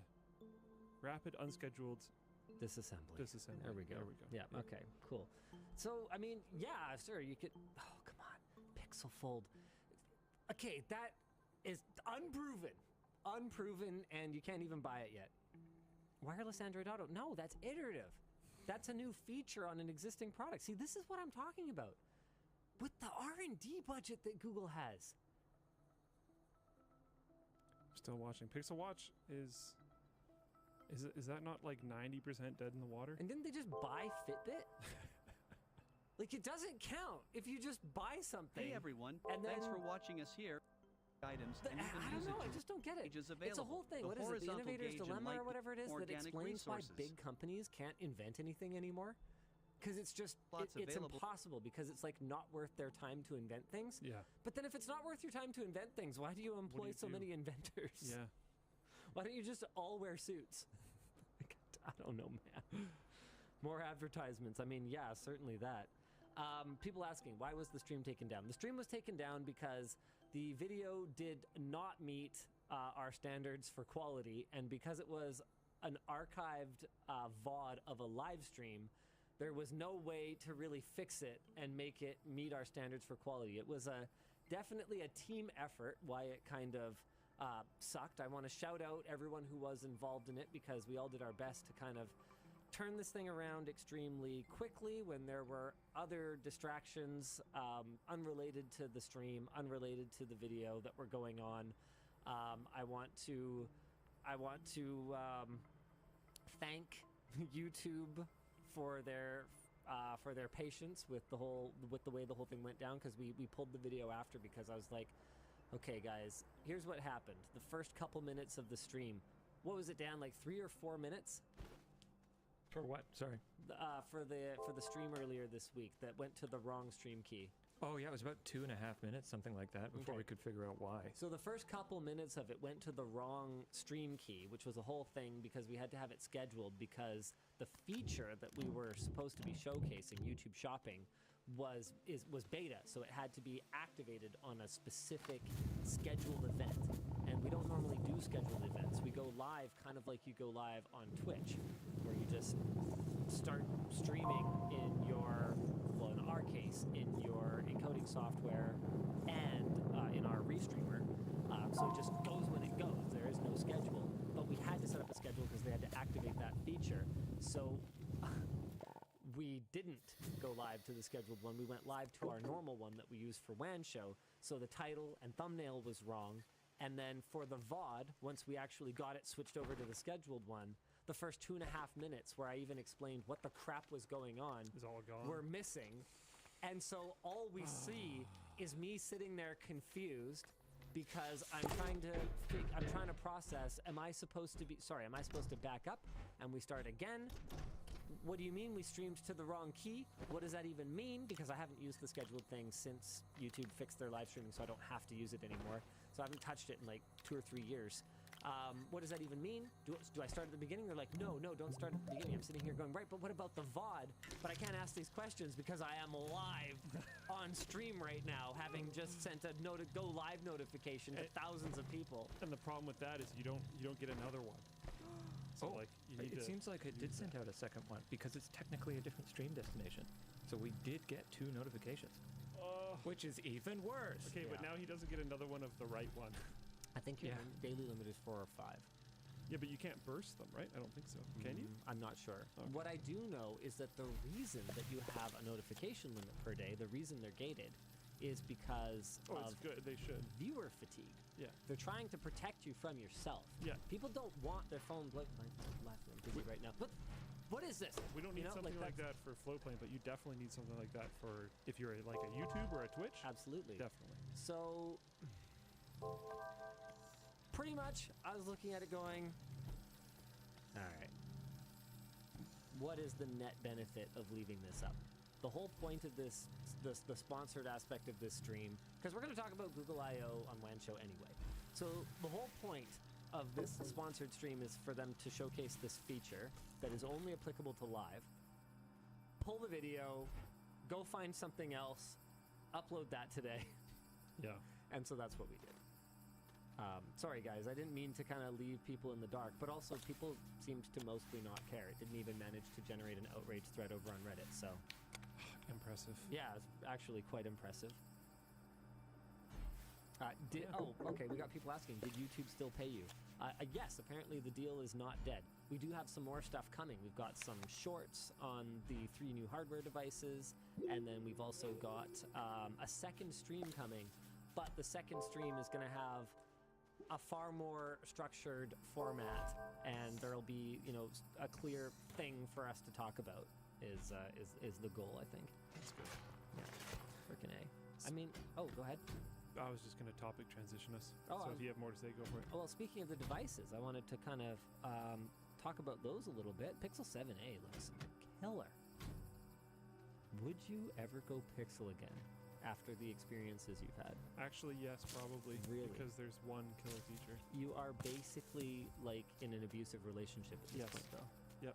Okay. But if someone else releases this feature, I will very likely be gone. All right. What is your screen call? It's actually amazing, and I use it all the time. I have not picked up a call from a scammer in like years. All right. It's like Chat's actually hilarious. fantastic. They always come crawling back. Yeah. Okay. I even had Riley called me, but I didn't have his like caller ID in my phone, and it showed up as it showed up in a way that looked super scammy because there was like it just said like British Columbia, but there's a bunch of spaces in the middle of it. So I was like, oh, this is definitely a scam. So I screened it, but then it says on the thing, like very clearly, he's like, there's something going on with Flowplane. I need to, and I'm like, okay, sweet. By the way, I just want to make it very clear. Some people seem to think that the issue with the stream was Google's fault. It was not. Okay, follow-up question. You've been looking kind of enviously over my shoulder at the big screen fold device. No. For a while. Really? Nope. Oh, okay. I thought you were pretty into like Not the happening. spreadsheets and stuff. Yeah, I'm not spending $2,000 on a phone. Oh, I thought, okay, well, you jumped ahead. Okay, so yes, it looks cool. And then... It looks interesting. Follow-up question. I would really like to be able to like test drive one. Man, I had a whole thing. I was gonna. You jumped right to the end. Like, what do you think this is? Dennis's French fry thing? Okay, sorry. Go for it. Okay, so you've been looking over my shoulder at the big screen on the Fold. Yeah. Okay. See, now you've ruined it. My bad. Sorry, I was pretty confident I knew where you were going. Oh man, what was that? Now I don't even remember what I was gonna say. Right. I was gonna say you're fairly wealthy. Would you spend the $1,700? I still have a house to save up for. Yeah, that's true. All right. So dropping $2,000 on a phone doesn't feel fun. I am probably planning like this September's release of phones. Yeah. To look into something because it's been. So you want an iPhone? Don't they release other ones at that time too? Might is out of the loop. It's been a long time. I think the new Qualcomm chipset cycle is a little bit off of Apple's cycle right now. Okay. Yeah, I think it's more like spring because we just got the brand new S23. I think Pixel like 8 is kind of where I'd be aiming. Yeah. Okay. All right. One more cycle. Because I'm 4A 5G at this point, so I'm a little far back. Yeah, but And you're it's still like- getting support, so. Yeah, so it's still fine for now, but like it's time to start considering, you know. Yep, that's fair. Yeah. Yep, that's fair. I hope the tablet goes well. I mean, it's got a good processor. It's $500. It comes with the little dock. And then the last one is, of course, the Pixel Fold. That I will have a lot to say once I actually get hands-on with it. Very excited, but I need to really use it and, you know, try out some of the apps that I've had trouble with on my Samsung folding devices and see if they're any better. So there's a comment on Fullplane Chat that says Luke doesn't seem like the kind of person who's getting an iPhone. You might actually be kind of surprised. You'd be surprised about both of us. I daily drove the iPhone for years. Yep. And I have nothing really against iPhones. My biggest issue with an iPhone is because I don't generally use them. The needing to learn the platform doesn't sound interesting to me. But I'm not against an iPhone necessarily. There's honestly not a lot to learn. Like it's, I don't know. I don't really know what to tell you. Like there's also stuff. like weird things. Like my phone's down there because it'll buzz the mics. But I'm a big fan of like very, very clear home pages. Yeah. I only have things on my homepage like float plane, calling, email.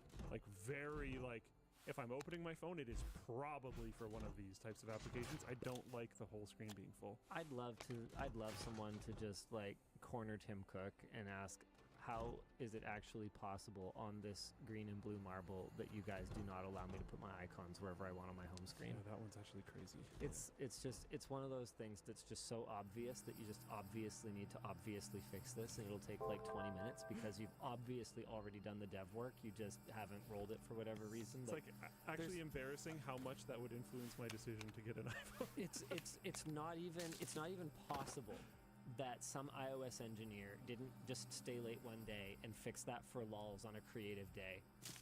That is actually not possible. It has happened. I guarantee it. Just the way developers work. You know how developers work. In fact, someone would be like, "This annoys me," and then I would just do it. And they would just fix it, because it's really stupid and really just needs to be fixed. But okay. This is something that like really annoys me. Like you'll find little annoyances on both. This is something that's been driving me absolutely crazy on Android, and I don't know if it's just Android or if it's the Google app. You know how Google kept telling us, okay, Hangouts is going away, GChat is going away, blah blah blah, and it just like never goes away, and it's still there. So now, whenever I share, I just took a screenshot. And I clicked share. If I go to, I hate this menu. This absolutely hate this menu. Instead of being just Gmail, because I clicked Gmail. There's now a second click. Do you want to do chat or do you want to do email? No, I don't want to do chat.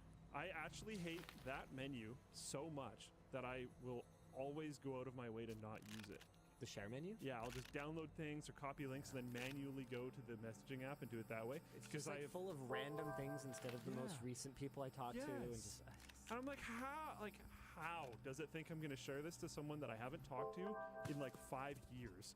When the like 3 people in my life that I share things to off my phone are never here. Yeah. Like what the heck? So it literally doesn't save me time. And then the amount of times that it's like I have to scroll so much to find the right app or like the right person or whatever that is just, I don't know. I find it very annoying. Okay, this is great. So my top one is myself, my personal Gmail account, which I have probably never shared anything to because why would I? And my second one is my work account. Yeah. Which I would never share anything to from my. Oh, actually, that's not true. I would email things to myself from time to time, just because embarrassingly, it's easier than just. Yep. You know. Then I've got my son, my wife, my aunt, maybe. Okay. Oh, here we go. Then I've got some random Discord server that I have literally never shared anything to. You on Discord, I actually do share things to you. Yep. Another random Discord server that I have literally never shared anything to. And then 2 completely random Teams message channels. One is Dan. Dan, when's the last time I shared anything to you over Teams? Oh, I mean, you messaged me earlier, so maybe that's why I'm there first. Literally never. Literally never. Literally never. Literally never. I don't use this application. Literally never. Sometimes never. Wow. Fantastic. What's the point? Like, I just... My problem is that every single icon in my share menu, all of them are blue. They're all blue and white.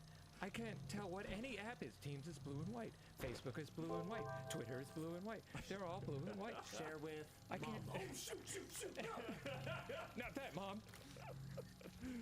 I'm sorry that Floatplane has contributed to your problem. Why is everything blue? It's a very neutral, like, things are fine color. Yeah, anyways, should I topic pivot us? Sure. Should we move on? YouTube, another YouTube thing.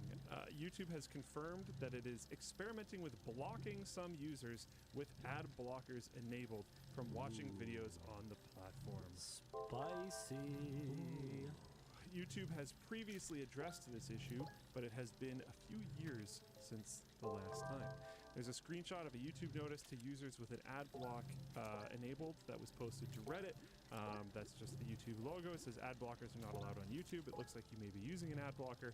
Ads allow YouTube to stay free for billions of users worldwide.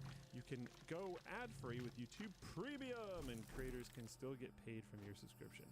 And then there's a button that says allow YouTube ads, and then there's another button that says try YouTube Premium. I don't know what allow YouTube ads would do. Oh, maybe what have they like scripted away for your to disable the extension on that domain? That must only work through Chrome or something. I don't know. I mean, most people are using Chrome, so maybe it works. Yeah, I don't know. The more legitimate criticisms include that YouTube's ads have increased a great deal over time, and that YouTube Premium is relatively expensive from the perspective of occasional viewers. Discussion question: is there any better way to convince people to pay for content? No. That's my response. I don't think, like, I'm not saying this is necessarily a good way, but I don't think there's a different way. Like, how do I even talk about this without starting some kind of firestorm? No, yeah, you're just gonna get wrecked. Because I think the entire. I wish I was wearing my ad block. Privateering shirt. Because the entire counter argument to me last time around was that if consuming the ads was the form of payment for consuming content on the platform, then Google would block ad blockers. So, okay, here we are. I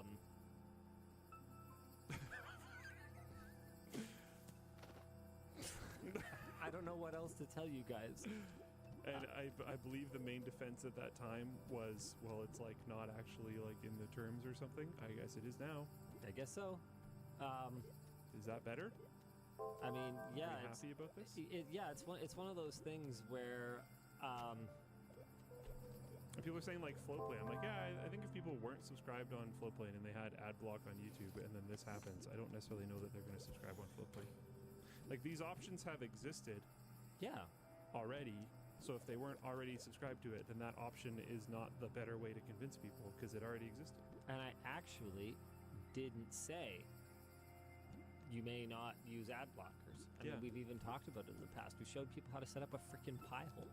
Yeah, we've shown multiple times how to set up these types of services. All I said was, you've got to consider the consequences of your actions. Yeah. The consequences are real.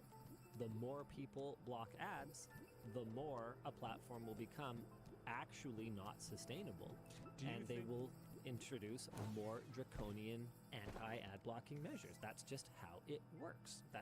I don't make these rules. I am the messenger. Time to shoot.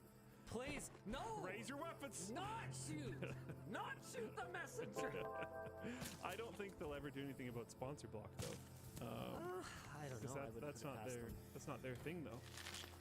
Yeah, I guess so. There's no actual financial incentive for them trying to block sponsor blocks. Yeah, that's true. It's hard to say. I mean, I wouldn't even put it past them to just say, look, we don't allow any extensions that interfere with the functionality of YouTube.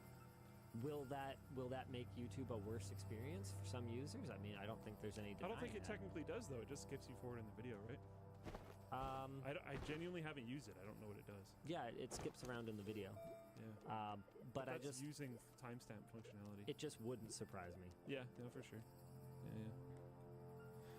But yeah, that's that is what it is. I'm not surprised. Every once in a while, I'll get like I'll be in my Google News thing, and I'll jump to a web page, and it's like, no, you can't watch this because I have it export to my browser, and it blah blah blah blah blah. You can't view this page unless you subscribe. It's not an ad blocking thing, but it's just like some news page that requires a subscription. Or paywall. Yeah. And I'm like, okay, well, I'm not going to do that, so I'm going to leave. And the argument is like, oh, well, you lost their traffic, whatever. And it's like, yeah, but I'm also not taxing their service. And if I didn't pay and they didn't have ads, and I did view it, how am I benefiting them? So, like, I don't know. I don't know that that's necessarily the wrong call for them. That might be the right call for them. Maybe this newspaper makes a bunch of money through subscriptions, and it's better for them to operate that way. It's not my decision. Yep. It is my decision to just not pay it. Well, this is another like big controversy that I started when I said, look, the provider of the service or the product is the one who sets the price. And if you don't like it, you don't pay it. But just taking it is actually not how that works. Yeah. So, like, I don't find some way to, like, break around that limitation. I just don't read the article. Just go find something else. There is an incredible amount of stuff on the internet.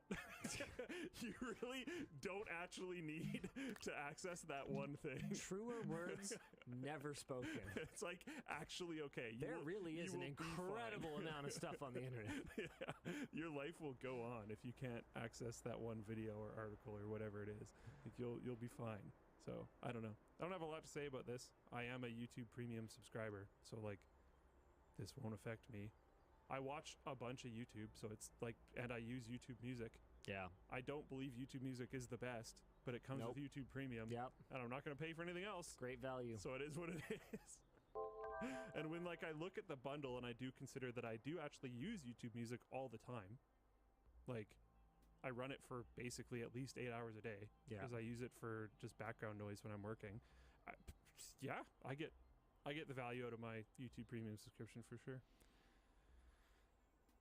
Yeah, I don't know what to tell you guys. Other than this is what happens. And this is fair. Someone in Flowplane chat said, if you give someone something or a service, that will become an expectation. When it changes, people feel wronged. And that, that's legit. Yeah, so I could understand people that have used ad blockers on YouTube for like a decade, that it's now being blocked, being like, well, that's annoying. Yeah, sure. Yeah, but like YouTube's response to that may end up rightly being, you mad, bro? Yeah, like realistically, I mean, you can say you're gonna go somewhere else, but when you're trying to figure out how to fix your dishwasher, you won't. You'll go to YouTube. Some people will sputter and angrily say, "No, I will." Yes, you will. Yes, you will, because that's the fastest. Because your time is worth money, which is exactly how the ads work. Your time is worth money, and that will be the fastest way to get that dishwasher repaired. You'd be silly not to, right? It's tough. You can just watch the ads.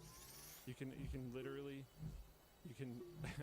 load it up, have the ads play, put it down, gather your tools, and then when the ads are done playing, pick it back up again. People are talking a lot about how much the prevalence of ads has increased on the platform lately, and honestly, that is a big challenge. I do find it pretty obnoxious whenever I'm accidentally on an account that doesn't have YouTube Premium. To me, it's felt like the gas price problem, where like it feels like, oh, like tons of people are blocking ads or whatever other reason, so we need to increase ads, and then, oh, we blocked ad blockers, but they're not going to pull the ads back probably. Because they're like, well, let me we can serve you this many already. And there's a lot of pressure on creators to increase the frequency of ads. I mean, here, I got this report from Colton earlier that apparently is from Patty Galloway's latest newsletter. Something. I hope this isn't like a paid newsletter or something that I am not supposed to talk about. One sec, I just want to address this quickly. Krusty Trombone in Full Plane Chat said, nah, it's principle. Ads are toxic. I don't disagree, which is why I have premium and run Flowplane and do stuff like that. I don't like ads. I avoid them as much as I can. But, like, I don't do that with an ad blocker. Yeah, that's not actually your call to make. If the service says the payment is ads, then your options are consume the service and pay with ads, don't consume the service, or privateer, and just know what you're doing. That's what you're doing. So I have my, like, the level that I'm happy with, and you can have your own, and that's fine. This is great. I love Angermon, or Agermon over on Twitch chat. I don't understand who the F is buying crap out of ads. Me neither. And yet here we are. They're clearly working pretty good. Yeah, so okay, this is really interesting. It's an evaluation of RPM, so revenue per mil, which does not mean million, it means thousand, by average view duration. And the argument made to me by our business team is, you know, hey, with how long WAN show runs, the AdSense numbers for it would be insane. Like potentially 3 times what we're making, which is thousands of US dollars per episode additionally for WAN show. Got to try to get approval from Linus. Can you loop me in? And basically, yeah, our RPMs are substantially lower than what they should be based on this like average RPM per video length, you know, chart here. And basically my response is the part we're missing here in our calculations is the RPM of our baked-in stuff. Maybe for something like WAN show, we should cut our rates, cut the sponsors out, and do mid-rolls. I just don't want to overdo it, right? Because that's the problem that I see on the platform is that you've got people trying to triple dip, right? They've got the pre-roll ad, and then they've got the mid-roll ad, and then they've got the shout-out for their Patreon, and then they've got the shout-out for their sponsor, and then they've got the shout-out for their merch. And so I think we were overdoing it for a while. And in each video, we had a merch shout-out plus a Floatplane shout-out. We've dialed that back. So we are at no mid... So our typical loadout on LTT anyway is that we have pre-rolls enabled, no mid-rolls. We do have our own baked-in sponsorship spots, and we will call out either Floatplane or the LTT store in a way that is organically integrated into the content. That's sort of our loadout right now, and it seems to be about as high as you can go without it being obnoxious. And there's been a lot of arguments internally pushing me to turn mid-roll ads on, and every time I kind of come back and I say, okay, sure, what are we getting rid of? And the answer is always, I don't know. I think we have a pretty optimal configuration right now, and I don't think we're going to change it anytime soon. Especially when they're Dennis ads. We'll see. Yeah. I think if anything, what we need to do is just make our baked-in stuff more engaging and convert better, and then we can increase our rates for that if we really want more money. Like, let's just work for it. Yeah. I guess is my response. Make the ads content. I know there's a few other creators in the space doing that type of thing too, where it's like you actually want to watch the ads because they're just funny. Yeah. And it's like, okay, cool. If you want to win me over that way, like, fair enough, in my opinion. Last week was not Dennis spots on WAN show. That's why it wasn't as entertaining for Plane Chat. Dennis is on vacation, so. Oh yeah, we had the Thorium proposal, but that wasn't. I guess that was a sponsor spot, right? I forgot. That's how organically integrated it was. I forgot it was a sponsor spot. Speaking of sponsors, hey, perfect segue time. Perfect segue. Squarespace. If you're building your brand online in 2023, you should absolutely have a website. And if you need a tool to help build that brand, look no further than Squarespace. Squarespace is the all-in-one platform to help expand your brand online. You can make a beautiful website, engage with your audience, and sell anything and everything from products to content. We love Squarespace. We use it here at LMG. Its custom templates make it easy to stand out with a beautiful site that fits your needs, and you can maximize your visibility thanks to a suite of integrated SEO features. Their analytic insights will help optimize your performance so you can see what's going well and what needs a little work. So why wait? Get started today and head to squarespace.com/when to get 10% off your purchase. The show is also brought to you by Jump Cloud. Tried to mix them up. Ah, yeah, I did. I mixed them up. Ha, got him. Got Dan. Jump Cloud. Thanks to Jump Cloud for sponsoring this episode. Jump Cloud is an open directory platform. It's the IT backbone for your organization. It makes it possible to centralize your technology stack across identity, access, and device management in a cost-effective manner. It also helps you manage the proliferation of identities that's created by the cloud and software as a service applications. Proliferation of identities. I love that. That is such a jargony way to say there's too many logins. Yeah. With Jump Cloud, you can handle identities and access with maximum ease and maximum security. You can decrease IT expenses and ongoing costs and scale your organization with confidence without massive tech overhead in infrastructure or people. So you can meet strict and increasing regulatory and compliance requirements all from the same platform investment, and they support Mac, Windows, and Linux no matter the platform. Jump Cloud has got your back. So try Jump Cloud today using the link in the video description. The show is also brought to you by, I guess we spoiled it, Seasonic. Seasonic's Prime TX 1000 watt power supply is a great choice for high performance systems. Features an 80+ titanium efficiency rating, which means less power gets wasted during power conversion. It's also fully modular and features hybrid fan control to control overall fan noise, and it's got fluid dynamic bearings, so when that fan is spinning, it's going to be super quiet. Plus, it comes with a 12-year warranty. You can trust them, bro. Actually, I did see quite a few positive comments about Seasonic when we were discussing the whole warranty thing, unrelated to their sponsor talking points, but It's did not see it. surprising to me at all. If you're building a new system and looking for a power supply that you can rely on, you can trust Seasonic. Check them out at seasonic.com or through the links down below. All right, Dan, you got a couple merch messages? I suspect you do, because you made me use the camera. I couldn't help noticing that a few people might have bought some stick locks. Oh. Just a couple. Just a couple. A couple people bought them. I will also say, I just noticed you are too. Linus and I have been messing with these like the whole show. I think they're legitimately just as good as a fidget toy as they are a stick lock. Oh boy. Dual purpose. Everything we sell turns into a fidget toy. The screwdriver, this, yeah. I think that says more about us than maybe. Okay, let's see. First one here. Hey LLD, a longtime watcher since my formative tween years. Prior to getting more into tech, I am ashamed to admit that I attempted to download more RAM. What has been your most dumb tech mistake? Oh, it was definitely the time that I plugged the floppy power connector into a header on an add-in card. Fried that bad boy. Fried it good. I've only ever... I was very young. Accidentally murdered one piece of hardware that I can remember. And it was really early on at the company. I just roasted a motherboard. Do you remember that? Just flashed the wrong BIOS onto it, and it just never came back. Nice. I was like really early on. I was really embarrassed. Nice. I think it was my personal board, but that computer was a computer that I got from you. Right, okay. And I needed it for work because I was doing forum stuff, so it was like, Nice. Yeah.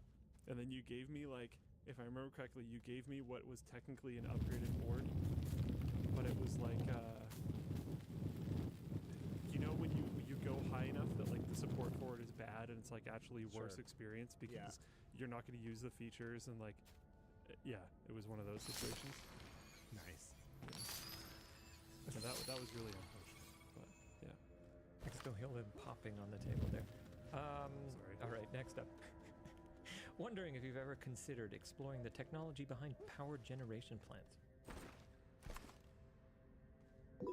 I mean, sounds super cool. Sounds like the kind of place that would be a little tough to get a tour of. Yeah. Absolutely on that second point. Yeah, I mean, is anyone going to show us, you know, the nitty-gritty of a nuclear power plant? Would I be interested in anything that isn't a nuclear power plant? I mean, what, am I going to go look at like a coal-fired Yesterday's technology, today. The furnace. It's real big. Wow, that's hot. Okay, we're joking. Like, obviously, there's It's more interesting than that. yeah, and it gets more advanced. a lot of technology, but yeah, no, I can't say that that's my most. That's the most up my alley that something could be. Yeah. Okay, and last one we're going to have a look at here.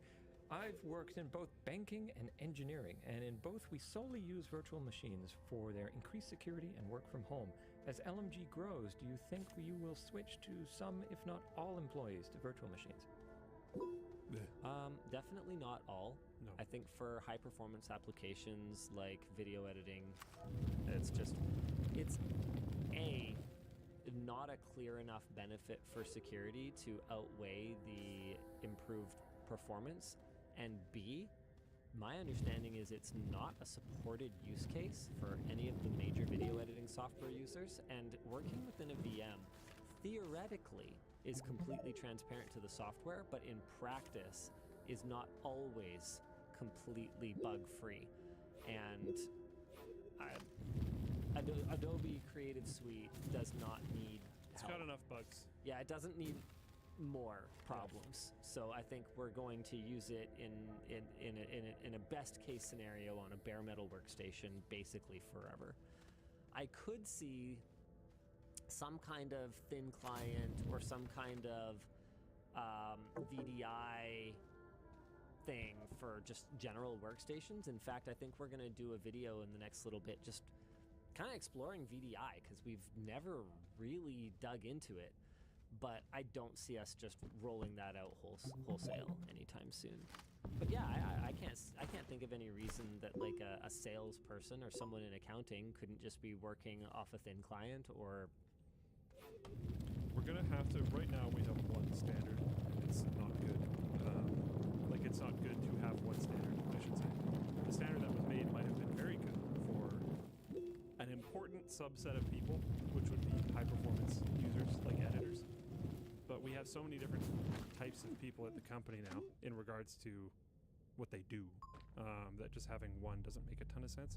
So yeah, we might have a variety of different options down the line, but it will vary quite a bit. Padzilla in Floatplane Chat says, having to use thin clients at work makes me want to bash my head against my desk. It's god-awful slow. Right, but that depends. Yeah. Right, that depends There on what are the high hardware performance, behind the thin client is. The thin client doesn't affect the performance. It's the actual VM that it's tapped into. And there are high-performance thin clients. My understanding is they're very common in the like CAD and design industry. And I think that's to do with that it's cheaper from a software licensing standpoint or something like that, because the software is so expensive that you're basically an idiot to be buying one seat for every person who might use it, and you're far better off buying many licenses and then sharing them or something. Don't quote me on that. It's just something that I heard at some point, maybe. Nice. Nice. But yeah, well, things will change. Okay, so let's get a couple potentials out here if you want. Hey, LOD for Linus, wondering if basketball shorts are a thing that's on the menu. Will we eventually do that? No. He's saying it's not on the menu, not that we'll never do it. Yeah, the first thing. Yeah. Okay. I think it's pretty unlikely, though. Are there not enough brands that make basketball shorts? Like, basketball shorts are one of those things where it's just, what would we be adding to the conversation? Hey, DLL, Steve or Austin going to LTX? Neither has been confirmed or denied. Then I guess I can neither confirm nor deny.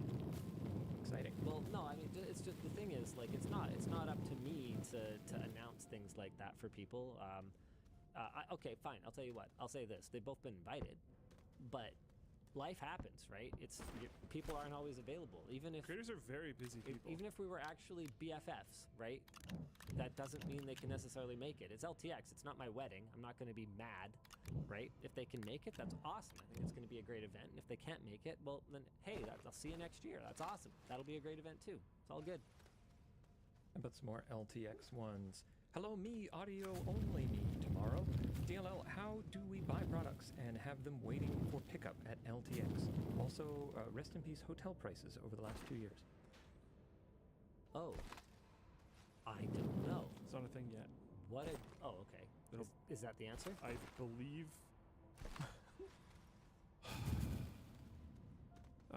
I think. Okay. Somebody's gonna scream at me. I'm trying to remember. Oh, you're gonna pull a line. No answer yet. I'll say that much. There we go. All right. Because I know if you're here locally, you can buy stuff here locally, but there's gonna be a. Well, you can buy stuff. Oh, you mean if you come to the show? Yes. You can buy stuff. Yeah, So, yeah. But I don't mean right now. If you're in BC, you can buy stuff locally. I mean if you're at LTX, there's gonna be like a store and you can buy stuff. There is also the remote bridge thing that we're planning, where Floatplane and LTX Store are going to have a login authentication thingy to see if you are currently subscribed at whatever, blah, blah, blah, blah, blah, so that you can buy stuff. And that's not done yet. So we don't know exactly when it will be ready. Got it. More LTX. Oh, I do have a bit of an update on LTTstore.com, though. Okay. I think we've settled on a location for it. Sorry, that's me. I think it's going to be... Oh. Uh-oh. Uh-oh. Did I say something wrong? You must have said something wrong, because probably did. The one and only Nick Light has made a call to me. What'd I do wrong? I have two things. One from this and one from earlier. So got two things. One right here, one right here. Yeah. If you have an LTX ticket, you should be able to pre-purchase your merch already on the LTX site. Oh, cool. You just have to use the same email to log in on the site as you bought the ticket with. Neat. Yeah. And then the other thing was, when you're talking about retailers earlier, we are figuring out our retail strategy. I can't really say more than that right now on live, but that's why we don't have like updates on Micro Center and stuff. It's not on their side, it's on our side. Oh, really? Yeah.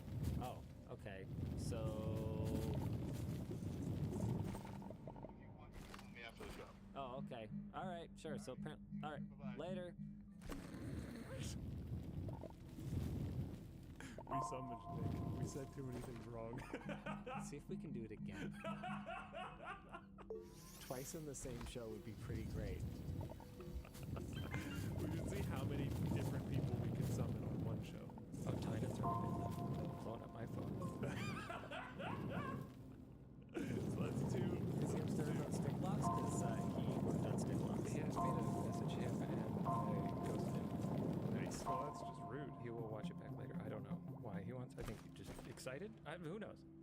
It's all merch, by the way, not just LTX merch. The idea is that you can place your order and then just like pick it up when you're there, which will make more sense the closer to the event we get. Yeah, not really. Yeah. Right. So I wanted to give the update on LTTstore.com. We have not decided to proceed with the retail space that we found. That was pretty cool, because I think what we're going to do is more of like a warehousey style thing, where you can pick up, but also it'll be like operating as a warehouse, and it'll be in more of like an industrial area. I think it's going to be where the little gym is now, and so that'll become LTTstore.com. So this is how you're going to tell me that I'm not getting my wish? Oh, you're getting your wish. So I have other big news. Our financing got approved for a second. What about second badminton unit? Oh. So the badminton center is going to be substantially larger. Yeah. It will be 14 courts now, and there will be a pretty decent, like 1,600, 1,800 square foot gym. Of badminton courts? No. Of like 1,600, not 16,000. Yeah. Yeah. What's going to be there? I don't know. I was gonna ask you, like, what's good? Like, it's an actual, like, gym? Like a workout gym? Yeah, like for members. That's pretty cool.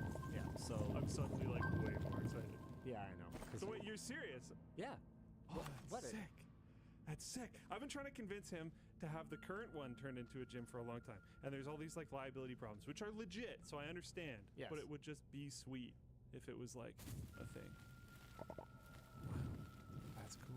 Yeah, it's going to be awesome. So, obviously, everyone who works at Yvonne Umbrella Corporation, any of the companies under there, will be able to get access to the gym. YCC. I don't know. Okay, so here's the thing.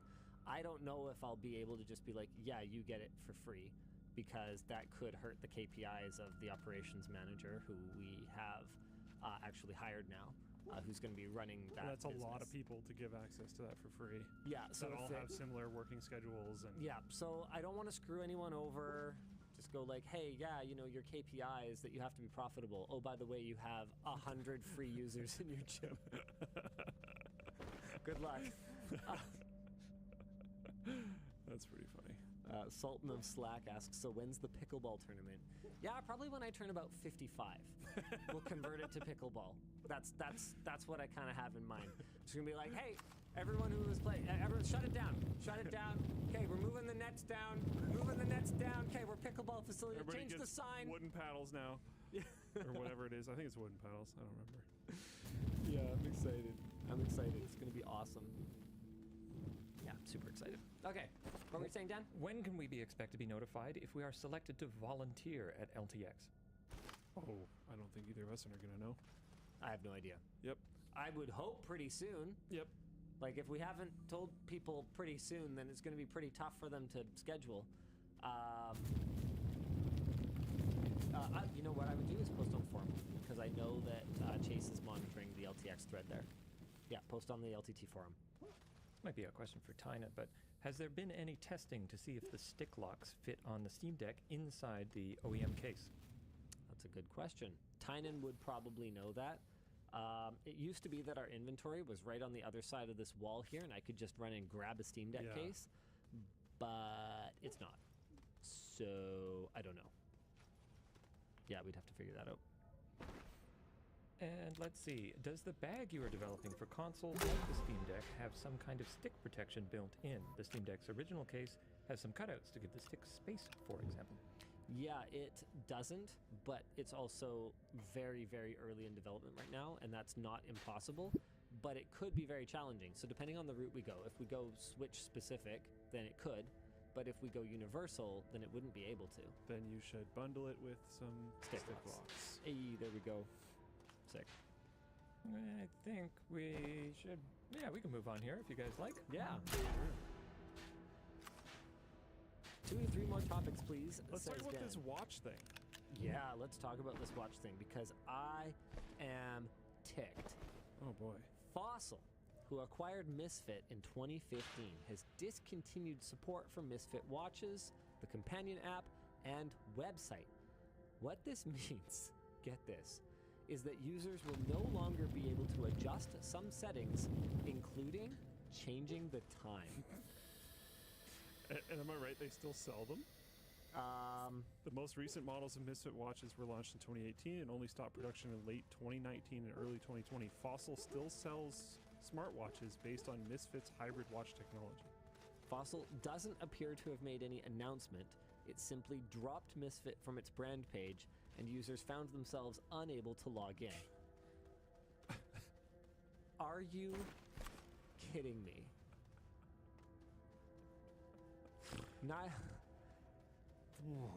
Fossil confirmed. Oh, okay.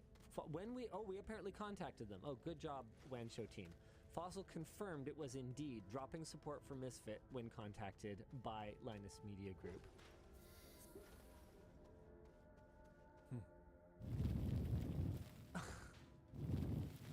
You know, I never really got it before. The whole expensive watch thing, you know, like big, like mechanical watches, you know. It'll still work. At least it'll still work. What the heck? And this is Fossil. I thought this was like a premium brand. Someone can't remotely take it from you. I think it is. I don't actually know, but I'm pretty sure it is. Fossil. How is it even possible that there is no obligation if you drop support for a product you sold to open source it? How is that even possible in the year 2023? Star Wars collaboration with Fossil, so I can get Luke laptop. Let's go. They have Luke Skywalker leather hold watch. On. No, wait. Stop looking at that. Okay, Luke. Yes. What did that pop-up say? You have my superpower too. I saw you do it. I remember it was like yellowy or gold or something, and I remember nothing else about it. That's all, just the color. And I might be right about that, but I might be conflating it with this golden watch that's on the screen. Okay, so we're back to Luke's laptop here. But yeah, I just found that they did this Star Wars collaboration. I thought it was funny because Linus is not into high-end fashion particularly, and also isn't into modern Star Wars. So it would be funny. Yeah, that would be the not Linus watch right there. Especially this one, because it's so gaudy. Wow. That would not suit you at all. Thanks. No problem. I don't think any of these would suit me. Are those dog tags? Cringe. Are those actual dog Literally, tags? for $120, and it says 3 C3PO on it. Do people buy this? We need to just have more products. There's 0 reviews. No, Luke, we need to just have more products because people are obviously just looking for something to throw money at this point. Yeah. Really? Okay. Okay, the earrings are cute. The earrings are pretty cute. The charm bracelets, like, that's probably alright. Oh, so Fossil's, like, not premium then. Like, these are... Okay, to be clear, $500, $600 for a watch. Obviously, that's, like, a lot of money. But watches... Yeah. So they're not, as far as I can tell, they're not like insane, but they're not cheap either. Yeah, okay. $250 purses? That's not, I don't know anything, to be honest. Yeah. About that stuff? No idea. Got it. Anyways, that's some BS. You should not be able to just like turn off someone's ability to change the time on their watch. Yeah, this whole thing is just... Okay, fine. Here, let's talk about the badminton center some more. Because I think that it's a waste of life to just mop a giant floor. I wanted to look into getting a robot sweeper and vacuum and mop like thing.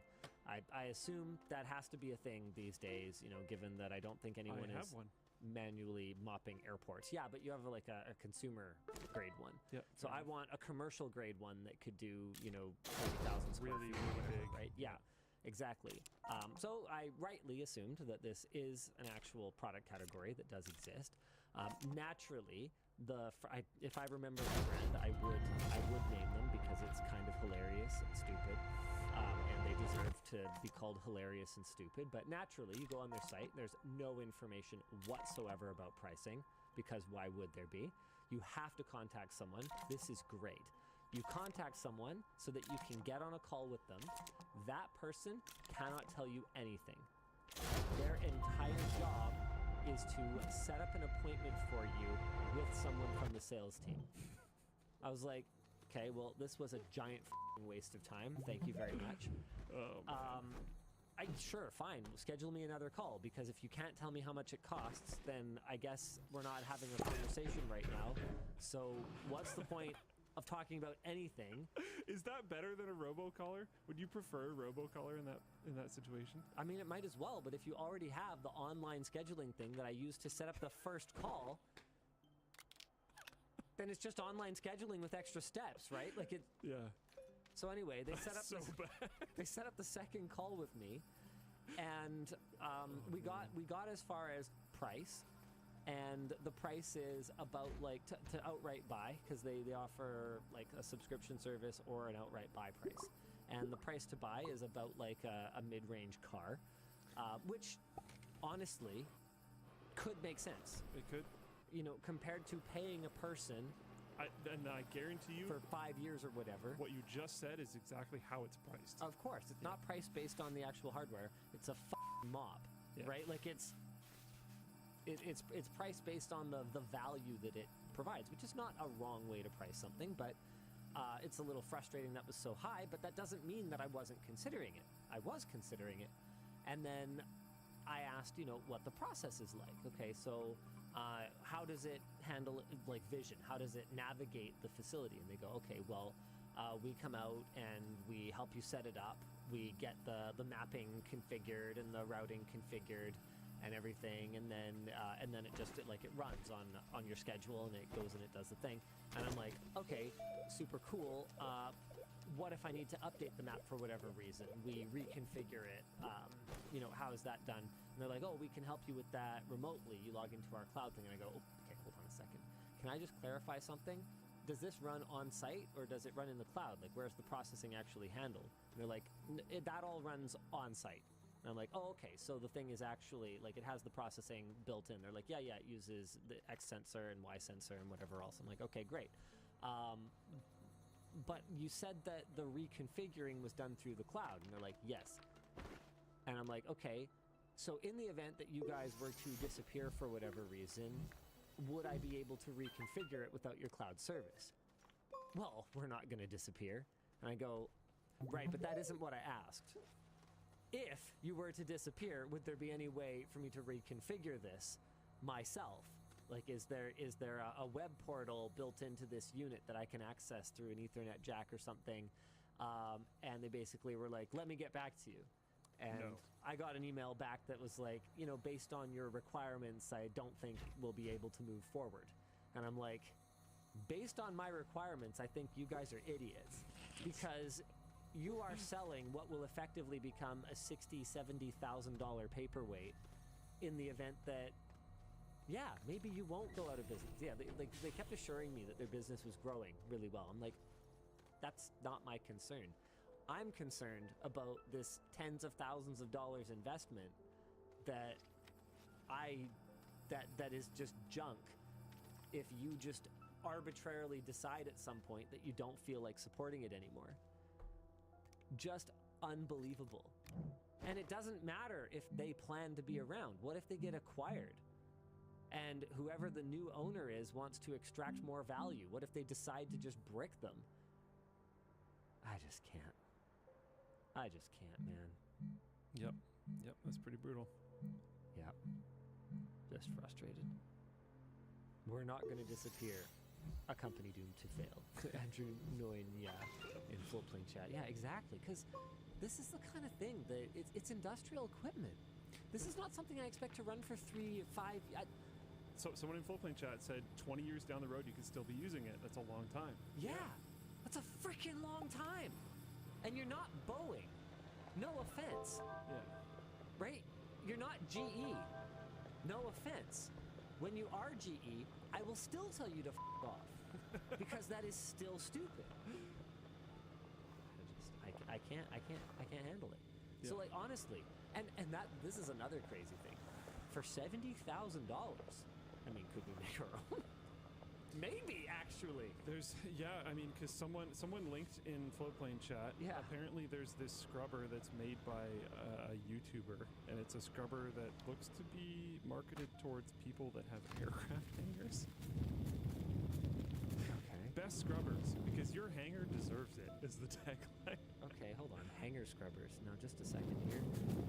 It looks like it's manually operated. Oh, yeah, no. But, like, if you took one of these things, I'm sure you could convert it to not be manually Oh, operated. interesting. Well, how much are these? I have no idea. There's a contact us button. Get good, which is scrub. terrifying. Yeah, I think it's a give us a call type of situation. Yeah, figures. Vacuum makes it easy for you. Yeah, and like it looks like maintenance would probably have to be manual, and like I'm assuming like draining the tank and whatnot would have to be manual. Where I bet you with the other solution it would be automated, and automating that part of this thing would probably not be very feasible. Yeah. So I don't know. You're probably not going to be able to get the whole way there. But yeah. Okay. Army of Ruthless.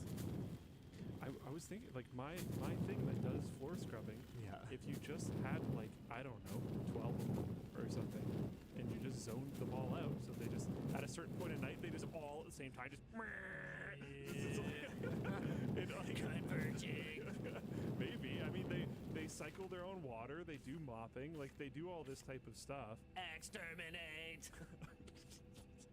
You could, at the price difference between the $70K for that and whatever you'd have to pay for these things, you could just have like 3 of them in the back just in case one dies.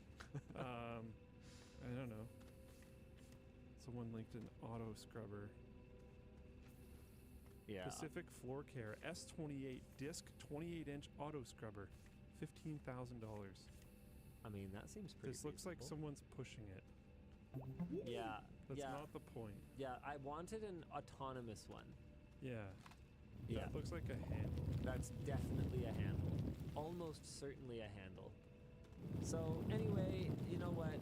I guess we might just have to have ops or something. But we'll figure it out. I don't know. If we decide to do an automated one, then it'll definitely be a video.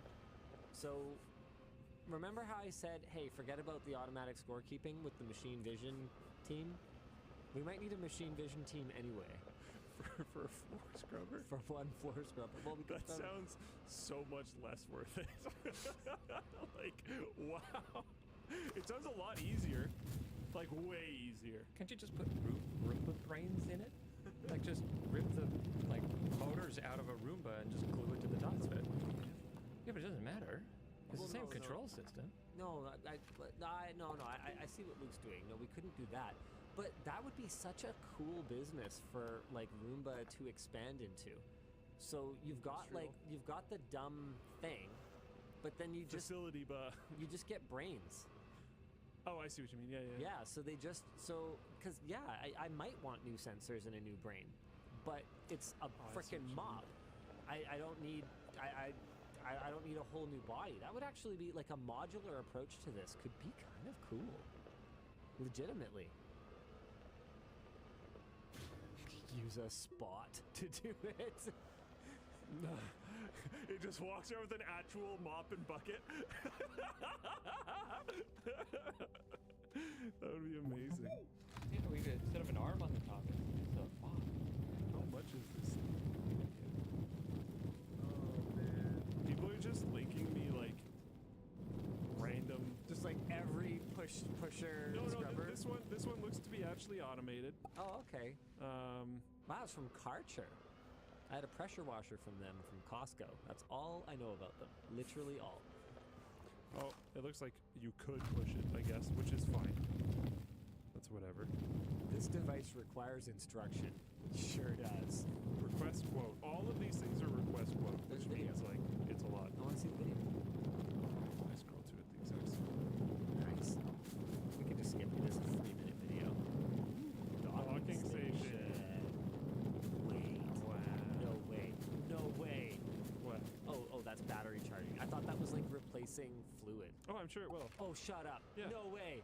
Okay, that's awesome. My little Roomba thing does that. It's not Well, even a yeah, but Roomba. this goes right into the wall. Yeah. That'd be sick. That would be kind of sick. Does it refill it? Oh, I hope so. yeah. Wait. It cleans the tank. That's pretty cool. Okay, how much does this Karcher thing cost? We don't know because it's request quote. And do I need a subscription service for it? Do I have to configure it with their cloud?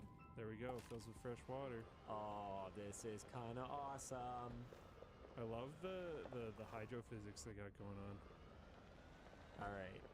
Okay. All right. Yeah. Boom. Fine. Takes off on its own. I'll get in touch with these guys and figure out if they have if this will be suitable for my needs. They're gonna turn this channel into an automated cleaning channel. I know, right?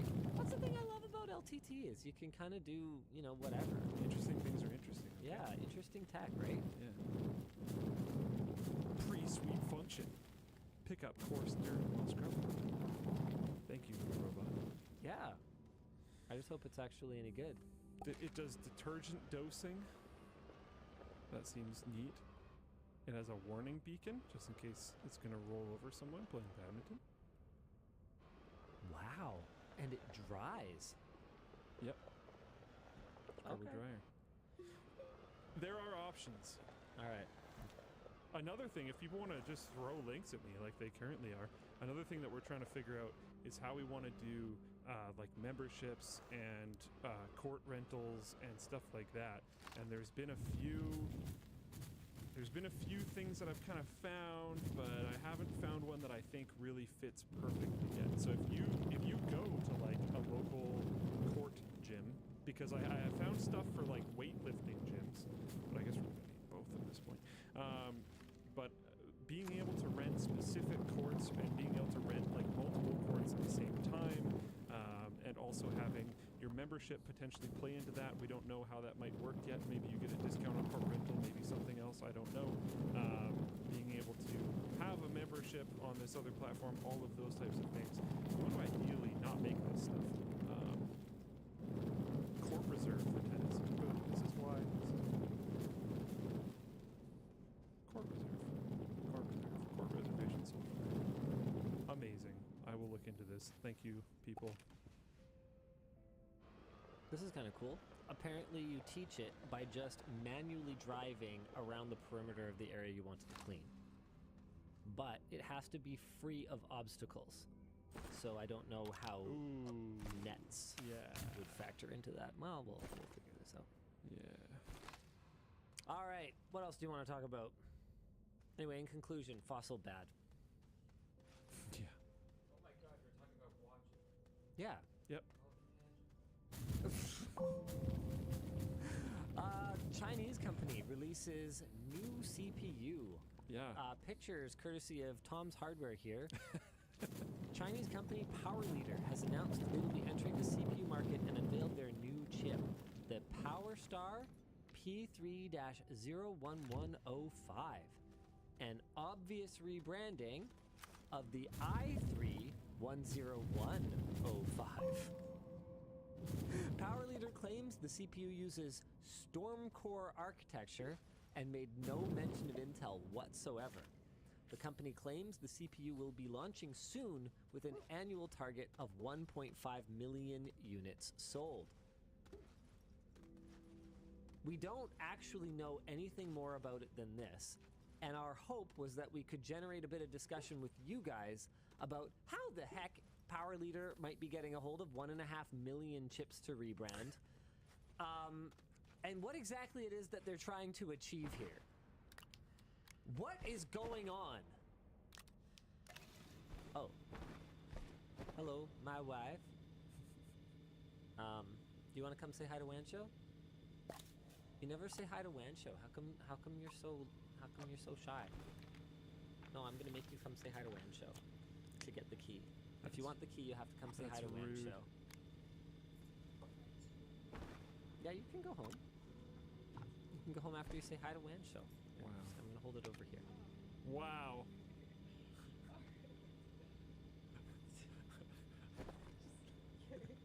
Bye. All right. What else do we want to talk about? Oh, yeah, right. Oh, you guys, do they have 1.5 million compatible motherboards and RAM sticks? I don't know. Okay, you guys haven't, really given us anything here. Man, it would be really funny if they were just like, yeah, it just works with these boards. Just the pre-existing Intel chipset boards. I don't know, people are speculating like factory defect CPUs, but those would never leave Intel's factory, which isn't in China. So it's not like, oh yeah, it's like a third shift thing or a fourth shift or whatever it's called when the factory like runs an additional shift and just, you know, puts it into a truck and you can buy literally the exact same product that came out of the same factory, but at a tenth of the price or whatever. This is obviously not that. Some people are saying from the e-waste bin. Well, right, but people would get wise and stop buying them before they managed to sell 1.5 million. Like, come on, guys, give me something here. Did they take over a boat? Like, if so, Intel would have reported 1.5 million CPUs missing. Like, that would show up on their balance sheet. That would be on a quarterly earnings call. Like, where are these coming from? Yeah, that's not the question, Sec IT guy. It's where is it? My guess is closed factory, revoke factory contract, kept running. No, it's not how Intel works. Intel's a first-party manufacturer. They make their CPUs. There's no third-party contractor that is just, you know, quietly moving CPUs out the door. People do steal CPUs off the line. You do see that from time to time, especially with qualifying samples, engineering samples. You'll see a lot of that stuff show up. But in terms of retail chips, that's not really a thing. Linus, didn't you know Intel has a franchise program? Okay. All right, you guys are just teasing now. I mean, we've got some people sort of speculating that it could be political. I mean, there has been the whole back and forth over just the semiconductor industry in general between the U.S. and China. There was that whole thing earlier this week where like there was speculation that the U.S. would rather blow up TSMC than let China have it, which is bad. By the way, just want to make my position clear on that. Simple answer, they're lying. But like, to what end? what's the point of lying about this? Like, it just looks. Yeah, I just don't get this. Image is a hoax. Yeah, okay, well, we don't know. Nobody seems to have a clear idea of what exactly the crap is going on here. I thought maybe someone knew. Okay. All right. Cool. What else you want to talk about? I need to do this really quick. All right. Oh. I want to talk about the $615,000 in penalties for companies that faked anti-net neutrality comments. Yeah, what's going on with that? Okay. This is wild. This is like some next level BS. This explains not all, but at least some of how obviously beneficial things like net neutrality, like right to repair, don't just immediately happen where everyone just goes, oh yeah, that would be good. Let's do that. Let's talk about this. 3 companies, LCX Digital Media, Lead ID, and Efficient, IFFICINT Inc., were hired by the broadband industry to enroll consumers in a campaign to repeal net neutrality rules in 2017. Instead, these companies submitted a combined 3.8 million fake responses to the FCC using the identities and personal information of real people without their knowledge or consent. So basically, if you were actually a real person who got convinced somehow that net neutrality was a bad idea and was bad, congratulations, you played yourself. You are as clever as a bot. Like, it's net neutrality is obvious. It is obvious that it needs to be a thing. And because it's so obvious, these companies clearly thought, you know what? We are never going to convince enough people of this. Yeah, so we just need to fake it. So we just need to fake it. These companies have agreed to pay a total of $615,000 worth of penalties. So this is just over $6 per false representation. Wait, no, that doesn't seem right. 3.8 million fake responses. Okay, forget that math. They were not the only companies involved, and this is actually the second batch of penalty agreements secured by the New York Attorney General. These allegations first came to light in 2021, but the head of the FCC at the time, Ajit Pai, was anti-net neutrality and fought attempts to investigate. He was awful. Like, the worst. Yep. Like, actually just paid shill. Yep. Authorities were unable to literally. substantiate that the big ISPs who paid for these fake comments had direct knowledge of the fraud, and thus they have not been held liable. $615,000? Feels very low. That's like cost of doing business. Yep.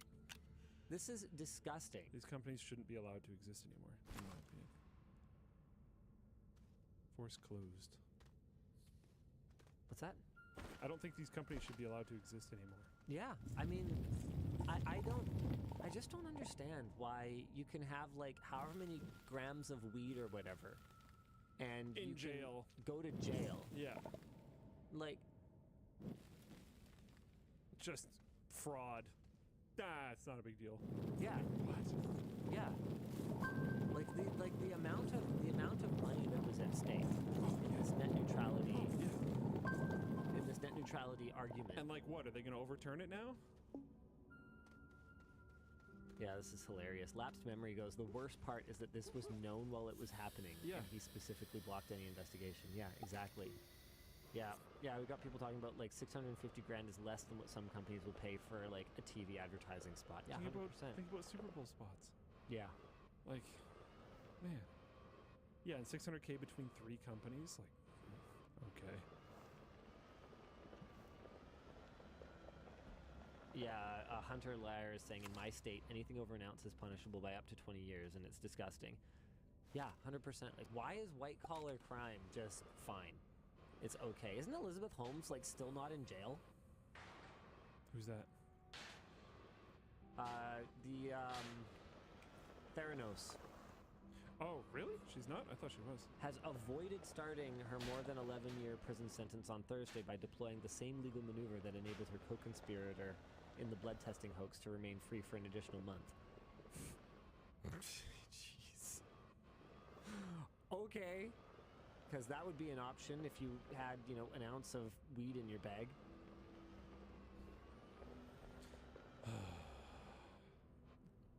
Anyways, let's move on.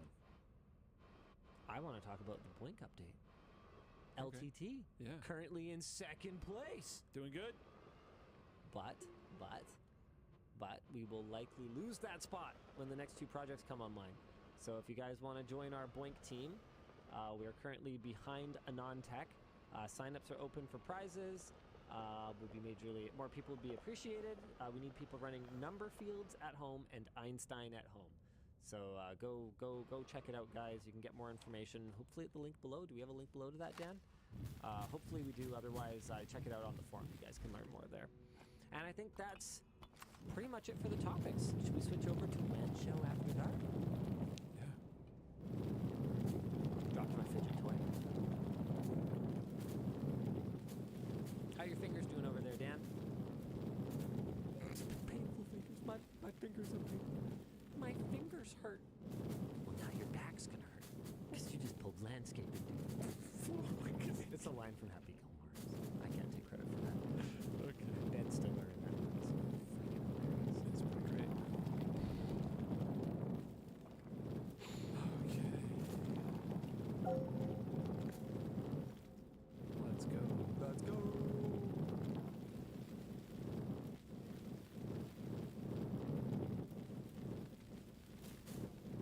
I'm muted.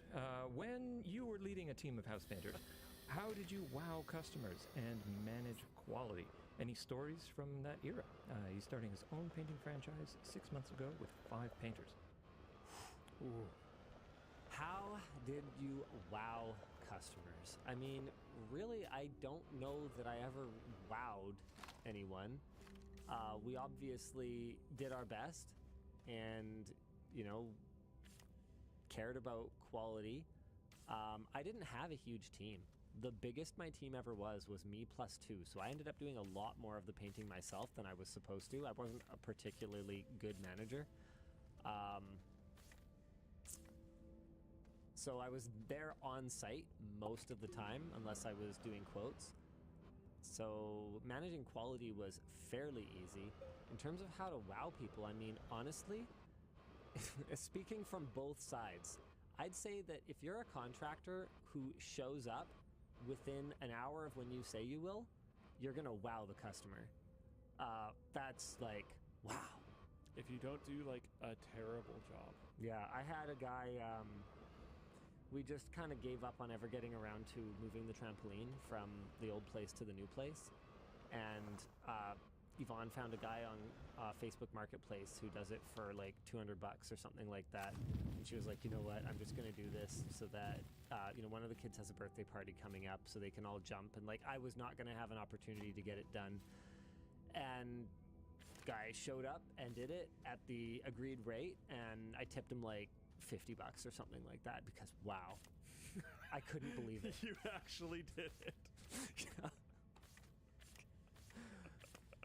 I still don't have a pool. You're gonna have us roll the trampoline down the street, weren't you? Yeah, that was my plan. Yeah. I wasn't actually going to recruit you, but I was going to have Luke help me. Yeah, I probably would have been there. Yeah. The return of Channel Super Fun, Elias and Luke try to roll a trampoline. Yeah. I wanted to do it in the snow because I figured when we're going down the hill, we could just kind of slide it. That would have actually been so much fun. Oh, man. Okay. That's so good. Hey, LD recently started a new job with much more leeway for my own decision-making, leaving behind a job where I was micromanaged. Any advice for adjusting to this change? Finding myself struggling.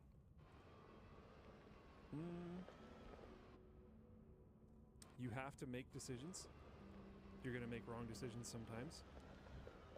Have reasons for why you made your decision. Like if someone's like, this went really poorly, why did you do this?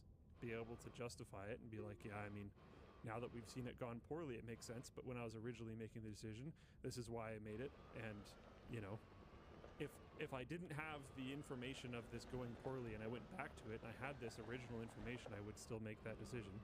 If you can defend it to that level, then, like, it is what it is. You just got to keep moving. But yeah, understand that you're going to make mistakes, and now they're going to be on you, and that's okay.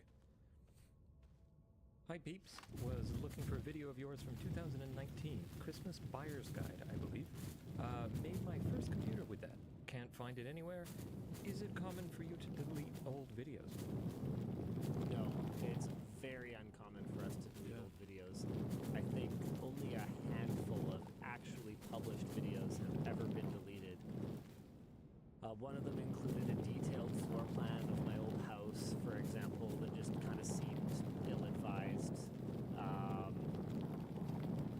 What else? Yeah, really not much. We pulled that. See, I don't even remember that health monitoring ring. Aura. We pulled the video when they were all miffed about it, and we offered to make good, and they weren't happy with it, and we were like, oh, okay. So I think they wanted to pull. I can't even remember exactly what happened, but basically, I don't think it was really anyone's fault. It just didn't work out, so we pulled the video. Really not many. It's very uncommon. Yeah, if you can't find it, it's more likely that you just can't find it. Yeah, the title is something different or whatever. There's like 4,000 videos on the LTT channel or something like that. Like, it's not a surprise that it's like hard to track down a particular one. Okay, let's see. Oh, I should have done that. Hey Dale, long-time watcher, first-time caller. I'm going to be wrapping up my first ever custom hardline water cooling build in the next couple of weeks. Any chance of a new review my build soon?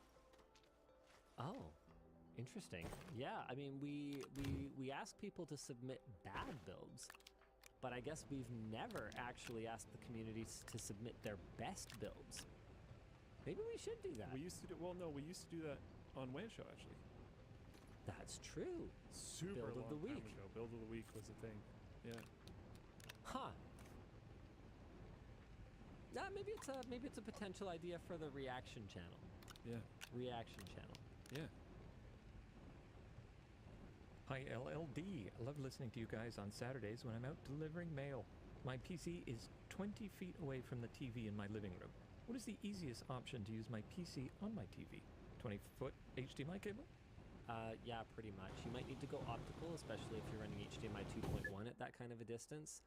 But I would personally just go with an active USB cable. You might be able to do 20 feet if you're just doing USB 2, and then a powered hub so that you can run mouse and keyboard, or a mouse and game controller, receiver, whatever.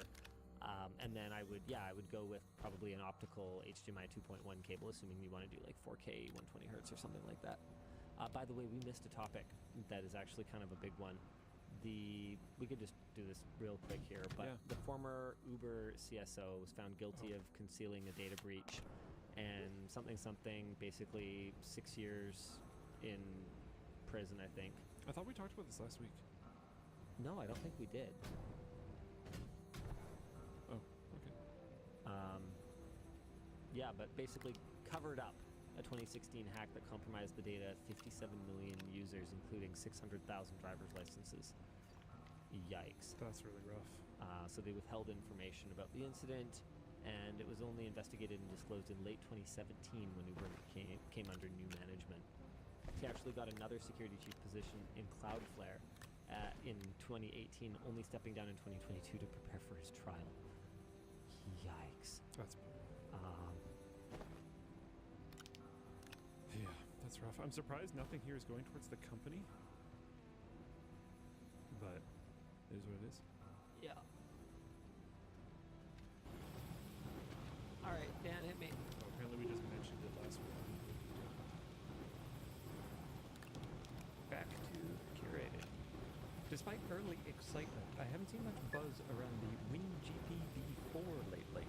How do you think it compares to the ROG Ally as a portable Windows PC from your time with both? Other than price. Oh man,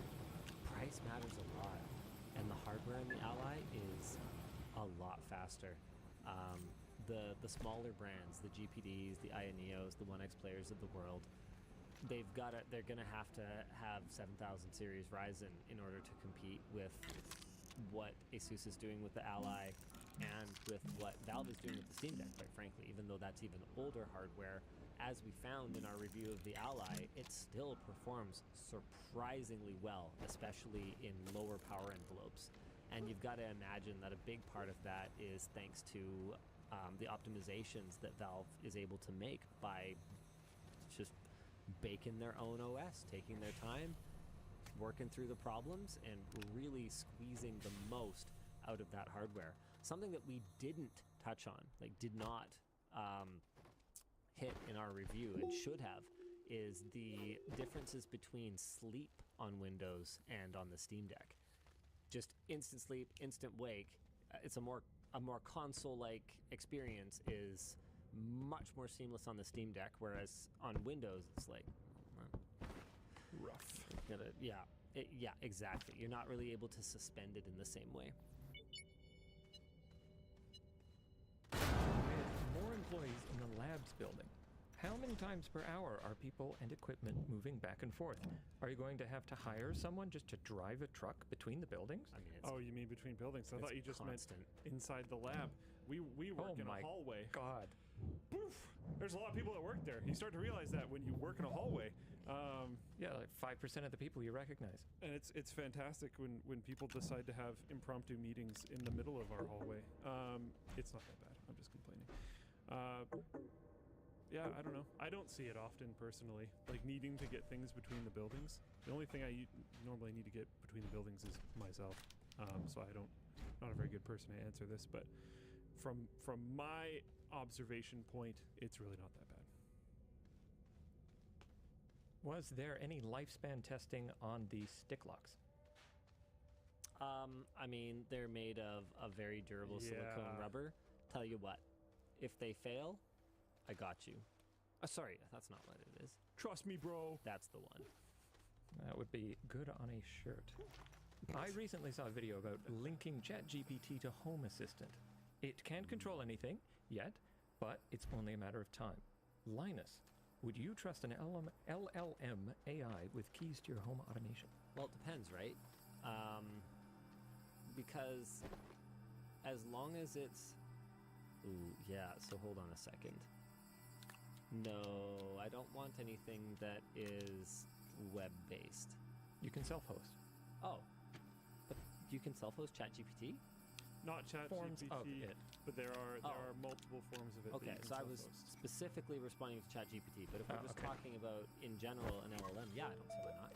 As long as I'm self-hosting it, as long as I'm the one who controls who is allowed to interface with it, I mean, it's not actually sentient. It's not making decisions. I was going to say, I think what the merch message is asking is, like, are you going to trust it to not, like, I can't let you do that, Dave, to your house? Yeah, I'm not worried about that. Yeah. Linus, do you ever troll your family with automation? My wife will leave every light in the house on. When she does, every speaker plays the song Every Light in the House. She hates country. I like staying in my marriage for the most part. I just headbutted the mic arm. That's actually hilarious. I mean, that's so funny. Oh my goodness. You say that, but then what was that like when she came to pick up the key? Oh, yeah, it's fucking her. Okay. Oh no, he trolls family. Why not use your house? All the time. Yeah, all the time. I don't know if I've ever really done it. You know what? I would say that the very installation of smart switches is trolling my wife at this point. Yeah. The fact that they are still in the house and, not all working properly, because I think it's something to do with just how much communication those particular switches spam out onto the network. The controller just gets overwhelmed. I think we've kind of narrowed down what the problem is. They just can't handle such a big install. She's not happy. So you know what? Once I've got everything set up, if those new Innovelli ones work out great, yeah, maybe. But for now, no, I don't have a death wish. Or at least I don't wish to sleep in the guest room on the couch. Yeah. What is the next big step in the lab? What are you most excited about getting from the lab? The most exciting thing for me that I expect to get from the lab is way more roundups. Like, who wants a review of the EVGA B450 watt semi-modular? No! No, I want to know what the best power supply under $35 is. That's all I actually care about. And so once we're testing in bulk, I want to do way more content like that. What is the best sounding true wireless earphone? Just everything else aside, we'll talk about that other stuff. But give me a headline and give me real data to back it up. I don't want just like BS listicles, you know? Yeah. I'm really excited about that, and the PSU tester being online is definitely something I'm super excited about. We're actually going to be shooting a lab update on Monday. We've actually printed things with the Metal 3D printer now, so I'll be showing you guys some print results. We've got the power supply tester, the RF chamber. The floor is in, so at the end of the RF chamber video, the floor wasn't actually in because we wanted to shoot while they were installing, so we could give you guys a better look at how it was going together. So you're going to see in the lab update, we've got the floor in now. We're going to talk a little bit more about the cellular network testing gear that we're going to be putting in there. RF chamber is super cool, man. You want to know something wild? You know how in science class you learn that just, a metal enclosure is a Faraday cage? Yeah, well, not all Faraday cages are created equal. Like, you know how you can put your cell phone in the microwave and you'll still get a text, even though it's a Faraday cage. But that Faraday cage is designed for a particular, I guess how would I even describe this? Like a particular type of radiation. And it's not perfect for everything. And so what's really cool is the precision with which they have to be built. Just mind-blowing. There's this like baffle, this like pass-through that's designed for you to put your optical cables through so that you can actually get data inside it, right? Yeah. And it's engineered so tightly that if you take just like a wire and just stick it through it, the background noise goes from like minus 150, don't quote me on these numbers, you'll see it in the video, like minus 150 dB to like set minus 70. Yeah. Like huge difference just from putting a wire through a hole in this whole room that we're in. Absolutely mind-blowing. It's so cool. Yeah. We're going to be able to test some cool stuff though. Man, I'm very excited to throw my phone at it. Already talking about it. Like the Wi-Fi router market has had what for objective testing? Yeah. What freaking Wi-Fi access point do you buy? Yeah. I don't know. Who knows? Just reading on a spec sheet and hoping.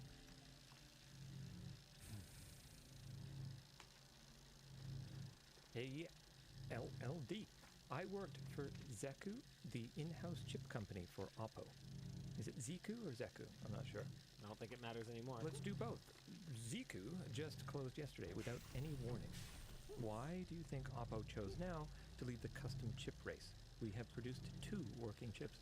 Honestly, for me, the bigger question is why they thought they should enter the custom chip race. It's really challenging, and there's a reason that there's only, I guess we could say Apple, Qualcomm,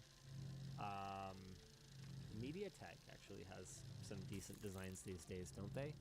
But there's only a handful of really successful ARM integrators, and the ones that are successful these days are adding a lot of special sauce to their designs, making them very custom rather than just taking ARM core IP and putting it onto a CPU. If you want to be competitive, Google's another one. It's really tough.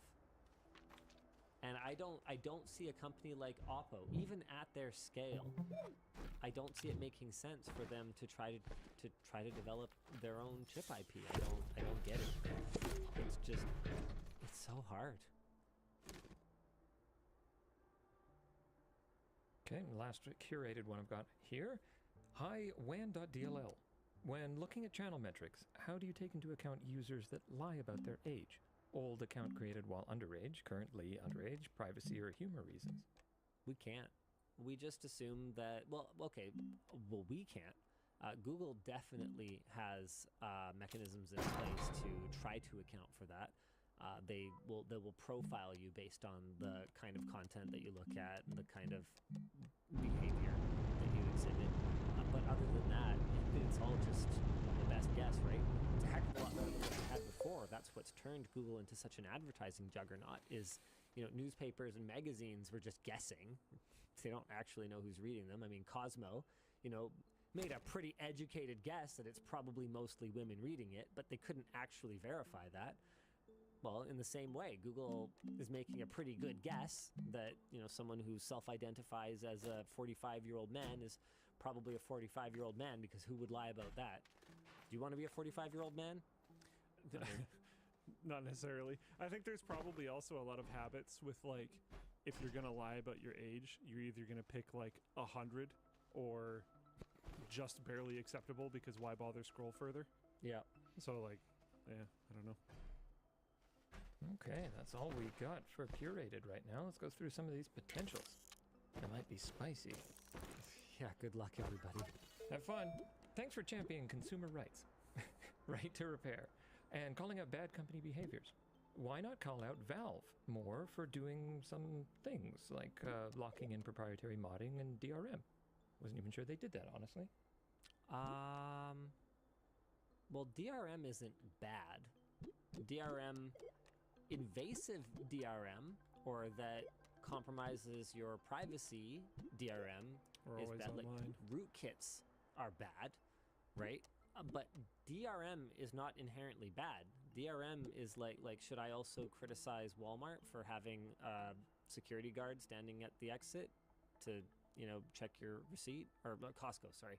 Costco having someone standing at the exit to check your receipt? That's kind of DRM. It's anti-theft, right? Like, it's not.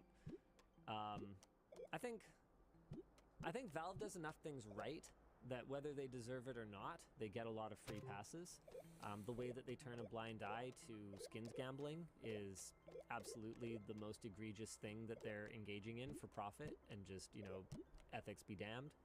Yeah. Well, that's also, like, that type of activity. I know this is not exactly the same thing, but that type of activity went from, like you could never talk about gambling in relation to sports the whole time I was growing up.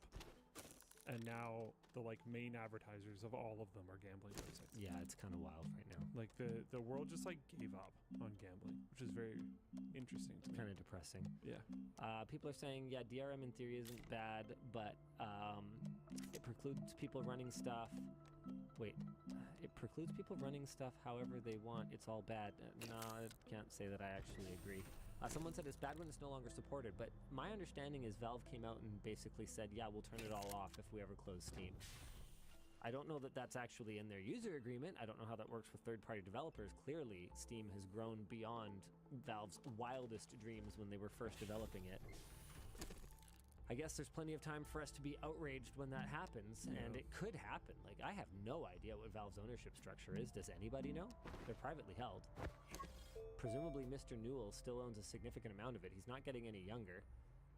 Like, when Gabe Newell dies, does Steam shut down? I actually don't. It's not impossible. I have no idea. It's improbable. Highly. But it is not impossible. Right. Like, this is not a publicly held company. There's no guarantee of continuity here. We can all hope it stays around for a little while, I guess. Let's see. I'll archive that one. Watching since 2015, and LTT helped me feel comfy switching jobs into the tech sector from teaching. Still dealing with imposter syndrome, but curious what certifications or knowledge would LMG expect for a systems administrator? You hired for it. Yeah, I mean, we looked for, like, a bunch of different stuff. I don't know if the listing is still up. It's probably down now. But we looked for a bunch of different stuff, but kind of the main thing we were looking for, which is pretty normal for us, was experience or portfolio. Obviously, you're not necessarily going to have an amazing portfolio for that position. You might, but I doubt it. I don't know how you'd, like, represent it very easily. You could, but yeah, it would be kind of tough. But yeah, we mostly looked for experience. What have you worked with We did consider a bunch of different certifications and stuff though, but there's so many.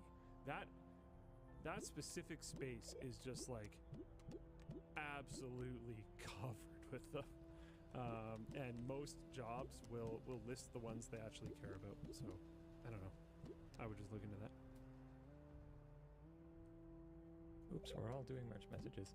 Hi, Linus and Luke. Grateful for you. You have talked about missing features, but have you come across any apps or creative solutions that have been fundamentally changing your daily routine for the better?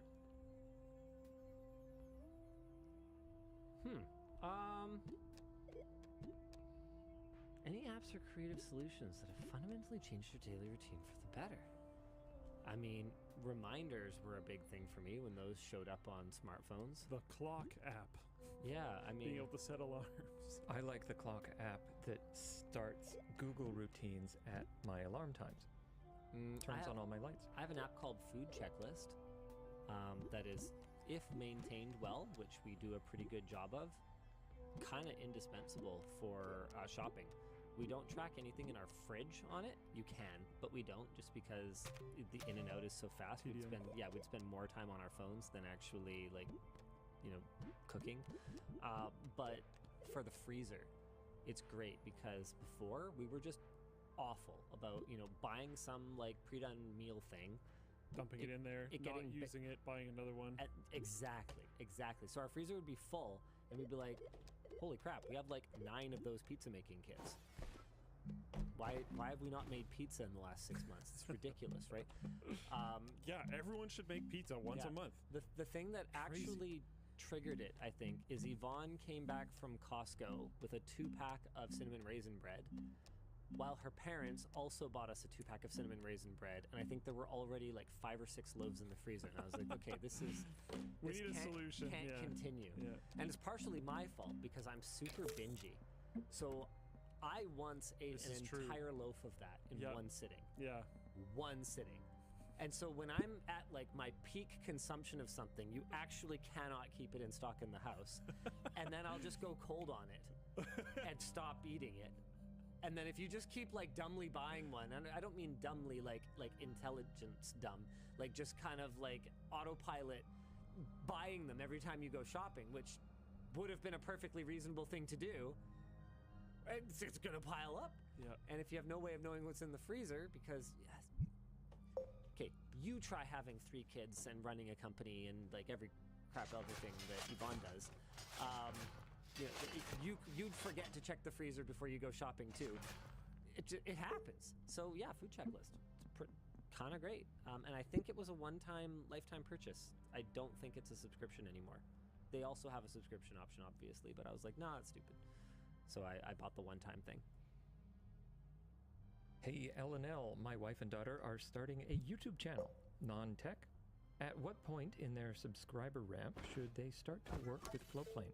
0 subscribers, 1,000, 10,000, more? I'd say if it's any earlier than like 100 or a couple 100,000, it's probably not going to be very effective. The thing is that you've got to build an audience before you can monetize an audience. You actually cannot put the cart in front of the horse.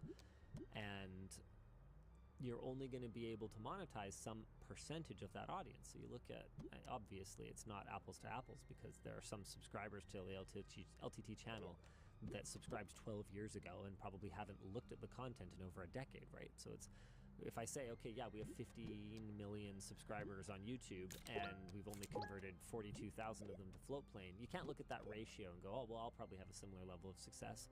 But you also can't ignore that, right? Out of 15 million, we've converted 42,000. Now, that's enough to really move the needle for us these days. But at that ratio, if you had 1.5 million, you might have 4,000. If you had 500,000, you might have like 1,200 subscribers on something like a Patreon or something like a Floatplane. If you had 100,000, you might have, so what's the math here? Let's go down another 5th. So you'll have like 230 people or whatever that works out to. 230 people at $5 a month. Okay, so maybe you're getting about $1,000 a month. That's $12,000 a year. If you were planning to live off of that, that's going to be fairly challenging unless you live in the middle of like nowhere and you are on a farm where you can grow your own food or something. Like, I don't know. Like, yeah, farming content, sure, no problem. Let's go. But the math, right? Like, it's in order for it to actually move the needle, you've got to have a significant subscriber base. People have gotten really offended when they'll have like 100 subscribers and they'll ask about external platform funding, and I'm like, yeah, I don't think it's a good idea right now.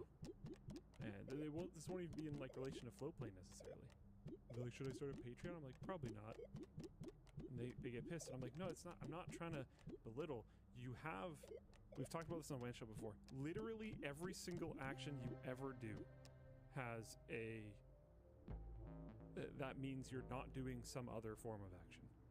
And like, no, you shouldn't just like drown under this thought process forever, but you should consider, like, is it worth my time to start and maintain this other thing when I am at this stage of my growth as a channel or whatever it is? No.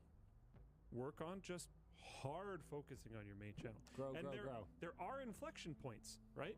Once you get to a certain size, it might be like, man, this is like working pretty good or whatever, but like I could use a bit more cash, because if I had a bit more cash, I could bring on like another editor or something, and by doing that I could use my time in other ways to do other stuff. It's like, okay, now is the time. It makes sense. Like, yeah, you might hit those certain points where it becomes more or more worth it depending on what size you're at or how hardcore your audience is. There's channels that will perform extremely well on these types of platforms, whatever they are. Because they have niche, heavily invested audiences. Yep. So even though their channel is like, in quotes, small, they have a really intense following that is going to follow them and is going to financially support them. And then, but if you know that, then that's great. So your inflection point might be at a different spot than potentially someone else. You will also see channels that are enormous and just can convert no one. Yep. Because all their followers are not going to put money behind their following no matter what happens. Or they're located in regions where that too, that kind of disposable income a is $5 not a month feasible. is not going to work. Yeah. And that's fine. But then you should also understand that maybe it's still not worth it for you, even if you are a really large channel, if your audience is not going to be able to have that funding power, which is fine. You just might want to do different things in order to grow. So yeah, that's it. It's not a slight, is all I'm saying. Hi, Linus, and welcome to the Dan Show. I noticed you are a fan of Taylor Swift. Are you going for an Eras Tour concert? I managed to get tickets on my girlfriend's birthday. She's a big Swiftie. I don't actually do too many concerts. I am super introverted. I know you can't tell because I'm a YouTuber and I have kind of like a bombastic on-camera personality, particularly for the pre-recorded stuff. But I don't like dancing in public. I don't like my way of enjoying music is to put in headphones or put on headphones, something to do with headphones, and listen to it myself, by myself. Like, honestly, the amount of social interaction that I have to do running a company and having a family is kind of all I can handle. It's enough, yeah. Yeah, it's more than enough. I think it'd be super cool to go to a Taylor Swift concert. Oh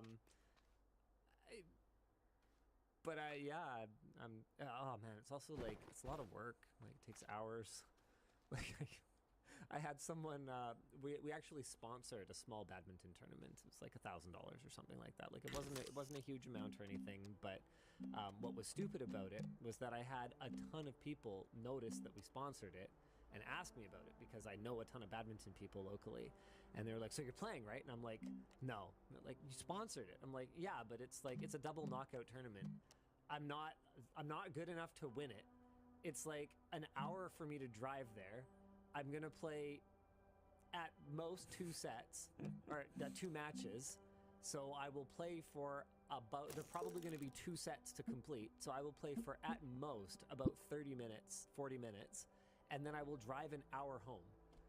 It's just, oh, right, and making matters worse, if you lose your first, Usually they run the winner bracket first and the consolation bracket after. Oh, so you just have to wait. So I'll get there. I'll drive an hour. I'll get there. I'll play for like 30 minutes. I'll get cold, right? I'll wait for 3 hours. Then I'll play again, cold, and probably lose because I suck. And then I'll drive home for an hour. It's like, I don't know. It's just not worth it. Like, I have no problem supporting the event, but I only play waterfall tournaments now because I just can't. Do you know the waterfall format? I believe so. Yeah, so it guarantees at least 3 matches. Yeah. So also called ABCD flight. And basically what it does is it takes the main draw, and as soon as you lose, you go to, I believe if you lose first, you go to C flight, and then if you lose again, you go to D flight, and you compete there in a knockout tournament. And then if you win your first but lose your second, you go to B, I think. And then if you lose again, you go to C. I don't remember how it works, but basically it's pretty cool. And what it does is it makes it so that by the time you're in the right flight, your matches should be really close and should be winnable. But it requires an enormous draw to a ton of participation. It requires way more court time because every player is guaranteed at least 3 matches. And it requires a huge facility because otherwise you can't run this enormous draw in parallel and people end up just like waiting around all day. So people don't run them very often. Linus, you've mentioned in a few videos that it's important to never insult your fans. So what exactly was the Trust Me Bro shirt then? It felt very mocking. Love the show otherwise. Thanks. I don't know. I guess from my point of view, I didn't think too much of the WAN show audience would be that off put by it. And, you know, maybe that was a swing and a miss for me, obviously, right? You know, I thought that my track record of taking care of things was pretty clear. There were some things that I obviously didn't communicate very well. Like when I was talking about like the way that people misinterpreted what I was talking about with respect to like the warranty liability for like my family if I passed away or something like that. I wasn't actually concerned about the warranty liability. What I was concerned about was us coming up with a policy that made sense and was something that we could follow through on no matter what, and figuring out what mechanisms we needed in place. So what would that look like? Well, planning for the worst case scenario, like in the event of my death or something like that, would that look like some kind of cache of backpacks and screwdrivers held by a third party in escrow or something? Like, I don't know. I just didn't know the solutions. You know, as it was, all people wanted was a piece of paper that said this like standard boilerplate thing, and then the whole thing went away, and I'm looking at it going, that's meaningless. You know that, right? And so, yeah, I thought it was kind of funny, and I did a Trust Me Bro shirt. Like, at the end of the day, all it came down to was my word. That was all you have now, that's all you ever had, and that's all you're ever going to have, because I'm the director and primary shareholder of this company. So at the end of the day, if I decided to fold up shop and not honor anything, I could do that. And so you guys either do trust me or you don't. And it seems like for the most part you do. Thank you. But yeah, the whole thing, in retrospect, I handled it extremely poorly. And it just felt kind of ridiculous to me the way that it blew up. When at the end of the day, nothing I ever said was actually incorrect. It was just upsetting. Sorry. That's my Canadian conclusion to the whole saga, I guess.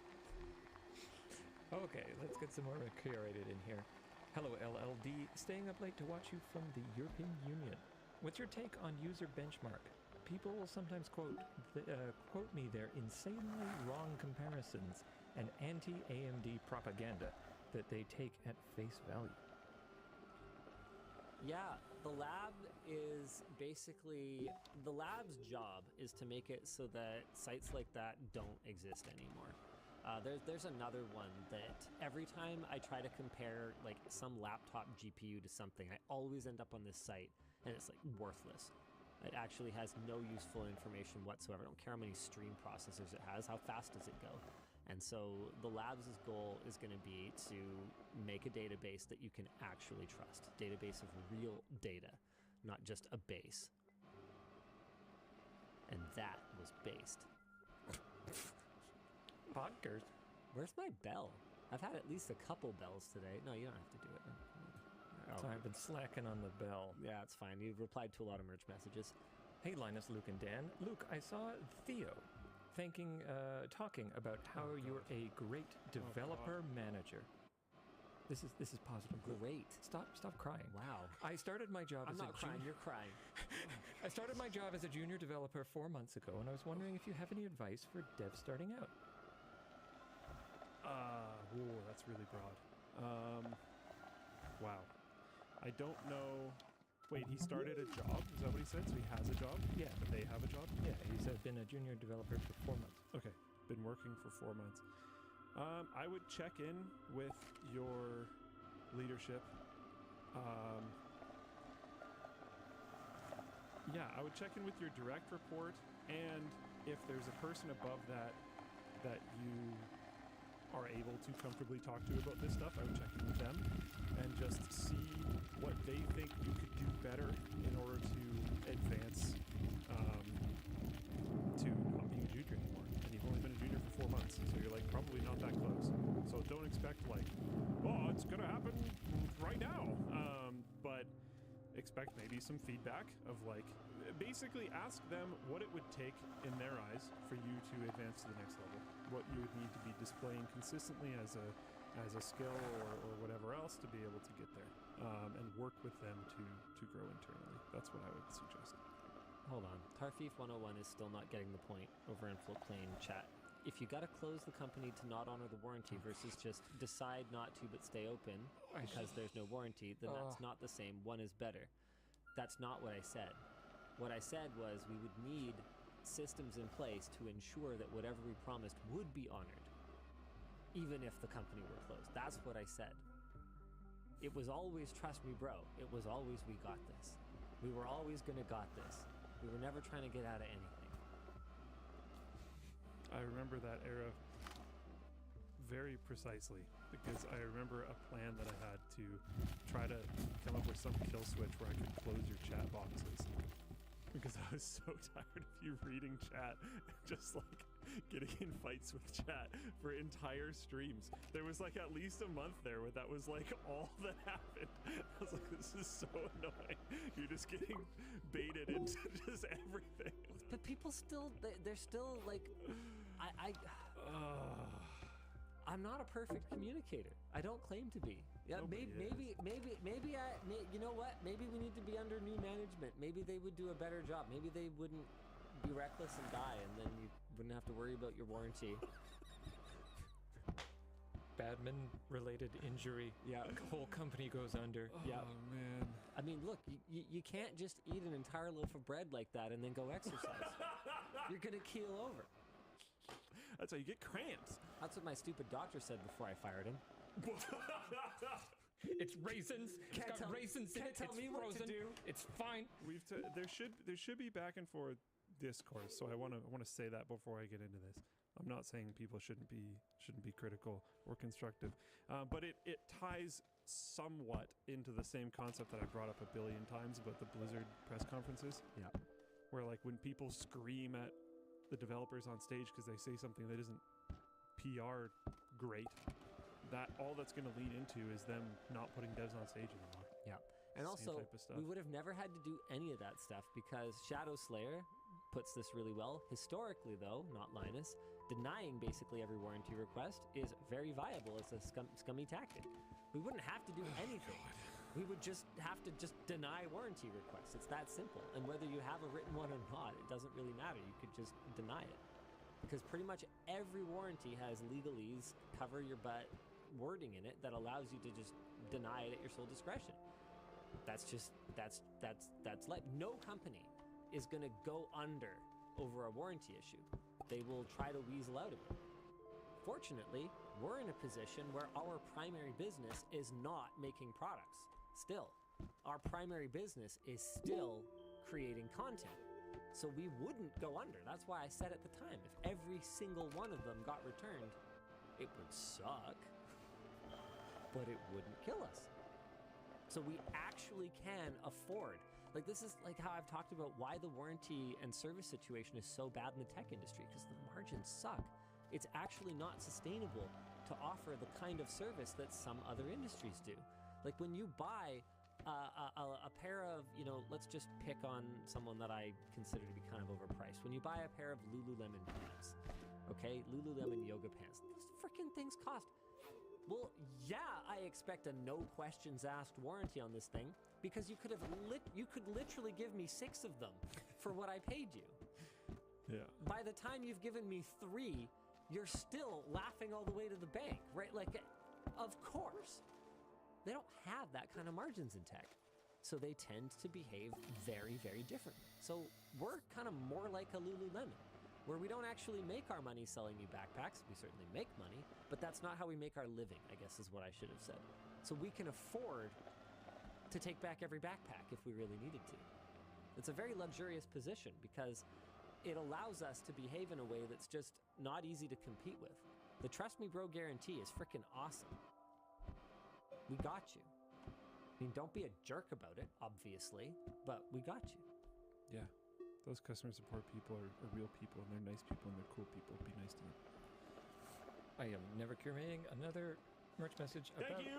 Thank you. I have learned my lesson. Thank you. We are moving on. Appreciate it. For Linus and Luke, what aspects of your job feel like work, and when does it feel like you are being paid to have fun? I mean, really, I think the most fun thing for me is talking about the Trust Me Bro warranty. I knew it. I knew that was going to happen. I was going to slip one into the merch message just to screw It's with Luke's Luke. face that really is the best part. I don't know who I should give it to. Do I upset Luke, or do I let Linus upset Luke? I can never pick. Oh my god. I just like, oh man. At this point, it wasn't even recent. Like, it's over. Oh, now Luke is doing it.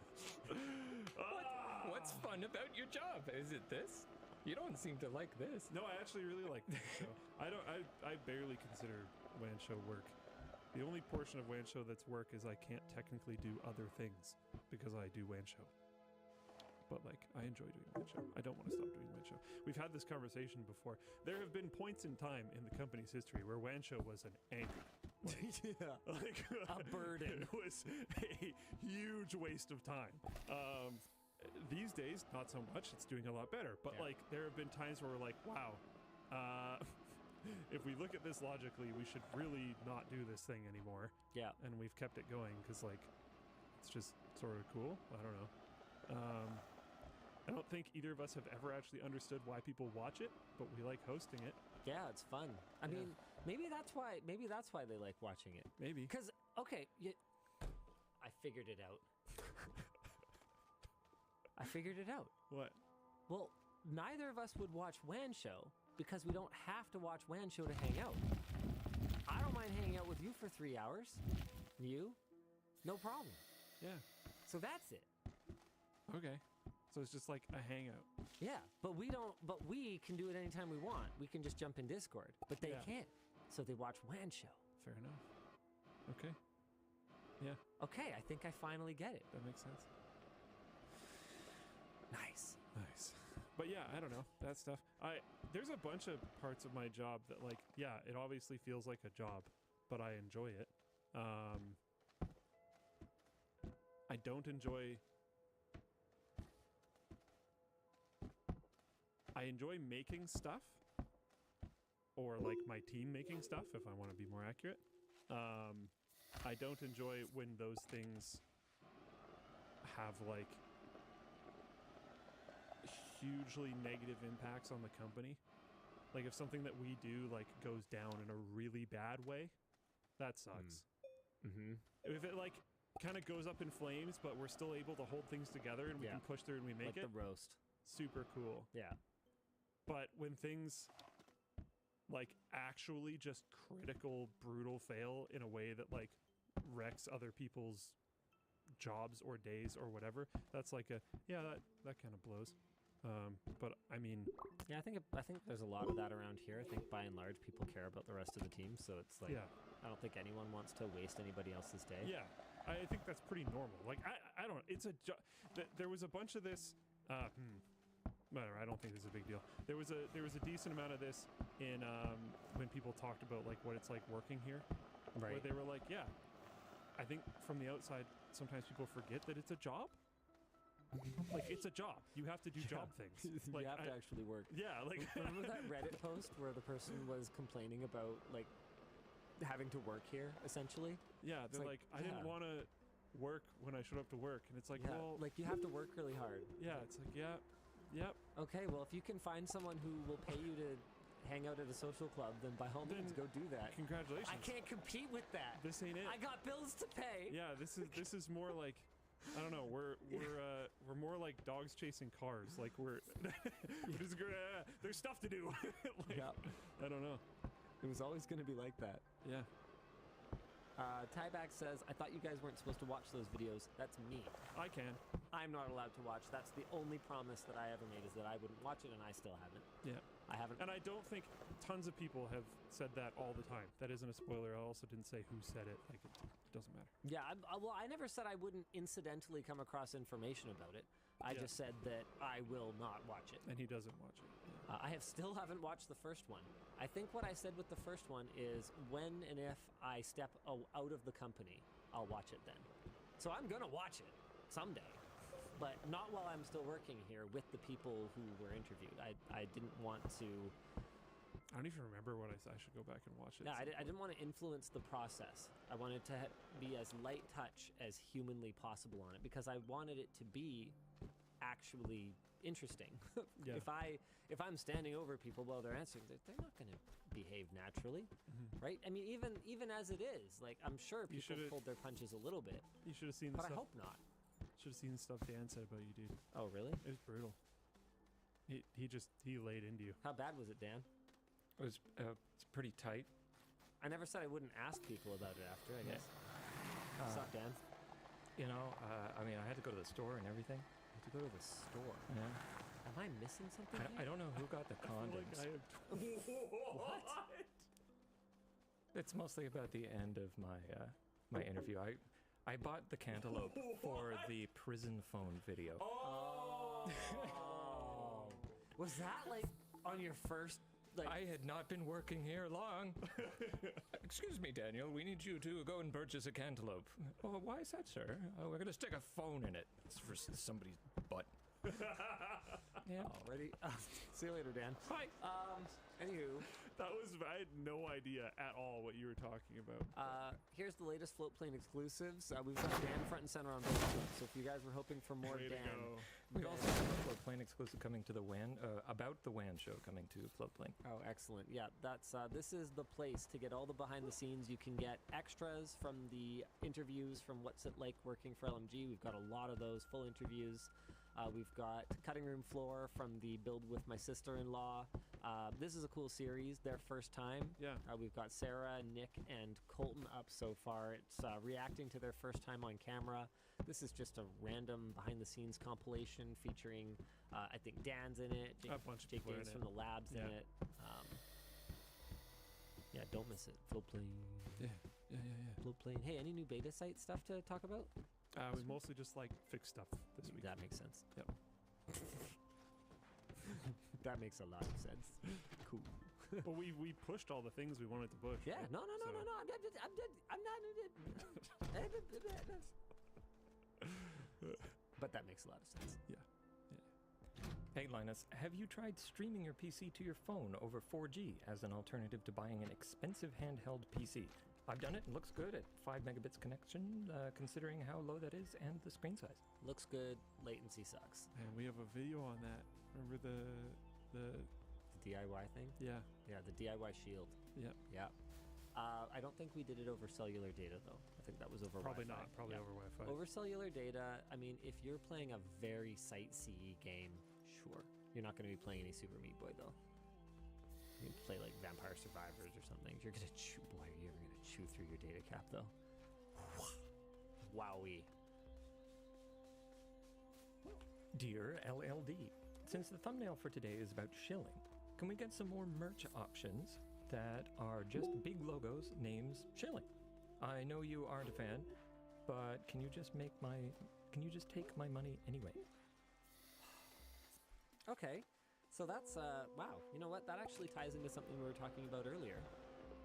The whole thing where I was saying that you have to reach a certain scale before like a Patreon or a float plane type of monetization makes sense, because you'll only be able to convert a certain percentage. Let's take that and let's apply it another step down. So Floatplane has a very clear value add, where occasionally we'll upload videos early, particularly before weekends. We've got extra content, like clearly if you're into the content, you might be into the extra content. And it's got, from my experience, just a much more positive, pleasant community vibe, whether it's on the live chat during the WAN show or even in the comments under the video. So there's this really clear like value add, and it's not just tangentially related, it's directly related to our main product, which is tech videos, right? So then there's your merch. You're only going to convert a certain percentage of people to your physical products.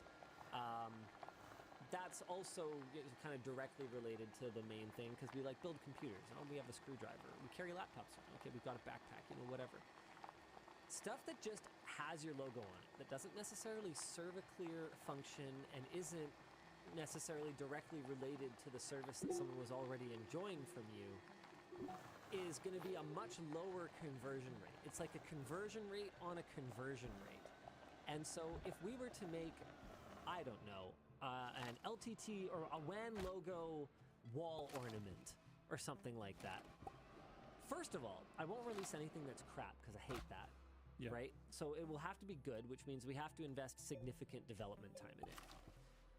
After we've done that, we have to meet whatever bar there is for a minimum order quantity from whatever, manufacturer or manufacturers that we are contracting to produce this product. So let's say 1,000 units or 5,000 units. I have no way of knowing exactly what that would be until we've made it significantly deeply into the development process. At that point, I've got to ask myself, what price do I need to sell this at now, knowing it's going to be relatively low volume, in order for me to make back what I spent on product development? Okay, because it's going to be low volume, that price is going to have to be higher. Okay, where's the threshold where that high price goes from recouping cost to just like creating a perception of exploitation and money grubbingness? Will people see that nuance there, where I kind of go, look, this isn't just money grubbing, I actually do need my team to be paid for the development time. So am I just hurting my own brand by selling branded stuff that we spent way too much time working on for a very niche audience? Maybe. Sometimes I can be really, sometimes I just overthink this stuff though. Like when we did that short-term relaunch of just the classic Linus Tech Tips logo shirt, it sold like crazy because people just wanted it, I guess. This is actually like legitimately one of my favorite shirts. That's LTX though. That's an event shirt. That's totally different. Yeah, but I'll do an event. One of the big reasons why I like it is just because it's just a little logo in the corner. Okay, it feels kind of professional. We have a flag that's going to be there for LTX, like just the LTX logo on a flag for 2023 here. So I'm more willing to do that for like a commemorative, item versus just our brand. Let's go. I don't know. Maybe we'll do more of it in the future. Maybe not. We have a really cool thing coming though. Tell me something. If you could own a solid aluminum keycap that is this big, what would you pay for it? Solid aluminum, chrome plated. What? It's mirror finish. Does it work? No, of course not. You can't plug it in. Question's that? What do you mean? It's this big. Do you know how much it freaking weighs? You could have like a bump. No, you couldn't. Yeah, you could. It's solid aluminum. Yeah. It'd be a bad weighs idea. so much. But There's no mechanism in it. And it's solid. When I say solid, I don't mean concave, empty, hollowed out. I mean it is solid. It's a brick. I have no idea at all. I don't know. It doesn't matter what you say, because the people out there that want it, they're going to pay any amount of money. It doesn't matter. It doesn't pretty matter much. what you say. Yeah. I don't know. I'm just thinking about the shipping meme? costs. There's some meme about a Loch Ness monster. You give it $4.69 or something. I don't know. I don't remember. I have no idea. No, you give him about $3.50. Yeah, there you go. That's it. You get a double face palm. There you go. $3.50. Yeah, there you go. There we go. I want it. I wanted $3.50. I wanted Linus to do the quote. Enough. He still didn't. There we go. We got there. Anyway, I have no idea. So we're making this? Oh yeah. Wow. Because we're meme lords, apparently. Apparently. That's sweet. I don't know, dude. This isn't the type of thing that I buy. Just what? If you could have a giant solid aluminum keycap, what would you pay for it? I'm just curious. I don't think I would buy this. You wouldn't. Okay, if you saw it in a gift shop for $5, you wouldn't be like, okay, that's pretty cool. Okay, I might buy it. Okay, so So $3.50. Oh my god. I mean, if it's going to be from billet aluminum and it's about that big, like, it's going to be closer to $3.50 than $3.50. yeah, that's like $700 US in just billet stock. No, it's not that much. It's big. It's big. It's substantial. There's going to be 3 sizes. How big is the big one? The big one is like this, the medium one's like this, and the small one's like this. Okay. And the cheapest one, I don't want to quote this wrong, but they're going to be very expensive. Not 700, but they're going to be, all of them are going to be. Okay, no, I just don't want to say it because I'm going to get it wrong. But the expensive one's going to be pretty expensive. Yeah, I don't know. This is just one of those things that I have no idea what I was thinking. I don't think you were. Yeah, I don't know. But it's awesome. I was probably talking to Nicholas Plouffe or something.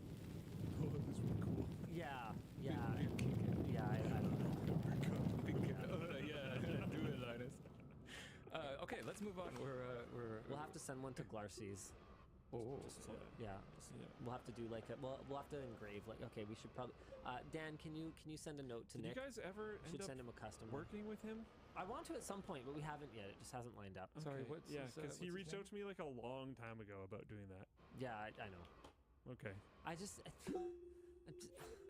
busy. I know. How hard is it for you to get on my calendar? Yeah, fair enough. He's willing to like fly out here. I know. Okay, I just.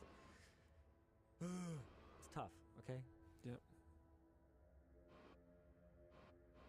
Okay, message is sent. I have no idea how to spell any of that. You can figure out what the gibberish means. Okay, Luke and Linus, what's a decision that you had initially regretted, but in hindsight turned out to be a great idea? Initially regretted. Usually I don't get like instant regret because I usually make pretty okay decisions. Instant regret turned out to be a great idea.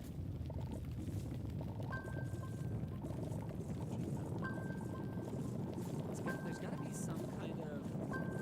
See, most of the things I regret turn out to be bad ideas.